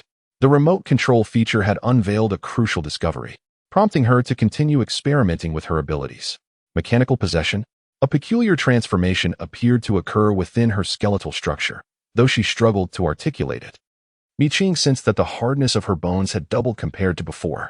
This characteristic is applicable even in intense confrontations. Continuing to activate the trait, it finally yielded the summon ability. With a subtle glance exchanged with Xin Shi, the latter retreated slightly, concealing himself in the uneven riverbed. He then observed, centered around Mi Qing, a multitude of small, multi-eyed mechanical spiders emerging from all directions. Although they were mechanical, they appeared unaffected by the water, moving gracefully as if they were fish in their natural habitat. Hundreds of these mechanical spiders swam towards the two-headed fish. Xin Shi remained unaware of the potency of the water bubbles, presuming Mi Qing intended for the mechanical spiders to test the waters, so to speak, and gauge the fish's attributes. However, upon nearing the water bubble, the mechanical spiders vanished without a trace. Xin Shi's expression turned grave. It was fortunate they had not approached recklessly, for otherwise, they too might have faced a similar fate. At that moment, the bubble maze was activated, and the two-headed fish sneezed, awakening from its slumber. Uncertain of the situation, Xin Shi concealed himself further in the shadows beneath the river, unable to observe any longer. Yet Mi Qing remained unfazed, even with her back turned to the two-headed fish. The remote viewing ability of the multi-eyed spiders allowed her to perceive the unfolding events in all directions. As soon as the mechanical spiders approached the water bubble, the moving bubble actively drew them into the maze. Although the number of summoned small mechanical spiders was substantial, their abilities paled in comparison to that of their progenitor. Once inside the maze, they became disbanded and fragmented, losing their cohesion. Within the maze, they seemed to swim safely, but appearances were deceiving. From a horizontal perspective, the bubbles continued to drift erratically, and the multi-eyed mechanical spiders ensnared within the bubble cluster vanished without a trace. Even the two-headed fish merely sneezed again before slipping back into slumber. The specifics of the damage were apparent to Mi Qing. Each layer of the labyrinth contained a zone of certain death. When the pushed hundred-eyed mechanical spider reached this area, it did not merely struggle, it was obliterated into nothingness. The predicament was that this zone was not fixed. She observed meticulously, not solely focusing on the lethal area but also on the bubbles adjacent to it. Upon closer inspection, she indeed uncovered something intriguing. The call of the two-headed fish was chaotic, yet within that chaos lay a discernible pattern. At the moment of overlap, a particular bubble in the first layer quivered, and that zone coincidentally aligned with the randomly designated area of demise. Fascinating. Seeing Mi Qing make a move, Xin Shi and Meng hastily restrained her. He was bewildered, having grasped nothing. Mi Qing shrugged off his hand and inscribed a few words on his palm. I will indicate the bubble. You shoot. The hundred-eyed mechanical spider, aside from identifying the deadly zone, had achieved nothing. Presently, out of 100 or so, merely 7 or 8 of the hundred-eyed mechanical spiders continued to delve deeper. Mi Qing, at first, did not plunge into the bubble labyrinth. Rather, she wished to test whether the surging waves could disperse the bubble maze. Acting on her thoughts, several blood chains erupted from her body, stirring the river's waters. The river surged, coalescing into a dragon's head. The wave crashed down silently, yet resonated with an unspoken force. The two-headed fish was roused, swaying its body, both heads witnessing the overwhelming wave approaching in an instant. Two peculiar hisses echoed, and the bubble labyrinth came alive. In a heartbeat, the seemingly fragile bubbles began to spin with astonishing velocity. Not even a second to spare, a bubble stirred the river, creating a vortex that sheltered the two-headed fish at its very core. The collision of the whirlpool and the waves caused the water at the riverbed to surge violently. Farther away, Ding Mo and others remained within the water cave, feeling as if the very bottom of the river had been turned upside down. The rushing waters that flowed into the cave struck them with such force that it nearly displaced their internal organs. Their equipment malfunctioned, and they were battered and bruised by the sudden onslaught of the water, blood splattering in all directions. Outside, Sinshur clung to the protruding rocks, ice arrows embedded in the riverbed, barely managing to stabilize himself. Yet the furious current surged past him. While he managed to hold his ground, he was still tossed about, his body aching unbearably. At the center of the clash between the waves and the whirlpool, Qing stood resolute, her feet anchored firmly to the riverbed. A chain of blood floated around her, neutralizing the water waves within a meter of her, resulting in the impact that reached her being less than half of what it could have been. With the trait of mechanical possession, she withstands the blows that strike her. Observing the tumult of bubbles and waves, she found herself evenly matched. Her eyes narrowed, and in the next moment, she sprang into action. Chapter 58. Speaking in tongues, Sinshur, fixed in place by his ice arrows, looked up to witness the overwhelming waves crashing as Qing charged towards the two-headed fish. He was incensed. Qing, in her frenzy, seemed utterly unconcerned about the actions of her teammates. During their previous debate on compassion, he had feared she might utter the words to leave the team. But now, in her reckless brawl, she appeared to act as though she had no allies. He harbored his grievances, but understood that circumstances breed heroes. Qing was that hero, forever pursued by others, never pausing to await their arrival. Drawing the bow and taking aim, Qing's blood chain targeted the peculiar bubble. The blood chain sliced through the river's surface, narrowly grazing the soft bubble. A hint of surprise flickered across her brow. The bubble's delicacy had shattered the rigidity of the blood chain. Impressive. Yet, this bubble had to be destroyed. Just as her thoughts raced to devise a new strategy, Sinshur and his ice arrow arrived. The bubble, so pliable, could adopt various forms while remaining intact. However, upon contact with the ice arrow, it detonated, shards of ice spreading across the uniquely shaped bubble, which was swiftly encased in frost. Qing's eyes brightened. With a sweep of her blood chain, the unusual bubble was ultimately shattered within the water. Ice fragments scattered, inadvertently affecting the nearby bubbles. The first layer of the maze had been breached. The two-headed fish sensed the bubble's destruction and emitted a peculiar, mournful sound. From the depths of the dark river, ripples surged forth, and Sinshur suddenly surveyed his surroundings, realizing that fish of all sizes were converging towards this location. The fish varied greatly, some no larger than a palm, while others reached lengths of 7 or 8 meters. Their passage was akin to a swarm of locusts, leaving no trace of the riverbed's flora or stones. In an instant, silt dispersed, stones scattered, and greenery was left in disarray. Alarmed, he quickly moved closer to Qing. She too sensed the ominous gathering of dark fish around her, and listening to the two-headed fish's mournful sounds. She grasped her sickle in one hand and the blood chain in the other. The two weapons intertwined, producing a sharp, resonant clamor that drowned out the fish's cries. Without hesitation, she charged towards the two-headed fish. As the surrounding fish ceased to gather, yet those in proximity surged forward, carrying an irresistible aura of blood and death. As Sinshur wielded his icy arrows, a formidable wall of ice formed before him. Yet, this 1-meter-thick barrier crumbled in the face of the oncoming school of fish. Unable to withstand even a fleeting moment, surrounded by the relentless tide of fish, half of Sinshur's body was adorned with deep blue patterns, while the other half blazed with fiery red markings. One hand wielded ice, the other fire, creating a spectacular fusion of elements, a realm of ice and fire. The fish charged forth as Sinshur's countenance remained icy, beads of blood seeping from the intricate designs on his face and merging with the water. With a resounding clash, the fish met their demise either encased in ice or scorched by flames. Remarkably, Sinshur's blood fire power continued to blaze unabated in the water, though this essence relied on the combustion of his own blood. Balancing both ice and fire, however, would not last for long.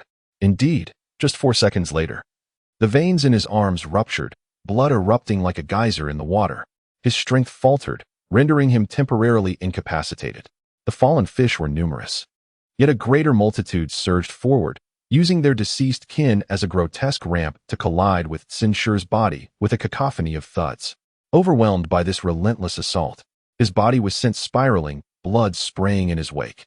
Mi Qing engaged in a fierce struggle with the agile two-headed fish, growing increasingly exhilarated with each exchange.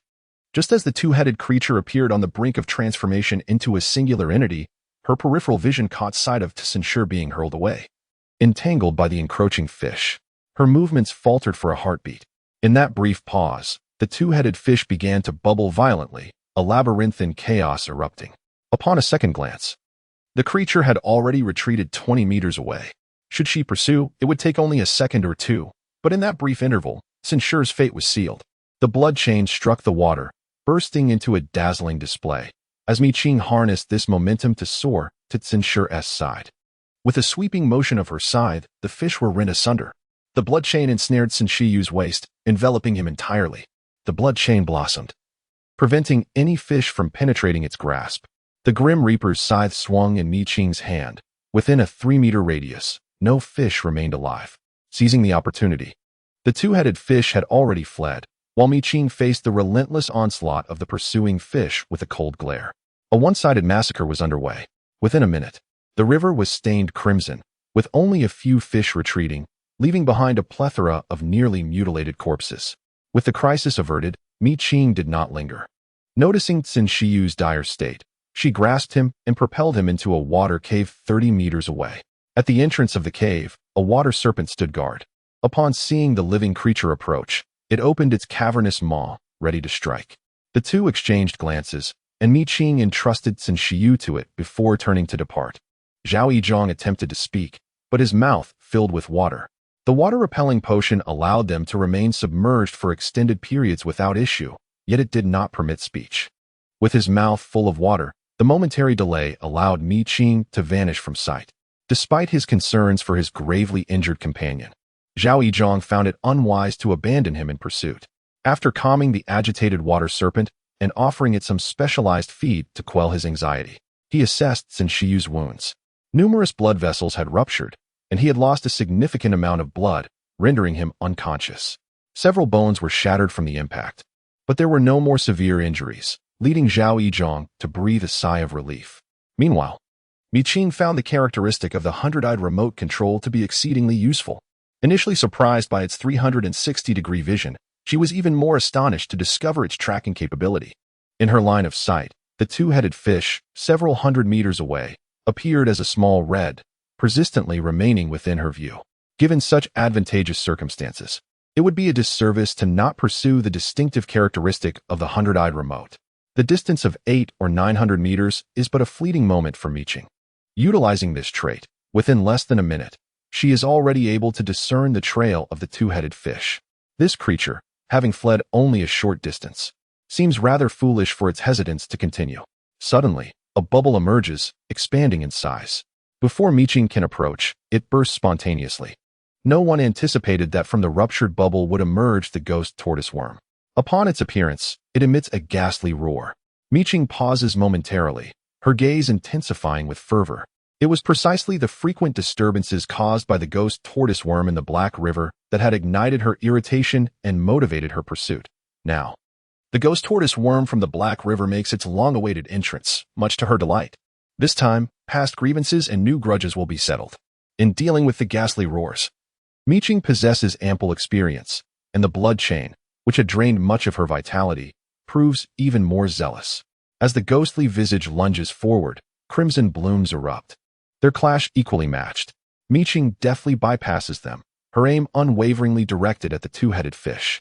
Yet another school of fish surges forth, their teeth sharp, though fewer in number than before. To these lesser foes, Mi Qing remains indifferent. With an array of enhancements, she dispatches these minor adversaries as effortlessly as slicing vegetables. Her singular focus always on the two-headed fish. As it attempts to flee, Mi Qing denies it any opportunity. The scythe of death swings, its blades stirring the waters, obstructing the two-headed fish's escape. In a fit of desperation, It exclaims, "For heaven's sake, just let me be. Two-headed fish, I am but a fish. Living a life of leisure, why do you persistently torment me?" Qing. It's one thing to speak, but to do so in the vernacular is quite another. I refuse. The two-headed fish is agitated. This is what you have compelled me to do. Are you prepared to unleash your ultimate move? Qing awaits eagerly. The stench is overwhelming, shrouded in thick mist. Initially, I anticipated that the two-headed fish would seize the opportunity to launch a surprise attack. Yet after a brief pause of 2 seconds, Qing discovered that the creature had entirely vanished amidst the school of fish. Whatever it has done remains a mystery, as even the all-seeing remote can no longer detect its presence. It is quite absurd. With the two-headed fish's trace eliminated, Qing's expression darkened, and her mood soured considerably. As the dizziness subsided, her foul temper combined with her bloodthirsty nature, causing the summoned school of fish around her to be mercilessly slaughtered once more. After 2 consecutive waves of carnage, it is likely that the normal fish in the Black River will soon be eradicated. As for that ghostly turtle bug, sensing danger, it attempted to flee. However, this time Qing would not relent so easily. The all-seeing remote possesses the ability to pursue. If the two-headed fish escapes, something must be left behind. The ghostly turtle bug resorted to its previous tactics and indeed managed to escape. Qing decided to play the long game, refraining from immediate pursuit. It was only when she noticed the red dot in her field of vision exceed 1 kilometer that she set off, following at a moderate distance. She soon realized that she was ascending. After 7 or 8 minutes, she emerged above the water's surface into a dimly lit passageway. The passage's apex was adorned with jagged rocks, hindering her movement. Qing waded through the water, and after 4 or 5 minutes of traversing the narrow passage, she finally arrived at a bright chamber. The brilliant, fragmented stones jutted out at sharp angles against the suddenly spacious stone walls, with the river transforming into a stream. The upper section of the stone walls appeared as though cut with a blade, smooth and level. The entire passage was open and well lit, contrasting starkly with the narrow, dim corridor just a step away. The ghostly turtle bug's position remained ahead, still advancing. The river water lapped at her ankles, with the sound of flowing water accompanying each step she took. Every 10 meters, a bright shard of gravel jutted out from the stone wall. Thus, Qing, embracing the situation with indifference, navigated through the twisting path. After traversing several bends over a distance of 400 or 500 meters, she arrived at the passage's end. There lay a narrow suspended walkway extending into the void, unsupported beneath, with a diameter of less than 1 meter and a length of 30 to 40 meters. Surveying her surroundings, she noticed that apart from the passage behind her, all directions were engulfed by an endless abyss. Below the abyss, mist swirled, suggesting the presence of water, and it was here that the spectral tortoise insects had vanished. Stepping onto the walkway, Qing took a single stride, and the spectral tortoise insects re-emerged from the depths below. This time, it was not a ghostly visage, but rather a colossal cleaver, forged from the very essence of the spectral tortoise insects, descending upon her. As she attempted to retreat, an invisible barrier materialized behind her, confining her to this narrow path, leaving her no choice but to advance. Undeterred by the predicament, Qing wielded her blood chain, which deftly ensnared the cleaver. With a forceful tug, she hastened the cleaver's descent towards herself. The fierce rush of air approached, lifting her hair as if in a tempest. In an instant, she executed a swift sidestep, her upper body bending at a 90-degree angle in the void, as the cleaver barely grazed her side before crashing into the unseen barrier behind her with a resounding clang. The front half of the cleaver shattered, sending fragments of the spectral tortoise insects scattering in all directions. The cleaver struck the walkway, which appeared to be a mere finger's thickness yet remained unyielding, showing no signs of movement. Through 2 attempts, Qing discerned that both the walkway and the invisible barrier were impervious, impenetrable to the spectral tortoise insects. Confronted with this realization, she resolved to test the safety of the walkway herself. The scythe of death materialized, its diameter approximately 5 meters. At this 5-meter mark, the blade of the scythe sliced through the air, meeting the formidable great knife. The mouth of the ghost turtle insect revealed sharp teeth, gnawing at the scythe of death. Strangely, portions of the scythe's blade were actually bitten away. In the span of merely a second, the once pristine edge of the scythe became pockmarked, losing its former idealistic perfection. Qing felt a surge of irritation as her sole 2 weapons suffered damage. To make matters worse, the blood chain also fell victim to the ghost turtle insect's bite. Fortunately, the blood chain remained unchewed, yet its crimson hue dulled and lost its luster. Instantly, Qing sensed that the chain in her hand had lost all its spirit, becoming less convenient to wield than before. Enraged, she withdrew the lifeless blood chain, and the scythe, now marred and uneven, and vanished, transforming into a lithe fox. With a bared snarl, the furious Qing flicked her fox tail, sending any ghost turtle insect attempting to latch onto her to absorb her flesh flying away, dissipating into ethereal mist. Beneath the abyss, the vapor thickened, and though the ghost turtle insects had been largely vanquished, their numbers swelled again with the gathering mist. The great knife forged from the ghost turtle insects failed to strike Qing, as they transformed into individuals intent on overwhelming her. Alas, any ghost turtle insect that was consumed merely transformed into ghostly energy. This spectral energy surged through her meridians, causing intermittent pangs of pain and itchiness, akin to the gnawing of ants. This only exacerbated Qing's frustration, prompting her to howl towards the heavens. As the four limbs and the tip of her fox tail ignited with black flames, those flames, under her command, morphed into yet another one-tailed fox. A shadowy figure, the one-tailed fox, emerged, leaving a trail of searing black flames in its wake. The vapor in the air was incinerated by the fierce fire, dissipating into nothingness. As the mist weakened, the number of ghostly tortoise insects diminished. The eyes of Qing beast narrowed in realization. It was evident that the insects moved freely due to the presence of vapor. Hence, the fire must burn even more fiercely.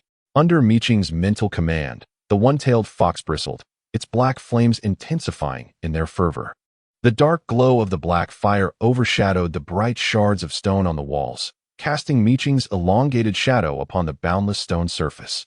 At a glance, it appeared as if the entire fox was engulfed in 100 meters of black flames. With a furious roar, Qing imbued herself with several formidable attributes. Most notably, a blood chain materialized unexpectedly, seemingly sprouting from the one-tailed fox itself, menacing and fearsome in its appearance. In an instant, Qing levitated. The chaotic dance of the blood chain, combined with the attribute of one against all, propelled her down from the narrow path. The clawing blood chain blossomed into crimson flowers in the void, stabilizing the one-tailed fox in midair. Chapter 60. Ghostly play under the might of one against all. The one-tailed fox charged into the formation of ghostly tortoise insects. Black flames surged and vapor evaporated. With one side strong and the other weak, the outcome was predictable. Suddenly, a loud crash echoed as if something had collided violently with the stone wall. Qing glanced around, puzzled. The wall was too distant from the center, and even in her beast form, she could not discern the source of the sound. Unable to locate its origin, Qing initially chose to disregard it. However, just then, the sound of pounding resonated incessantly and grew increasingly closer. She surveyed the surrounding stone walls. Aside from the entrance that was in proximity, the other walls seemed leagues away. Yet, the sound did not emanate from the passage behind her, which was exceedingly strange. The remaining ghostly creatures ceased their erratic movements and appeared to retreat instead. Qing observed them, listening to the advancing noise, remaining suspended in place. Suddenly, one of the ghostly creatures exploded, and this time, what gushed forth was not a ghostly essence, but rather a vivid crimson blood. The liquid splattered, dousing Qing in its warmth, leaving her perplexed. How could a creature the size of a fist contain such an abundance of blood? Her curiosity remained unanswered, followed by successive explosions of the ghostly beings. Qing took several steps back, distancing herself from the foolish creatures. Without warning, another exploding ghostly being released a spray of blood, from which emerged a pale arm marred by peculiar black cracks. The arm was diminutive and pudgy, strikingly pale, clearly that of a child. Qing retreated 3 more steps, and from the bloodied remnants, first an arm emerged, followed by a smooth, bald head. And just before the sanguine spray dissipated, the entire figure of the child materialized. The child was smaller than the half-human, half-spirit figure she had previously encountered. Its chubby limbs were adorned with swirling patterns, and its round belly was quite pronounced. Despite its appearance, it was rather delicate, though the black markings that adorned its body, on such a plump little figure, seemed less ominous and more comical. Qing pondered seriously that this child might very well be a spirit. Then, unexpectedly, he smiled. With a grin that revealed an unsettling array of sharp teeth, he emitted a chuckle. His hand reached out, capturing the ill-fated spirit creature before it could self-destruct, and he unceremoniously stuffed it into his mouth. The flesh exploded, blood cascading down the corners of his mouth. obliterating the innocence of childhood and leaving only a trace of cruelty. Mi Qing's expression turned solemn as she reflected on her earlier misjudgment of his demeanor, which she had found amusing due to a mere fleeting encounter. In the next moment, a foxtail lashed out, its force capable of rending space itself, obscuring the void. Yet, in an instant, the child seized the foxtail with remarkable strength, sending Mi Qing hurtling away. With a resounding crash, she was embedded into a stone wall nearly 180 meters away, creating a fox-shaped imprint, her form battered and bruised. Just as she managed to extricate herself from the wall, the spirit creature reappeared above her, poised to deliver a kick to her head. In that critical moment, Mi Qing transformed back into her human form, her strength amplified by mechanical enhancements, and she intercepted the creature's fleshy foot with a powerful punch. In an instant, the two were thrust apart, standing on opposite sides. Shaking her fist, Mi Qing noted that although the creature appeared diminutive, its strength was unparalleled among the void spirits she had encountered. Hee, sister, the creature said with a wide grin, its voice articulate and its gaze bright. It was evident that it possessed intelligence, and not of a low caliber. Mi Qing, maintaining her serious demeanor, advised, little brother, wipe the blood from your mouth before you speak, it's rather frightening. Her words belied any semblance of fear on her face. The creature continued to grin, gesturing with its small hand as a sphere materialized in the void, which it grasped effortlessly. Sister, my playmate has vanished. Will you play with me? As Mi Qing's gaze flickered, a smile graced her lips. Since her younger brother wished to play, she would accompany him. No sooner had she spoken than a spherical object, moving with the swiftness of a fleeting shadow, hurtled towards her forehead. Mi Qing remained motionless, tilting her head to the side as the sphere grazed past her head, mere inches away, causing her scalp to tingle with heat. She harbored grave doubts that if such an event were to repeat, her hair might very well ignite. With a resounding crash, the sphere collided with the stone wall, the sound echoing the earlier cacophony. Observing Mi Qing's evasion, the boy scoffed, questioning why his sister chose to dodge. Mi Qing replied, "Come on, I want to evade." The boy's eyes sparkled with excitement.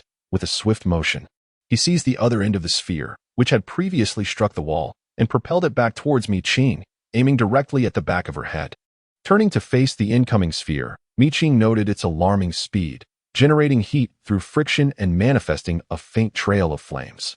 In an instant, her right foot transformed, and with a graceful spin in the air, she connected with the rushing sphere. A resounding boom echoed as the sphere sped away towards the boy with even greater velocity. Mi Qing completed her rotation, landing safely in midair, a blood chain swirling beneath her feet, granting her the ability to hover. With a loud crack, the sphere struck the boy squarely in the face. He remained unyielding, and the sphere erupted with a deafening blast, splattering blood across his visage, reminiscent of a malevolent spirit. Mi Qing remarked with playful surprise, "Oh, brother, you have quite the iron head. You didn't flinch. I underestimated you. My apologies." With a sharp crunch, the boy crushed the demon beetle in his hand, ravenously devouring the remnants to replenish his demonic energy, declaring, "I like my sister." Mi Qing merely smirked. The fiendish desires of the enemy seemed to yearn to rend her asunder and consume her whole. The adversary raised both hands, summoning two spherical orbs that appeared in the void, both locking onto Mi Qing. Her expression remained unchanged as she casually glanced at the orbs, pausing momentarily on the one adorned with hair, before nonchalantly averting her gaze. The adversary expertly manipulated the intersecting orbs, yet Mi Qing's countenance bore a peculiar expression. The sight of a tall figure engaging with the spheres was quite pleasing to the eye, but witnessing a short, rotund figure playing with them, especially in such an awkward manner, was undeniably jarring. Mi Qing could no longer tolerate the absurdity. Before the adversary could serve the ball, she hurled a bone-binding demon vine. Upon the vine's fragrant aura permeating the air, the adversary's grip faltered, causing one of the orbs to plummet into the abyss without a sound. "You are cheating." The adversary fumed, yet genuine drool escaped his lips. Mi Qing had merely intended to test the waters, never anticipating the bone-binding demon vine would prove so irresistibly alluring to her foe. With 3 storage pouches containing thousands of the vines still at her disposal, she boldly tossed another towards him. In response, the adversary reached out, and miraculously, the bone-binding demon vine materialized in his grasp from a distance of 40 to 50 meters. Without a moment's hesitation, he shoved it into his mouth. His sharp teeth audibly crunched the vine, releasing a blue liquid that mingled grotesquely with crimson blood, creating a visually unsettling spectacle. Chapter 61. The crimson small coffin, Qing fixated on his teeth. From such a distance, she noticed faint black markings upon them, leaving her uncertain if her eyes had deceived her. The dark entity could potentially be remnants of flesh and blood left by the spectral tortoise insect. Or perhaps she was merely experiencing a fleeting illusion.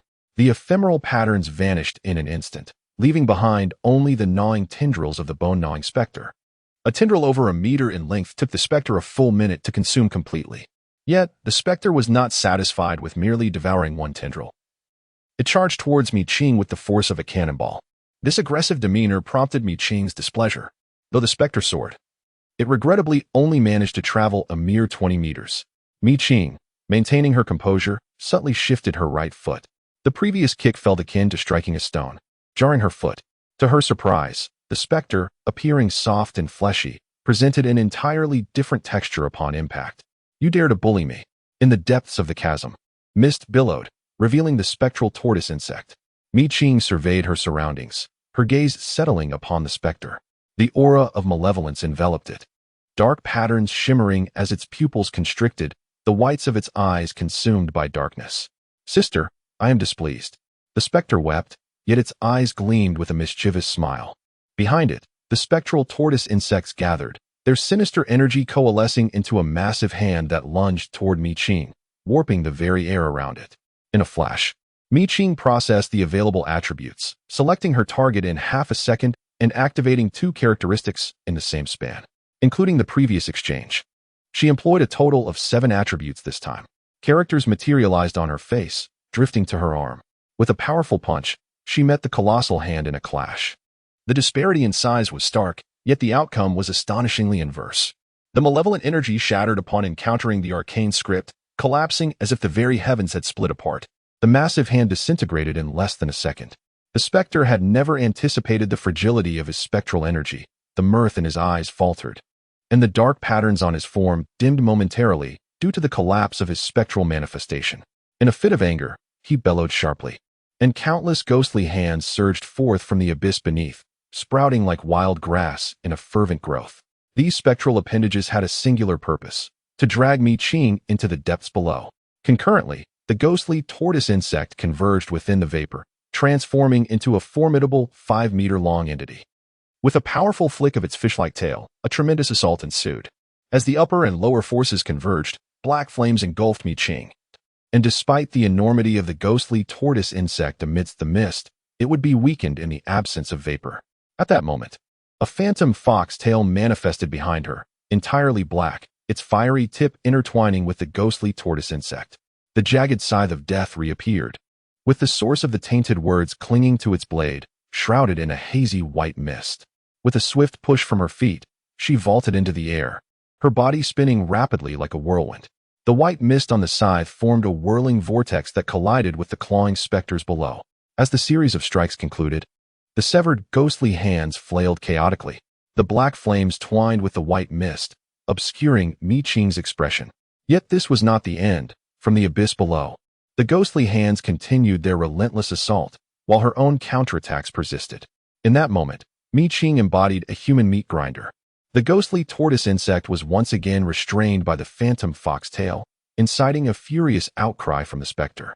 The triumphant expression on his face evaporated, replaced by a grimace of frustration, accompanied by the sound of grinding teeth. Several orbs began to rise from the abyss, hovering around him. "Crusher!" A youthful yet piercing cry rang out, as a dozen spheres shot forth, igniting fiery trails as they grazed the void. The relentless sound of shattering air assaulted the senses as Qing harvested yet another severed limb. She deftly evaded 5 spherical projectiles, only to be struck by one. The orb collided with her calf, and in an instant, a ferocious visage emerged, bearing sharp fangs as it clamped down on her leg.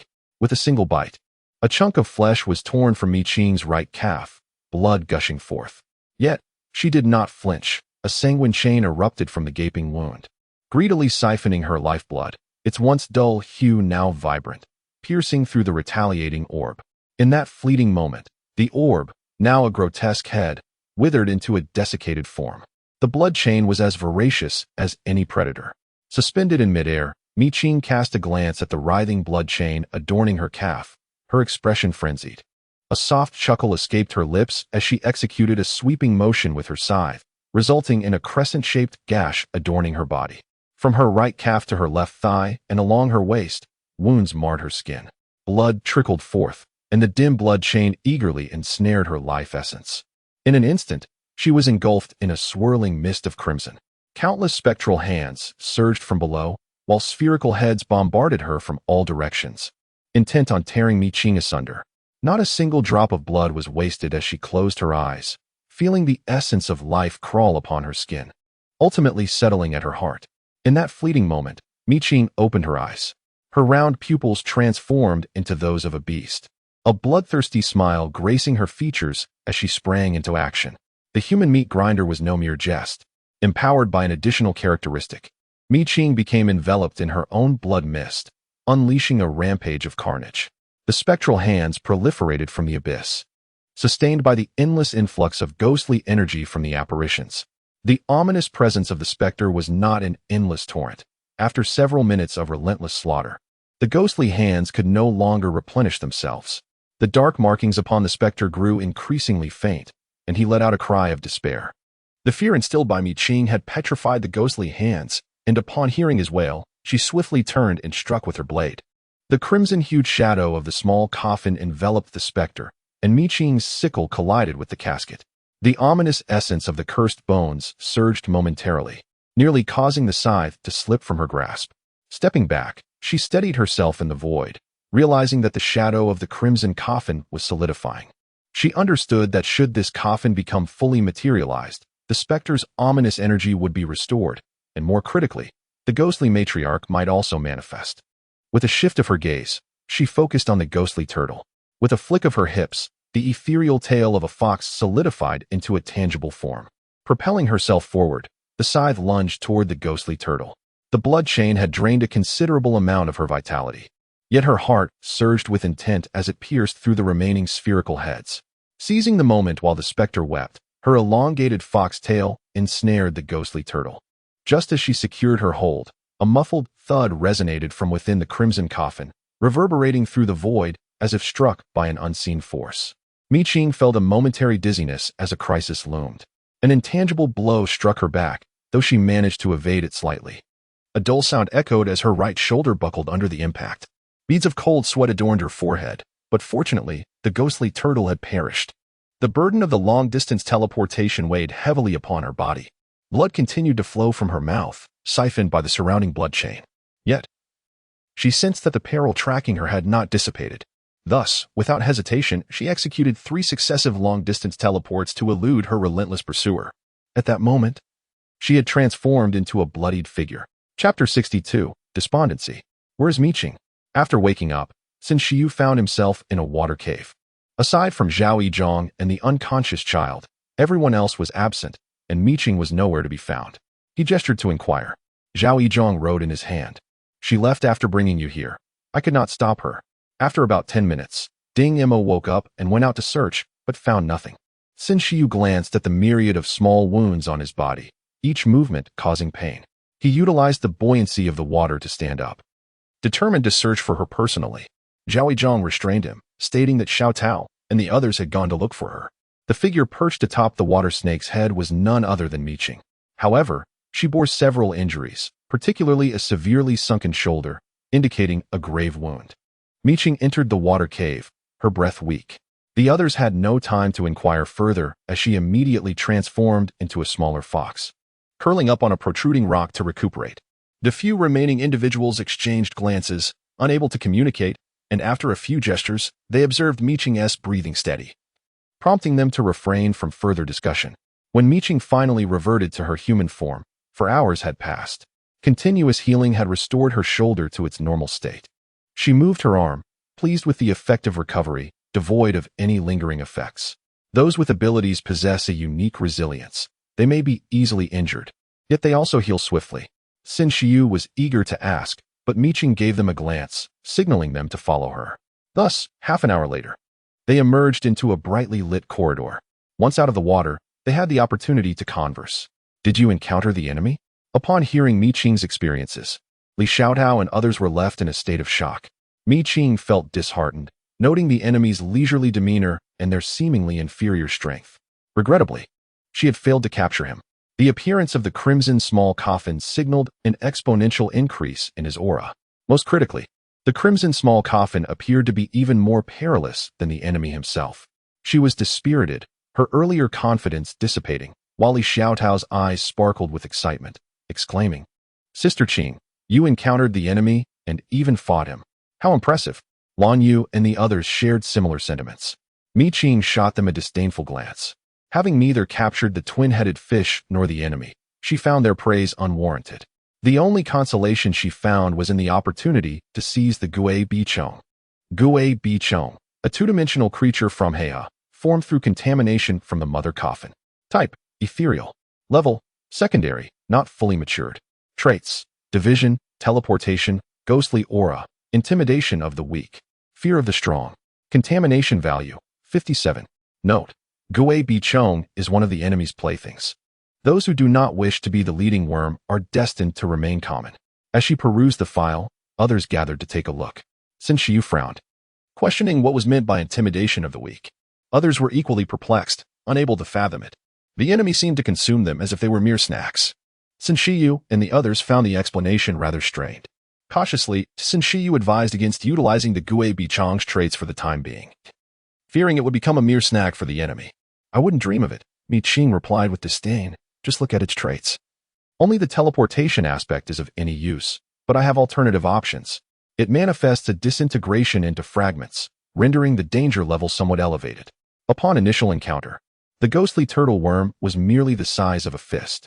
Yet, by the time of its containment, its true form had grown to over 6 meters in length, illustrating the inherent nature of its fragmentation. She could scarcely envision what she would become if subjected to such disintegration. Perhaps her limbs would run amok? Would her mind be partitioned? Never mind. She possessed the ability of instantaneous kilometer-scale teleportation. Although this placed a considerable strain on her physique, as long as her constitution strengthened, she felt no fear. Zhao Yizhong expressed concern, remarking that if any of the attributes of the void spirit she contained were unsuitable, it would be rendered unusable. "That's about right." Mi Qing replied ambiguously. "If that attribute proves truly formidable, it will still be employed, much like the previous division of the floating duckweed, which resulted in the emergence of another Mi Qing, rather than an actual physical division. However, at that time, it seemed as though her spirit had been cleaved, experiencing a brief moment of pain that swiftly dissipated, leading her to disregard it. In retrospect, it does pose a certain level of risk." Zhao Yizhong assumed she concurred with this perspective, nodding in agreement. Sister Qing should indeed exercise caution. Some attributes are rather peculiar. If there are any after effects, the consequences could be dire. The others echoed his sentiment, yet only Sin Shi discerned Mi Qing's nonchalance. He contemplated that for Mi Qing's safety, it would be prudent to engage her in a serious conversation once they emerged from this predicament. However, presently, they could not escape, and it was time to return to the matter at hand. Mi Qing asserted resolutely, "That two-headed fish toyed with me. I must first capture it." In truth, the recovery of the first-level baby eyes was unable to keep pace with the injuries she sustained from the ghostly adversaries. It was akin to a sunken shoulder, where the repair bore no effect whatsoever. At that moment, she had already lost her combat effectiveness. Had it not been for the ability to teleport a kilometer, one might have met a dire fate. Yet, the fear of demise pales in comparison to her vexation. Sin Shi exchanged glances with several companions, inquiring, "Where is it?" Mi Qing, deflated, replied, "It has escaped. We must locate it to avenge Sister Qing." Li Xiaotao resolutely endorsed any decision made by Mi Qing. With a sigh, Mi Qing lamented, "I cannot muster any enthusiasm." The aftermath of the emotional turmoil left her despondent and listless. Lan Yu speculated, "Then we shall seek out the two-headed fish. Upon seeing it, Sister Qing is sure to be invigorated." Suddenly, Sin Shi posed a question, "How long did your emotional turmoil last this time?" Mi Qing pondered. "Perhaps around 4 hours? Maybe even longer." Since her initial encounter with the ghostly leech, she had been ensnared in this emotional state. "How do you all feel?" Sin Shi redirected his inquiry to Ding Mo and the others. Mi Qing's melancholia seemed to resonate beyond her own experience, whether it was Sin Shi's imagination or not. He found himself equally apathetic, desiring nothing more than to remain as still as a salted fish. Such thoughts in the perilous Black River could be tantamount to courting death.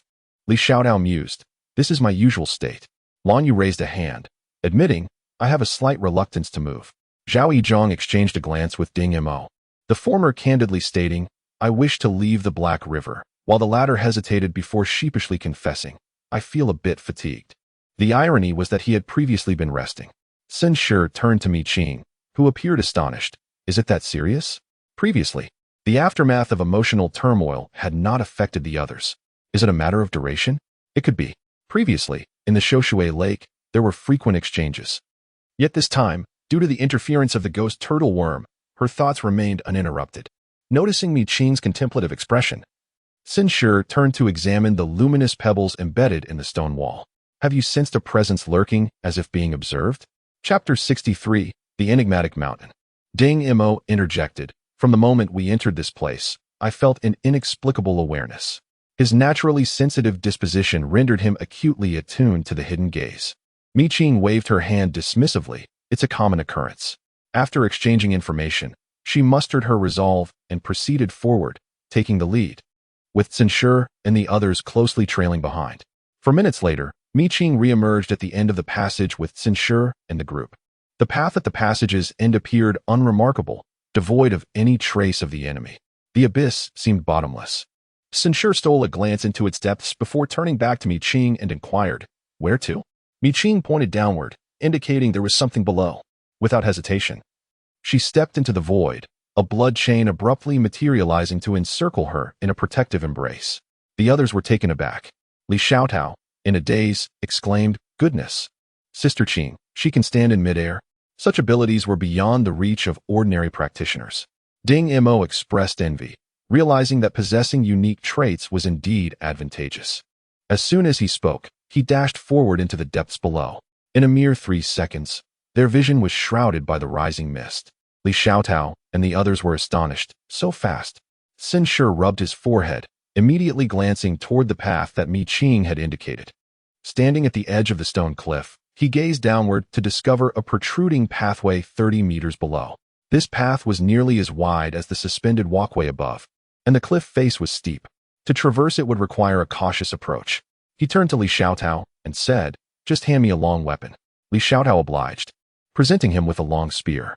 Without hesitation, Sun Shi stepped forward, and his body slid down the cliffside. The spear plunged into the stone, allowing him to slide for 6 or 7 meters before he finally steadied himself.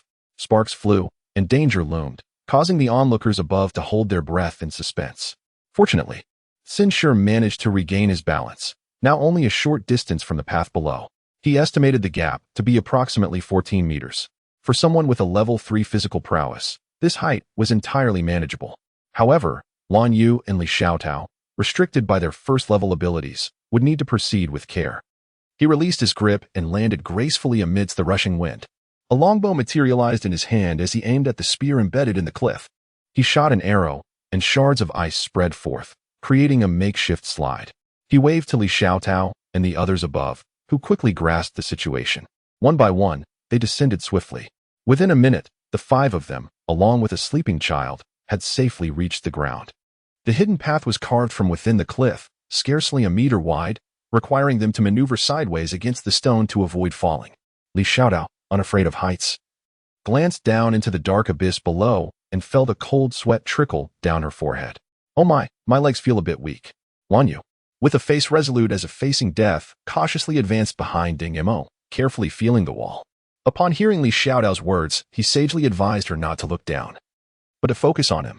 Li Xiaotao was aware that she should not glance downward, yet her heart was unable to resist the urge. Zhao Yizhong trailed behind her, promising that next time he would take her to B Mountain, a majestic peak that soared into the clouds, emerged in Hanshui City following the calamity of the solar eclipse. At its base, the diameter measures less than 100 meters, tapering as it ascends. This mountain is unpolluted and devoid of the void spirits, existing in an enigmatic solitude. Able-bodied individuals have explored it numerous times. Yet the information regarding B Mountain in the Void Spirit Compendium remains scant. Regrettably, since its emergence, only 2 capable individuals have successfully reached its summit.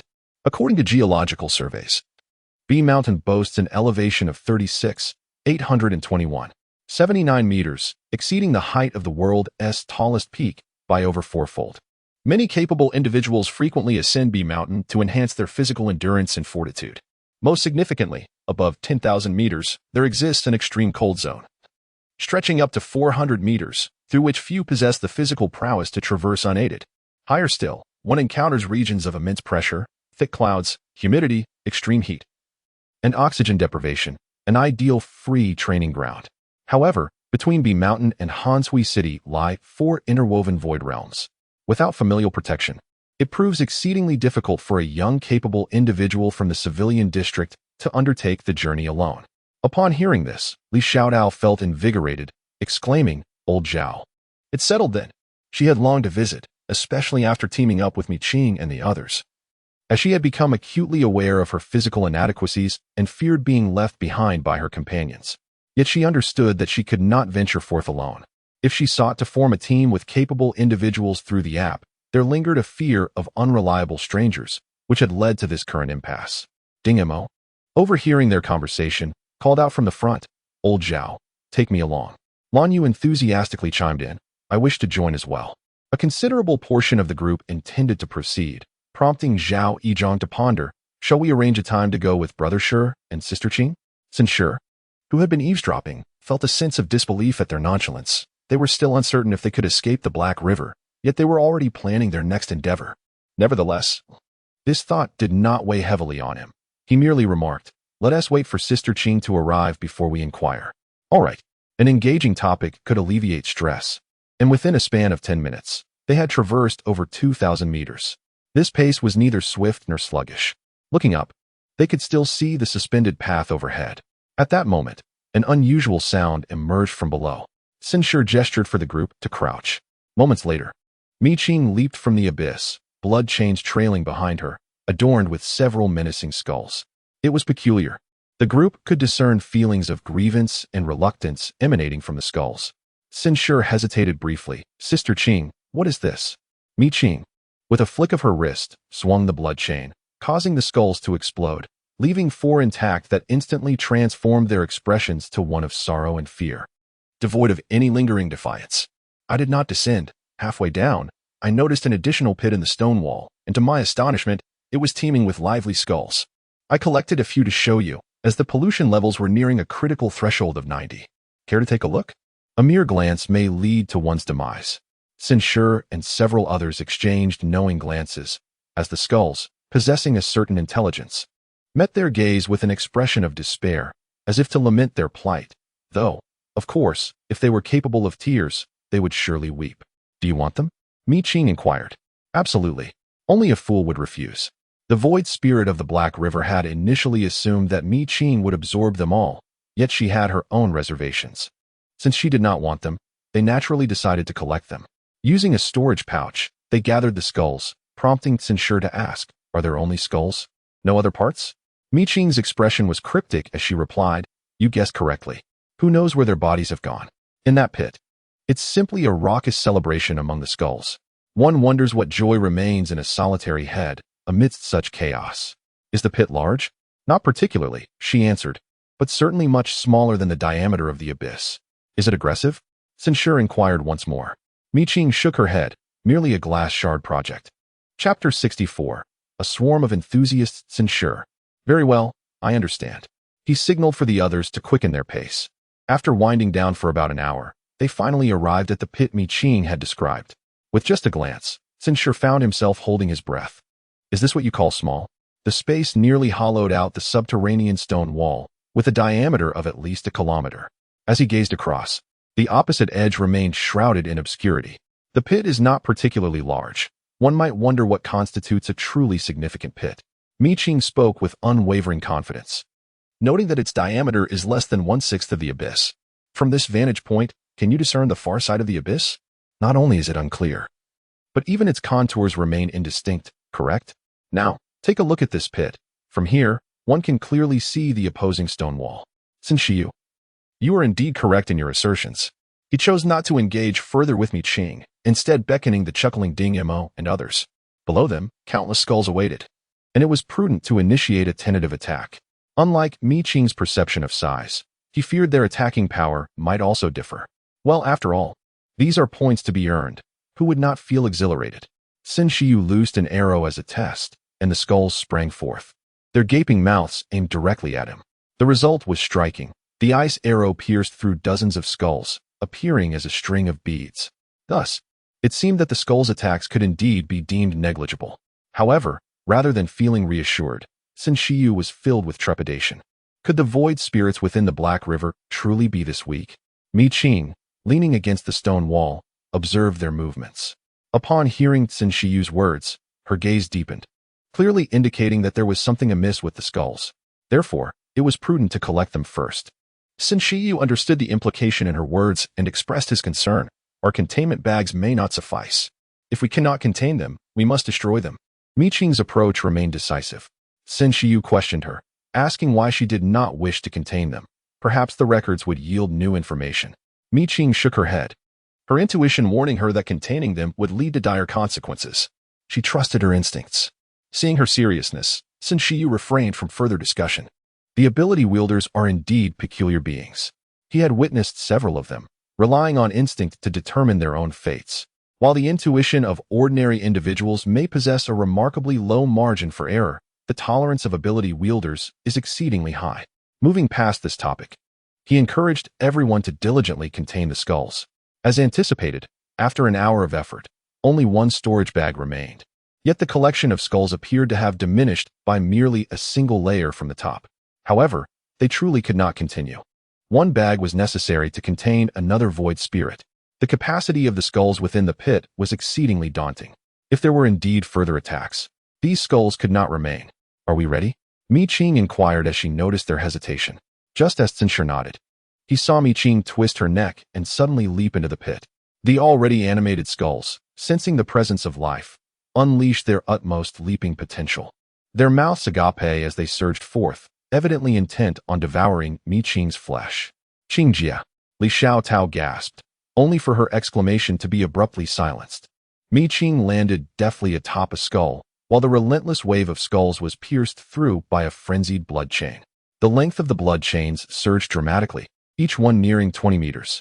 Furthermore, the number of chains had escalated from an initial 6 to an astonishing 8. The 8 blood chains danced wildly, shredding countless skulls before they could approach within 3 meters of Mi Qing. Bone fragments scattered through the air like falling snow.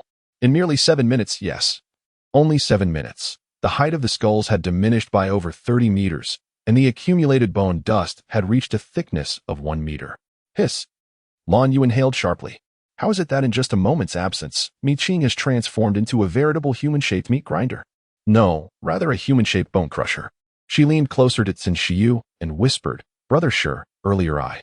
Qin Shiyu gazed at Mi Qing, his eyes brimming with admiration and conviction. Interjected by Lan Yu, he grasped her intent without needing her to finish. It was a matter of exclusivity. Lan Yu understood, to remain within this team. The focal point was not Qin Shiyu, but Mi Qing. Her philosophy, to a significant extent, outweighed that of all others.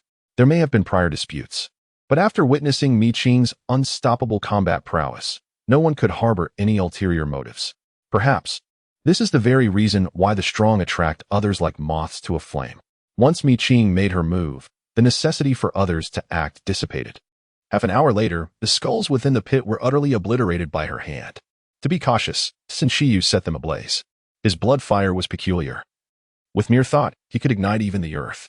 Approximately 3 to 4 minutes later, the thick layer of bone remnants that had blanketed the pit was completely eradicated. The entire pit was spotless, devoid of any skeletal debris. Had it not been for Ding Mo and the others' involvement in this process, one could scarcely imagine that just 2 hours prior, this place had been teeming with millions of skulls. Shall we proceed? Qin Shiyu inquired, withdrawing his hand to ask Mi Qing. Just as she was about to nod in agreement, a furrow formed on her brow. Did you hear that sound? Ding Mo crouched against the stone wall, uncertainly remarking, It sounds as if something is climbing. Intermittently, it's difficult to ascertain. I decided to take a look.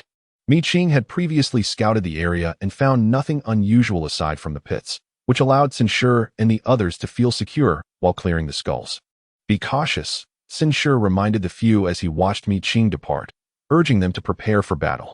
With the skulls vanquished, there was a lingering fear of a possible counterattack from the Black River. The others nodded in agreement, steeling themselves for the impending conflict. Just then, the child woke once more.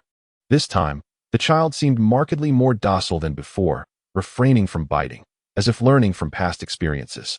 However, Zhao Yizhong remained vigilant. Under ordinary circumstances, he might attempt to communicate with the child, but given the imminent threat, it was best for the child to remain unconscious. Thus, before the child could struggle, Zhao Yizhong rendered him unconscious again. Sun Shi glanced over, and what was meant to be a fleeting gaze lingered upon a fleeting rune that appeared on the child's neck. He paused, quickly crouching to inspect further. The child was wrapped in Zhao Yizhong's spare clothing, which was removed for a thorough examination, yet nothing was found. However, Sun Shi was certain he had not been mistaken. "What is it?" Zhao Yizhong inquired, while the others remained on high alert. Sun Shi furrowed his brow, hesitant to speak. The rune he had glimpsed seemed akin to those found on a false altar, suggesting something was amiss. Upon voicing this concern, no one doubted his words. And Zhao Yizhong replied, "I will keep a close watch." Given the circumstances, this was the only course of action. Her expression remained as indifferent as always, betraying no sign of alarm. It was dire. The skeletal army was crawling up from the depths of the abyss. There remained a distance of 1,000 meters to this pit, and at their pace, they would reach the surface in less than 3 minutes. Li Xiaotao observed that Qing Jie's expression revealed no sign of distress. Mi Qing extended her hand, and Li Xiaotao, displaying keen insight, handed her a long spear. She contemplated briefly before procuring 4 high-damage weapons to distribute among the others, her complexion slightly pale. Producing 5 weapons at once placed a considerable burden upon her. Chapter 65, Collaborative Efforts, 150 monthly tickets for additional updates. With a swift motion, Mi Qing twirled the spear, unleashing a flash of silver light that traced a silvery arc through the void, imbued with various potent characteristics. In that instant, the previously despondent Mi Qing was invigorated, her unique aura igniting the atmosphere around her. Sun Shi exchanged a resolute glance with the others. According to the video provided by the Brown Nation, there are at least 3 entrances within the overlapping area. Based on this information, our team has deduced that aside from the severed hand encountered by Mi Qing and her companions, these 4 locations are the most likely to serve as entrances. Currently, nearby teams have begun their search for the entrances, and results are expected within the hour. While Mi Qing and her team engaged fiercely in battle at the Black River, those outside remained active as well. At that moment, Yu Miao was reporting the situation. Feng Qing glanced at Yang Zhizhou on the video feed and inquired, "Deputy Chief, are we not sending anyone to the reception area?" Yang Zhizhou appeared troubled, stating, "I can't make it over there in time. I'll ask someone to go." After a brief pause, his expression brightened as he realized Ling Yin was nearby, and he would lead a team into the area. "Zhao team?" Feng Qing exclaimed in surprise. Zhao Lingyan was a level 7 ability user. The crux of the matter is that he has only just turned 28 this year, making him the youngest 7th level ability user in Tianquan Kingdom.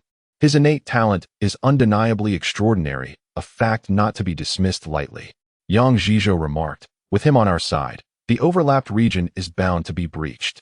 By the way, didn't the Research Institute recently unveil new equipment? Since Mi Qing and the others have experienced equipment failures, take a few sets over to them for emergency use. Understood, Feng Cheng responded.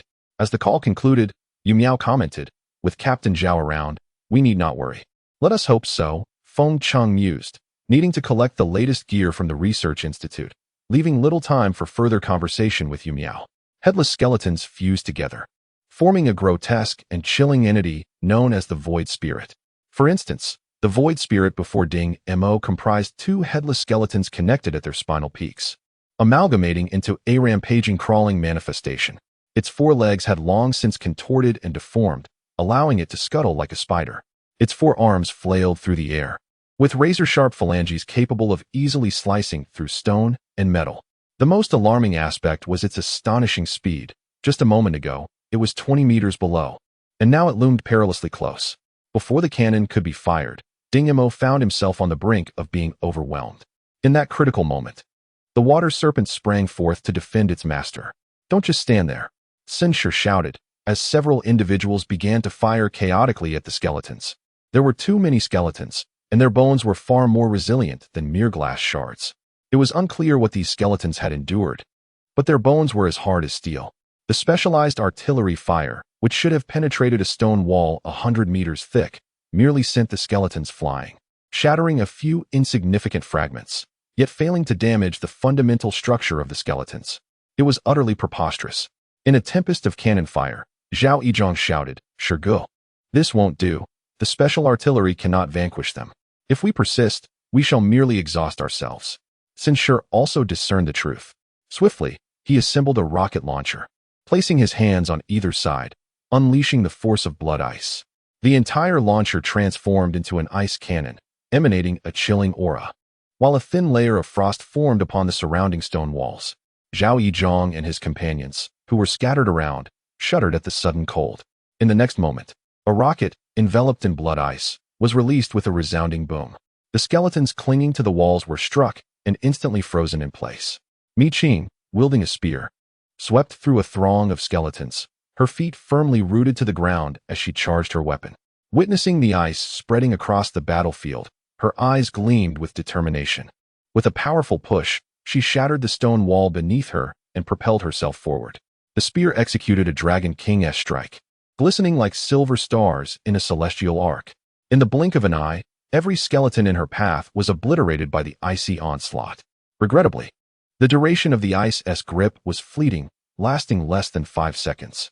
As the advantageous momentum threatened to wane, Lan Yu swiftly cast a card that transformed into a colossal peach tree, suspended in midair.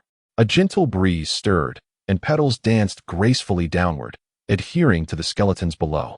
In an instant, the frozen skeletons broke free, ensnared in a 3-second standoff. This scene was a breathtaking tableau, yet none had the heart to admire it. Zhao Yizhong began to move rhythmically, his robust form performing an enchanting star dance. Stars twinkled, their light weaving a luminous thread. As the 3 seconds elapsed, the peach tree appeared on the verge of dissipating, only to see the starry thread encircle it, ultimately penetrating its heart. In an instant, the peach trees once again solidified, and a fresh wave of pink petals floated down, enchanting all who beheld them. Taking advantage of the support from Lan Yu and the others, Mi Qing deftly wielded a long spear, toppling the skeletons ensnared within 1,000 meters in one decisive thrust. With a surge of power, the skeletons shattered into irreparable fragments, cascading into the abyss, hidden from view. At that moment, Sin Shiyu noticed mysterious symbols at the very tip of the skeleton's tailbone. "Strike it." Sin Shiyu swiftly exchanged his weapon for a longbow and readied 5 arrows. As he released the arrows, the air erupted, multiplying into 100. All aimed directly at the tailbone of the advancing skeletons. A precise strike at the weakness guaranteed full damage. The previously invulnerable skeletons were struck at the tailbone's mysterious symbols, as if they had touched a hidden flaw. With another blow, the hardness of the bones diminished drastically. It was effective. Ding Mo and the others rejoiced. However, aside from Mi Qing's close-range attacks and Sin Shiyu's pinpoint accuracy, the others struggled to aim accurately. They were unable to land the crucial strike at the weakness, but could follow up with a second blow after Sin Shiyu's initial hit. Thus, they collaborated earnestly, finally discovering a means to resist the skeletal army. Mi Qing alone, having entered and exited the fray multiple times, required no assistance. After a relentless half-hour of defense, the reinforcements of the skeletal army began to dwindle, yet none had time to rest. Seizing the brief respite in the assault, Sin Shiyu warned Zhao Yizhong that the mysterious symbols were akin to those on the pseudo-altar. "Be cautious, that child." Before he could finish his warning, Sin Shiyu, standing at the edge of the pit, was suddenly forcefully shoved by an unseen force, causing him to lose his balance and plummet into the abyss. "Shige." As Zhao Yizhong turned his head, he was met with a scene that filled him with dread. In his panic-stricken shout, he noticed the child standing beside Sin Shiyu. The child was entirely covered in characters, akin to those found on the false altar. Without a moment's hesitation, he resolved to seize the child, but the boy merely grinned and vanished into thin air. This unforeseen turn of events unfolded with alarming rapidity. In the blink of an eye, Sin Shiyu plummeted into the abyss, engulfed by the swiftly ascending army of skeletons below, leaving no time for others to render aid. After several collaborations, Mi Qing found herself quite satisfied with Sin Shiyu, her initial perception of him as dispensable having undergone a significant transformation. Among the 5, Sin Shiyu's worth now surpassed even that of Li Xiaodao. Such a perceptive and capable ally was one she was reluctant to lose. Chapter 66. Characters become legacy. Mi Qing's speed only intensified. her form resembling a human cannonball as she charged into the ranks of the skeletal army. 8 blood chains danced around her, plunging downward like a blossoming flower of crimson. The tips of the blood chains targeted the base of a skeleton's tailbone, delivering a fiercely angled and powerful strike, shattering any skeletons that dared to obstruct her path. Bones flew in every direction, revealing Qin Shiyu, whose arm was now drenched in blood. Mi Qing paused momentarily. In that fleeting instant, frost spread across Qin Shiyu's bloodied arm, sprouting icy spikes. In the blink of an eye, the skeletons surrounding him were encased in a chilling embrace of blood ice and blood fire. A piercing strike sent shockwaves through the ranks, reducing the skeletons enveloped in this dual elemental onslaught to mere fragments. Bloodied and battered, Qin Shiyu caught sight of Mi Qing as he continued to fall, unable to find solid ground in the void. With a swift push of her feet, Mi Qing propelled herself towards Qin Shiyu. His blood splattered across her face, warm and vivid. Beneath Qin Shiyu, the skeleton was stained crimson, coalescing into a colossal skeleton giant. Its head was formed by countless skulls, while its gaping maw was constructed from a multitude of arm bones, thrusting towards Qin Shiyu. Mi Qing seized Qin Shiyu's arm with fervor, flinging him upwards, while she descended in a graceful arc. The clash between the spinning Mi Qing and the amalgamated arm bones reverberated with a cacophony of destruction for several seconds. Armed with a long spear, Mi Qing plunged into the gaping mouth of the immense skeleton, unleashing a torrent of explosive sounds from within. Simultaneously, blood sprayed forth in a vivid display. In the next instant, a tremendous explosion revealed a fox, stretching an impressive 7 meters in length. From this fox, a blood chain erupted, extending to a staggering 50 or 60 meters. Mi Qing hovered momentarily in the void before charging once more into the amalgamated skeletal head, leaving a trail of black flames and blossoming blood chains in her wake. In a mere blink, the skeletal assembly's head had become unrecognizable. She then instantaneously reappeared beside the plummeting Qin Shiyu, flicking her fox tail to propel him onto her back. The skeletons relentlessly pursued them, their runes at the tips of their tails flickering ominously beneath the dark abyss, forming an enigmatic script. Mi Qing delivered Qin Shiyu to Zhao Yizhong and the others, who, upon seeing his body ravaged and gnawed, were gripped with both fear and astonishment. The atmosphere was tranquil, yet tense, as Mi Qing, transformed into a fox tail, hovered in the air, confronting the skeleton below, which illuminated the characters at the tip of its tail. Gritting his teeth against the pain, he commanded, "Bestow upon her all buffs that enhance critical hits and defense." Zhao Yizhong immediately sprang into action, while Ding Mo and Li Xiaodao attended to his wounds. Meanwhile, Lan Yu indeed possessed cards that could aid in this endeavor. The buffs were conferred upon Mi Qing, who could distinctly feel the energy within her surging back to life, her limbs seemingly doubling in strength. The myriad of wounds upon her body gradually healed under the restorative properties at work. As the runes below were fully illuminated, Mi Qing understood that there was no time to lose. Her foxtail bristled, and black flames transformed into a spectral tail, which she slashed down towards the skeleton as she surged forward. This was not the conclusion, but merely the inception. The characters intertwined, forming a lexicon that ascended, encasing Mi Qing in a multitude of floating symbols. In an instant, these symbols connected into lines, light piercing through the void. Wherever it passed, all existence ceased to be. Mi Qing's fox form was colossal, yet remarkably agile. More crucially, she could manipulate her size at will. With a probing strike, the light was sharp and domineering. Upon contact, they separated swiftly, the light flickering as the fox tail erupted in a spray of crimson. In the next moment, Mi Qing resumed her human form. The fox tail was a beastly spirit of the void, her power surging exponentially. However, she realized that merely relying on strength to collide with the luminous characters was futile. In her human guise, she navigated effortlessly through the lexicon spanning 1,000 miles, though there were numerous beams of light. It was no easy task for them to catch up with the nimble Mi Qing. As she wove through the void, she engaged in a dance with the rays of light. The brilliance of the light is not a measure of power, but rather the ethereal aura it emanates. This spectral essence is chilling, creating a realm of its own. She can sense that, as time progresses, the spectral energy within this realm is continuously surging. If this persists, the skeletons resting beneath will soon mobilize. She must devise a means to breach this realm, and swiftly, for the child has escaped, and given his association with the specters, she fears their resurgence. In the chaotic dance of characters, they cannot catch up to Mi Qing, who swiftly evades. Suddenly, two colossal hands materialize, one approaching from the front and the other from behind. Qing moves with remarkable speed, her spear spinning rapidly in her grasp. In an instant, she targets a finger of one of the hands and hurls her spear. With a resounding thud, the spear, glimmering with a chilling aura, strikes the finger, embedding itself a mere inch before it meets resistance. However, unbeknownst to her, Qing has already teleported to the spear's side 100 meters away. She presses her foot against the spear's end, unleashing a torrent of force, resulting in a violent explosion. This enhancement propels the spear further, piercing through the finger completely. The spectral energy dissipates, causing the hand to appear deflated, as if it were losing its substance. Yet, this delay allows the two hands to finally come together in a striking gesture. As they clasp, a starburst symbol emerges, automatically targeting the swiftly moving Qing. Descending upon her, gazing at the pursuing symbol, she feels compelled to exclaim the essence of her culture. This defies logic. Yet, despite its absurdity, the symbol remains relentless, inexorably drawing closer.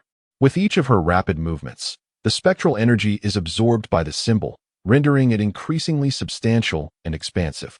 Frustration mounts within Qing, and as she pushes against the stone wall, it fractures beneath her feet. In the next moment, Qing, wielding a scythe resembling the Grim Reaper that had astonishingly grown to 6 or 7 meters in size, executed a swift counterattack. The scythe collided with, erupting a dazzling display of sparks amidst the tumult of thunder. The scythe began to crack under the strain, while the brilliance of dimmed. In a fleeting instant, both forces shattered simultaneously. Qing was sent hurtling backwards, her body crashing into the stone wall several meters away, blood pooling from her mouth. Yet, before she could recover, another crisis loomed. The characters from the tome converged into a fist, now perilously close. The wind of the punch roared, tearing through the void. Blood streamed from Qing's mouth, nose, ears, and eyes, yet she resolutely faced the impending blow with her own fist. With a thunderous impact, Qing was once again slammed into the stone wall, this time driven deeper by several dozen meters, her exposed skin marred by cracks, blood oozing forth. Ultimately, the fist of characters dissipated. Without hesitation, Qing surged from the wall, channeling all the properties of her left arm. The source of the polluted essence of the 100 words of deception surged forth through the fissures in her body, mingling with her blood. Her once raven hair began to transform into a grayish hue beneath the white mist of the polluted essence. A half-character inscribed on her face penetrated her left eye, which turned pale, emanating an overwhelming aura of pressure. The blood chains writhed within the white mist, their radiance surpassing all previous displays. In the next heartbeat, the number of blood chains surged to 18, their length extending to 100 meters. Chapter 67, Properties Abolished. Qing grasped with her bare hands, the blood chains responding with uncanny obedience, for they were but toys of the 100 words of deception. The white mist emanating from Qing was indeed the source of the 100 words of deception's pollution, naturally drawn to it. With a flick of her wrist, the blood chains collided with the pursuing beams of light. In this silent clash, energy dissipated, momentarily halting the multitude of lights that chased after Qing. However, Qing quickened her pace, dashing to the center of the text repository, surveying the floating characters around her. The characters formed a cohesive text, uniform in appearance. Upon closer inspection, no flaws could be discerned. After successive rounds of attacks, no weaknesses had been uncovered. If she remained trapped here, it would surely lead to her demise. Thus, the text must be broken. With her mind racing, the repository offered Qing no respite for contemplation. The dense aura of malevolence surged, momentarily darkening the characters before they renewed themselves. Only a large handprint remained, which, after several strikes, unleashed a barrage of palm imprints akin to a laser gun, firing forth dozens of such marks. The blood chain, unyielding, became more ferocious upon absorbing Qing's blood, aligning perfectly with her intentions. She acted decisively, engaging in a fierce struggle with the giant hand through the blood chain. On the edge of the pit, Ding Mo and the others observed the battle below, a confrontation beyond their capacity to join.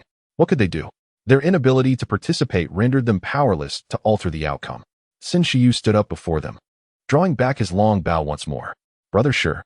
As Xin Shiyu exerted himself, blood seeped from his wound.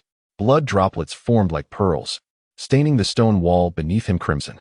With a swift motion, an ice arrow twirled, forming an ice dragon. The blood droplets served as its eyes, causing the ice dragon to awaken. A roar erupted, shaking the repository. In that moment, Sun Xiu resonated with the text. Sister Qing, over there. In an instant, another arrow was released, striking a void. A sharp cry, reminiscent of an infant's wail, pierced the air as a vanished child reappeared, struck in the thigh, a haunting figure. With his emergence, the repository rippled with energy. Sun Xiu discovered the flaw, and the individual could no longer hold on, losing consciousness just as the scythe of death reappeared. The visible cracks on the blade were evident to the naked eye, with fragments of the blade adhered by a white mist. It seemed fragile. Yet when the scythe swung down, he witnessed the runes on the half-human, half-spirit child erupt violently. The sky was suddenly illuminated, and then he knew nothing more. Shige? Zhao Yizhong caught Sun Xiu's collapsing form, his hands sticky and soaked in blood. His complexion turned pale. Quick, give him medicine. Lan Yu maintained his composure, calmly administering medicine and dressing the wounds. Ding Mo glared at the child who had been cleaved into the pile of skeletons by Mi Qing, yet remained unharmed. Gritting his teeth in frustration. We should never have brought him along. I always felt he was half-human, a kindred spirit of sorts. Yet, it was this very half-human who ultimately struck us. Li Xiaotao observed as Mi Qing's scythe unleashed numerous shards with every swing. In a brief moment, the once tenuously bonded blade was rendered a tragic sight. Taking a deep breath, she expelled a cloud of foul air and began to retrieve weapons. What are you planning to do? With each peculiar weapon Li Xiaotao extracted, she coughed up blood. After retrieving 7 weapons, the front of her clothing was stained crimson. She paid no heed to explanations, trembling hands assembling the devices. In 2 minutes, she had fashioned a rudimentary laser cannon. Her arms shivered, rendering her unable to fire it. She looked to Zhao Yizhong, succinctly stating, it can only be fired once. Eliminate that half-spirit. The half-spirit, surrounded by skeletons, or the characters that Mi Qing had dispersed, reappearing once more. The ghostly energy was drawn in, and the characters flickered intermittently. The text had already begun to fluctuate, yet his presence stabilized it once more. Zhao Yizhong remained silent, yet he commenced the operation of the laser cannon. This formidable weapon was a composite one, with a base measuring 3 meters in diameter and standing nearly 2 meters tall. He aimed at the half-spirit and shouted to Mi Qing, who was entangled in close combat. Sister Qing. Mi Qing caught a glimpse of the colossal machine at the pit's entrance, and as she retreated, she ensnared the half-spirit in place with a blood chain. Just as she withdrew, a laser beam, a meter in diameter, surged forth. In the blink of an eye, where the laser passed, there remained only void. The deep abyss suddenly fell into silent stillness. Mi Qing hovered in the air, watching as the laser seemingly struck the unseeable stone wall on the opposite side. Murmuring to herself, indeed, high-tech weaponry is insurmountable. Looking further down, she noted that the skeleton had been obliterated to a great extent. The text lay shattered. As for the half-spirit, it was no longer perceptible. Mi Qing could not ascertain whether it had been reduced to dust or had managed to escape. Now, she could conclude the matter. By the time Zhao Lingyan and his team arrived at Heihe, local staff had already ruled out 2 locations, leaving only 2 remaining, one of which had begun to reveal some clues. Based on Mi Qing and their progress, the location of the pseudo-altar was peculiar. At the same site in Heihe, there was neither a pseudo-altar nor a cluster of stones. However, there existed an area that could not be touched. The dimensions of this area seemed to correspond precisely to that of the pseudo-altar. Regrettably, they had not discovered a means to unravel the mysteries of this place. Upon hearing this, Zhao Lingyan instructed his companions, please find me an image of the pseudo-altar, ensuring it encompasses all 360 degrees. His companion, Yuan Lingxi, procured an image of the pseudo-altar directly from the Trending Topics forum on the app. Due to the overlapping regions, Blue U's live broadcast gained immense popularity. Every void spirit of research value that appeared in the live stream became the subject of discussion, with the pseudo-altar being one of the most talked about. Zhao Lingyan meticulously examined the image, and after approximately a minute, he approached the untouchable area. He raised his hand, and with a flicker of void energy, wisps of spiritual light emerged. Within less than a minute, a pseudo-altar, nearly indistinguishable from the image, materialized in the untouchable location. As the final spark descended, Zhao Lingyan withdrew his hand. The runes upon the pseudo-altar suddenly began to shimmer, and in 2 seconds, The pseudo-altar emitted a beam of light that illuminated the depths of the Black River. It was the entrance. Yuan Lingxi sensed it immediately and spoke up. Zhao Lingyan declared, "Let us go." With that, he leaped into the beam of light. Following closely was Yuan Lingxi. Others wished to join, but the beam accommodated only two before abruptly vanishing. The remaining individuals exchanged bewildered glances and hurriedly exclaimed, "Report this at once." A single strike from a basic laser cannon resolved the skeletal crisis. Meanwhile, on Mi Qing's side, Sin Shi had fainted from excessive blood loss, and Li Xiaodao had succumbed to the burden on her body. The others were faring better. Mi Qing, relying on her numerous attributes, appeared to be in high spirits. Having previously endured severe aftereffects from the heart exchange, she decided to maintain both the heart and the restoration this time. Aside from that, the most unfortunate circumstance was that her Grim Reaper's scythe had completely shattered. The Lantern Spirit, a one-dimensional being from the Eternal Scroll, transformed by the infection of a celestial figure within the painting. Type, Spirit level, 1 trait, Reaper's scythe, rendered obsolete. Lantern lighting. Note, the Lantern Spirit serves as sustenance for the level 3 Brush Spirit, which experiences a 3-second period of weakness upon consumption of the Lantern Spirit. For the first time, Mi Qing realized that traits could also become obsolete. The Reaper's scythe had been quite adept in her hands, primarily because it was her own. Now, it was rendered useless. It seemed there was no intention of repair. "Qingjia, shall we remain here?" Ding Mo pondered. Recalling the sense of being spied upon from the luminous debris, he feared that if they lingered, the enemy would find them first. "Let us stay put," Mi Qing replied. "In any case, we are under the enemy's watch. This place is no different from elsewhere." With Mi Qing's assurance, the group felt more at ease. They tended to their wounds and satisfied their hunger. Lan Yu glanced at the two unconscious individuals and whispered, "Since the enemy is aware of our movements, why not seize the opportunity to claim our lives while we are vulnerable?" The laser cannon was a one-time use. And with Sin Shi and Li Xiaodao in a state of unconsciousness, Mi Qing's Reaper's side was utterly compromised. Mi Qing was taken aback. "Why do you perceive us as weak?" Lan Yu replied, "You are injured as well, and it's best not to mention the battle capabilities of the remaining three." Mi Qing retorted, "As long as I draw breath, I shall not yield." Her words were delivered with a casual demeanor, yet Lan Yu discerned the underlying madness beneath her restrained murderous intent. He swallowed hard. Typically, the mindset of a capable individual is to preserve the Green Mountains, ensuring that there is no fear of firewood running out. She struggled to comprehend Mi Qing's obsessive mindset. Yet previous disputes had made her realize that voicing her contrary opinions might be unwise. Ding Mo detected the indifference in Mi Qing's words regarding her own life. Though he wished to persuade her, he feared that his clumsy attempts might backfire. He contemplated discussing the matter with Sin Shi, who was eloquent and might sway Mi Qing's resolve. Zhao Yizhong, appearing simple-minded, was astute beneath the surface. He recognized Mi Qing as a person of strong conviction, whose will would not easily be altered by anyone. Rather than expend energy on this issue, it would be more prudent to bolster his own strength to keep pace with her. Everything else was mere idle talk. The four individuals each harbored their own thoughts. Approximately 2 hours later, Li Xiaodao was the first to awaken. As she opened her eyes, she rubbed her temples, tears streaming down her face.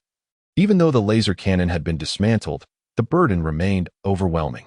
During their previous encounter at Shuashui Lake, she felt she had played a minimal role. Following Sin Shiyu's advice, she had disassembled the laser cannon. Although it had been a success upon first use, it had also left her dizzy. She was once again reminded of her own frail constitution. Mi Qing remarked, "But you succeeded." She never hesitated to offer words of encouragement for others' achievements, especially for someone as sensitive as Li Xiaodao, whose potential could often be unlocked through effective motivation. Did it work? Li Xiaodao had been so dazed that she was unaware of the outcome. Ding Mo was quite exhilarated, exclaiming, "Look over there. Your laser cannon pierced through the stone wall with a single strike." Previously, they had been shrouded in darkness, unable to see what lay beyond. The trajectory traced by the laser remains vividly apparent to this day. From this angle, the opposing stone wall remains obscured, yet an infinite expanse of light can be discerned. Li Xiaodao was assisted to her feet, swaying slightly as she gazed at the luminous trail left by the laser. The mark endures through time, while the abyss surrounding her is enveloped in a profound silence. As she observed, tears welled in her eyes. It dawned on her that she could indeed be of greater utility. Ding Mo understood her inner turmoil and encouraged her, stating that once her physical prowess improved, She would be able to wield the laser cannon herself. Perhaps next time, the laser cannon would unleash more than a single strike. Li Xiaotao choked back her emotions, exclaiming, "As a level 2 weapon specialist, I will disassemble the particle cannon, and I will strive to reach level 2 as soon as I step outside." The laser cannon was already formidable. One could only imagine the power of the particle cannon.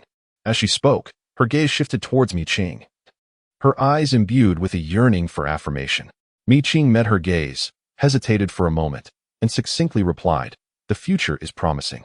For a weapons specialist, the future encompasses more than merely supplying weapons to other empowered individuals. To create for oneself is the ultimate pinnacle. In that moment, she would no longer faint merely from the might of a laser cannon. Li Xiaotao, her tears transformed into a smile, declared, "I will strive diligently." Catching a glimpse of the still unconscious Qin Shiyu from the corner of her eye, she felt a twinge of self-consciousness and shifted the topic, inquiring about Shi Ji's injuries. Zhao Yizhong responded, "He has sustained superficial wounds but has lost a considerable amount of blood. After his collapse, his body is undergoing a process of self-renewal. This bodes well for Shigu. Qin Shiyu is a sharpshooter, and his divinity lies within his blood. Much like his previous abilities, blood ice, blood water, blood fire, these are not only his powers, but also his protective talismans. As long as a single drop of blood remains within him, and sufficient time is afforded, he can mend. Presently, their deficiency lies in the very essence of time." Cogitating upon this, he voiced his doubt to Qing, "Sister Qing, why have the Japanese devils not reappeared? Is it due to the inscrutable rules?" Mi Qing responded, "Since the Lake of Shua began, the void spirits we have encountered must adhere to the inscrutable rules. Those with abilities are oblivious to the identity of the rule makers, nor are they cognizant of the number of rules each void realm necessitates. It is only certain that whether one is an ability user or a void spirit, one must abide by the unknowable precepts of the void realm. The source of pollution is no exception. The coffin of mother and child is a source of pollution, possessing uniqueness. Spanning the two regions of the Black River and Black River, it must judiciously allocate time between the two. Moreover, the app indicates that the Japanese devils have playtime. Outside of playtime, it must remain with the mother ghoul. Assuming its playtime to be at least an hour, this implies it must also have an hour of playtime in the Black River. Yet, beyond playtime, does it have other engagements? Zhao Yizhong pondered, playtime, eating, sleeping? Is not the bone-clinging ghost vine its sustenance? It must certainly consume it. Ding Imo concurred. In this vein, can it arrange a maximum of 3 playtime sessions in Black River per day? Lan Yu mused thoughtfully. Zhao Yizhong cautioned, this cannot be ascertained with certainty. The information on the app regarding the source of pollution is scant. We are unable to make a judgment. Li Xiaotao expressed regret. If all ability users were willing to stream, the information provided by the app on void spirits would likely be more abundant. Ahem, this is not an appropriate topic. Zhao Yizhong abruptly shifted the conversation. Qingjia, are you planning to stay here? Mi Qing remained silent, crouching down to assess Qin Shiyu's condition. Just as Zhao Yizhong had indicated, the blood within him was exceedingly vigorous. With the slightest touch, one could sense the tumultuous flow of blood beneath his skin. By the looks of it, he would require another 2 or 3 hours. Patience is essential. Whether Qin Shiyu recovers or not bears significant implications for the entire team. Upon hearing this, the others settled into a contemplative silence. However, the absence of the enemy did not allow the ethereal spirits to permit them the luxury of rest. Was there something emerging from the opposite side? After approximately 6 or 7 minutes, Ding Mo, who was vigilantly observing the surroundings, faintly discerned something drifting within the beam of light. Its speed was unhurried, making it difficult to ascertain its nature immediately. Mi Qing, who had been meditating with her eyes closed, suddenly opened them and stood up to take a look. Even with her keen eyesight, the object remained elusive. I'll go investigate. Chapter 69, The Skeletal Moths as the Blood Chain Manifested. Mi Qing stepped into the void. Within 3 minutes, she had traversed a distance of 1,000 meters.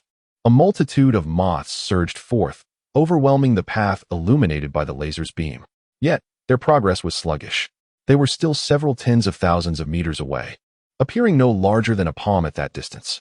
Mi Qing continued to advance, narrowing the gap. It was then that she realized these were not mere moths. They were 2-meter long, bird-like skeletons adorned with 3 pairs of wings. In essence, they were a swarm of skeletal frames devoid of flesh, yet equipped with wings. Strangely, despite their 3 pairs of wings, their movement was remarkably slow. Observing the appearance of this entity, Mi Qing retreated, noting that the enemy would approach within 100 meters in approximately 40 minutes. What does it look like? Lan Yu inquired. Mi Qing responded, it resembles an eagle. Yet its entire form is skeletal, devoid of flesh and blood, measuring about 2 meters. It possesses 3 pairs of wings and does not move swiftly. It likely has other purposes. 2 meters of a flying skeleton. Does it have a head? Li Xiaodao felt a headache coming on at the thought. She glanced towards the beam of light. The residual laser obscured, indicating that this wave of foes was drawn by the light. Upon mentioning a head, Mi Qing observed the pit behind her and affirmed with a nod, it has a sharp, monkey-like skull, likely of a beastly nature. Certainly not a human head. With this confirmed information, a solemn silence enveloped the group. Ding Mo expressed his concern. Shirgu is still unconscious. And now we face an enemy that is not even catalogued in the Void Spirit Compendium. I am genuinely curious about how many unknown void spirits exist within the Black River. Mi Qing casually remarked, we will know once we eliminate them. Elimination? How exceedingly difficult. The group fell into silence once more. Unable to remain still, Mi Qing declared, you all stay here. I shall take a look. She traversed the void as if walking on solid ground, and in an instant, she was already 100 meters away. I am left with only 7 cards, Lan Yu lamented, and not all of them are suitable for combat. What a predicament. She glanced at the increasing number of viewers in the live stream. While it was a positive development, her spirits remained low. With Qing Jie here, we can hold our ground, Li Xiaotao affirmed, steadfast in her support for Mi Qing. Lan Yu cast her a glance before turning her gaze towards the distant, indistinct shadow, remaining silent. On the other side, Mi Qing emerged from 10,000 meters away, observing the slowly approaching skeletal moths. She contemplated and decided to engage in battle in the form of a fox. The 4-meter-tall fox, standing gracefully in midair, commanded an impressive presence. Dark flames surged from beneath her feet, scorching the void. The black fire at the tip of her tail elongated infinitely, resembling a whip of dark fire. Before the skeletal moths could react, she charged forward. With a single swipe, she dispatched one, and within a few moves, the number of surrounding skeletal moths dwindled by hundreds. The black flames consumed them, igniting the skeletal moths in a blaze. This advantage, however, lasted only for a brief 10 seconds before the skeletal moths began to respond. Though they flew slowly, their reactions were swift. From their wings fell flecks of shimmering powder, which quickly enveloped Mi Qing. In an instant, Mi Qing sensed something amiss. The powder settled upon her fox form, penetrating through her fur and flesh, burrowing towards her bones. With a fierce strike of her right paw, she intended to obliterate a skeletal moth, only to find her own claw shattered instead. In an instant, her right paw was rendered useless. She swiftly teleported away, realizing that the powder had the peculiar ability to weaken her bone density. It was undeniably a disadvantage for Mi Qing, who thrived in close combat. Yet, possessing an array of abilities and characteristics, she remained unperturbed. The 100-eyed mechanical spider's 4 traits had randomized 3 times, granting her the desired mechanical embodiment. This embodiment enhanced her bone density, and coupled with a restoration effect, after nearly a minute of effort, her right paw's bones had recovered by 60%. In addition to the mechanical embodiment, she also summoned and utilized the remote control of the 100-eyed spider. In but a fleeting moment, the summoned small mechanical spider, adorned with a myriad of eyes, utilized the form of Mi Qing's fox body as a fulcrum, weaving webs of silk to swiftly traverse the void. The spider's network was established with remarkable speed, far surpassing the frequency at which the skeletal moth flapped its wings. In this clash, if victory were to be claimed through sheer numbers, the mechanical spiders would undoubtedly fall short against the skeletal moths. Yet, on their side stood Mi Qing. She unleashed blood chains for long-range assaults, while vigilantly observing the direction of the dispersing powder. Should the powder begin to waft towards her, a sweeping strike of her foxtail would generate sufficient force to repel it. However, she understood that this was but a temporary measure. The black flames of a single fox could not extinguish the powder entirely. She needed a more permanent solution. Perhaps locating the core of the skeletal moths and containing it would suffice. Initially reluctant to capture them, her first-hand experience with the potency of the powder had ignited a desire for that variability. Yet, with countless skeletal moths continuously manifesting, identifying the unique one would likely require a decisive strike. As her thoughts whirled, her right paw's bone had healed. Mi Qing's tail expanded continuously until it reached an imposing 8 meters in length before she ceased her transformation. During this time, 100 mechanical spiders had been rendered inoperative, while the skeletal moths pressed onward. Lacking a weapon to wield, Mi Qing surged into the throng of skeletal moths with her colossal fox form. As long as her speed remained unparalleled, that peculiar powder would not settle upon her. Empowered by the mechanical enhancement, her physical form was more than capable of shattering all in its path at such high velocity. Indeed, as she had anticipated, her swift and agile maneuvers, combined with her enormous stature, scattered the ranks of the skeletal moths. Mi Qing's objective was clear. She needed to seek out the origin of the skeletal moths. Unceasingly, she raced forward for half an hour before finally catching sight of the opposing stone wall. The wall was steep, devoid of the winding path that characterized the opposite side. A laser had pierced through, creating a passage approximately 6 or 7 meters in diameter. The residual glimmers of light had already been wholly absorbed by the skeletal moths. Upon entering the passage, darkness enveloped her. The sound of flapping wings resonated starkly in the shadows as she minimized her size and dashed recklessly. Despite her robust physique, she was not immune to numerous injuries from her relentless speed. Initially believing this would be a momentous victory, she charged halfway through the passage. The collective sound of the moth's wings became a continuous cacophony within the narrow confines.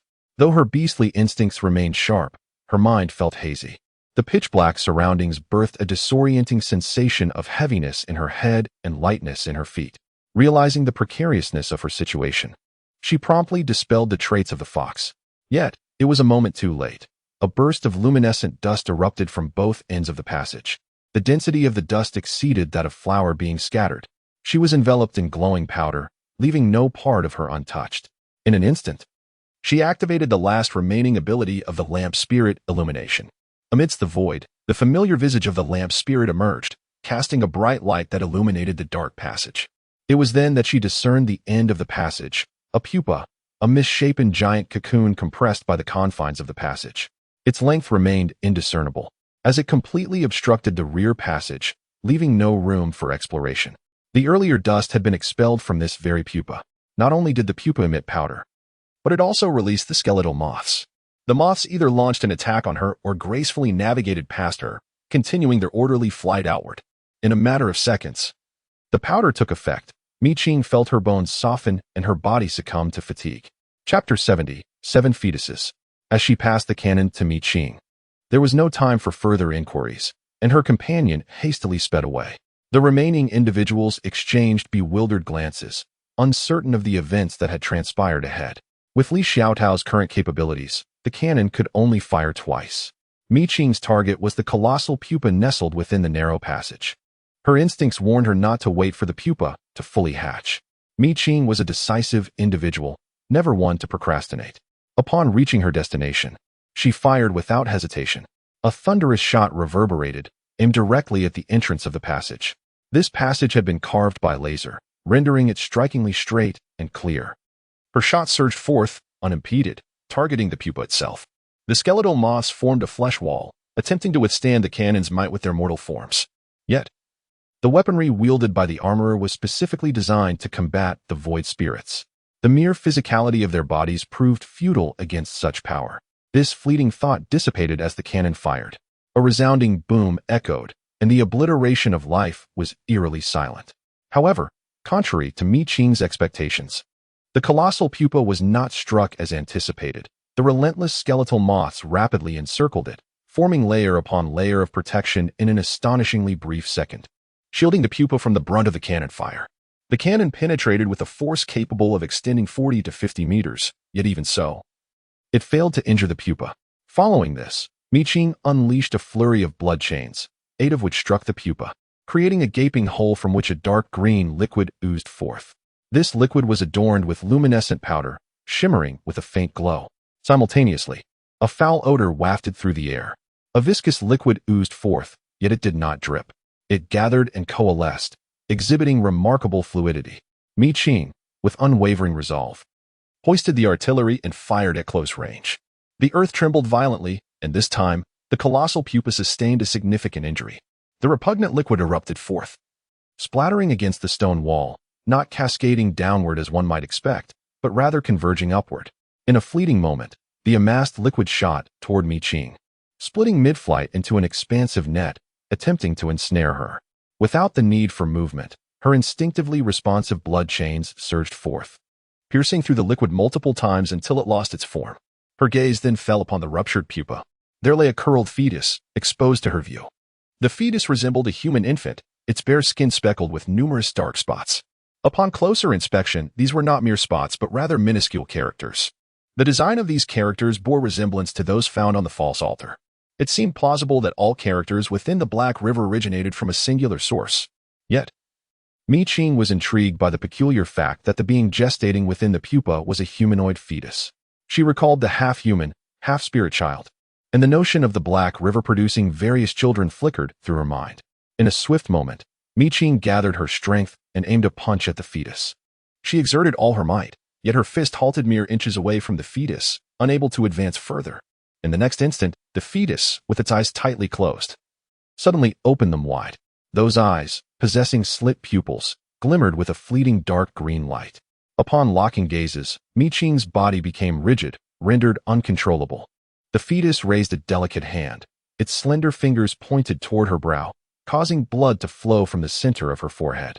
A sharp pain pierced between her brows as Mi Qing bit down on her tongue, a single character emerging, wavering towards her forehead. The fingers of the fetus were repelled, and in an instant, the dark characters on its body leaped forth, seemingly attempting to burrow into Mi Qing's wounded brow. However, the half-character of the enigmatic speaker was not to be trifled with. The dark characters were rebuffed back into the fetus, which cried out in distress. Seizing the moment, Mi Qing became mobile, her fist entwined with a chain of blood, and with a powerful strike, the void shattered. The fetus was struck, its frail chest caving in as the dark characters converged, entangling upon the resilient blood chain, which snapped with a loud crack, severing two links. It was evident that this was yet another manifestation of weakening. Mi Qing fumed. Ever since encountering the skeletal moth, she had endured various diminutions, unable even to land a critical blow. As she withdrew, the four attributes of the enigmatic speaker's left arm were fully unleashed. Without a flicker of emotion, Mi Qing forcefully snapped her finger, the pollution of the severed digit from that day re-emerging. A sharp crack resonated, drowning out the fetus's piercing cries. With a single flick, the characters on the fetus's body still resisted. Yet with the second, third, and even fourth fingers, the newly born fetus suffered immensely. The dark characters on its body compressed. Yet they were still no match for the potency of the half-character. Seizing the opportunity, Mi Qing focused her restoration solely on her palm, allowing the severed finger to regenerate. Then, taking advantage of the fetus's inability to cope with the half-character, she unleashed blow after blow upon its sunken abdomen, green liquid splattering forth as the cries of the fetus grew increasingly feeble. Meanwhile, the dark characters were surprisingly being devoured by the half-character. Having never heard of characters from different systems consuming one another, Mi Qing was momentarily taken aback, but without hesitation, she delivered a final strike that ended the fetus's life. In that brief moment, the fetus perished, yet a piercing wail echoed from the cocoon. A thick, dark green liquid began to ooze forth, and the exterior of the large chrysalis started to shed in layers. Another fetus emerged. Mi Qing gasped, instinctively retreating. Moments later, the chrysalis had completely shed its outer layer, and the green liquid flowed down the stone wall like a stream. 1, 2, 3. Goodness. 7 fetuses. Mi Qing wisely turned to leave. However, she failed to notice that the 7 fetuses simultaneously raised their slender fingers. With a mere gesture, they conjured a dark web of glyphs that obstructed her path. As Mi Qing found her way blocked by the black net, she turned to gaze at the 7 peculiar fetuses, scrutinizing their features. A startling realization struck her. They bore a striking resemblance to the specters, almost 60% alike. Was this mere coincidence? The app had been abuzz with discussions regarding the Black River's maternal coffin. Why would a ghostly mother require the corporeal form of a capable individual to gestate ghostly offspring? The speculations were abundant and diverse. Now, witnessing the large chrysalis giving birth to these fetuses, she formed a hypothesis. Perhaps the ghostly children were mere substitutes for the specters. Sister, long time, no see. Just as Mi Qing contemplated this theory, the 7 fetuses spoke in unison, their expressions identical. Their words were stammered and disjointed. Yet for a fleeting moment, their gaze mirrored that of the specters. Mi Qing remained silent. the instant her hypothesis took shape. The fetuses unwittingly corroborated her thoughts with alarming ease. "Sister, why don't you speak?" After a few moments of contemplation, Qing noted that their speech had grown markedly more coherent. Such rapid development was terrifying. Without hesitation, she sprang into action, concentrating her energy into her feet. She summoned the dark essence of the corrupted bone, coalescing it into a weapon in this critical moment, empowered by the blood chain.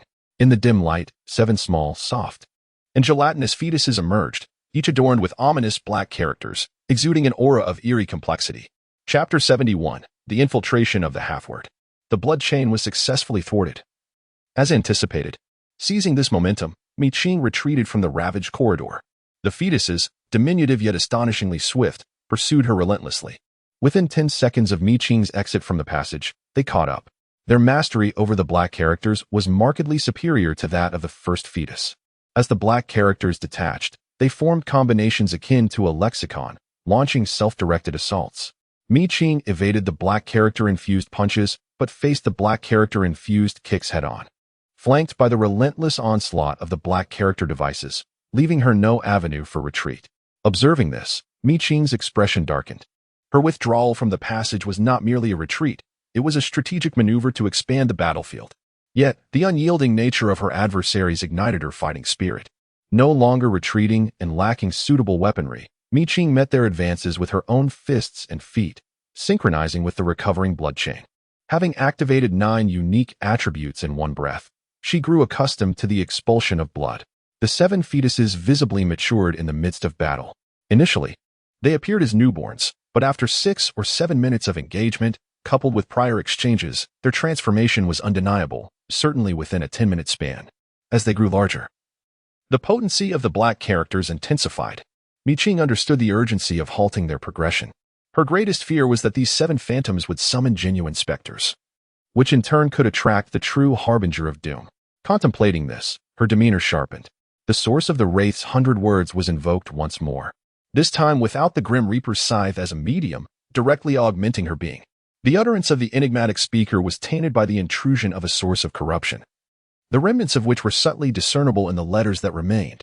Her once lustrous black hair had transformed into a shade of grayish-white, and her pupils appeared increasingly pale, their color fading into obscurity. Enveloped in a swirling mist, blood chains lashed out like whips. The 7 fetuses exhibited 7 distinct modes of attack, while Qing wielded 2 blood chains in her hands, with the remaining chains emerging from her own body, dancing in synchrony with her movements. The 2 adversaries clashed repeatedly, neither gaining the upper hand. However, as Qing had anticipated, with the passage of time, the 7 fetuses grew at an alarming rate. After approximately 6 or 7 minutes of intense confrontation, they had reached the size of the half-human, half-spirit child. This rapid growth exponentially amplified the potency of the dark script. No longer mere fetuses, they resembled ghostly children. In a moment of fierce engagement, the dark-scripted punches tore through the void, accompanied by a sonic boom. Qing met force with force, yet, in terms of sheer strength, her punches, enhanced by various attributes, surpassed even the might of the dark-scripted fists, shattering the dark-scripted punch. She swiftly appeared behind one of the ghostly children. The blood chain pierced through the dark script's defenses, and with a powerful strike, Qing penetrated the creature's chest, grasping its heart and crushing it. A collective wail erupted from the remaining 6 ghostly children, momentarily halting their onslaught, as Qing's eyes gleamed with realization. The previous physical attacks had not elicited any coordinated response among the 7. It was evident that only a fatal wound could provoke such a reaction. This revelation further solidified her belief in the profound connection between these ghostly children and the malevolent spirits. "Kill her!" The remaining 6 ghostly children shrieked in a haunting chorus. The 6 ghostly children coalesced into a singular entity, and with a single punch, Qing was sent flying, crashing into the stone wall, creating a gash several dozen meters long. Before she could extricate herself, another blow struck. The source of the white mist that tainted her body infiltrated her being, no longer lingering upon the surface. In an instant, a blood chain erupted, effectively intercepting the incoming fist. Yet, this was merely the beginning. The blood chain pierced through the fist, directly impaling one of the ghostly children blocking the entrance. Utilizing the flesh and blood, Qing shortened the length of the blood chain and, in a heartbeat, materialized at the cave's mouth, her bare hands thrusting into the lifeless body of the ghostly child. The viscous green liquid clinging to her hands was repulsive. She swiftly discarded the corpse and raised her foot to thwart another enraged ambush from a ghostly child, teleporting 1,000 meters away in an instant. Pausing briefly, she noticed that another pit had erupted into battle, prompting a frown. Hopefully, no new void spirits had emerged. As 5 ghostly children closed in, the dark script transformed into an expansive net, attempting to obstruct her path. After consecutively teleporting 3 times, Qing hastened towards the location of the pit. Fortunately, the assailants targeting Li Xiaotao and the others were the previously encountered skeletal moths, and no new void spirits had materialized. Even more fortuitously, Sin Shi had awakened ahead of time. He was controlling the battlefield while others provided support. The skeletal moths could not breach their defenses in the short term and were instead being repelled by a weapon with an extensive coverage area. Qing launched a surprise attack from the rear, with the blood chain hovering around her. She unleashed her full power, akin to a cannon strike. Within a minute, she broke through the encirclement, now merely 30 to 40 meters from the edge of the pit. This area was a vacuum zone. A weapon. Qing found herself without a suitable armament, her capabilities feeling severely constrained. The distance was too great for Li Xiaotao to throw anything over. She casually handed a long spear to Zhao Yizhong, whose muscular physique allowed him to effortlessly hurl it 30 meters away. Qing, in a violent whirl, swept away the encroaching skeletal moths with a blood chain. Grasping the spear, she noticed 5 ghostly children closing in. Their ominous black characters lunged at her, but with the spear in hand, Qing wielded it with devastating efficacy, scattering her foes. With a powerful push from her legs, she soared into the air, landing 100 meters away in the void. The spear struck the emptiness, unleashing a tremendous shockwave that repelled the surrounding skeletal moths. Bending low, she executed a sweeping motion that cleaved the black characters approaching from the left in twain. At that moment, the half-character lurking within her body seized the opportunity. As the black characters were torn apart, it leapt from her flesh and devoured them. A cry of despair echoed as one ghostly child suffered, its remaining black characters swiftly dissipating. In mere seconds, the once innocent 3-year-old transformed into a horrifying desiccated corpse. The abruptness of this transformation left Qing momentarily astonished. Yet, amidst this turmoil, she had discovered a more efficient method to contend with these ghostly children. However, the malicious consciousness residing within the fetus was not to be underestimated. After a moment of underestimation, with the black characters broken, the remaining 4 ghostly children banded together, their own black characters coalescing as well, leaving Qing unable to find a decisive opening to shatter their defense. The battle once again reached a stalemate. The clash between Qing and the 4 ghostly children unfolded rapidly, reduced to mere fleeting shadows. To onlookers, the spectacle was dizzying, and one could only imagine the chaos experienced by those caught within the fray. Sin Shiyu observed an intriguing detail. After 2 minutes of combat, the white mist enveloping Qing gradually diminished. This indicated that the characteristics of the Gigu Baiyin pollution source might not be permanent. If it were to be discarded after a single use, it would indeed be a great loss. Sin Shiyu accepted the bow from Li Xiaotao and drew it back to shoot. The blood fire ignited, and the arrow, trailing a fiery tail, sped forth with great velocity. The arrow, infused with blood fire, surged forward, forcefully tearing through the remaining black characters formed by the combined efforts of the ghost children. The black characters began to fracture, and Qing, who had been patiently waiting for an opening, seized the moment. The Gigu Baiyin pollution source clung to her spear, and with a fierce cry, she shattered the united black characters. As Sin Shiyu unleashed another arrow, it pierced the abdomen of one ghost child, extinguishing its life.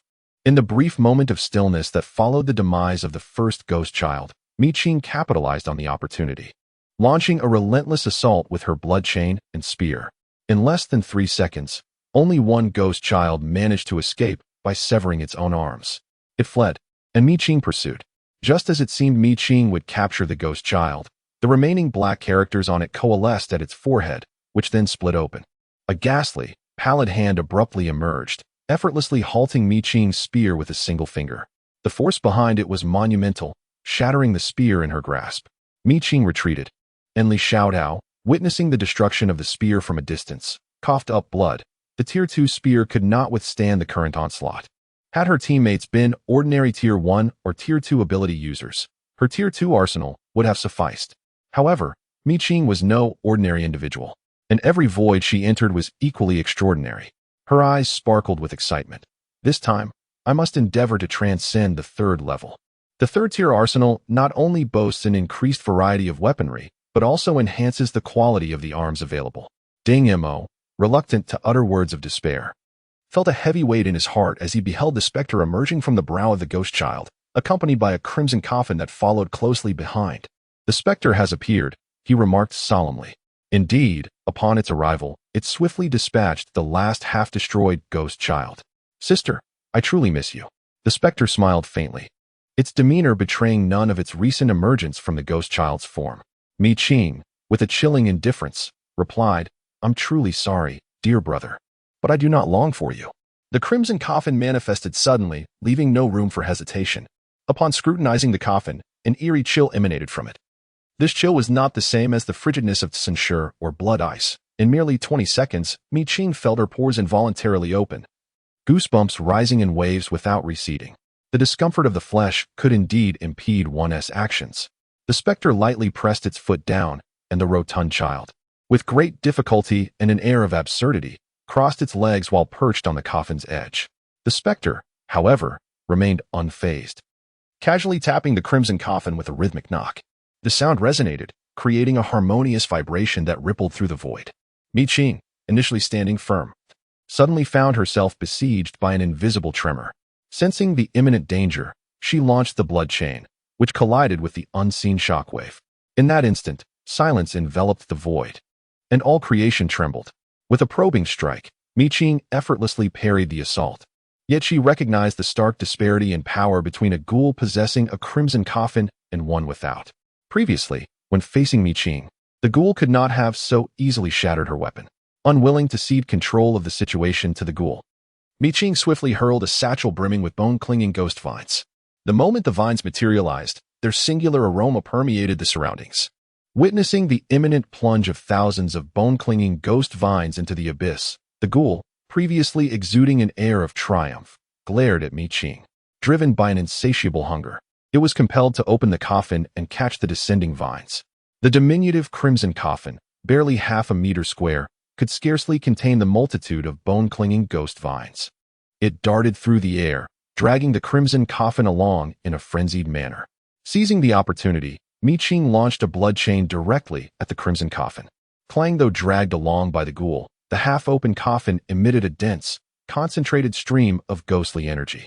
The ghostly energy coalesced into a human form, intercepting the blood chain's sudden attack. Upon initial contact, Mi Qing discerned that the tip of the blood chain was tainted with a visible black miasma, against which a pristine white contaminant was contending. Mi Qing remained indifferent to his words. She sought to ascertain whether a three-dimensional contaminant, when juxtaposed with a two-dimensional one, might exhibit a similar dimensional suppression. The Gubai contaminant was gradually extracted from within her, coalescing upon the blood chain. The partial character on her face underwent restoration by a third, rendering the term partial character now somewhat inappropriate. It migrated from Mi Qing's face to her right eye, causing her pupil to assume an exceedingly pale hue. Consequently, her visual perception diverged slightly from that of her left eye. The crimson small coffin hovered in the void, while Mi Qing's right eye marked 4 ethereal points. Bewildered, yet undeterred by her confusion, she decided to seek understanding through action. With a surge of blood chains, she made contact with the 4 phantom points. In the next moment, a wondrous scene unfolded. The half-open coffin abruptly shut, causing even the specters to vanish. Immediately thereafter, the crimson coffin traversed the void, materializing directly above Mi Qing with an overwhelming force. Drops of blood fell, striking her face with a chilling impact. Mi Qing's expression shifted subtly as her gaze fell upon a corner of the coffin. Unbeknownst to her, a section of the crimson coffin was missing, from which the vivid blood droplets flowed. A thought crossed her mind. This position seemed to coincide with the missing corner depicted in the 3-second video that Feng Cheng had sent her. Was it mere coincidence or an inevitable connection? Suddenly, the crimson coffin denied Mi Qing the luxury of contemplation. A surge of ghostly energy sent her reeling backward. The spot where the blood dripped felt chillingly cold, eliciting an involuntary shiver. She wiped the blood from her face, yet the frigid sensation lingered. Before long, the crimson coffin pressed closer, its ghostly energy manifesting two shadowy hands, one reaching toward the heavens and the other toward the earth, effectively sealing off Mi Qing's escape in all directions. At a critical juncture, Mi Qing realized her ability to teleport 1,000 meters had been restricted. The source of the ghastly energy infiltrated the interior of the blood chain, mending the fissures. Through her right eye, she beheld the missing corner of the coffin, where an eye was peering outward. This eye, veined with crimson threads, rotated in an impossible manner, an eerie sight that sent shivers down her spine. Instinctively, she recalled the specter that had been suddenly absorbed. Mi Qing struck relentlessly, aiming at the gaping opening of the crimson coffin. Not far away, Sinshir understood Mi Qing's intent and readied his bow. A spectacle of ice and fire unfolded as the void was rent asunder, giving rise to two colossal dragons formed from the fusion of ice and flame, unleashing beams of icy fire toward the fissure of the crimson coffin. Unexpectedly, the crimson coffin opened once more. The specter emerged, its three-headed form emitting furious roars as it unleashed a punch, gathering malevolent energy that devoured the icy fire beams. Chapter 73. The counterattack commences, yet this was not the conclusion. In the blink of an eye, the specter found itself atop the ice dragon. With a single punch, it pierced through the dragon's skull, causing it to dissipate into the ether. Sinshir suffered a backlash, spitting out a mouthful of blood, but the remaining fire dragon, seizing the moment, unleashed another beam of light towards the crimson coffin's opening. As the specter prepared to intercept, Zhao Yizhong sprang into action. Stars danced and illuminated the void below, where countless starlights interlinked. A starry thread appeared around the specter's ankle, its other end firmly grasped by Zhao Yizhong. With a powerful tug, the specter's body swayed and fell into the void, landing unceremoniously as if it had stumbled. The specter wore a dazed expression, revealing a rare glimmer of childish innocence and confusion. Simultaneously, Ding Mo's water serpent was set into motion. Sinshir conjured a river of blood stretching 100 meters in the void, its endpoint aligned with the ensnared specter. The water serpent writhed and expanded to a length of 6 or 7 meters, lunging forward to envelop the specter completely. In mere moments, the specter's form vanished from sight. Meanwhile, the fire dragon's flames licked the corner of the crimson coffin's opening, causing it to tremble and release an even greater flow of blood. Seizing the opportunity, Mi Qing concentrated her strength and unleashed a powerful punch through the air. The sonic boom generated by her hidden force resonated 7 times, striking the corner of the crimson coffin's opening with 2 waves of dark energy. With a resounding crack, the gap in the coffin widened. Where there was once mere bleeding, there was now a substantial flow of blood. The massive hand encircling Mi Qing loosened its grip, and she seized the moment, transforming into a fox and forcefully shattering the spatial confinement of the hand. The crimson coffin was sent flying, with blood cascading like a river. As Mi Qing's fox form writhed, white mist swirled around her, mingling with the splattered blood. It was evident that the earlier strike had wounded her as well. Within mere seconds, the white fur on one side of her waist was stained crimson. The blood chain, sensing her scent, eagerly infiltrated from other regions and swiftly drained the wound. Before her blood could even drip, it was entirely absorbed by the chain. From a distance, one could see multiple blood chains sprouting from one side of the fox's waist, an eerie sight indeed. Nevertheless, Mi Qing did not relent despite her injuries. Breaking free from her restraints, her enormous fox form unleashed even greater power, coupled with her boundless strength and the unique traits of mechanical possession. Each strike she delivered left a new claw mark upon the surface of the crimson coffin. Though these scratches did not penetrate the coffin, they elicited a mournful wail, prompting the spirits within to weep in despair. Amidst the haunting duet of the crimson coffin and the anguished spirits, Mi Qing's assault intensified.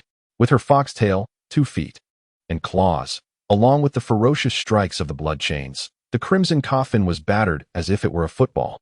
Disoriented by Mi Qing's rapid movements through the void, the coffin emitted a sorrowful cry, spraying blood, while the trembling lid rattled incessantly, reminiscent of a boiling pot. The malevolent aura dissipated, shrouding half the sky in darkness. Beneath the profound silence of the abyss, something responded to the mournful sounds emanating from the crimson coffin. Mi Qing lowered her gaze and discerned that something was emerging from the depths. Her expression darkened as she hastened her assault. However, Sinshir could no longer restrain the wailing specter. Dingmo, Lan Yu exclaimed in alarm, rushing to support his collapsing form. The fallen Ding Mo's features began to bleed. The dark-colored blood spilling forth indicated his severe internal injuries. The star lines severed, and Zhao Yizhong suffered a backlash. He struggled to contain the roiling blood within his chest. As the three stars re-emerged, illuminated once more. Beneath the starlight, his movements were graceful. This time, it was not the star lines that appeared, but rather, countless glimmers of starlight. The starlight formed a prison, its brilliance enveloping his limbs, pinning his entire body in a cross shape within the void, rendering him immobile. The malevolent aura enveloped him, providing a shroud of protection. Li Xiaotao gritted her teeth and drew forth a cannon, disregarding the blood trickling from the corner of her mouth as she aimed at the specter in the void. With a resounding boom, the cannon fire collided with the malevolent aura, creating a disturbance that left the cavern walls marred with spiderweb-like cracks. Yet the malevolent aura surrounding the specter only diminished by a third. Li Xiaotao was drenched in cold sweat, her veins ablaze with pain. Yet she persisted and unleashed a second shot. The efficacy of a weapon in another's hands differs vastly from that wielded by its true operator. Just as Mi Qing could only harness 70% of the cannon's power, Li Xiaotao, with her unwavering focus, could unleash its full potential. In her final strike, she concentrated all her energy. A tremendous roar erupted, causing several individuals to stagger as the fissures in the stone walls widened and debris tumbled down. The malevolent aura of the enemy was struck by artillery, revealing its full form for a brief moment. "Time, brother," Li Xiaotao exclaimed, her eyes gleaming with excitement. Sinshur and Shurka stood ready. Before her voice had faded, Sinshur's arrow was already loosed. 3 icy arrows began to spin and accelerate in the void, converging into an unstoppable force of attack. Fragments of ice materialized in the air, spreading forth, freezing even the emptiness itself. This freezing force aimed directly at the enemy. A thunderous explosion drowned out the enemy's wails, yet the few who remained could still hear the echoes. Their faces lit up with joy, but that joy was short-lived, for they soon noticed that the icy void around the enemy had come to an abrupt halt, merely an inch away from it. The ice erupted into crystalline shards, piercing the enemy's flesh. Instead of blood, a thick, indiscernible malevolence oozed from its wounds. The points of confinement binding its limbs were easily shattered, and the enemy curled up, resembling a fetus nestled in its mother's amniotic fluid. It whimpered in distress, while the dark aura coiled around it began to form a faint human shape. Sinshur's expression shifted in horror. That figure bore a striking resemblance to a mother. A mother. Who was the enemy's mother? It was the fearsome ghost mother of the Black River. Since the inception of the Black River, those with abilities had clashed with the ghost mother. Yet none had survived to relay any useful information. Such a ghost mother was beyond the capabilities of their current strength. "Sister Qing." Sinshur's voice cracked under the weight of his panic. Mi Qing stood upon a crimson little coffin. The malevolent energy from the crimson coffin was devoured by Mi Qing's foxtail, allowing the insidious source of contamination within her to counter it. Thus, the crimson small coffin suffered greatly under the torment of the enlarged foxtail. Originally, a gap the size of a fist had inexplicably expanded to the size of a head, with the ghostly energy within uncontrollably seeping out, all of which was devoured by Mi Qing. In a mere minute or two, the sanguine hue of the small coffin would dim further, necessitating its opening by Mi Qing. Instantly, her thoughts turned to the ghostly mother. The foxtail, exerting its full strength, forcefully smashed the crimson coffin into the nearby stone wall, embedding it deep within. Chapter 74. Watermine Arrow. Without a moment's pause to regard the two-headed fish, which had just revealed its full form beneath the abyss, Mi Qing turned to launch an assault towards the ghostly figure. However, faster than her was the blood chain, a frenzied entity stretching 100 meters long. The blood chain surged forth, while the apparition remained faint and insubstantial. Yet, it extended a hand, effortlessly blocking the onslaught of the blood chain. With a resounding crack, the blood chain erupted. Ghostly energy swirled around the shattered fragments of the blood chain, hurtling back along the same path with accelerated speed. In the blink of an eye, it was upon the fox. Caught off guard, she could not evade. 2 shards of the exploded blood chain penetrated her body directly. The remainder was repelled by the remaining blood chain. Although the 2 fragments inflicted injury, they were not enough to deliver a devastating blow. The foxtail lashed out, but the anticipated impact against the opponent was absent. The tail passed through the figure, which, in turn, could easily strike at Mi Qing. Mi Qing. Is this reasonable? Clearly, it is not. Yet, the realm of emptiness is not a place governed by reason. When physical attacks failed to find their mark, Mi Qing swiftly adapted her method of assault. Mount Jiuchong spirit grass. The ethereal spirit within Mount Jiuchong has been tainted by an unknown source of pollution. Type: ethereal spirit level. 1 trait. Eye of heaven unveiled. Ghosts cannot escape pollution value. 10 note. Consuming the spirit grass will permanently grant one of its traits. This is the only ethereal spirit related to ghosts and deities in the Qing archive, aside from the lantern spirit. It is also the first-level ethereal spirit deliberately chosen by Yang Zhizhou and others to compensate for the various traits within the Qing archive. Previously, she had no opportunity to utilize it. Upon activating the Eye of Heaven, Qing's already unique right eye became even more extraordinary. She perceived a connection between the human figure and the ghost at a point located in the abdomen. With the trait ghosts cannot escape, Qing felt assured that her attack upon the figure would undoubtedly strike true. In a fleeting thought, she moved. Her foxtail re-emerged, sweeping down with precision. The apparition remained indifferent, yet unexpectedly, Qing's foxtail struck against its back. A muffled thud echoed as a gash tore open on the figure's back, releasing a waft of ghostly energy, rendering the figure even more insubstantial.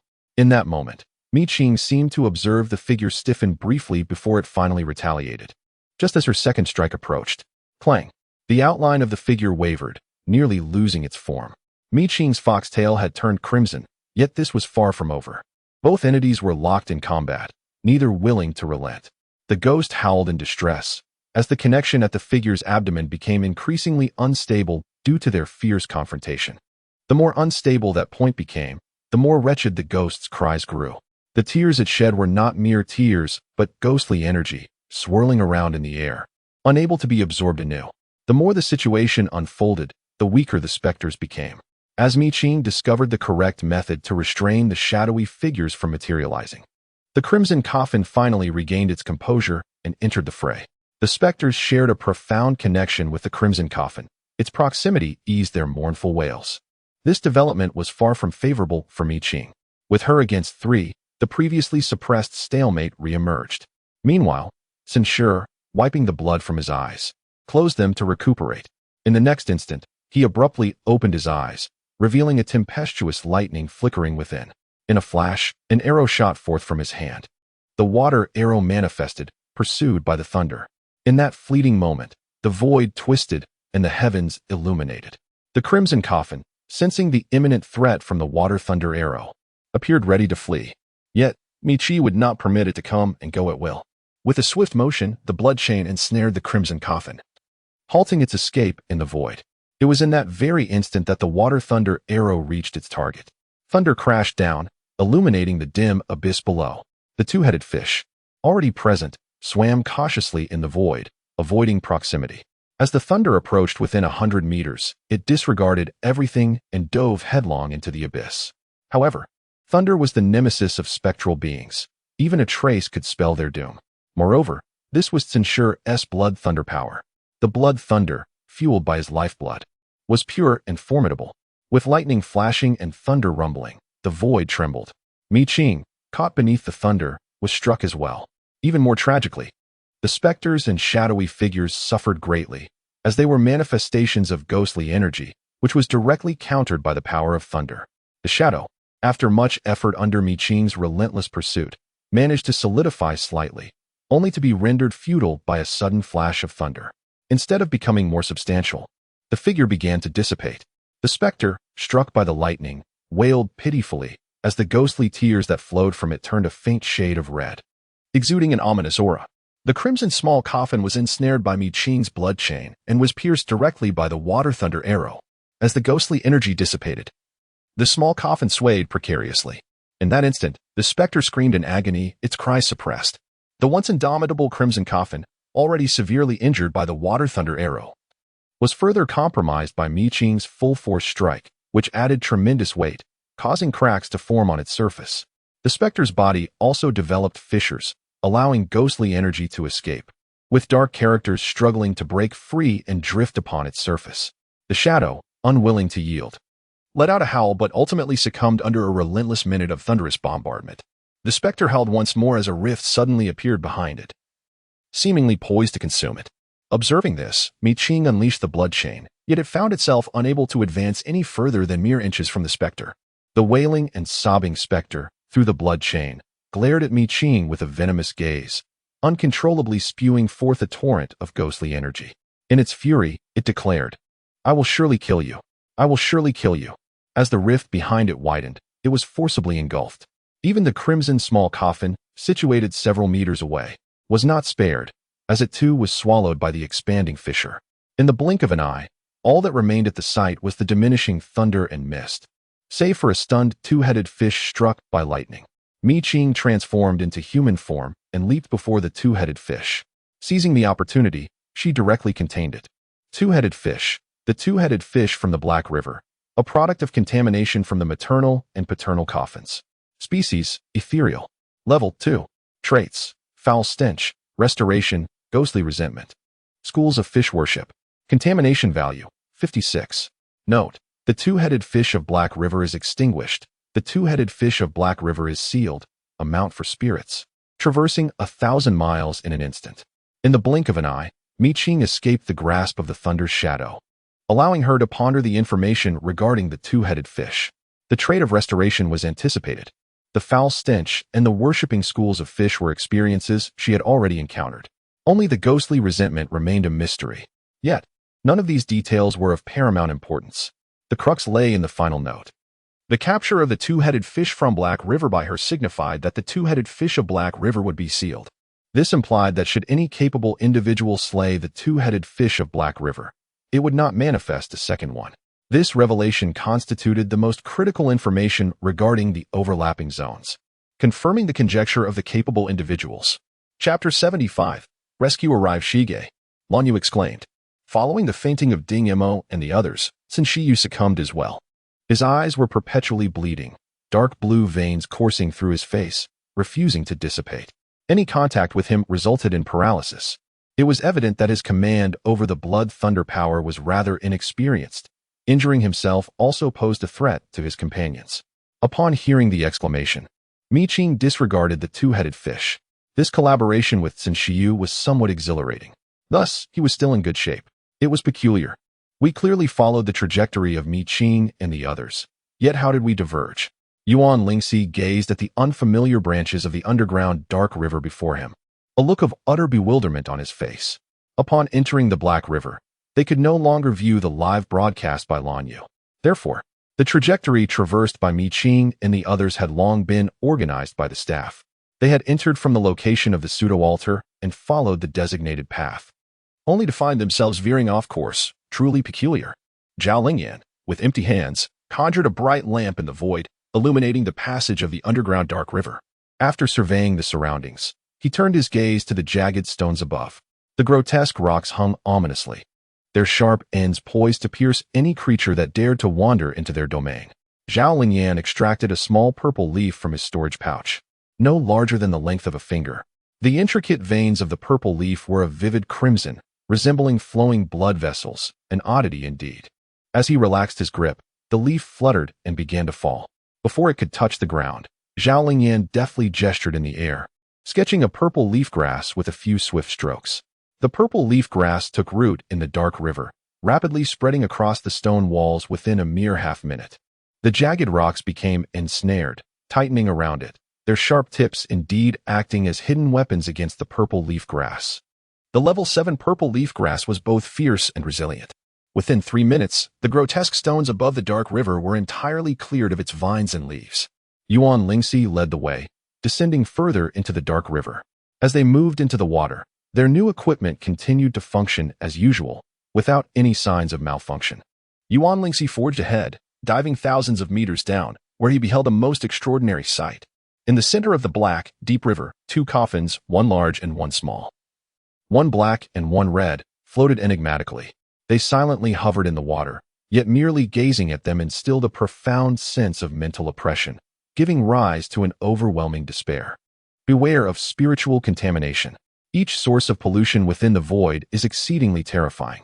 Particularly, they had stumbled upon an extraordinary stroke of luck, encountering the very essence of the mother and child coffin as the first void spirit in the Black River.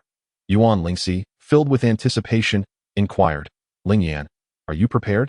Confirming that Sinshur was in a state of unconsciousness due to excessive blood loss and ruptured meridians, without any harm to his heart and lungs. Mi Qing breathed a sigh of relief. Li Xiaodao and Ding Yimo had succumbed to unconsciousness as a result of their physical limits being pushed to the extreme. Yet their lives remained unharmed. Zhao Yizhong was barely holding on. Previously, it was his breakthrough that had bound the specters with starlight. His constitution was somewhat stronger, allowing him to remain conscious, though he lacked the strength to fight further. Among the 6 individuals, aside from Mi Qing, who possessed restorative abilities, and Lan Yu, who continuously utilized cards, no one else could muster the strength to rise. Lan Yu asked, "Shall we change locations?" Mi Qing, standing at the edge of the pit, peered downwards, but the abyss below remained shrouded in obscurity. After contemplation, she shook her head, indicating they should not change. Her word was final. What was that? Lan Yu's gaze fixated on the skinless creature swiftly scaling the stone wall, sending shivers down his spine. The grotesque creature, blood-soaked, with crimson eyes and agile limbs, leaped and climbed with a span of several dozen meters. At this rate, in just 3 minutes, they would undoubtedly be upon them. Mi Qing looked down and discovered not just one, but multiple skinless creatures ascending rapidly from below the stone wall. What should they do? Panic enveloped Lan Yu. Among the 6 individuals, only Mi Qing possesses the ability to engage in combat. Despite enduring a prolonged struggle, while the others have succumbed to unconsciousness twice, she remains resolute. With new adversaries emerging, the burden falls squarely upon her shoulders, a pressure that is almost unbearable. Mi Qing raised her hand to silence the exclamations of alarm, observing for approximately a minute. As the grotesque, skinless, red-eyed monsters drew ever closer, she commanded, "Step back and remain still." There was an inexplicable sense that these creatures were fleeing rather than seeking confrontation. In a swift moment, the first of the skinless, red-eyed monsters surged past them, ascending as if they were invisible.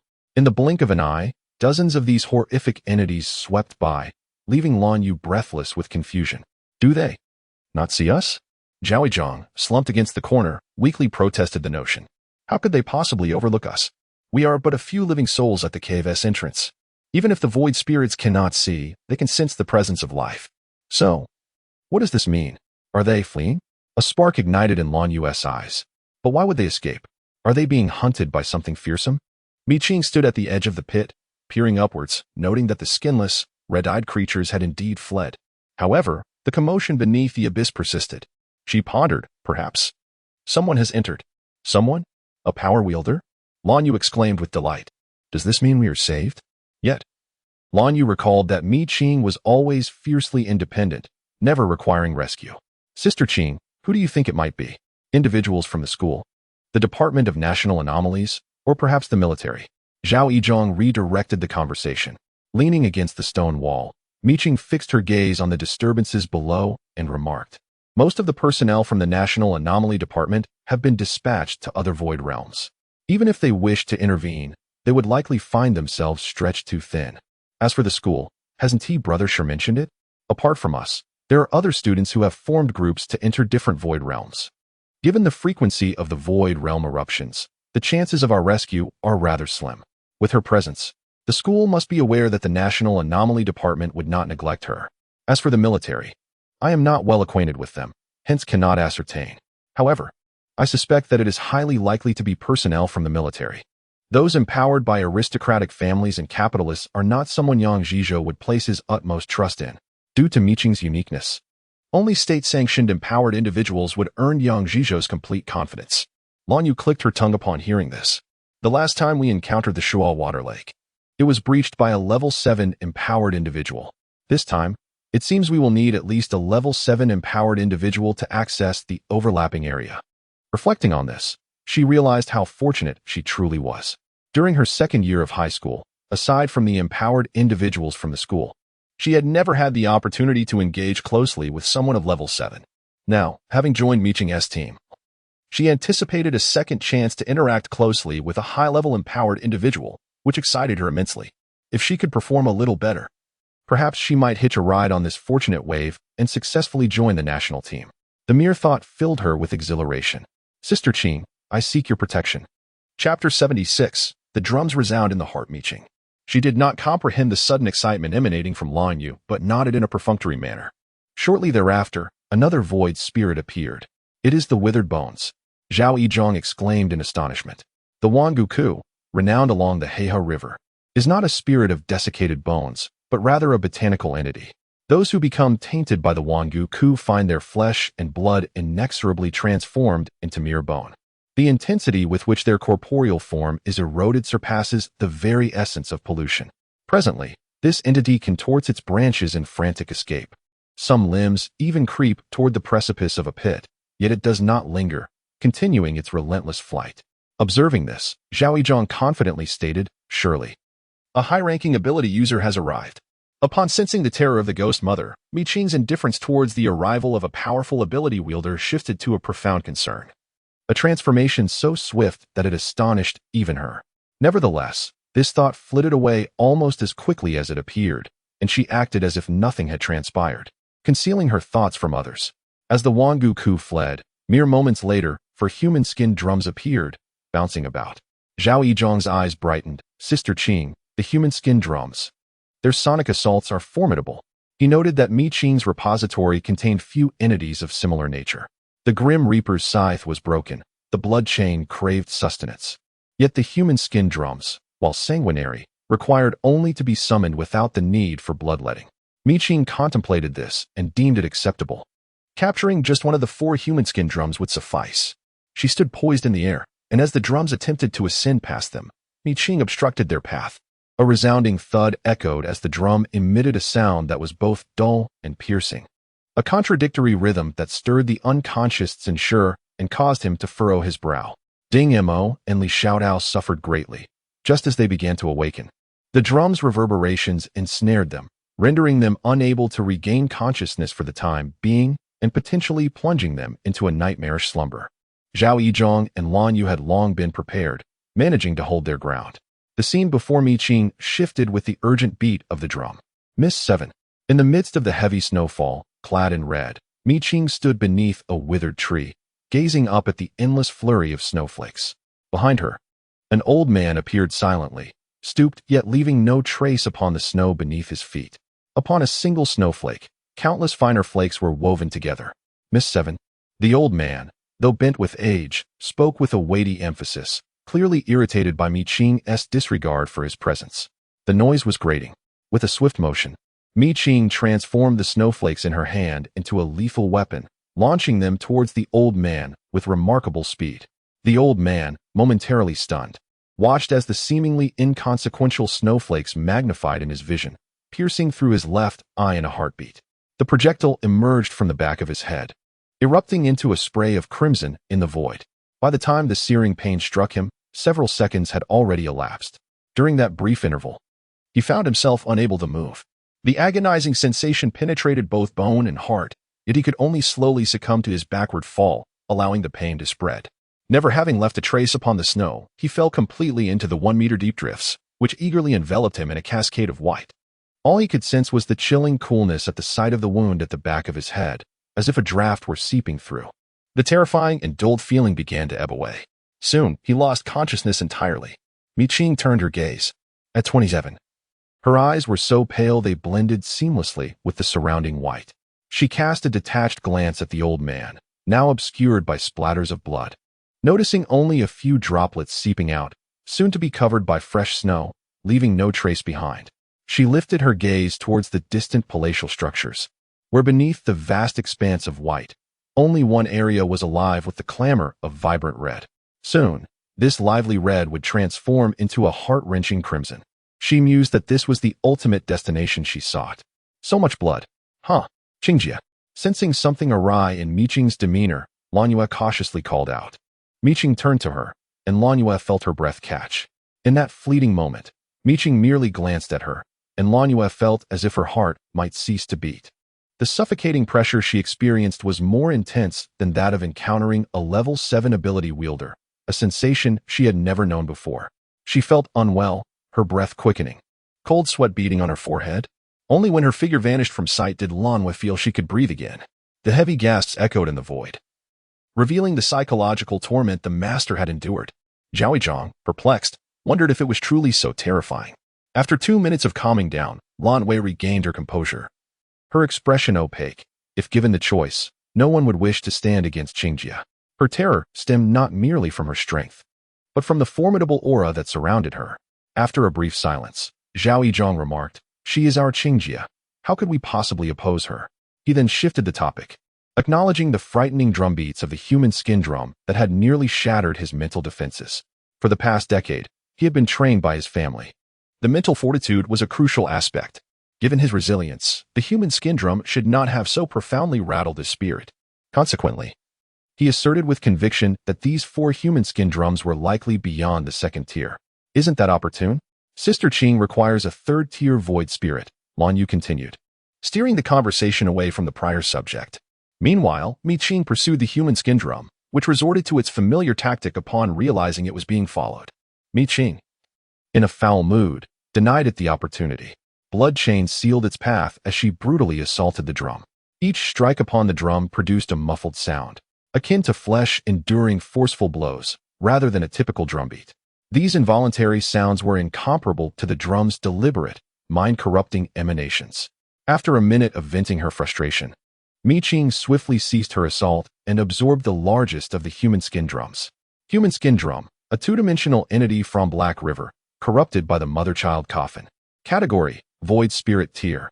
Third, Incomplete Maturity. Attributes: Self-resonating, Perpetual Nightmares, Interconnected Faces, Spectral Wail, Wolf's Howl, Penetrating Corruption Value. 77 Note: Human skin is classified as 4th grade, semi-human. Semi-spiritual skin as 3rd grade. Empowered human skin as 2nd grade. Skin of the as 1st grade.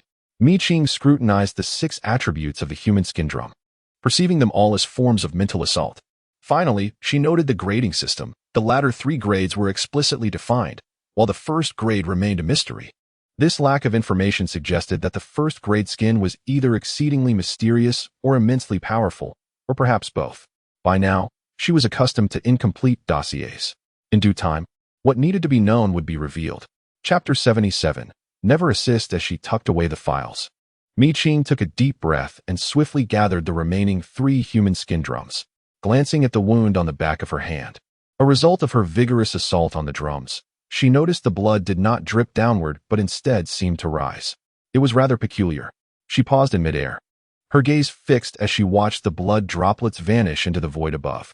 A shadow flitted past, causing her pupils to constrict. Mi Qing nodded. It was settled.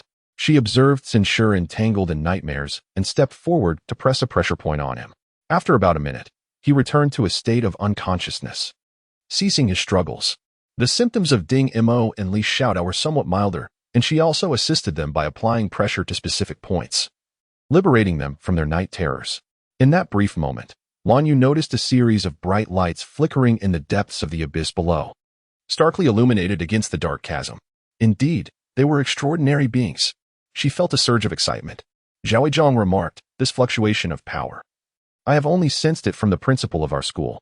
By a twist of fate, during his first trial in the Void Realm, he had encountered the principal in pursuit of a void spirit capable of traversing the Void Realm. It was during that encounter that he witnessed the first-level void spirit disintegrate in an instant at the hands of the principal. A display of such might that it etched itself into his memory, fueling his relentless pursuit ever since." Lan Yu expressed her envy. "I have yet to witness the principal in action. I've only seen him through a screen during live broadcasts, which hardly suffices." Both of them held a clear impression of the principal of Tianwan High School, while Mi Qing had not even that. Zhao Yizhong encouraged her, "If the opportunity arises, you must experience it for yourself. Only a powerful ability wielder can illuminate our own shortcomings. They can effortlessly transform the heavens into clouds and the earth into rain. To the untrained ear, it merely sounds like an extraordinary display of power. Yet, only those who have witnessed it firsthand can comprehend that such might is indelible." Lan Yu clenched her fist, determined to strive forward. "What?" The conversation abruptly shifted to this topic, leaving Zhao Yizhong and his companion astonished. Censure, still dazed, found it impossible to descend. An ominous aura surged forth. "You cannot withstand it. Mi Qing possesses the ability to counteract the taint of the white bones and the blood chain, along with the characteristics of the void spirits, allowing her to endure the ghostly pressure. However, Zhao Yizhong and his companions, being singularly skilled, would undoubtedly succumb to the overwhelming force of the ghostly energy." "What?" Lan Yu was even more puzzled. "With the ghostly energy rising, should we not be fleeing from this place? Why are we descending instead?" After venting her frustrations earlier, Qing now felt inclined to explain. The altar above. The more they listened, the more bewildered they became. Qing gestured for them to look upward, yet there was nothing to be seen. In the next moment, with a snap of her fingers, a drop of blood ascended and vanished. Approximately half a minute later, an immense inverted altar materialized in the void above. The surface of that altar seemed oddly familiar. Lan Yu gasped. Is that an enlarged version of the pseudo-altar? Good heavens! Wasn't it destroyed? How has it reappeared? And silently, right above us. When did this happen? She was so astonished that her voice faltered. Zhao Yizhang's expression grew grave. Qing Jie, this altar. My records contain information on the pseudo-altar, and the patterns on this altar have begun to activate, flickering ominously. This may indeed be the true altar. Qing had sensed something was amiss when she recently subdued the human skin drum. Just now, it was once again confirmed that her suspicions were indeed true. Thus, one could only ask, what should we do? Zhao Yizhang gritted his teeth and inquired. Qing replied, the altar is compressing downward, yet the ghostly energy is surging upward. The convergence of both may lead to an anomaly. Hence, rather than remaining in a precarious middle ground, it would be wiser to take a risk and descend. Moreover, now that high-level abilities have entered, it would be unwise to act independently instead of seeking their alliance. Then let's go, Zhao Yizhang decisively stated. Lan Yu readily concurred. Then let us proceed. The three of them would accompany three others, creating a perfect group of 6. Consequently, Zhao Yizhang took Ding Mo, Lan Yu paired with Li Xiaodao, and Qing brought along Sun Shiyu as they ventured downward. Qing, capable of standing on air, refrained from leading this time. She supported Sun Shiyu, standing at the edge of the narrow path, and extended 2 blood chains, one in front and one behind, to alleviate the burdens of Zhao Yizhang and Lan Yu. Additionally, being situated at the path's edge allowed her to assist Zhao Yizhang and Lan Yu, who were struggling as they descended. Thus, the group advanced slowly, while the ghostly energy continued to rise. After descending 400 to 500 meters, Lan Yu could no longer endure, struggling to breathe, feeling a chill in her bones, and experiencing numbness in her feet. I can't go on, she confessed. It was not mere fatigue, but rather a culmination of various negative effects that rendered her unable to proceed. Zhao Yizhang still managed to persist, though his complexion had turned pale, clearly indicating that the surging ghostly energy was affecting them significantly. Considering that the ghostly energy below would be even denser, both felt a sense of trepidation. Qing sifted through the records until she finally settled on the lantern spirit. The lantern spirit retained only a single characteristic of lighting. It was an ethereal entity, yet its illumination could temporarily isolate various forms of energy contamination. As one of the energies of pollution, the ghostly aura exists within a certain range of isolation. Presently, Qing is uncertain about how long the light will sustain for those around her. When the lantern is shaken, a spectral light appears in the void. This wavering phantasmal glow can only envelop an area of approximately 10 meters in front and behind. Within this ethereal light, Lan Yu gradually perceives that her physical condition is improving, and she exclaims with delight, Qing Jie, I am absolutely enamored with you. You are capable of providing support as well. Qing, however, recalls her previous fervent declaration of not being a supporter. Regrettably, circumstances have shifted, and she has willingly embraced the role of a supporter. A notion that would have been inconceivable merely half a month ago. Unbeknownst to Lan Yu, Qing's thoughts are tumultuous. After a minute, once she realizes that her feet can move again, she continues onward, carrying Li Xiaotao on her back, although Zhao Yizhang trails closely behind her in silence. His expression of admiration reveals his inner sentiments. Qing maintains a facade of normalcy, pretending as though nothing has transpired. Thus, with the aid of the spectral light, Zhao Yizhang and Qing descend nearly 500 meters further, while the encroaching ghostly aura compresses the light's reach to a mere 4 meters. As they must carry their companion and squeeze into this limited space, their pace slows considerably. Qing pauses in the void and gazes upward. A quick glance reveals that the distance to the altar is diminishing. Zhao Yizhang and Lan Wei remain unaware of this development. Lacking Qing's keen eyesight and the energy to ponder further, their entire focus is devoted to safely guiding their teammate downward, which has drained all their strength. The halo of light had been compressed to a mere 3 meters, and Lan Yu found herself rooted to the spot, unable to see the path before her. The malevolent aura clouded her vision, leaving her uncertain whether it was merely a psychological effect or if her eyes truly failed her. Daring not to dwell on the thought, she felt a rising panic within. Chapter 78.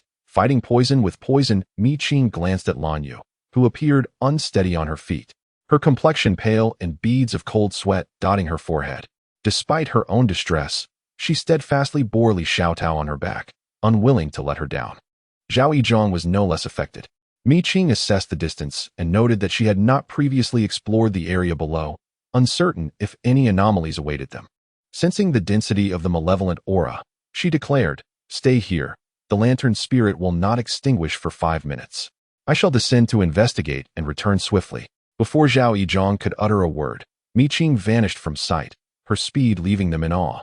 Carrying the weight of another, Mi Qing moved with remarkable agility, leaping down over 200 meters into the abyss.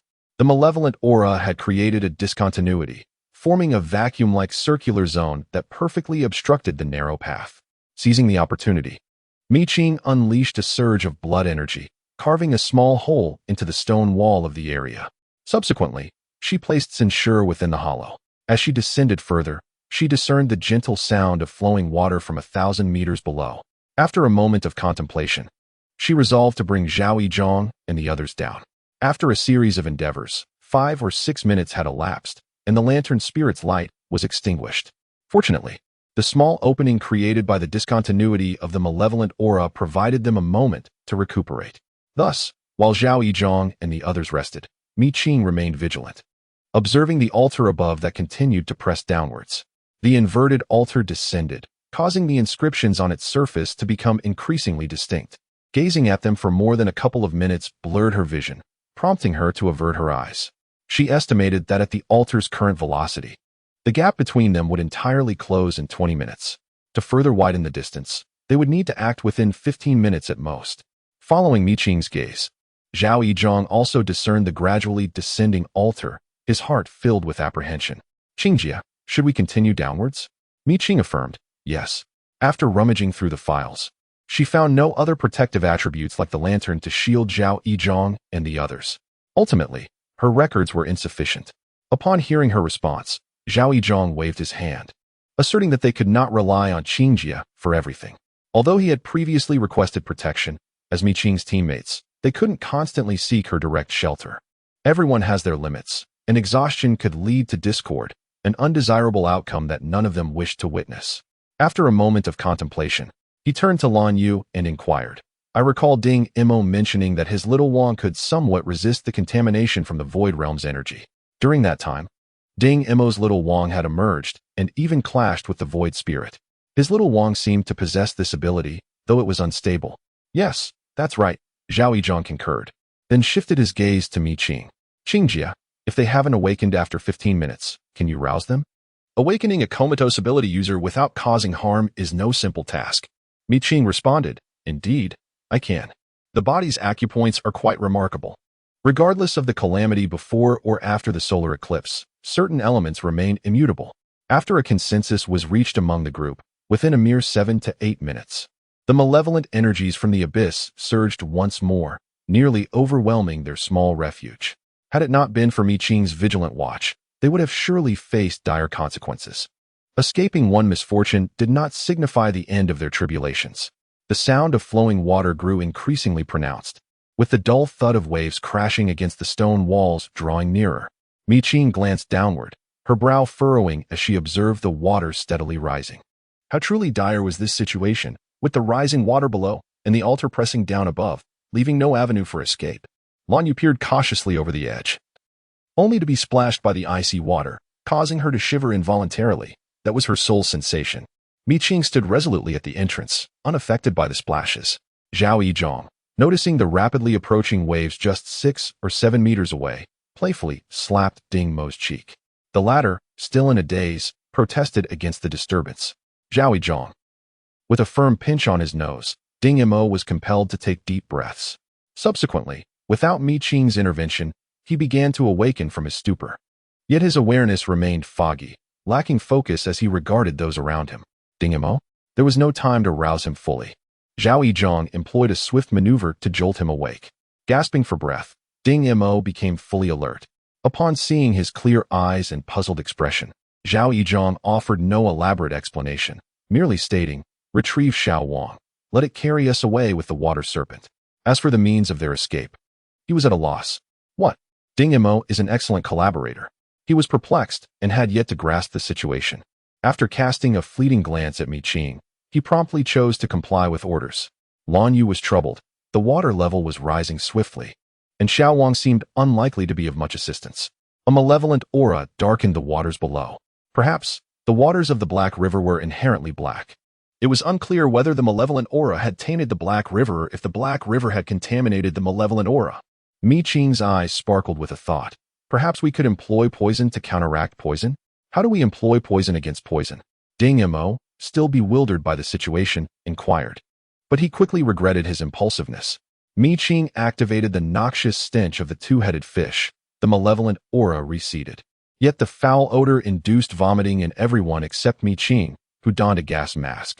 Even the unconscious Li Xiaotao and Xin Shiyu exhibited signs of nausea in their stupor. The potency of this stench was unexpectedly formidable. However, it must be acknowledged that the malevolent aura had indeed retreated somewhat. We must act swiftly, Mi Qing urged the others earnestly, her mask firmly in place. Lan Yu, covering his mouth, remarked, Sister Qing, do you not feel a pang of conscience? Mi Qing shrugged, replying, I possess no heart. Taking on the physically ill Xin Shiyu, she forged ahead. The others could only find something to stuff their noses with, taking deep breaths as they hurried to follow. The water serpents slithered, with Xiao Wang standing atop one, bearing several individuals. Compared to before, the pressure had indeed lessened. Yet Xiao Wang, too, had a sense of smell. Mi Qing's tactic of employing poison against poison lasted for 4 minutes before Xiao Wang, tongue lolling, declared, I can't take it anymore. Ding Mo found himself in a dilemma. They could not continue to drift upon the water's surface and would have to plunge beneath the waves. Little Wang was rendered ineffective. The little Wang submerged was akin to a landlubber. Mi Qing observed the direction of the current and, upon hearing this, nodded in resignation, suggesting they proceed into the water. The malevolent energy beneath the surface dissipated rather than coalescing, offering a significant relief compared to the concentrated malevolence lingering above. Ding Mo retracted little Wang and urged the water serpent to dive. As they submerged, the oppressive aura enveloped them. Regrettably, this energy could not consolidate. It flowed past their bodies and dissipated into the depths, failing to linger. Mi Qing gestured ahead, and Ding Mo and the others hastened to follow. After 7 minutes, they had descended over 400 meters into the abyss, while above, the altar finally descended into the water. As it sank, symbols began to float, faintly coalescing into a mesmerizing tableau. Chapter 79. The encounter, yet Mi Qing chose to lead the others further down, utilizing the power of the waves to mitigate the force of the water's impact. After approximately 10 minutes, Li Xiaotao gradually regained consciousness. Unfortunately, her timing was far from ideal, as she awoke underwater. Her equipment had already failed. In a moment of inattention, she was caught off guard and choked on the water. Zhao Yizhong and the others wished to assist, but there was little they could do in such depths. Witnessing Li Xiaotao's face redden from choking, Mi Qing attempted to activate the dual-headed fish's unique ability. The fish congregated in reverence, and bubbles began to form. One bubble enveloped the violently coughing Li Xiaotao. While it shielded her from the current, it also limited the scant oxygen available underwater. After a brief 10 seconds, she managed to calm herself and cease her coughing. Yet she was on the verge of suffocation. Mi Qing remained vigilant, and upon seeing her stabilize, he decisively burst the bubble. Li Xiaotao had been prepared for this moment and finally found her salvation. At present, only Xin Shiyu and Mi Qing remained, still dazed from the sudden turn of events. At that moment, several columns of water surged upwards in a swirling motion. Unfortunately, the location of the group fell within the range of these water columns. Shocked and unable to evade in time, they were propelled away by the force of the water. Mi Qing was also caught off guard by the sudden onslaught, resulting in her separation from Xin Shiyu. The remaining members of the group were left disoriented, with distances between them stretching to several dozen meters. In a moment of transformation, she vanished, only to be replaced by a two-headed fish. This creature, measuring an imposing 6 to 7 meters in length, was hardly endearing. Blood chains erupted from various parts of its body, seamlessly gathering the scattered teammates and depositing them onto its back. In an instant, she had become a mount. Mi Qing fell silent for a brief moment, yet soon found solace in her new role. A mount was a mount. After all, having assisted once before, she was indifferent to the prospect of doing so again. The earlier declaration of never assisting had long since been rendered void. With her teammates secured, she was freed from worry. However, even in her transformed state as a two-headed fish, she found herself caught in a relentless swirl from the increasingly tumultuous water columns. The real challenge lay not merely in the water's force, but in Qing's uncertainty about how to navigate as a two-headed fish. Previously, when she had been a smaller two-headed fish, she could sway back and forth to progress in a singular direction. Now, with her considerable length, the opposing instincts of her two heads made movement towards any one direction exceedingly difficult, compounded by the incessant barrage of water columns. For the moment, she was left spinning in place. Just then, the shadow of the altar fell, enveloping the group. As a tapestry of characters descended, its target was not Qing and her companions, but rather the ceaseless onslaught of water columns. As Qing surveyed the surroundings with her head moving back and forth, she finally conceived a strategy to dive deeper. The blood chain converged, striking the altar above. The forces from both sides were substantial, and in this clash, Qing, along with her companions, was propelled downward by the powerful backlash, plunging 100 meters. Although this depth was not profound, it did provide some respite from the tumultuous water column. She exerted herself to coordinate both her mind and body, managing to ensure that her head and torso moved in unison. Despite the slow pace, they were indeed descending. Continuing on this trajectory, she caught her first glimpse of the situation below. At the base of the water column lay a sprawling expanse of purple tendrils, nearly enveloping a 1,000-meter stretch of the aquatic realm. The tendrils writhed swiftly through the water, causing it to churn and erupt in sprays. Furthermore, she discerned that at the very center of the purple tendrils, something elongated appeared to be ensnared, a large and a small elongated form. Given the context of the Black River, it was highly probable that these were the mother and child coffins. Yet, upon further inspection, she found no abilities users beneath the purple tendrils. Qing expelled a stream of bubbles, calming her thoughts to meticulously sense the watery environment. 100 meters, 500 meters, 1,000 meters, 10,000 meters. She suddenly plunged deeper, and after half an hour, successfully navigated through the domain dominated by the purple tendrils. It seemed the tendrils sensed their presence as ability users, instinctively parting as they passed. In this moment of evasion, they were confronted with a horrifying sight. Beneath the lush and enigmatic purple tendrils lay shattered human skins, alongside the skeletal remains of countless souls, and an array of peculiar, oversized fish. Most chilling of all were the desiccated skeletons.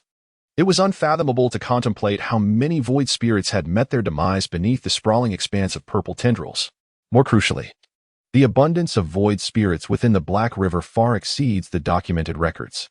Such a discrepancy in the data concerning void spirits within the overlapping region is hardly auspicious for humanity. The thought flickered through their minds, but they dared not dwell on it. Within the treacherous confines of the Black River, distraction courts death. Just then, a figure emerged at the edge of the violet tendrils, a living, breathing human. His aura was enigmatic, his countenance youthful. Neither Zhao Zhang nor the others recognized him. Nor did Qing. Covering 1,000 meters in mere seconds, his approach was effortless, surpassing even Qing's 1,000-meter teleportation in ease. Qing? The newcomer surveyed the group, his brow furrowing at her absence. Upon hearing this, Li Xiaodao promptly pointed to the grotesque two-headed fish beneath her, her expression brimming with pride and satisfaction. The newcomer was none other than Yuan Lingxi. His gaze lingered momentarily on Qing's transformed state as the two-headed fish, a peculiar expression fleeting across his face. He then beckoned the group to follow him. As they trailed behind him, the surrounding violet tendrils not only yielded but also seemed to safeguard them. In the depths, a spectral hand lunged forth, aimed directly at Li Xiaotao and the others on Qing's back. Its velocity was such that it was upon them in the blink of an eye, leaving Li Xiaodao and her companions no chance to evade. Even the blood chains adorning Qing's transformed two-headed fish faltered, unable to react in time. Yuan Lingxi, leading the way, emitted a cold snort, causing the spectral hand to dissipate and tranquility to be restored. Qing and the others felt the relief of unburdened breathing. Having personally experienced the precipice of life and death, and witnessed this individual effortlessly dispel an overwhelming strike with merely a cold snort, they were filled with both excitement and envy. They pondered when they might ascend to such heights. As for Qing, her eyes sparkled with determination. She did not envy the achievements of her predecessors. She was acutely aware that it would not be long before she etched a vivid mark in this enchanting and mysterious realm. Yuan Lingxi remained oblivious to the thoughts of the others, and even if he were aware, he would not be concerned. He continued to lead the way, and the subsequent journey was uneventful. When Yuan Lingxi finally paused, the others discovered a figure seated cross-legged at the source of the violet vines. He bore no equipment, simply meditating with closed eyes, his breathing serene, undeterred by the depths of the water surrounding him. Upon seeing him, Lanyu was suddenly invigorated. However, he could only manage to utter a single word before his equipment failed, leading him to follow in Li Xiaotao's footsteps, succumbing to a fit of coughing. Zhao Lingyan, in her meditative state, did not open her eyes. She merely gestured in the air, conjuring a bubble that shielded Lanyu from the river's current. In an instant, he could breathe easily, free from the threat of suffocation. It was evident that this bubble not only repelled water, but also provided oxygen. Lan Yu's eyes gleamed with admiration. Lord Zhao, Yuan Lingxi chuckled, realizing that while he may not be recognized, Zhao Lingyan certainly was, proving his visage less advantageous. Chapter 80. The battle resumes. Lan Yu's face flushed. Lord Yuan. The only individual who could accompany Zhao Lingyan was Yuan Lingxi. These two were an inseparable duo, bound by unbreakable ties. After sharing a laugh, Yuan Lingxi turned his attention back to Mi Qing. Amidst their conversation, the two-headed fish, Mi Qing, transformed into her human form. A young lady of remarkable vigor, distinguished primarily by her eyes. Her irises, of a subtly pale hue, conveyed an aloofness laced with an almost piercing chill, leaving an indelible impression. However, a slight perplexity arose within him. He had previously scrutinized Mi Qing's live broadcasts within Lan Yu's studio, noting her irises to be of a darker shade, not this pallid tint. Could it perhaps be attributed to the utilization of the Void Spirit's unique attributes? This notion fleetingly crossed his mind, yet he did not dwell upon it further. Compared to the maternal coffin before him, such matters were trivial, scarcely worthy of consideration. After offering a slight nod to Mi Qing from across the distance, he turned his attention to the maternal coffin, enshrouded by coils upon coils of purple-leafed grass. The purple-leafed grass possessed formidable resilience, yet even so, it was being severed one strand after another by the maternal coffin, in short order. The rate of the purple-leafed grass's regeneration could not keep pace with the coffin's destructive force. With a chess piece released from his grasp, a colossal luminous shadow of a black chess piece materialized abruptly within the aquatic domain. Its ebony form descended, precisely positioned upon the maternal coffin. Instantly, the maternal coffin, which had been struggling free from the tendrils of the purple-leafed grass, was forcefully pressed down, causing the water to surge and the silt to scatter. In that moment, the aquatic domain became turbid and murky. Concurrently, a chessboard materialized, centered around the black chess piece. As a white chess piece was cast, black and white became interconnected by luminous strands. In an instant, the maternal coffin, entangled by the purple-leafed grass, was pierced by the luminous strands, causing ghostly energy to dissipate and spectral figures to loom. "Be cautious," Li Xiaotao exclaimed in alarm. A nearby specter, with its maw agape, lunged towards Mi Qing, who was positioned at the rear, poised to engulf her entirely. Just as Mi Qing was about to act, tendrils of purple-leafed grass, which had been drifting languidly, suddenly darted forth. With a single strike, the approaching colossal specter was vanquished, its essence scattered into nothingness.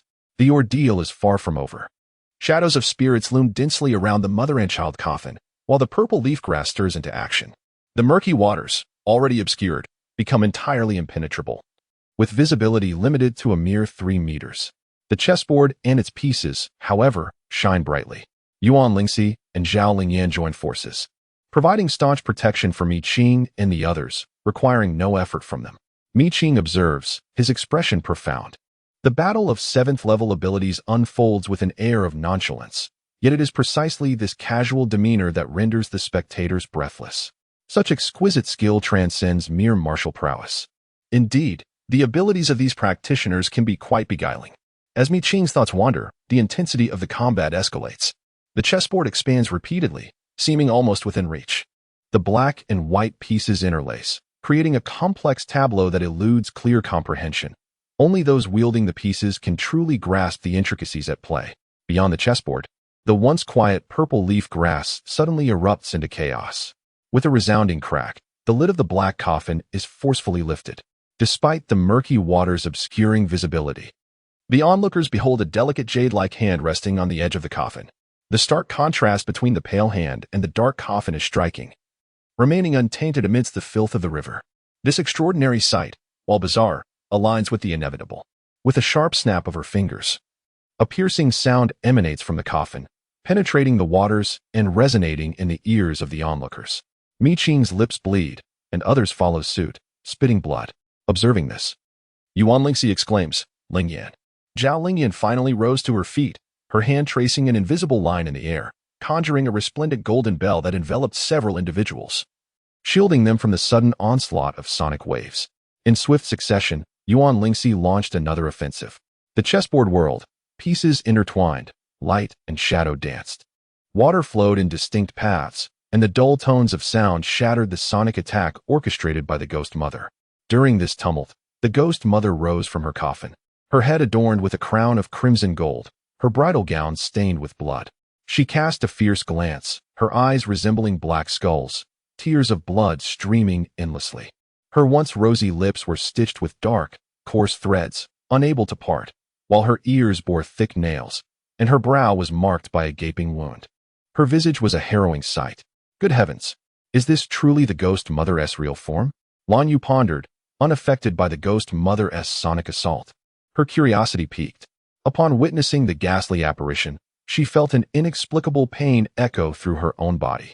Zhao Yizhong wore a grave expression. Although the Black River had long been shrouded in mystery, none had ever beheld the true face of the Ghost Mother. Li Xiaodao glanced at the Ghost Mother drifting from the coffin, then at the eerily silent crimson coffin beside her, and finally at Zhao Lingyan and Yuan Lingxi. Blinking in astonishment, she inquired, "Lord Zhao is not yet 30 and has already secured a place among the top 50 on the abilities list. How impressive!" The term Lord is a respectful designation for those ranked within the top 50 on the abilities list. Should she ever attain the honor of being called Lord herself, she would be overjoyed. Naturally, any ability user would be keenly interested in the abilities list. Aside from the enigmatic individuals affiliated with noble families who have not joined various state departments, the top 50 abilities within the military and the Department of National Anomalies are well documented through various recorded videos, making their faces familiar to other practitioners. Of course, this does not apply to Mi Qing. She has watched videos of renowned practitioners on the app, but has not made a conscious effort to memorize their appearances. Observing Li Xiaotao and others enthusiastically discussing the information regarding Yuan Lingxi and her companion, Mi Qing focused primarily on the essence of their combat. The waves surged fiercely, yet the gilded bell remained utterly still. The Ghost Mother roared, her malevolent aura enveloping the skies. The illumination of the light-shadow chessboard dimmed considerably. Nevertheless, black and white pieces surged forth, while the Ghost Mother's hair expanded as she actively countered the opposing pieces. As the two sides clashed, the heavens and earth transformed, and the river churned violently. Within the confines of sight, mud swirled, rendering even the space within a meter invisible. In the absence of vision, auditory senses became extraordinarily acute. The relentless impacts echoed as the Ghost Mother howled in fury, intermingled with the anguished cries of her spectral minions. In that tense moment, Li Xiaotao and the others anxiously awaited the conclusion of the battle outside. After approximately 7 or 8 minutes, the cacophony subsided. The surrounding mire began to settle, suggesting that the conflict had reached its end. Another 3 minutes passed, and visibility improved significantly. The gilded bell had vanished. Yuan Lingxi appeared and announced, "You may come out now." Without the gilded bell, conversation among the group became impossible. The new equipment was remarkably extraordinary. When gripped firmly, it extended automatically to envelop the body, fitting seamlessly with the flesh.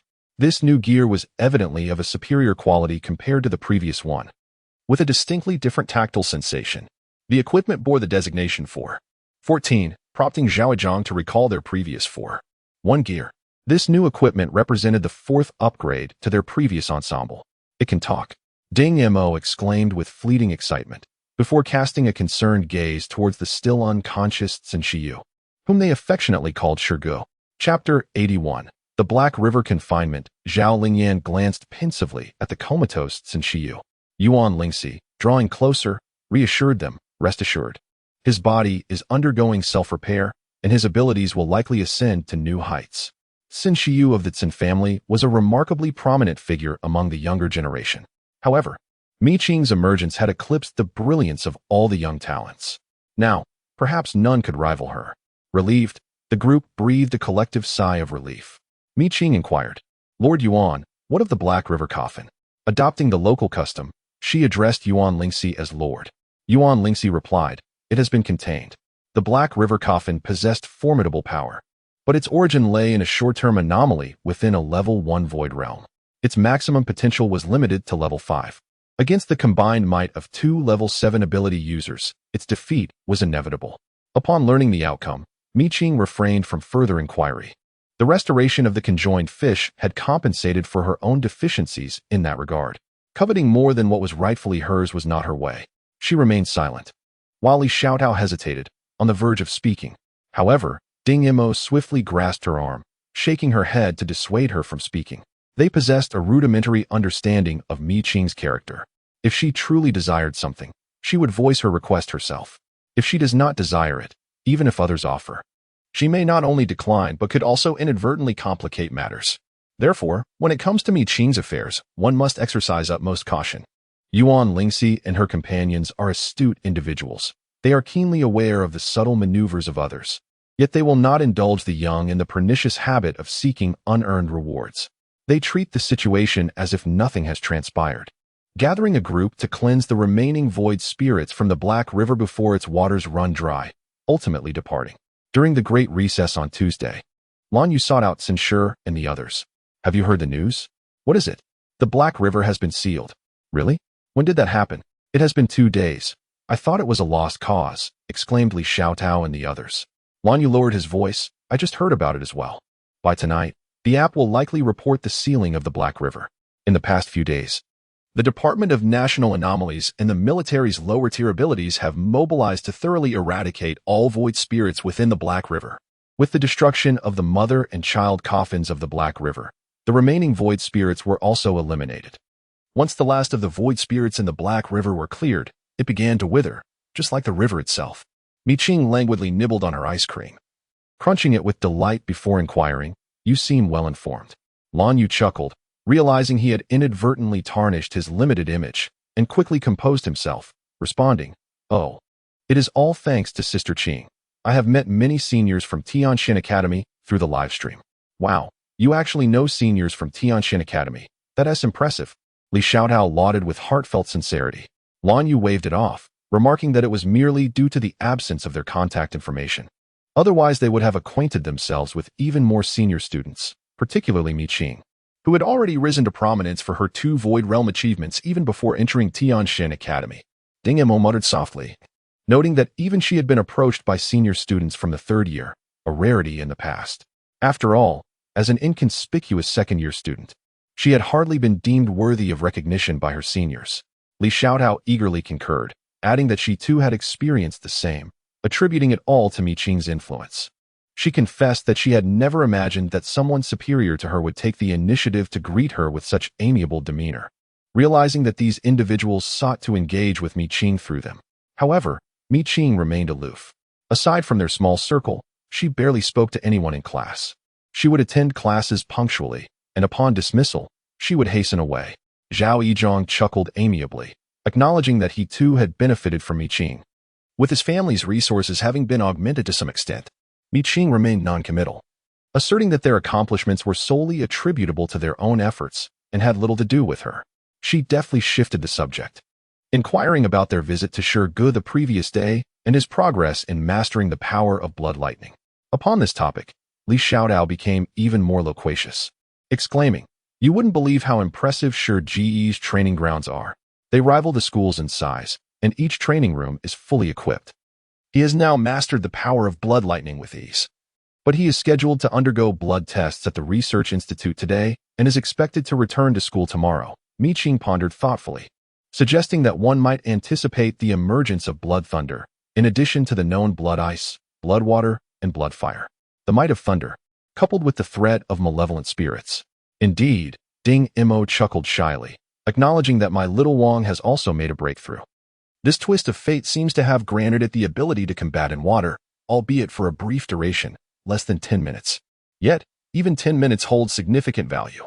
Sooner or later, your little Wang shall surely become formidable, Li Xiaotao encouraged.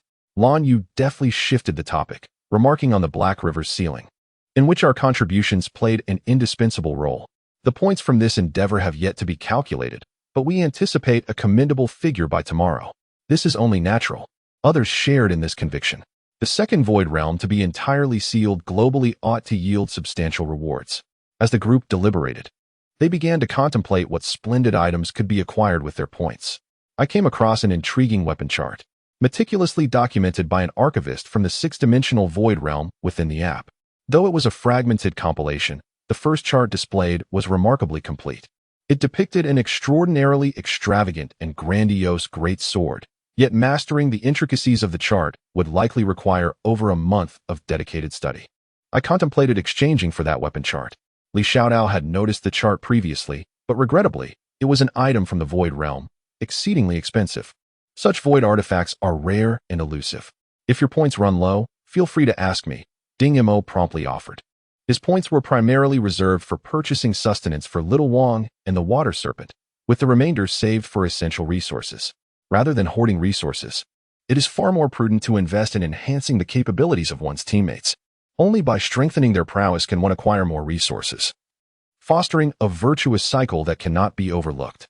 Li Xiaotao was equally forthright, stating that should her needs remain unmet, she would not hesitate to ask for more. Just as Lan Yu was about to interject, he fell silent, casting meaningful glances at a few individuals.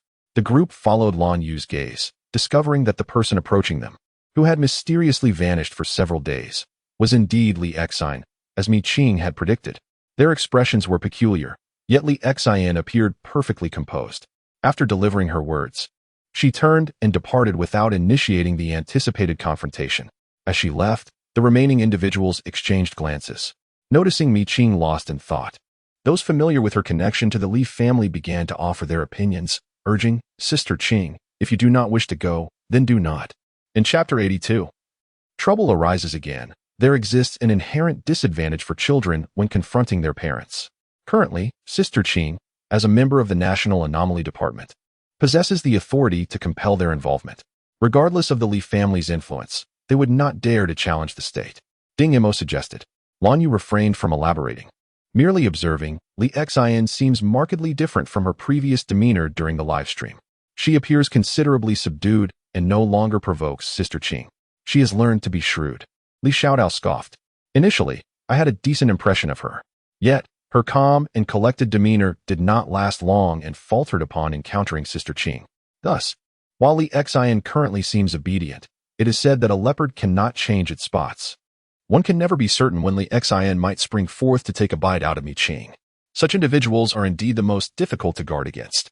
She gazed at the contemplative Mi Qing. "Sister Qing, are you going?" Mi Qing chuckled softly. Why not?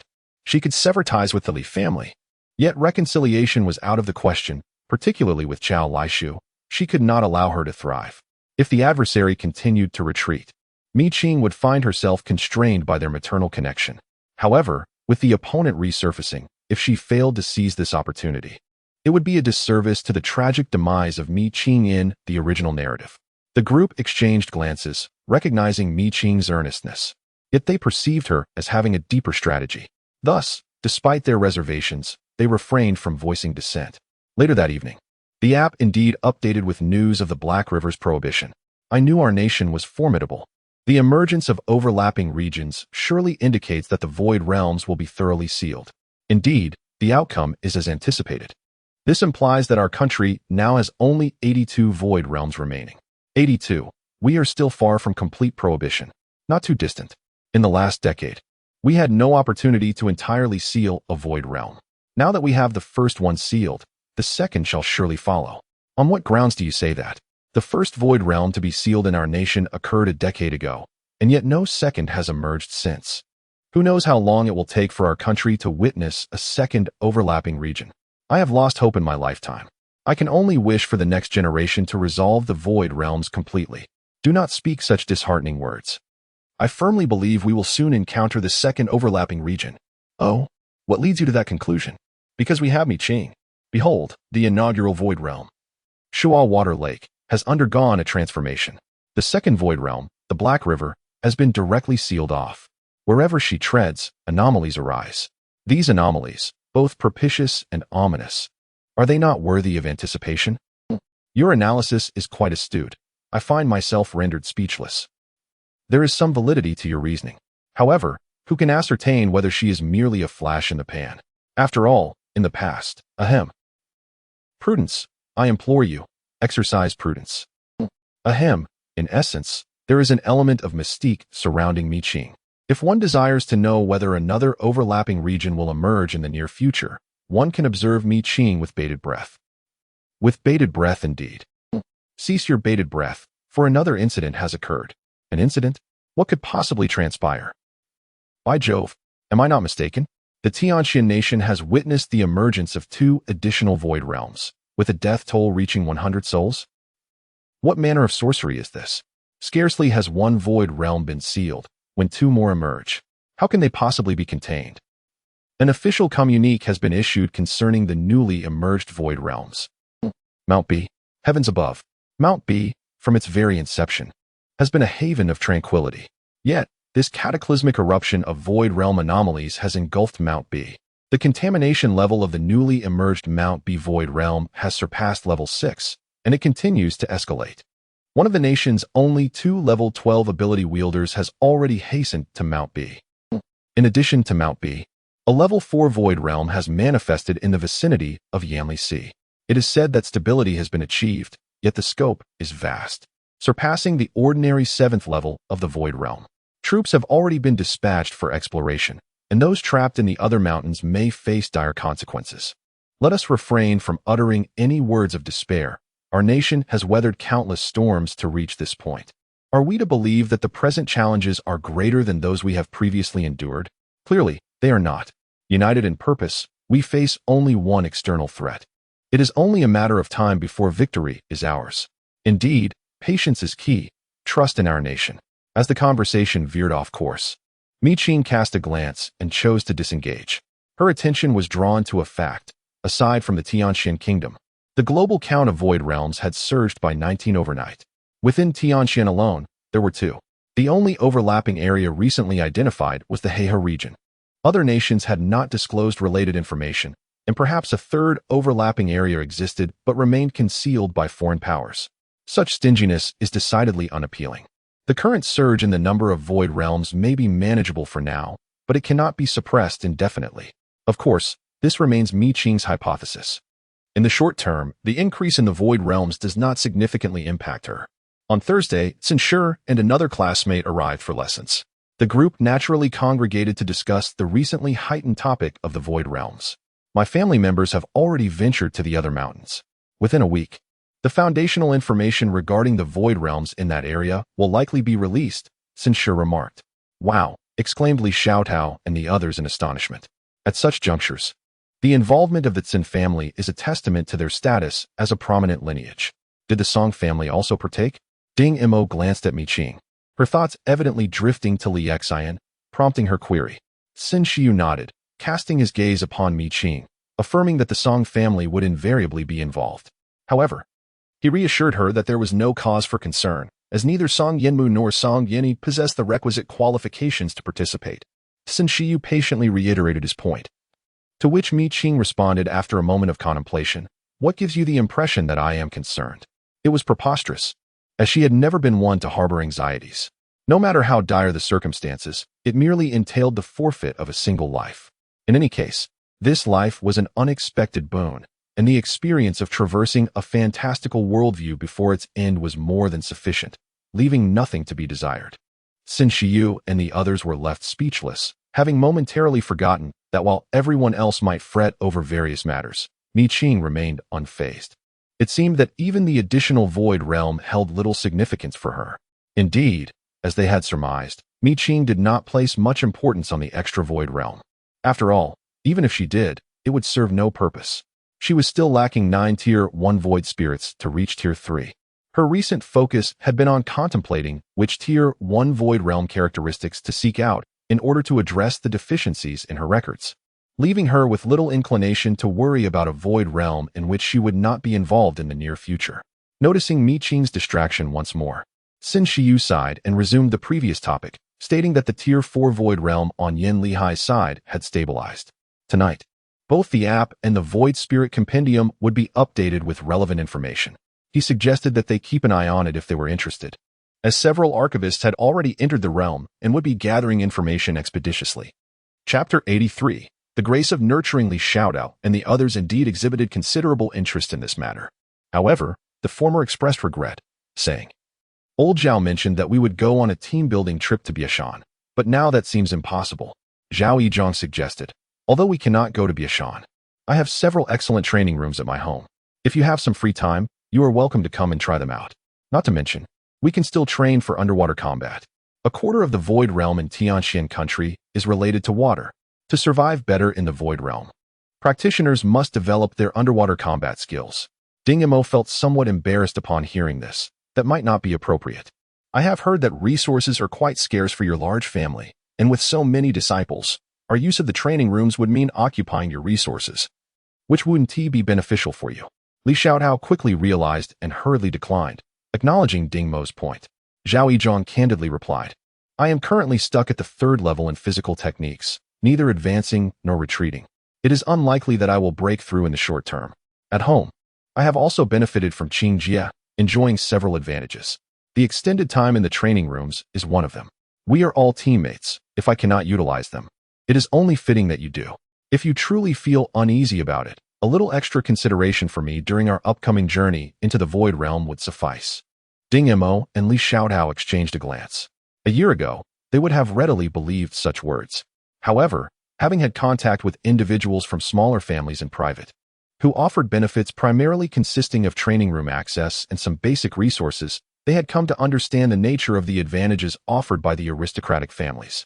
Moreover, Zhao Yizhong's ability to obtain these benefits is attributed to both Qingjie and his own efforts, with little connection to others, even if he cannot utilize them himself.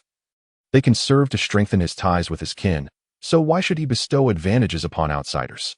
Ultimately, it boils down to a mutual desire to keep this team intact. Mi Qing, in her initial departure from the Li family through the Gui department, harbored a similar mindset. She can afford it, thus she can also bear the burdens of others' favors. Li Xiaodao and the others exchanged glances, and Zhao Yizhong resolutely stated, if we are friends, there should be no further discussion. Li Xiaodao and Ding Yimo shared a knowing look, ultimately accepting his goodwill. Although they cannot repay him now, there will come a day when they can. Sin Shiyu glanced at her without speaking, shifting the topic. Qingjie, I heard you plan to visit the Li family? Do you need a companion? Mi Qing replied, I am sufficient on my own. As for companions, I shall pass. It has been a while since I visited the Li family. I must see what schemes they are concocting. The two engaged in casual conversation, while Lan Yu experienced a moment of awkwardness, fidgeting with his nose as if nothing had transpired. Li Xiaodao and Ding Yimo, unaware of the underlying circumstances, naturally followed Sin Shiyu's lead given their familiarity with him. As for Zhao Yizhong, he vaguely surmised whom Lan Yu was referring to but strongly disapproved of her impulsiveness. Having only formed a team on 2 occasions, their relationship is neither particularly close nor distant. One must not speak of profound sentiments and shallow connections. He lowered his gaze. Given Sin Shiyu's cunning, Lan Yu is unlikely to remain in the group for long. Oblivious to Zhao Yizhong's thoughts, Lan Yu continued to interject. On Friday after school, Li Xian lingered, awaiting Mi Qing. This time, Mi Qing did not make things difficult for her, and they advanced side by side. The classmates who had not yet departed exchanged furtive, gossipy glances. Alas, no one dared to inquire further. Mi Qing's aura, formidable and unapproachable, loomed large. Sin Shiyu, still present, watched the 2 figures advancing in unison below, his gaze inscrutable. Meanwhile, after more than a year, Mi Qing once again encountered the Li family. Chao Laishu and Li Chong stood together, yet their body language betrayed a lack of harmony. How intriguing. After a year's absence, the Li family's relationship was not as enviable as depicted in the original novel's narrative. Qing. Upon seeing Mi Qing, Chao Laishu's eyes welled up. Her emotional display was artfully crafted, progressing from reddened rims to bloodshot whites, followed by a misty sheen, culminating in a cascade of tears, each drop distinct and pearl-like. This weeping was picturesque, yet Mi Qing found it merely ironic. Never one to cause herself undue distress, she spoke without reservation. Madam Chao, I have no interest in members of my own gender who are your age.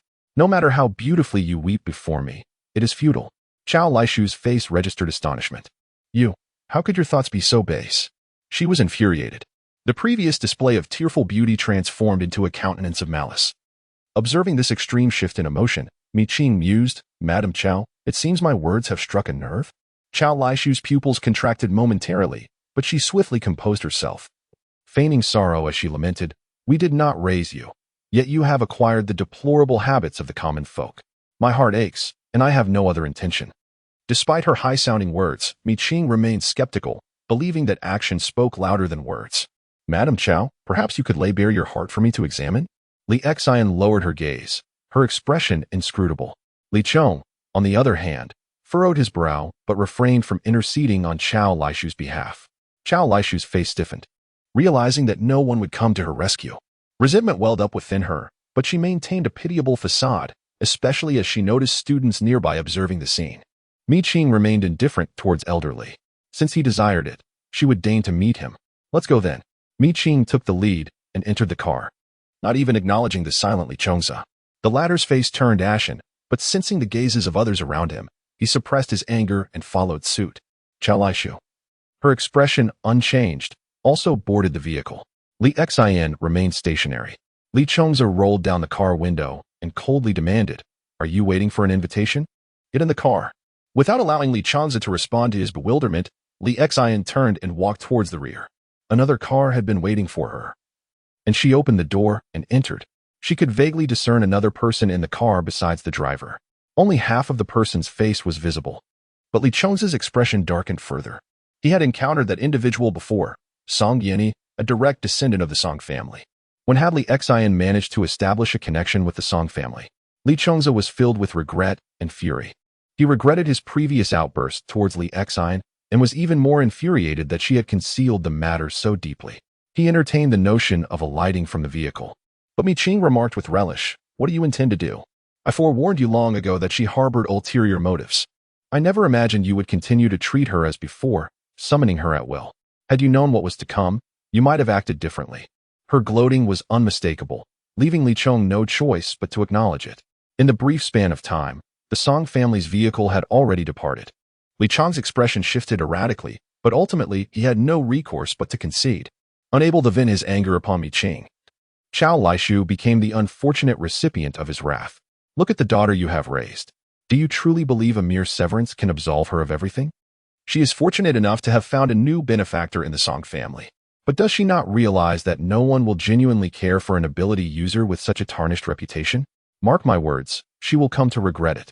You are counting on her to protect our son, but do not delude yourself. She is an ungrateful wretch who will never grant your wishes. He ranted and raved, oblivious to the fact that Chao Lishu was fixated on the Song family's vehicle as it vanished from sight, paying no heed to his scolding. Mi Qing observed the spectacle with amusement, finding the couple to be quite intriguing. A year prior, they had maintained a facade of unwavering affection.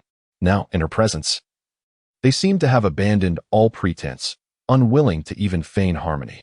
She wondered if they had been intellectually impaired or if they harbored ulterior motives. With no one acknowledging Li Chong, the driver remained silent, leaving Li Chong with no choice but to cease his tirade. However, his expression fluctuated, clearly indicating that the pressure from the Song family was not as light as he claimed. Chao Lishu felt a surge of anger within her, yet she no longer displayed it on her face as she had previously. Once she entered the vehicle, the look of vulnerability vanished, and any other expressions followed suit. It seemed that both she and Li Chong had abandoned their pretenses. The atmosphere inside the car was suffocatingly tense. Mi Qing closed her eyes to rest, unaffected by the oppressive ambience. Only the driver appeared to be quaking with trepidation. The members of the Li family's main household were already gathered, and even Li Yao was present. When they saw Mi Qing, they greeted her with warmth, particularly Li Yao, who, unaware of the conflict between Mi Qing and the Li family, was exceptionally amiable towards her. As for Li Sheng, upon catching Mi Qing's gaze, he shot her a fierce glare. Mi Qing smiled with amusement, raising her hand to lightly caress her neck, the threat in her gesture unmistakable. Bang! Li Sheng, taken aback, stumbled backward and fell onto the steps. Coward! Mi Qing scoffed, nonchalantly striding towards the Li family mansion. She had not forgotten that her purpose for this visit was to pay her respects to the old Master Li. Aren't you going to stand up and wait for me to assist you? Li Chong, already in a foul mood, felt a mix of embarrassment and anger at Li Sheng's repeated humiliation before Mi Qing. His well-bred children were a source of disappointment. The adopted daughter was a thankless opportunist, eager to abandon them after climbing to the Song family. The biological son, though domineering at home, lacked genuine talent. The only true daughter could shine in any circumstance. Yet she had long severed ties with the Li family. Now they could only feign connection through the old masteress name. But everyone knew that the Li family could not rely on Mi Qing. It is only when all other avenues have been exhausted that one is willing to relinquish their grip. This is particularly true given Mi Qing's ascendant reputation amongst the gifted in recent months. The Li family, eager to capitalize on her success, must endure certain indignities, regardless of their preference. The patriarch of the Li family has aged considerably. A year prior, when Mi Qing last saw him, his hair was gray, but he was hale and hearty, moving with agility. Now, his face is wizened, his eyes clouded, and he is confined to a wheelchair. A stark contrast to the sharp and commanding figure he once was. Mi Qing sat across from him, her posture as uninhibited as ever. She propped her head up with one hand, observing the elder Li's soliloquy. "Grandfather," she interjected, "spare me the preamble. Be direct. What do you want from me?" Judging by his failing health, it seemed likely that his funeral would be held within the year. How delightful, Mi Qing thought with a touch of malice. The old man paused, considering her. After a year, Mi Qing remained as aloof and detached as ever, seemingly impervious to any emotional appeal. He was aging, and he needed to secure a future for the Li family before his time ran out. "Qing," he began, "I have a proposition that I believe will pique your interest." He eschewed further circumlocution and went straight to the point. "Oh?" Mi Qing responded, her curiosity piqued. Given the Li family's current straits, she wondered what kind of bargain they could offer. The patriarch gestured, and Li Yao, ever the smiling opportunist, approached and sat opposite Mi Qing, placing a small black box on the table. "This is an initial payment," he said. "You may examine it." Mi Qing surveyed the assembled Li family members, each bearing a different expression, each harboring their own agenda. Finally, her gaze settled on Li Yao, noting the watch on his wrist. Her eyes narrowed imperceptibly. "A level 5 ability user? It appears that Mr. Li Yao possesses remarkable talent. If his memory serves him correctly, he was merely at level 3 just a year ago. Given his rapid advancement, he should have solidified his level 3 abilities within that time. Yet, astonishingly, he has now reached level 5. Li Yao touched his wristwatch and offered a modest smile. By mere chance, he pushed the small black box towards Mi Qing, stating, "This is a deposit." He emphasized the last two words, his gaze firmly locked onto Mi Qing. The latter glanced at him, then directed her attention to the unassuming black box on the table. Though it appeared ordinary, it exuded a subtle aura reminiscent of a storage pouch. This aura was faint, easily overlooked. Under the eager scrutiny of Li Yao and the others, Mi Qing moved her index finger, and with a sharp sound, the black box sprang open. In an instant, a shadowy figure emerged, enveloping the entire Li family estate in darkness, obscuring all light. "Mi Qing, how dare you?" Li Yao exclaimed, his voice laced with urgency. The contents of the black box remained dormant unless confronted by a power. However, at that moment, Mi Qing had activated her abilities the instant she opened the box, triggering its contents and surrounding the entire Li residence. Sun, Wang Jiao, Li Chong, and Li Hui found themselves engulfed in sudden darkness, a chilling sensation enveloping them. As ordinary individuals, they were ill-equipped to withstand such terror. Fear and panic seized them. "Quick! What is happening?" Li Yao, put that thing away. Li Chong, already irritable, was now seething with anger. The relentless occurrence of uncontrollable events left him both annoyed and frightened. Cheng'er, Chao Lishu immediately thought of Li Chong. In that instant, chaos reigned within the darkened Li household. A summoning formation appeared beneath Li Yao's feet, and a small cat engulfed in flames materialized.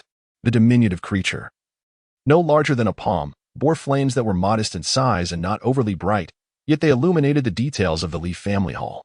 The three members of the main branch of the Li family huddled together, their expressions fraught with fear.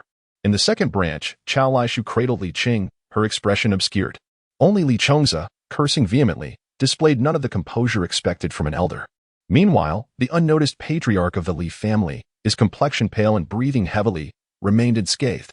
Chapter 85. The pillar becomes a door. Li Yao furrowed his brow, silencing the room. Having witnessed bloodshed, his demeanor turned cold. And even Li Chongza felt a pang of trepidation, refraining from speech. Mi Qing observed the unfolding drama from an outsider's perspective. realizing the Li family was indeed a den of hidden talents. Li Yao was no ordinary individual. His prowess could not merely be attributed to his cousin Li Xintong's status. He navigated among a cadre of elite individuals with remarkable skill, undoubtedly a figure of significance. It was akin to the void spirit encircling the Li family estate. Mi Qing was intrigued by how he managed to conceal the acquisition of the void spirit from the guardians stationed in the void realm. It is known that every ability wielder emerging from the void must either sell the void spirit to a research institution or list it on an app. Never before had anyone succeeded in taking a void spirit away while under the scrutiny of the institution's myriad detection instruments. Yet, now a peculiar black box resembling a storage pouch had appeared, allowing a void spirit that should not be present in the outside world to materialize. Coupled with Li Yao's extraordinary advancement speed over the past year, it was impossible to dismiss the implications. At that moment, the small cat emitted a mournful cry. Its flames consumed by the shadows lurking in the corners of the room. The flames engulfing it waned, diminishing the visible area within the drawing room, while the dense, impenetrable darkness once more descended, and a chilling cold pervaded the atmosphere. A delicate layer of frost materialized upon the floor of the hall. Beneath the frost, the floorboard splintered and fractured instantaneously, emitting a continuous, brittle crackling sound. In less than a minute, the entire floor of the hall lay in ruins. Unseen, ebony tendrils spread through the darkness, prompting Wang Jiao to shriek. These spectral hands ensnared her ankles, attempting to drag her into the abyssal shadows. "Mother!" Li Hui exclaimed, his complexion shifting as he clutched Wang Jiao's waist, refusing to release her. Li Chongwei, demonstrating his valor, hastily grasped Wang Jiao's hands, addressing Li Yao. "Yao, save your mother. Go." Li Yao consoled the kitten briefly before issuing a sharp command. The kitten, undeterred, lunged towards the spectral hands encircling Wang Jiao's ankles, attempting to tear at them. Upon contact, the spectral hands relinquished Wang Jiao, redirecting their assault towards the kitten. Despite its agility, the kitten found itself besieged by the omnipresent spectral hands within the darkness. Despite its swiftness, it inevitably reached its limit. Soon, the spectral hands seized an opportunity, launching a deadly assault upon the kitten. The kitten's piercing cries filled the air, causing unease among the onlookers. Li Yao, maintaining his composure, swiftly formed a hand seal, causing a pillar inscribed with arcane symbols to materialize abruptly. The pillar stood erect in the drawing room, and the symbols upon it came to life. The kitten narrowly evaded its demise, retreating to Li Yao's feet, emitting plaintive cries. However, Li Yao, his countenance now grim, turned his gaze towards Mi Qing, who appeared detached from the unfolding events. His eyes filled with a sinister glint as he questioned. "Mi Qing, was this intentional?" Mi Qing responded with astonishment. "Do not attempt to slander me. That box belongs to you, not me. I am unaware of what lies within. How could it possibly be intentional?" At this point, she pondered and inquired, "By the way, how did you manage to extract the void spirit? Are you still seeking to broker a deal with me? Are you not afraid of my revealing your secrets?" Li Yao suppressed the anger bubbling within him. Taking a deep breath, "The Black River was discovered by you, yet you have no claim to the maternal coffin. Are you truly content with that? If so, why not collaborate with me? You provide the effort and intelligence, and I shall reward you with the void spirit. As long as your intentions are sincere and you place your trust in me, within a year, your abilities will undoubtedly surpass mere level 3 or 4. Mi Qing observed Li Yao growing increasingly animated, reminiscent of an insurance salesman. She declined the insurance and the illicit dealings he proposed, apologizing. "I'm not interested in your grand design. However, the tiers of the iron bars might pique Li Yao's interest." "Oh, are you not reconsidering?" Li Yao's tone and demeanor shifted to one of danger, suggesting that a disagreement could swiftly escalate into violence. Mi Qing offered a perfunctory smile. "No, I shall not reconsider." Li Yao's smile faded as he fixed an unwavering gaze upon Mi Qing for a moment, then scoffed, "Soon enough, you will reconsider." Another pillar emerged, and two stood side by side, vaguely resembling a doorway. In an instant, the characters inscribed on the pillars began to swirl, transforming into a true portal, a doorway imbued with immense gravitational pull. Mi Qing found herself positioned directly in front of this doorway. An overwhelming force surged forth, leaving her no chance to resist, and she was swiftly drawn inside. The next moment, the characters on the pillars stilled, and the entire hall fell into silence. Witnessing the vanishing of the robust individual, Mi Qing elicited a spectrum of reactions from the assembly. The primary branch of the family exhibited a blend of triumph and trepidation. They reveled in Li Yao's ascendancy over Mi Qing, yet harbored anxieties regarding potential repercussions for Li Yao should Mi Qing survive. Li Cheng's countenance underwent a series of transformations. Despite their strained relationship, Mi Qing remained his biological daughter, a connection that, under certain circumstances, proved advantageous. However, with Mi Qing's disappearance orchestrated by Li Yao, and considering Li Yao's patent ambition, Li Chengza foresaw potential adversity, not only for himself, but also for Chao Lai and Li Sheng, should Li Yao gain dominance. The prospect of losing certain covert benefits filled him with regret. Meanwhile, Chao Lai Shu, shielding Li Sheng, appeared pallid. With the absence of both Li Xian and Mi Qing, her and Li Xing's standing within the Li family would become increasingly precarious. Consequently, she realized her inability to remain within the household. Casting a sidelong glance at Li Cheng's fluctuating expression, a hint of aversion flickered across her face. On the other hand, Mi Qing, having been drawn through the gateway, materialized in a plain characterized by undulating stone pillars. As far as the eye could discern, a dense array of pillars stood in orderly concentric circles, seemingly extending into infinity. Positioned amidst them, the sense of covert observation intensified. Mi Qing discerned that the scrutinizing gazes were multiple, their precise number eluding her. Scrutinizing eyes were present not only at ground level, but also from other directions. She surveyed her surroundings, noting the azure sky adorned with clouds, offering no clues. The pillars, varying in height and girth, constituted the sole features of the landscape. Nevertheless, each pillar bore unique inscriptions. She found herself idly contemplating the pillars. They bore a resemblance to the characters of a four-dimensional space within an application. Mi Qing intended to place her hand upon one of the pillars to see if she could contain it. However, the moment her hand made contact, the pillar ignited spontaneously. A figure was bound to the pillar, and flames erupted, swiftly engulfing the individual. A harrowing scream pierced the air, lingering ominously. The peculiar aroma of charred flesh wafted around her, persisting long after the cries had faded, leaving behind an unsettlingly enticing scent. Chapter 86. Endurance tested strangely. Mi Qing found her mouth watering, and her stomach grumbling. While she appreciated culinary delights, she was not so famished as to crave human flesh. The enticing fragrance was evidently suspect. Soon, the figure on the pillar vanished, yet the scent of roasted meat remained, growing ever more pronounced. Most alarmingly, Mi Qing's hunger intensified. The absence of the flesh heightened her appetite. She glanced at her own arm, her expression neutral, yet internally, she scorned the thought that her own flesh might seem appealing. The notion that the pillars expected her to consume herself flitted through her mind, but she quickly dismissed it. Her hunger escalated, leaving her stomach churning with acid. Although the nature of her heart's characteristics exacerbated her cravings, she had managed to rein in her desire for her own flesh. Yet, she struggled to recall what she had intended to do. The dreadful sensation of hunger loomed over her, unsettling her thoughts. Looking around, she found herself at a loss for what she had forgotten. Perhaps it was inconsequential. She resolved to continue onward, but with each step forward, the overwhelming hunger nearly overwhelmed her. Regarding the calmness of the heart, there exists an insatiable hunger within. At this moment, a singular thought consumes her. She longs to devour herself. Pressured by such thoughts repeatedly, Mi Qing, after enduring for a mere minute, resolved to no longer suppress her hunger. A flash. Indeed, before Mi Qing could press down, the pillar vanished in a flicker. In the blink of an eye, the first pillar melded into a cluster of others, rendering it invisible. Mi Qing.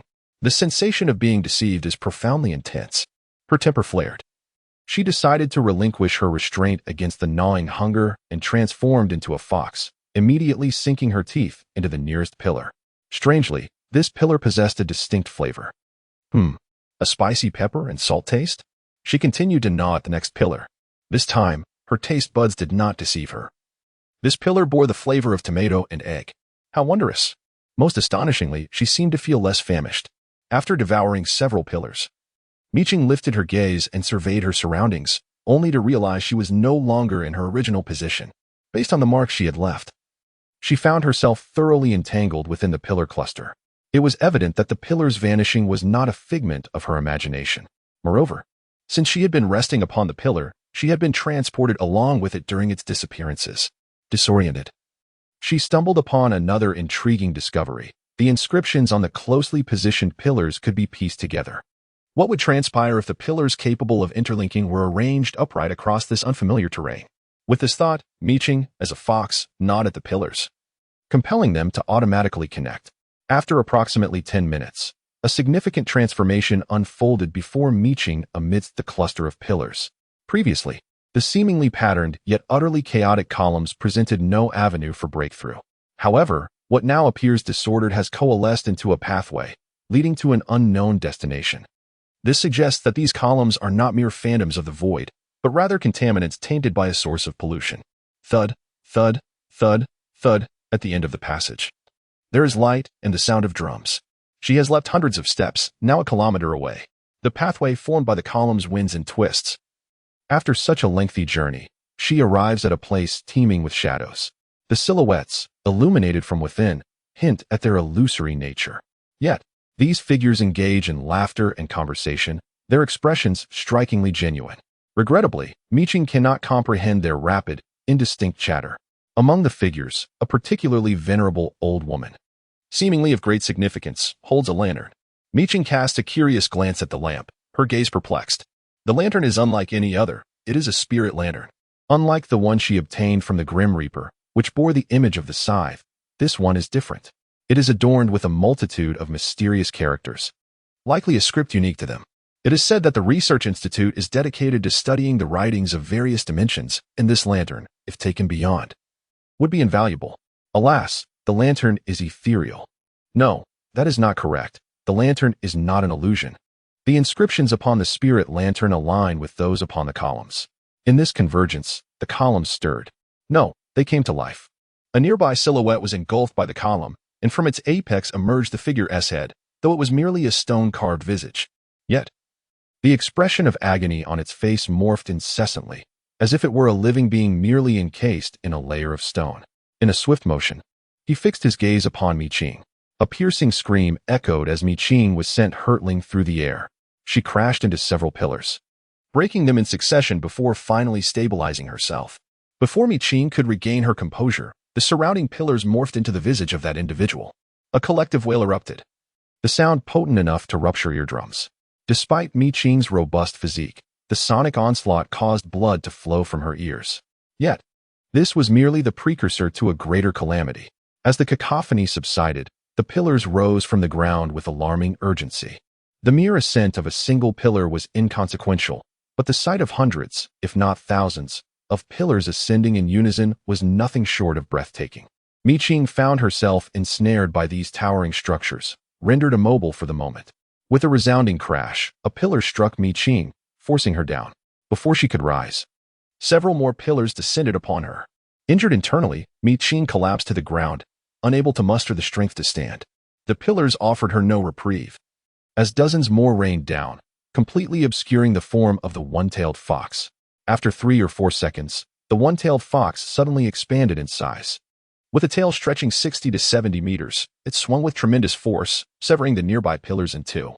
Without hesitation, it surged into the throng of oblivious figures, aiming for the ethereal lamp held by the old woman. In a mere 3 seconds, Qing was on the verge of devouring the lamp's essence. However, the lamp detached from the old woman's grasp, hovering ominously in midair. The mysterious characters, unique to their dimension, possessed immense power. Qing was once again sent flying, cursing under her breath. The pillars resumed their assault, and Qing found herself besieged anew. One round after another, no matter how many attributes she possessed, they could not withstand the relentless assault of the pillars. The once pristine white fox was now marred with numerous wounds of varying sizes. Its once immaculate coat now a disheveled mess, a sight both tragic and pitiful. Unable to endure any longer, Qing resolved that she would rather be overwhelmed by her own attributes than be crushed by the pillars. The thought was simply too suffocating. Thus, with her blood flowing freely, she decided to activate every available attribute. In one breath, she summoned 13 attributes. Chapter 87, Lantern Spirit. Qing the White Fox was entirely stained crimson. A mere word like tragic could hardly encapsulate the horror of its transformation. Yet, with this change, Qing had seized the initiative. As long as she held the reins of control, she remained the Qing who could terrify even herself in moments of madness. With a resounding thud, her foxtails lashed out, sending droplets of blood flying amidst the chaotic flurry of dark fur. Meanwhile, the pillars, now grotesquely damaged, descended upon her with a vengeance, utterly shattered beyond repair. She surged forward towards the lantern spirit, and to her astonishment, the elderly figure, who should have been oblivious to her presence, suddenly lifted her gaze, traversing the bounds of time and space to meet Mi Qing's eyes. In that instant, Mi Qing's airborne form faltered, crashing violently to the ground and creating a deep crater over 100 meters wide. The shattered pillars moved again, descending into the pit as if intent on crushing Mi Qing beneath them, aiming to bury her completely. Yet, Mi Qing would not submit to fate. With a fierce roar, the hundred-eyed mechanical spider emerged from the void. As the pillars collided with the spider, lasers erupted, and neither side managed to gain the upper hand. However, this stalemate granted Mi Qing a moment of respite. Focusing the restorative attributes on her internal organs, she began to mend her injuries, regaining her ability to move once more. With a forceful stomp of her limbs beneath the vast pit, dust billowed forth, and her immense fox-like form erupted into the air. The very fabric of the void trembled in her wake. The pillars, upon colliding with her furious presence, shattered like eggs against stone. Upon breaking free from the pit, Mi Qing's gaze immediately fell upon the elderly woman, who had once again grasped the ethereal lantern spirit in her hands. In that moment, she began to solidify her presence, particularly evident in her eyes, which were deep and solitary. Mi Qing harbored no intention of idle conversation. Upon seeing the woman, her rage surged. With numerous traits augmenting her abilities, her body was constantly on the precipice of being torn apart and mended anew. While she possessed ample patience, it did not imply an absence of pain. In her current state, she was in agony. A chain of blood erupted from her wounds, possibly siphoning her vital essence. Its hue dark and its length extending from 70 to 100 meters. The quantity, too, had doubled, increasing from 8 to 16. These 16 blood chains, each 100 meters long, encircled the elderly woman's every avenue of escape, charging forward in unison. With a mere flick of her hand, the woman halted one blood chain in midair, shattering it into fragments. The destruction of her trade inflicted backlash upon Mi Qing, exacerbating her injuries. Yet, her movements remained undeterred. The foxtail redirected the pillars that had shifted their attack, while she unleashed a plume of black fire aimed at the lantern spirit. Though the lantern spirit stood directly before the elderly woman, she effortlessly shielded it with a single hand. A solitary finger flicked away the black flame of the fox. Of the 16 blood chains, one had been rendered useless, leaving 15 poised just inches from the woman, unable to advance any further, let alone seize the lantern spirit. The brief respite granted by the blood chains allowed Mi Qing to draw ever closer. With a swift flick of her tongue, she continued to target the lantern spirit. This time, the old crone did not need to intervene. The lantern spirit acted of its own accord. Mi Qing, the aberrant archivist, the soul of resurrection. How peculiar. The lantern spirit articulated human speech, expressing itself in the language of the Tianxin kingdom. Mi Qing felt a sense of astonishment. Yet the assault of her tongue did not wane. Stop! The lantern spirit's tassel was ensnared by Mi Qing's tongue. With a forceful tug, it was snatched away, escaping the grasp of the old woman. The crone did not pursue. She remained stationary, casting a glance at the lantern spirit caught in Mi Qing's grasp, and spoke. Resurrected one, you and we are alike, beings from another realm. Why obstruct our path? Mi Qing transformed into human form, extracting the lantern spirit's tassel from her mouth.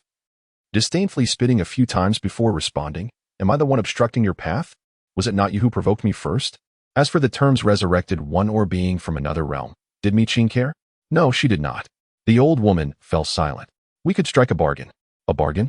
The old patriarch had sought to negotiate with her, and now this was the predicament. Did this crone wish to negotiate with her as well? As if Mi Qing were not already vexed enough? I refuse. Mi Qing had initially intended to take the lantern spirit away. Now that she witnessed its ability to articulate human speech, only a fool would let it go. While the old crone continued her attempts at negotiation, Mi Qing tightened her grip on the lantern spirit. This time, it was not the lantern spirit that deflated voluntarily, but rather Mi Qing who squeezed it down. In a matter of 3 seconds, Mi Qing acquired the lantern spirit's information. Lantern spirit Qing, a 4-dimensional being, formed through infection. Type, ethereal. Level 4. Characteristics, mimicking speech, 4-dimensional script host. Pollution value, 99. Note, character residence, dimensional script residence, also known as encyclopedic text. 4-dimensional character residence? 4-dimensional encyclopedia? Quite intriguing. Observing the flickering light, the elderly woman hesitated to speak. Mi Qing remained on high alert, anticipating her sudden outburst. Yet, in the next moment, her form became once again ethereal. After a brief 2 seconds, she fully resembled the shadow below. The pillars, which should have erupted in chaos, adopted a benevolent demeanor and returned to their original positions. Of course, many pillars had been destroyed, rendering the surroundings uneven and quite unsightly. Just when it seemed that this was the conclusion, Qing made a startling discovery. She could comprehend the inscriptions on the pillars. Could this be the marvel of four-dimensional script? After the initial shock, she felt a wave of joy. Although she did not pursue an exhaustive, all-encompassing development, she would certainly not refuse an opportunity for comprehensive growth. To unexpectedly grasp four-dimensional text brought her delight. She felt grateful for the contributions of the Li family and for Li Yao's formidable presence. Eagerly, she approached the pillars to discern their inscriptions. However, as she neared, the entire space began to destabilize. Above her, the blue sky and white clouds developed minute fissures, which within 3 to 4 seconds transformed into gaping holes. A verdant jade brush materialized, causing the earth beneath her to dissolve into illusion. Qing. The pillars were vanishing, and the four-dimensional script was disappearing. She had seen nothing at all. With a sigh of regret, she noticed the jade brush drawing a door in the void, and Qing understood its significance. This brush belonged to Yang Zhizhou. Its presence here indicated that Yang Zhizhou had also arrived. This signified the conclusion of Qing's unexpected journey. As the door swung open, Qing wiped the blood from the corner of her mouth and stepped inside. Upon seeing Qing's arrival, Yang Zhizhou's stern expression softened slightly. However, upon noticing her blood-soaked appearance, his displeasure returned. Having cared for Qing for an entire year, he had finally managed to see her gain some weight, only for her to suffer yet another injury. It was infuriating to witness her hard-won progress vanish yet again. Qing was oblivious to Yang Zhizhou's thoughts. Had she been aware, she would have certainly countered his assumptions. Her flesh was not so easily lost due to a few injuries. Such sentiments likely stemmed from the hearts of elders everywhere, who often lamented the perceived frailty of youth. Little did they know, she had not grown thin at all. Chapter 88. Understanding in silence, Qing greeted her companions, and Qing immediately, with a look of concern, pulled her aside. "Let me take care of your wounds." The injury at her side was a gruesome puncture, a gaping hole the size of an adult fist, exposing the inner workings of her body. Despite the severity of her condition, she remained remarkably composed, only her pallid complexion betraying her pain. Qing could not help but admire her fortitude. While tending to her wounds, Qing surveyed the Li family. Aside from Li Yao, the entire household was present. Yet they were all in varying states of distress. The most pitiable was the elderly patriarch, who lay helplessly on the ground, unable to move his lower limbs, suffering from incontinence and stubbornly refusing assistance. Qing cast a fleeting glance his way before averting her eyes and inquired, "What brings you here?" Qing, applying a coagulant to her wound, replied, "This isn't enough. We need Dr. Mo." After contacting Dr. Mo, she explained, the personnel from the National Anomaly Department have been keeping a close watch on Li Yao. He was invited by the couple from the second branch of the Li family, allowing us to proceed without raising suspicion. Qing understood. Did you notice the irregular pace of his advancement? When conversing with an intelligent individual, Qing always felt his intellect was being overshadowed, and you are correct. Not only was his progression unusual, but the void spirit he summoned was also peculiar. Has he fled? Qing recalled the black box. At the mention of this, Qing's expression turned grave. He has accomplices, and not just one. With a hint of derision, she cast a glance at the 3 members of the Li family's main branch, for his allies possessed no scruples, nearly severing his blood ties. Qing was not surprised. The first impression Li Yao left on her was that of an unyielding individual, determined to achieve his goals at any cost. It was entirely plausible for him to sacrifice a few family members deemed dispensable. Perhaps, should his companions take action, he would indeed breathe a sigh of relief. "Have you encountered the black box they brought?" Qing inquired. Qing nodded. The black box had been opened, and they seemed unable to close it. In the final moments, they intended to destroy the box, but the deputy arrived just in time. However, the black box had only been present for a brief period. Nearly 4 months. Or perhaps not even 4 months. The existence of the black box had undoubtedly been prolonged in secrecy. Since the calamity of the solar eclipse, humanity has been granted light, and naturally, darkness would also emerge. For a decade, light has suppressed the dark. Now, with the sudden upheaval in the void realm, the darkness has inevitably entered the world. Yet, the rise of darkness has been alarmingly swift. The mere existence of the black box is enough to astonish all. Thanks to your support, we have finally acquired the first black box after tracking Li Yao for such an extended period. Feng Qing lowered his voice, mentioning that they previously obtained a partially damaged black box, and the Research Institute has made some progress. Now, with a complete black box, we will gain further insights. Mi Qing understood. It seemed she had long been set up as bait. Her expression remained unchanged as she observed Deputy Director Yang arranging for the Li family members to be taken away. Chao Laiju was the only sober individual in the second branch of the Li family. At this moment, she could no longer maintain her faade of innocence. Looking at Mi Qing with pleading eyes, she implored, Mi Qing, your brother knows nothing. Please help him. He's your own brother. Save him. Mi Qing regarded Chao Laiju with a calm demeanor and replied, Miss Chao, there is something I fail to comprehend. Upon hearing Mi Qing speak, Chao Laiju felt a glimmer of hope for Li Sheng and quickly responded, ask away. I shall answer without reservation. The soldier holding Chao Laiju glanced at Yang Zhizhou, who gave Mi Qing a sidelong glance before gesturing for silence. Mi Qing stood, fixing her gaze on Chao Laiju. I am quite curious. Why do you harbor such animosity towards me? Chao Laiju's pupils constricted, and she shook her head. How could you think this? You are my biological daughter. Though we may be estranged, I could never hate you. No, your hatred runs so deep that you wish for my demise, Mi Qing stated candidly. On the eve of my entry into the Li family, I conducted some investigations.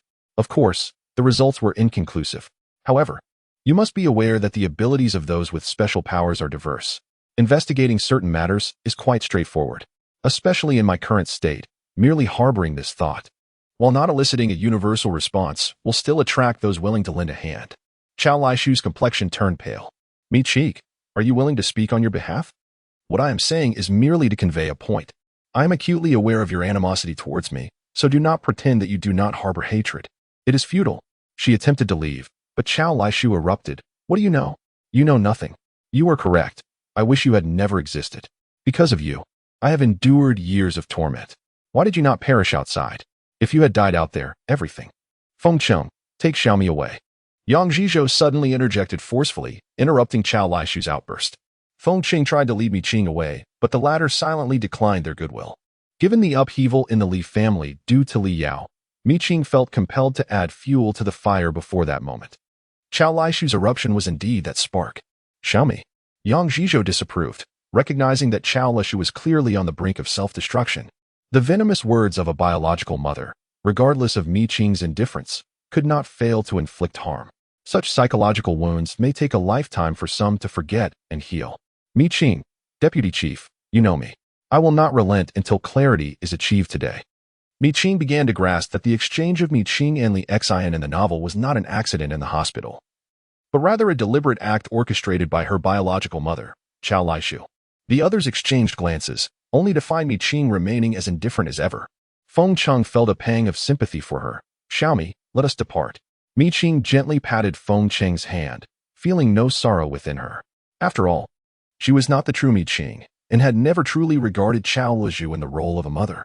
More importantly, the term mother was profoundly foreign to both Mi Qing and Mi Qing herself. She lacked the maternal bond that would allow her to comprehend the pain of this moment, rendering her indifferent. Mi Qing, even if the Li family falls, you are ultimately a monster. Your existence is a blemish upon me. Chao Laishu shouted, devoid of any semblance of a noble woman. A blemish indeed. Mi Qing stepped forward, poised to act, but unexpectedly. Yang Zhizhou struck a blow that rendered the agitated Chao Laishu unconscious, instructing others to take her away. The others complied swiftly, leaving no time for Mi Qing to react. In less than a minute, Chao Laishu was gone. Chapter 89. The mountain changes again. Mi Qing watched helplessly as Chao Laishu was taken away. When she remained still, Yang Zhizhou, after a brief silence, remarked, if you wish to uncover the reasons behind this, I shall arrange for an investigation. Grudgingly receiving such an answer, Mi Qing acknowledged him.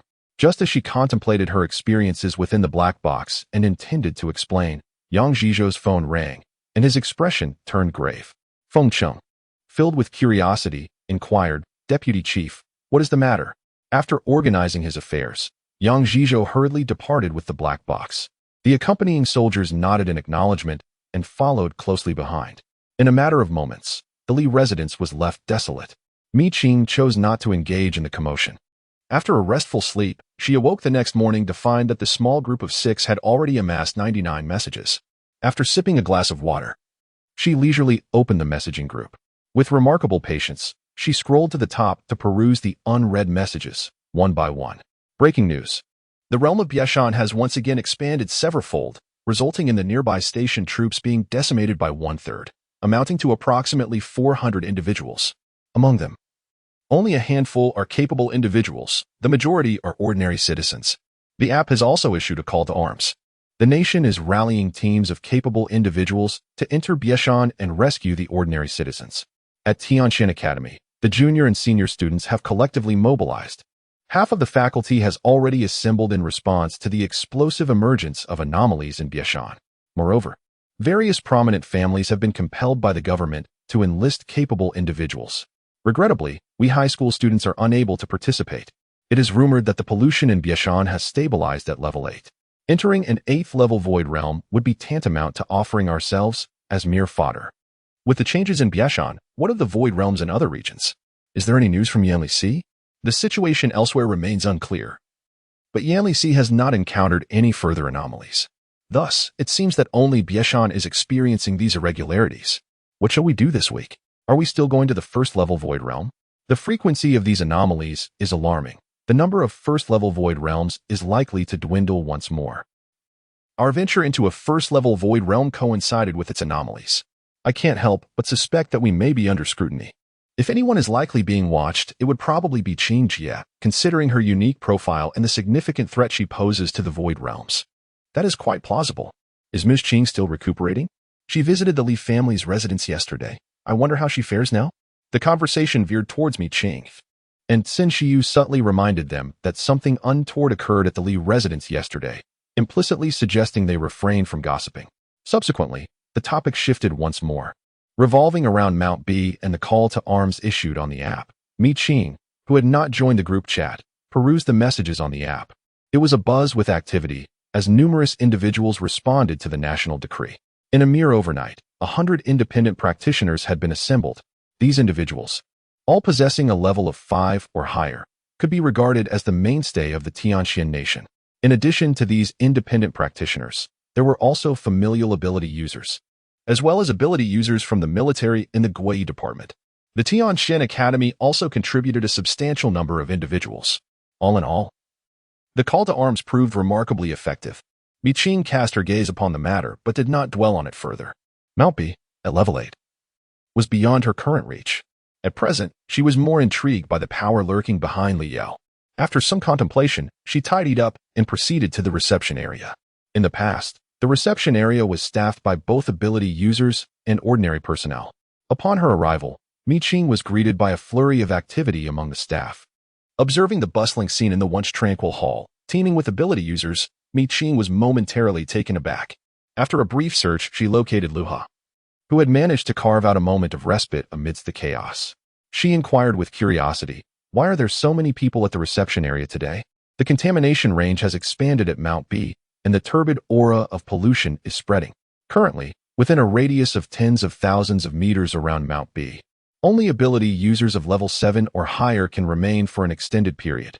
Consequently, our reception office has taken in a portion of external abilities to alleviate some pressure elsewhere. Luha explained that the director is currently unavailable, and the deputy director is also preoccupied. The abilities within our department have been dispatched to other locations. Presently, it is Xiao Wei who is responsible for accommodating these abilities. After all, Xiao Wei is an ordinary person, and the pressure weighs heavily upon her. Mi Qing understood the implicit message from Luha. It was still necessary for her to take a look. After some contemplation, she agreed, as she is, after all, benefiting from the department as comprehensive insurance and welfare, and must fulfill her duties. Does your department not have any other abilities available? What kind of accommodation arrangements are these for people to a room? Is it that you wish for us to create a ruckus? Zhao Sifan from Yanhai City expressed disdain for the lodging conditions. I refuse to share a room with him. Please assign another person. Xiao Wei smiled politely. Mr. Jiao, please bear with us.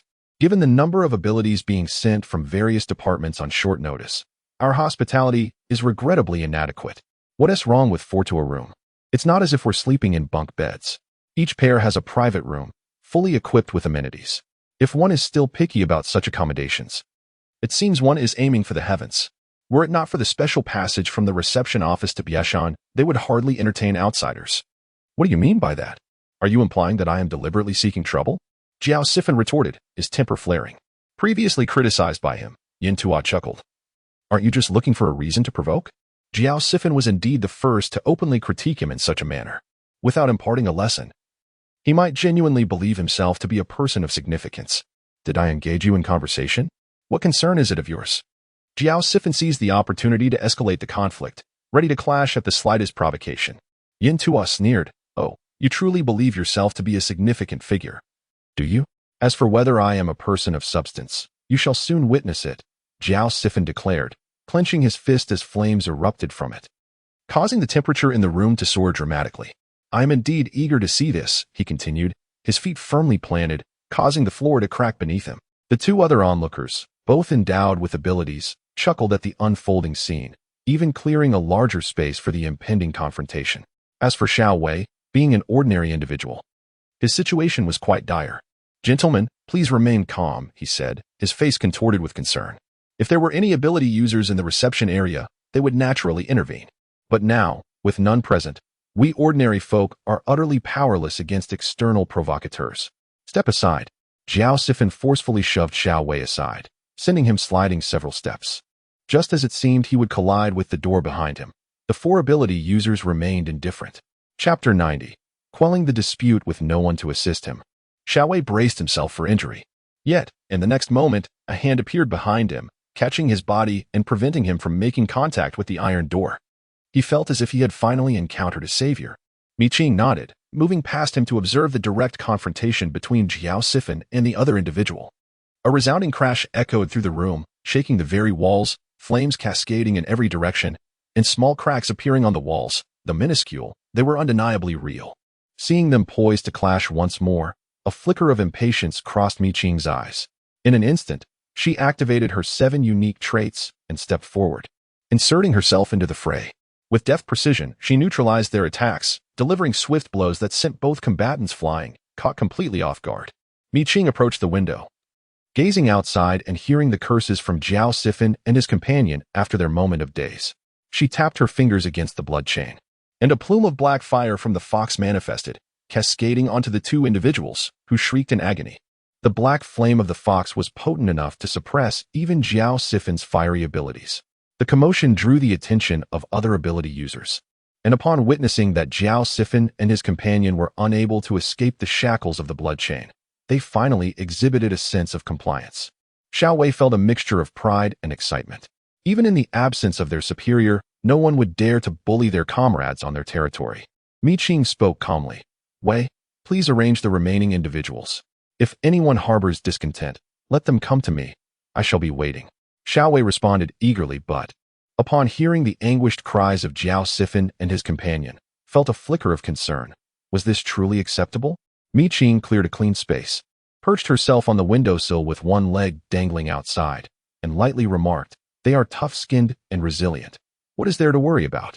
Upon hearing this, Xiao Wei felt reassured and proceeded to organize the other ability users. The two other ability users in the room exchanged glances, yet remained silent.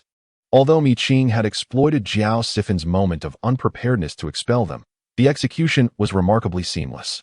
One must understand that even during combat, ability users are perpetually in a state of offense and defense. Should a third party lack sufficient strength, they would only find themselves at a loss. Yet, the outcome was clear. Jiao Sifan and his companion had been cast out, unable to break free. This demonstrated true power. For ability users are a community that reveres strength above all else. Those who have previously witnessed Qing's livestream have remarked upon her exceptional and formidable abilities, while their own skills seem rather ordinary in comparison. Now that they have encountered her firsthand, it is undeniable that such prowess is not commonplace. Consequently, they are inclined to cultivate a friendship with Qing, refraining from any disruptive behavior. Qing, however, remains aloof, and others do not dare to approach her with enthusiasm. The room falls into a hushed silence as guests, subjected to an hour of disciplinary action, are sufficiently deterred. Qing is indifferent to the situation, as she must prepare for her training.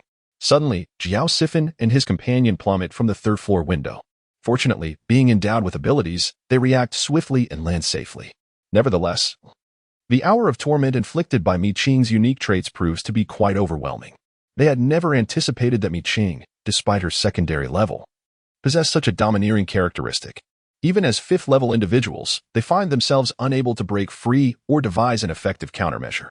Today's contrast starkly illuminates their own limitations, as they realize the inadequacy of their singular abilities when juxtaposed with Mi Qing's diverse skill set.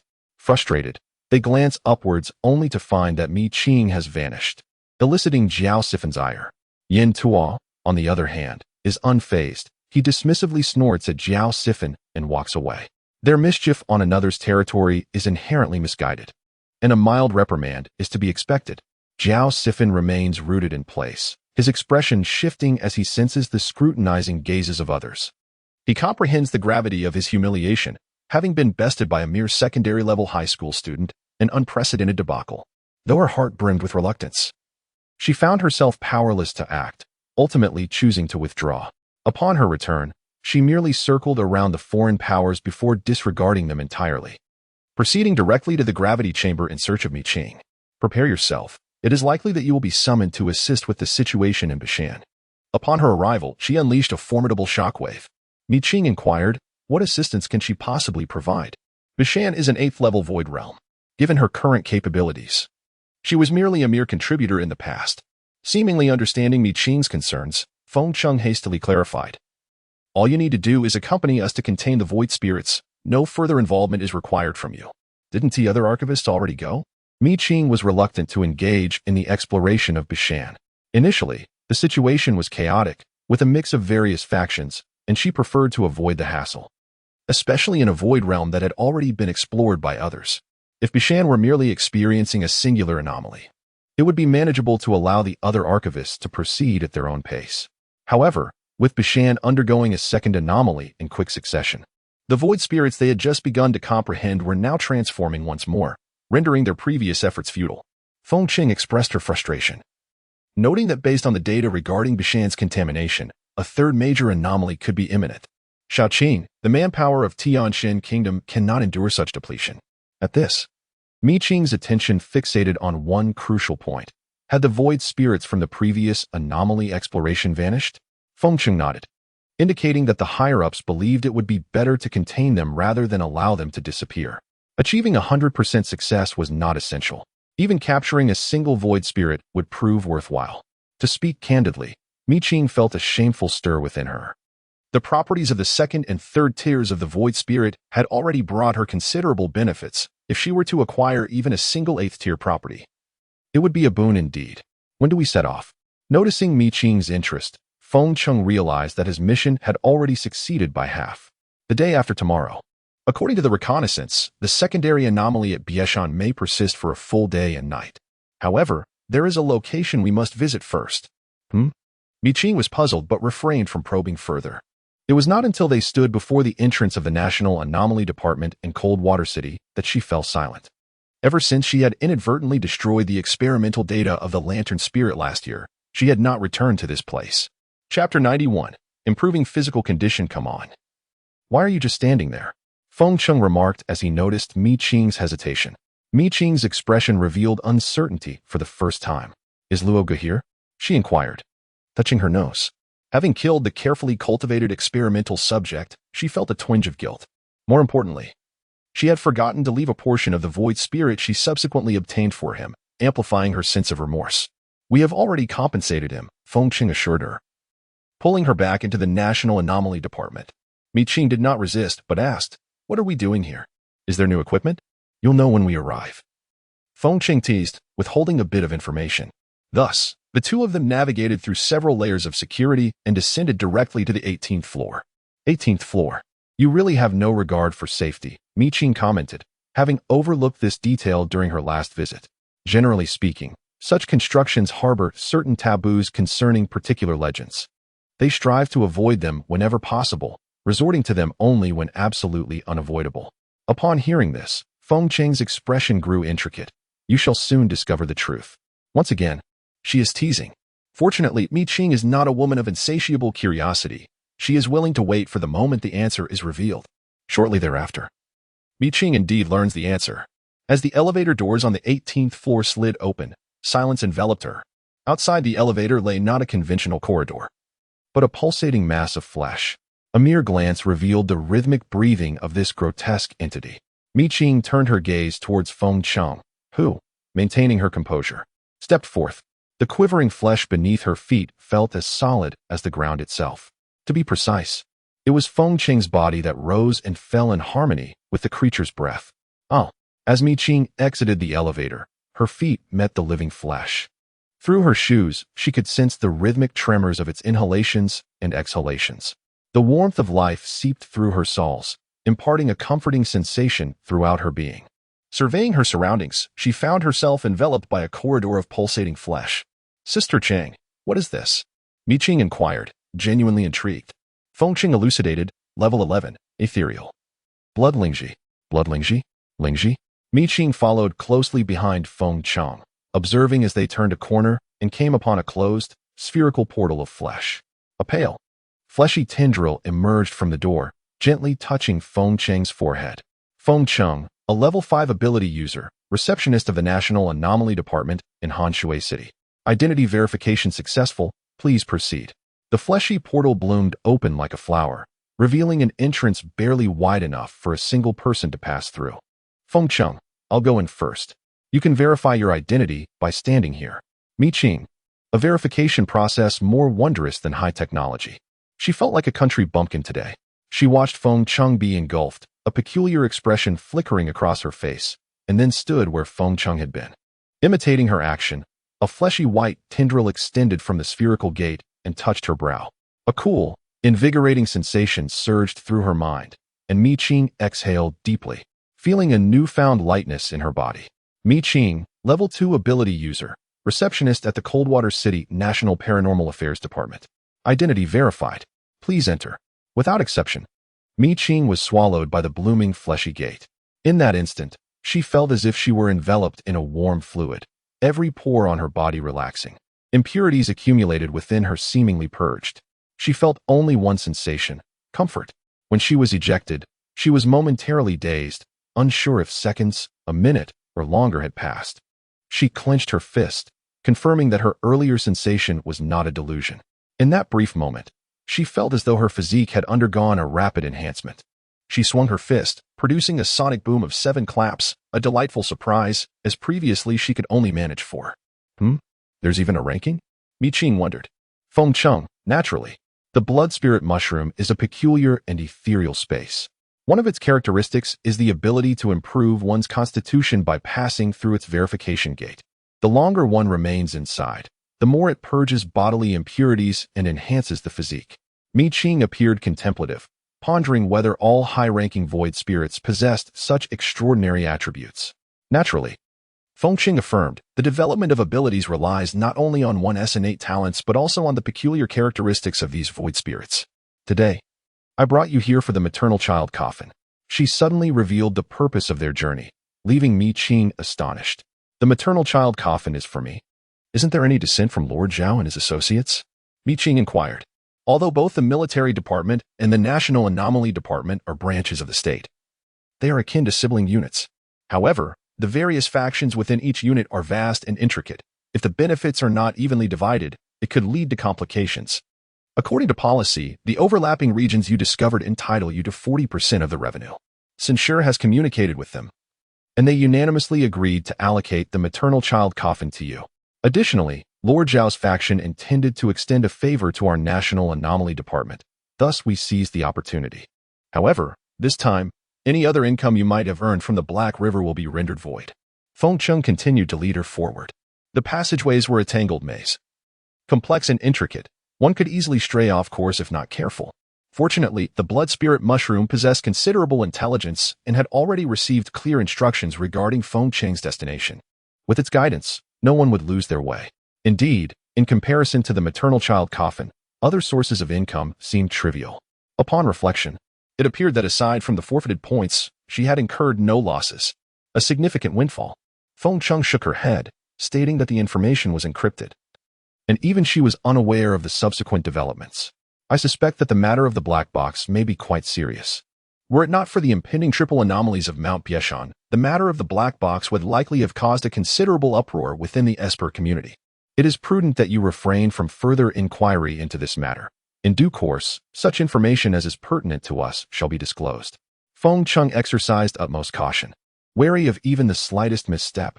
Fearing that Mi Qing might not fully appreciate the inherent peril, she subtly alluded to the artificial traces present in Li Yao's awakened entity. Chapter 92.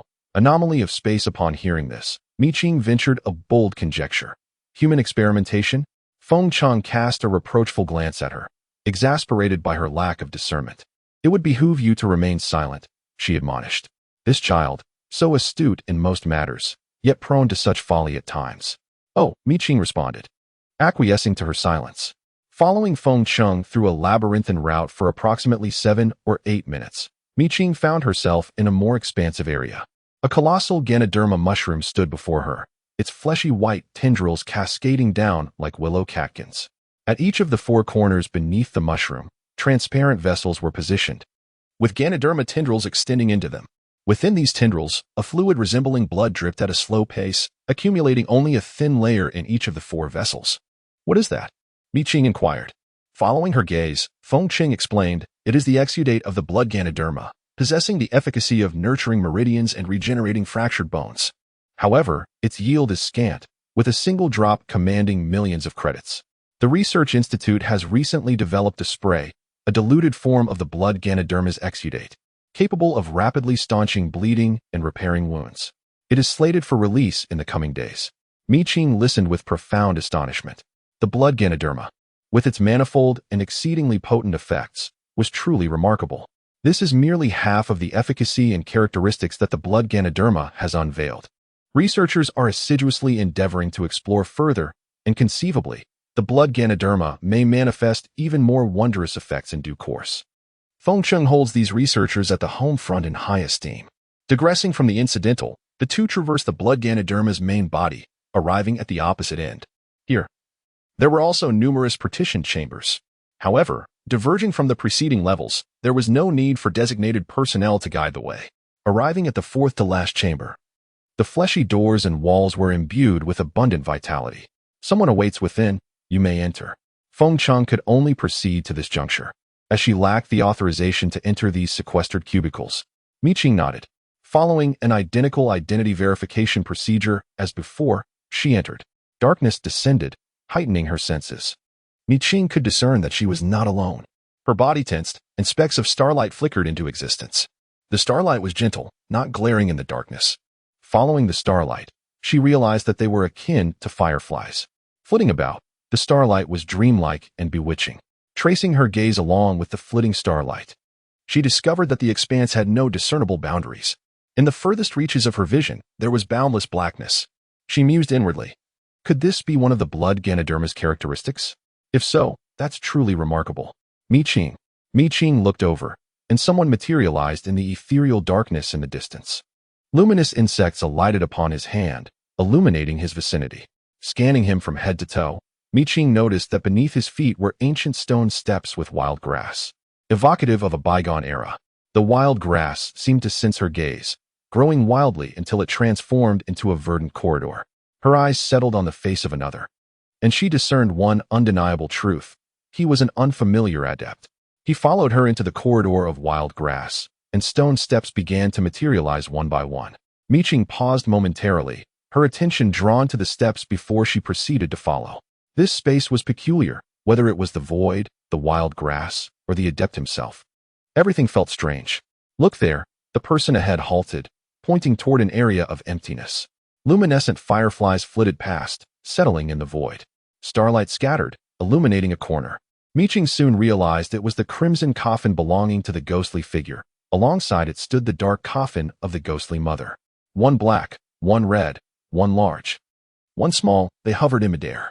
However, the malevolent aura that once radiated from the mother-son coffins at the Black River was now significantly diminished. Sir, the malevolent aura of the coffins. Mi Qing did not know the individual, yet she understood the necessity of basic decorum. I am Bai. Bai. That name rings a bell, Mi Qing mused, though she could not recall why. Is it possible to do that? She questioned, intrigued. Bai Yi replied, "You should proceed with the containment." Mi Qing acknowledged with a slight nod, lightly pressing her foot down as blood chains emerged behind her, allowing her to hover in the air. In a moment, she found herself standing atop the crimson coffin. As it quivered beneath her, she offered a dismissive reassurance, "Be good, little brother." With decisive intent, she crouched down and placed her hand upon the dark coffin. After a brief 3 seconds without maintenance, the dark coffin suddenly swung open, pulling the astonished Mi Qing inside. The obsidian coffin swayed a dozen times before returning to tranquility. Bai Yi observed this scene with an unchanging expression. Suddenly, a woman appeared beside him, glancing at the mother and child coffin with a smile, saying, "You've deceived that young lady once again." Bai Yi clicked his tongue, retorting, "Don't blame me. She simply failed to recognize it herself." As he spoke, his features shifted dramatically. In a mere 4 seconds, his visage transformed entirely into another countenance. The woman regarded him with an indifferent eye. Unperturbed by his altered appearance and aura, she focused on the violently swaying coffin and softly remarked, "She bears a striking resemblance to you at times." Bai Yi, filled with pride, responded, "I raised her. Naturally, she resembles me." In the span of half a minute, the coffin exuded a malevolent aura, accompanied by the spilling of ghostly and human blood. "Do you recognize her?" the woman asked with a wry smile. "She cannot escape the 18th layer. What good would it do to know the family members you care for?" Upon witnessing Mi Qing leap out of the coffin, drenched in blood, the woman suppressed her unsettling feelings. Just as she was about to step forward, she saw Mi Qing disdainfully expel the blood from her mouth. With her right hand, she grasped the hair of the ghostly mother, pulling her out from within the coffin. The spectral mother's disheveled appearance was beyond what the word tragic could adequately convey. The woman hesitated, suddenly realizing that Mi Qing and Bai Yi indeed shared similarities in their fierce demeanors. Then, Mi Qing's subsequent actions made her acutely aware that the two could resemble each other even more. "How dare you?" Mi Qing exclaimed. "You think you can just burrow into my belly without so much as a greeting? Have you lost your mind?" Just moments ago, she had nearly been forcibly made a mother. The sensation was one that could not merely be described as revolting or painful. Upon reaching this point, she seized the ghostly mother's hair at the nape of her neck and forcefully struck it against the coffin lid. The dull thud of the impact, coupled with the ghostly mother's whimpering, created an unsettling sensation that sent shivers down one's spine. "While I regarded your son as my brother, you insist on viewing me as your daughter, which is quite excessive." Mi Qing was reluctant to even be called a sister, let alone endure the burdens of motherhood. Oh, and she was also expected to take on the role of a grandmother. The mere thought of nearly being outsmarted by the ghostly mother infuriated Mi Qing further. After delivering several vehement blows, she finally released the ghostly mother's hair, which was perilously close to disintegrating due to the overwhelming negative energy. Freed, the ghostly mother immediately dove into the coffin. The small crimson coffin beneath her swayed unsteadily, prompting Mi Qing to frown and stamp her foot, commanding, "Be still." Chapter 93, Background Story. As soon as Mi Qing's words fell, the small crimson coffin indeed fell silent. She ran her fingers through her hair, sticky with congealed blood, her expression one of disdain. The blood contained traces of both her own and that of the ghostly mother. It was uncertain what other substances mingled within that sanguine fluid, but the peculiar scent it emanated was one she felt she would never forget. With a slight grimace, she once more plunged into the inky black coffin, grasping the ghostly mother who had huddled in the corner. After a brief interval, the mother-child coffin vanished entirely. Subsequently, Mi Qing's profile was indeed updated. Mother-child coffin, a source of contamination born from grievance and injustice type, ethereal spirit level, 3, dissipating negative energy, attributes, symbiosis, resonance, shared existence, weeping, entering the coffin. Proliferation of spirits, contamination value. 1 background story 1. Background story 2, due to a careless action. The Black River entity was exposed and subsequently captured by Zhao Lingyan and Yuan Lingxi. Later, it was further weakened when Lan Shaoxing extracted its fundamental energy, resulting in a significant decline in its level and power. The lingering grievances remain unresolved, grievances dissipate, and bonds are formed. Mi Qing perused the characteristics of the mother and child coffin, but found no clear signs of restoration. However, the notions of symbiosis and shared life seemed to carry a hint of significance. As she continued to read, she stumbled upon 2 additional lines of background story, which intrigued her. After her initial surprise, she focused intently on the details. While the first background story remained unspoken, the second was quite explicit. Without mentioning Zhao Lingyan and the others, Lan Xiaoxing was likely the individual referred to by Bai Yi. Yet, the ellipses throughout background story 2 raised questions. Were they trivial omissions or hints of deeper exploration? Moreover, the notes seemed to connect closely with the first line, likely referencing the content of background story 1. Her gaze lingered on the phrase forming bonds, and Mi Qing felt compelled to resolve the grievances associated with the mother and child coffin. However, she anticipated that the process would be fraught with challenges. As Mi Qing was engrossed in examining the documents, Lan Xiaoxing approached. "What are you looking at?" she inquired. Mi Qing's pupils dilated. Lan Xiaoxing's beauty exuded an enduring allure. A mere glance could ensnare one in its depths. Despite considering her own sexual orientation to be conventional, she found herself inexplicably drawn to the enchanting woman before her, a feeling bordering on predatory desire. This was unusual. She took several steps back, maintaining a respectful distance. Glancing around, she noticed the absence of Bai Yi. Mi Qing tucked away the documents, suppressing her brilliance. Without Bai Yi's presence, she felt a tense unease enveloping her. Lan Xiaoxing glanced at her and immediately discerned that her characteristics had affected Mi Qing. She took a few steps back to create distance and reiterated her earlier statement. "Bai Yi has departed. It is time for you to leave as well." The other party spoke bluntly, and after a moment of hesitation, Mi Qing voiced her lingering curiosity. "My lord, is this space also one of the characteristics of the blood spirit mushroom?" Lan Xiaoxing's expression was obscured in the shadows as she replied, "Yes and no." Her ambiguous words suggested she had no intention of elaborating further. With a casual wave of her right hand, a path materialized in the void, leading downward. It was evident she intended to usher Mi Qing out. The background story of the maternal and filial coffin emerged, which I deemed crucial, particularly the first background story. If unraveled, it would yield unexpected insights into the very dimensions of the coffin itself. Such insights would undoubtedly aid the capable individuals in confronting other void spirits or sources of pollution within the same dimension. Background story. Lan Xiaoxing pondered thoughtfully. Moments later, she watched Mi Qing depart. Behind her lay an impenetrable darkness, devoid of any other beings or objects. Even the stone steps and firefly starlight in the void had completely vanished. Extending her perception outward, it seemed as though an invisible, transparent barrier stood before her, repelling her awareness. With the maternal and filial coffin now in her possession, she lingered no longer, turning to leave the peculiar space and rendezvous with Feng Cheng waiting outside. Early on the third day, Mi Qing followed Feng Cheng to Bi Mountain. Accompanying them were over 20 capable individuals who had previously lodged at the reception, including the troublemakers Jiao Sifan and his companion. Upon seeing Mi Qing, Jiao Sifan clearly wore an expression of lingering unease. It was indeed Yin Tua, who was both capable of taking up and letting go, who greeted Mi Qing with warmth. As for the others, their thoughts were predominantly focused on the forthcoming destination, Bieshan, leaving little attention for Mi Qing. By noon, the group arrived at Bieshan. The 3 significant aberrations that had previously erupted there had now stabilized, with nearby teams already stationed. The personnel from the National Anomaly Department had long received news from Feng Cheng and had come to escort the 2 of them as soon as they arrived. Without granting Mi Qing a moment's respite, the main force convened. We had 2 objectives. First, to locate our compatriots who had become stranded during the 2 aberrations at Bieshan. Second, to gather more intelligence regarding the void spirits. This mission was overseen by military personnel, Li Chun, a level 10 ability user, Zhao Lingyan.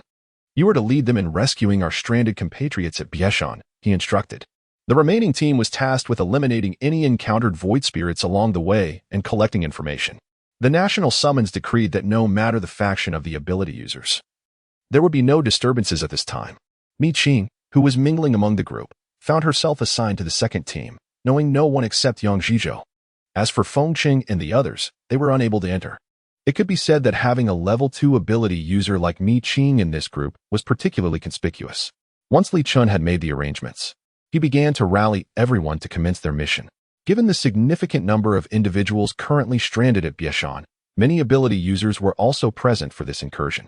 A substantial portion of Tianquan's ability users had congregated at Bieshan, while the remaining ones were distributed across various locations to preemptively guard against any potential aberrations erupting in other void realms.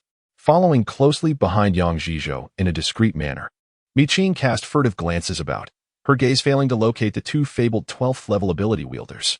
With hushed tones, she inquired with curiosity, Where might those esteemed individuals be? Yang Zhizhou responded, their movements are shrouded in secrecy. They likely entered Biashan long ago. Your role on this expedition is merely to shadow us, observing more than you speak. Understood, Mi Qing replied. She possessed a clear understanding of her role, that of a mere instrument. However, regarding the updated information on the matriarchal coffin, she harbored several inquiries. Within the Celestial Pivot Empire, which other void domains share the same dimensional plane as the matriarchal coffin? I wish to augment its backstory. Intuition dictated that fleshing out the origins of the source of corruption would be conducive to comprehending why such entities are born across various dimensions. When coupled with the characteristics of the Lantern Spirit King, Mi Qing would gain access to a greater wealth of information pertaining to each dimension. With this knowledge, she would be better equipped to confront the void spirits of each void domain. Having monitored the void spirit bestiary ever since Mi Qing contained the matriarchal coffin, Yang Zhizhou had already perused the newly added backstory. However, noting that the team was on the verge of entering Biashan, Yang Zhizhou stated, "We shall discuss it upon our return. At present, nothing takes precedence over the matter of Biashan." Very well, Mi Qing acquiesced, refraining from further discourse and contenting herself with fulfilling her role as a tool. While she remained taciturn, others were more loquacious. A single detachment comprised over 100 individuals. With but one entrance to Biashan, the second detachment was compelled to remain in place. Zui Qin navigated through the throng, unerringly locating Mi Qing. Deputy Director Yang greeted Yang Zhizhou with a smile, casting a glance at Mi Qing. "So, this is Mi Qing," he remarked. "Indeed. One can see that heroes emerge from youth. We cannot afford to grow complacent." Yang Zhizhou responded, "Director Zhua, you exaggerate. I certainly do not feel old." After saying this, he turned to introduce Mi Qing. "This is Director Zhua Yichen, a level 10 archivist." A level 10 archivist represents the pinnacle of achievement within the Tianxian Kingdom's archival system. Each archivist must sustain the void spirit for a relative duration of 3 seconds. The higher the level, the more challenging it becomes to maintain this relative time frame. Particularly, apart from Mi Qing, the other archivists have yet to undergo evolution or mutation. Their only reliance is on their companions. However, against void spirits of level 10 or above, merely surviving a battle is commendable, let alone providing archivists the opportunity to create the necessary 3 seconds. Therefore, among the mere 14 archivists in the Tianxian Kingdom, apart from Mi Qing and 4 newly awakened archivists in recent years, the remaining 9 remain stagnant at level 10. Director Zhua, Mi Qing acknowledged. Zhua Yichen continued. The information regarding the mother and child coffin was updated the day before yesterday. It is the only captured source of contamination in the past decade. The background narrative may assist us in uncovering some vital information about the two-dimensional realm. With the rampant emergence of void territories, you must act swiftly. Do not let the opportunity slip away. Mi Qing found Zhua Yichen's tone rather displeasing, as it resembled that of a superior issuing orders to a subordinate. However, considering that he was acting in the interest of the Tianxian Kingdom, she, despite her indifference to the kingdom's welfare, was not foolish enough to contradict him in front of others. She simply replied, "What Director Zhua says is true. I fear my appetite for archives may be too great. If my resources are insufficient, I may lack the necessary information. The advancement of other abilities occurs in a state of mutual non-interference. However, for archivists, the key to progression lies in the quantity of void spirits. In the kingdom of Tianxian, the number of void spirits is finite. Even though some may remain undiscovered, their total will not significantly exceed this limit. With too many seekers and too few resources, competition is inevitable." Therefore, when Mi Qing uttered her remark, it was laden with tension. Zhua Yichen glanced at Yang Zhizhou, a smile gracing his lips, and remarked, "It seems your appetite is quite substantial." Yang Zhizhou responded with a grin, "Who among us does not possess an appetite? Both Xia and I are counting on this girl to have an even greater appetite, so that our reception can bask in her glory." With a proud demeanor, Yang Zhizhou's words left Zhua Yichen momentarily speechless. After exchanging a few pleasantries, Zhua Yichen took his leave. Once Zhua Yichen departed, Yang Zhizhou's expression turned serious as he quietly explained to Mi Qing that Zhua Yichen was an archivist recruited by the Song family. From the Song family? A thought crossed Mi Qing's mind. If I could unlock more information about the void spirits, would I not secure a larger share for myself? After all, the advancement of an archivist is contingent solely upon the number of void spirits, independent of other factors. If she could demonstrate greater value than her fellow archivists on this journey, would that not imply she could acquire more void spirits? Ultimately, in this profession, one must prioritize the greater good. Yang Zhizhou raised an eyebrow. If you can handle it, even without my intervention, the military will ensure you receive a substantial share of the void spirits. Mi Qing smiled. I understand now. Future adversaries, there's no harm in taking advantage. 2 hours later, Mi Qing followed closely behind Yang Zhizhou, finally entering the realm of Bieshan. Bieshan, originally with a base diameter of merely 100 meters, has undergone 3 transformations, yet the base remains unchanged while the pollution has spread to distances exceeding 10 million meters. Clad in new equipment, Mi Qing stepped into the polluted zone.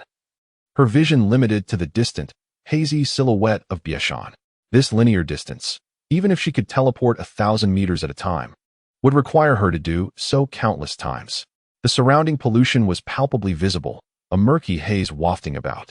The grass and trees had long lost their vitality, their bodies cloaked in darkness, with limp branches drooping to the ground. The surface soil had severely turned to sand, devoid of any semblance of life. Scattered rocks, large and small, bore countless wounds. As the wind blew, they completely disintegrated into sand, carried away by the breeze. Mi Qing recalled that the Bieshan area was predominantly mountainous, with no regions ever having succumbed to desertification. Now, this area, whether in terms of flora, soil, or rock, had entirely lost its inherent vitality and structure, leaving behind only gravel. In an instant, feelings of desolation and silence overwhelmed her, prompting a shudder that compelled her to focus her mind. The pollution here was not only a corruption of the living space but also a spiritual taint.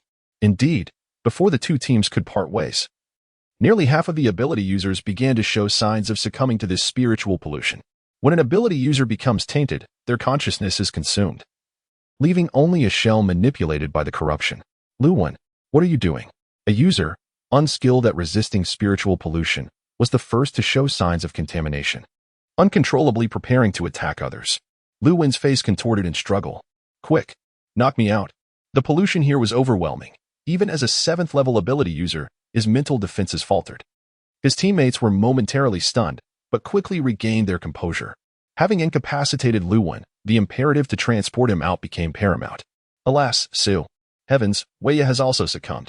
Qing demurred, asserting her possession of pertinent attributes.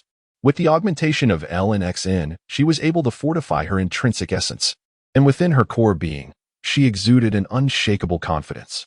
After all, she had confronted the annihilation of her own blood relatives with unwavering composure. What, then, could possibly unsettle her detached core? It then dawned upon Yang Zhizhou that Qing's compendium of traits as a void spirit was indeed extensive, encompassing the capacity to withstand mental contamination. However, given the relatively low grade of that particular attribute, he cautioned her to promptly apprise him of any anomalies. Qing nodded in acknowledgement. Within a brief interval, approximately half of the ability wielders exhibited varying degrees of contamination. LCHN made an immediate decision to evacuate all those who were unable to withstand the mental intrusion. Consequently, the once substantial contingent of nearly 300 individuals dwindled to a mere 100 or so. The military and the state accounted for only 60%, while unaffiliated ability users constituted a mere 10%, with the remaining 30% comprising scions of prominent families. As the ranks were reorganized, Qing's status as a level 2 ability user became increasingly conspicuous. In the midst of a cohort of ability wielders at level 7 or 8 and above, it was impossible for a level 2 ability user to avoid attracting attention. Fortunately, Qing had long been accustomed to being the object of scrutiny, and she remained impervious to the covert and overt gazes directed at her. This composure did not go unnoticed by many present. Zhuefixin, the captain of the second team, made a point of exchanging greetings with Yang Zhizhou and offering words of encouragement to Qing. As fraternal entities of the state, the military and the state naturally shared a common allegiance. After a brief respite, the two teams regrouped and set forth once more. Half an hour later, they parted ways. Chapter 95, Completion. The first team was tasked with searching the surroundings for fellow compatriots, while the second team was to boldly delve into the depths of the mountain to investigate the outcomes of the 3 recent anomalies. Mi Qing followed closely behind Yang Zhizhou, noticing that numerous abilities from the military and the national anomalies had gathered around them. Although they did not overtly acknowledge Mi Qing, their actions spoke volumes, affirming her protection. Mi Qing paused, reflecting. In the past, she was always the one tasked with safeguarding others. The rare occasions when she was shielded herself felt strangely foreign, as if they belonged to this ostensibly fictitious world of novels. Being protected was an unfamiliar sensation for her. She lowered her gaze in silence, allowing her true self to be shielded. There's a discovery ahead, announced Li Xiao, who was responsible for scouting the path. It was a type of pollutant hitherto unseen, composed of fragmented stones, bizarre in appearance, indistinguishable as either ethereal or corporeal. They likely possessed no sight, only being sensed within a 10-meter radius. Their mode of attack was rather straightforward, involving the hurling of debris. Other methods of assault remained to be explored. Zhuo Feixin signaled for everyone to proceed, and after approximately 7 to 8 minutes, the murky essence materialized. Ahead, on the flat ground, a multitude of protruding stones of varying sizes appeared. These stones were evidently pollutants, distinct from the previously damaged structures. Li Xiao stepped forward, entering the 10-meter range before the stone formations, and witnessed the stones on the ground come to life. A pollutant composed of 6 interlocked stones resembled an activated automaton, hurling the debris on the ground towards Li Xiao in an attack. The sound of stones slicing through the void resonated distinctly within the desolate expanse of Biashan. Li Xiao, with formidable defenses, steadfastly weathered this wave of assault. He retreated a meter, distancing himself from the 10-meter radius, and the stone pollutants ceased their pursuit. It appeared that they were in a state of incomplete evolution, someone promptly discerned. Zhuo Feixin summoned an individual with enhanced vision abilities to ascertain the extent of the stone pollutants' range and to determine the location of their source. Within a span of 300 meters, the source, they must be set in motion. Thus, before Zhuo Feixin could issue a command, someone volunteered. Captain Zhuo, our team is ready. A group of 4 stepped forward willingly. Zhuo Feixin nodded, and the 4 ascended. Yang Zhizhou introduced these individuals to me Qing. They belonged to a civilian freelance team. Leading them was their captain, known as Sha Gu, an 8th-level dark linguist. The dark linguist, Sha Gu, bit into his fingertip, smearing the blood upon his lips, rendering them a vivid crimson. He ventured into the stone-infested territory and proclaimed, "Earth spikes," centered around him within a 30-meter radius. The sandy earth coalesced into spikes the width of fingers, numbering in the thousands. Earth burst. The earth spikes converged upon the stone pollutants, resulting in an explosion. The stone pollutants were scattered, and the surrounding pollutants surged forward in a throng. Sonic boom. The void shattered, momentarily halting the advancing stone pollutants. Immediately thereafter, a sister wielding a heavy hammer leaped into the air and crashed down upon the ground. This overwhelming impact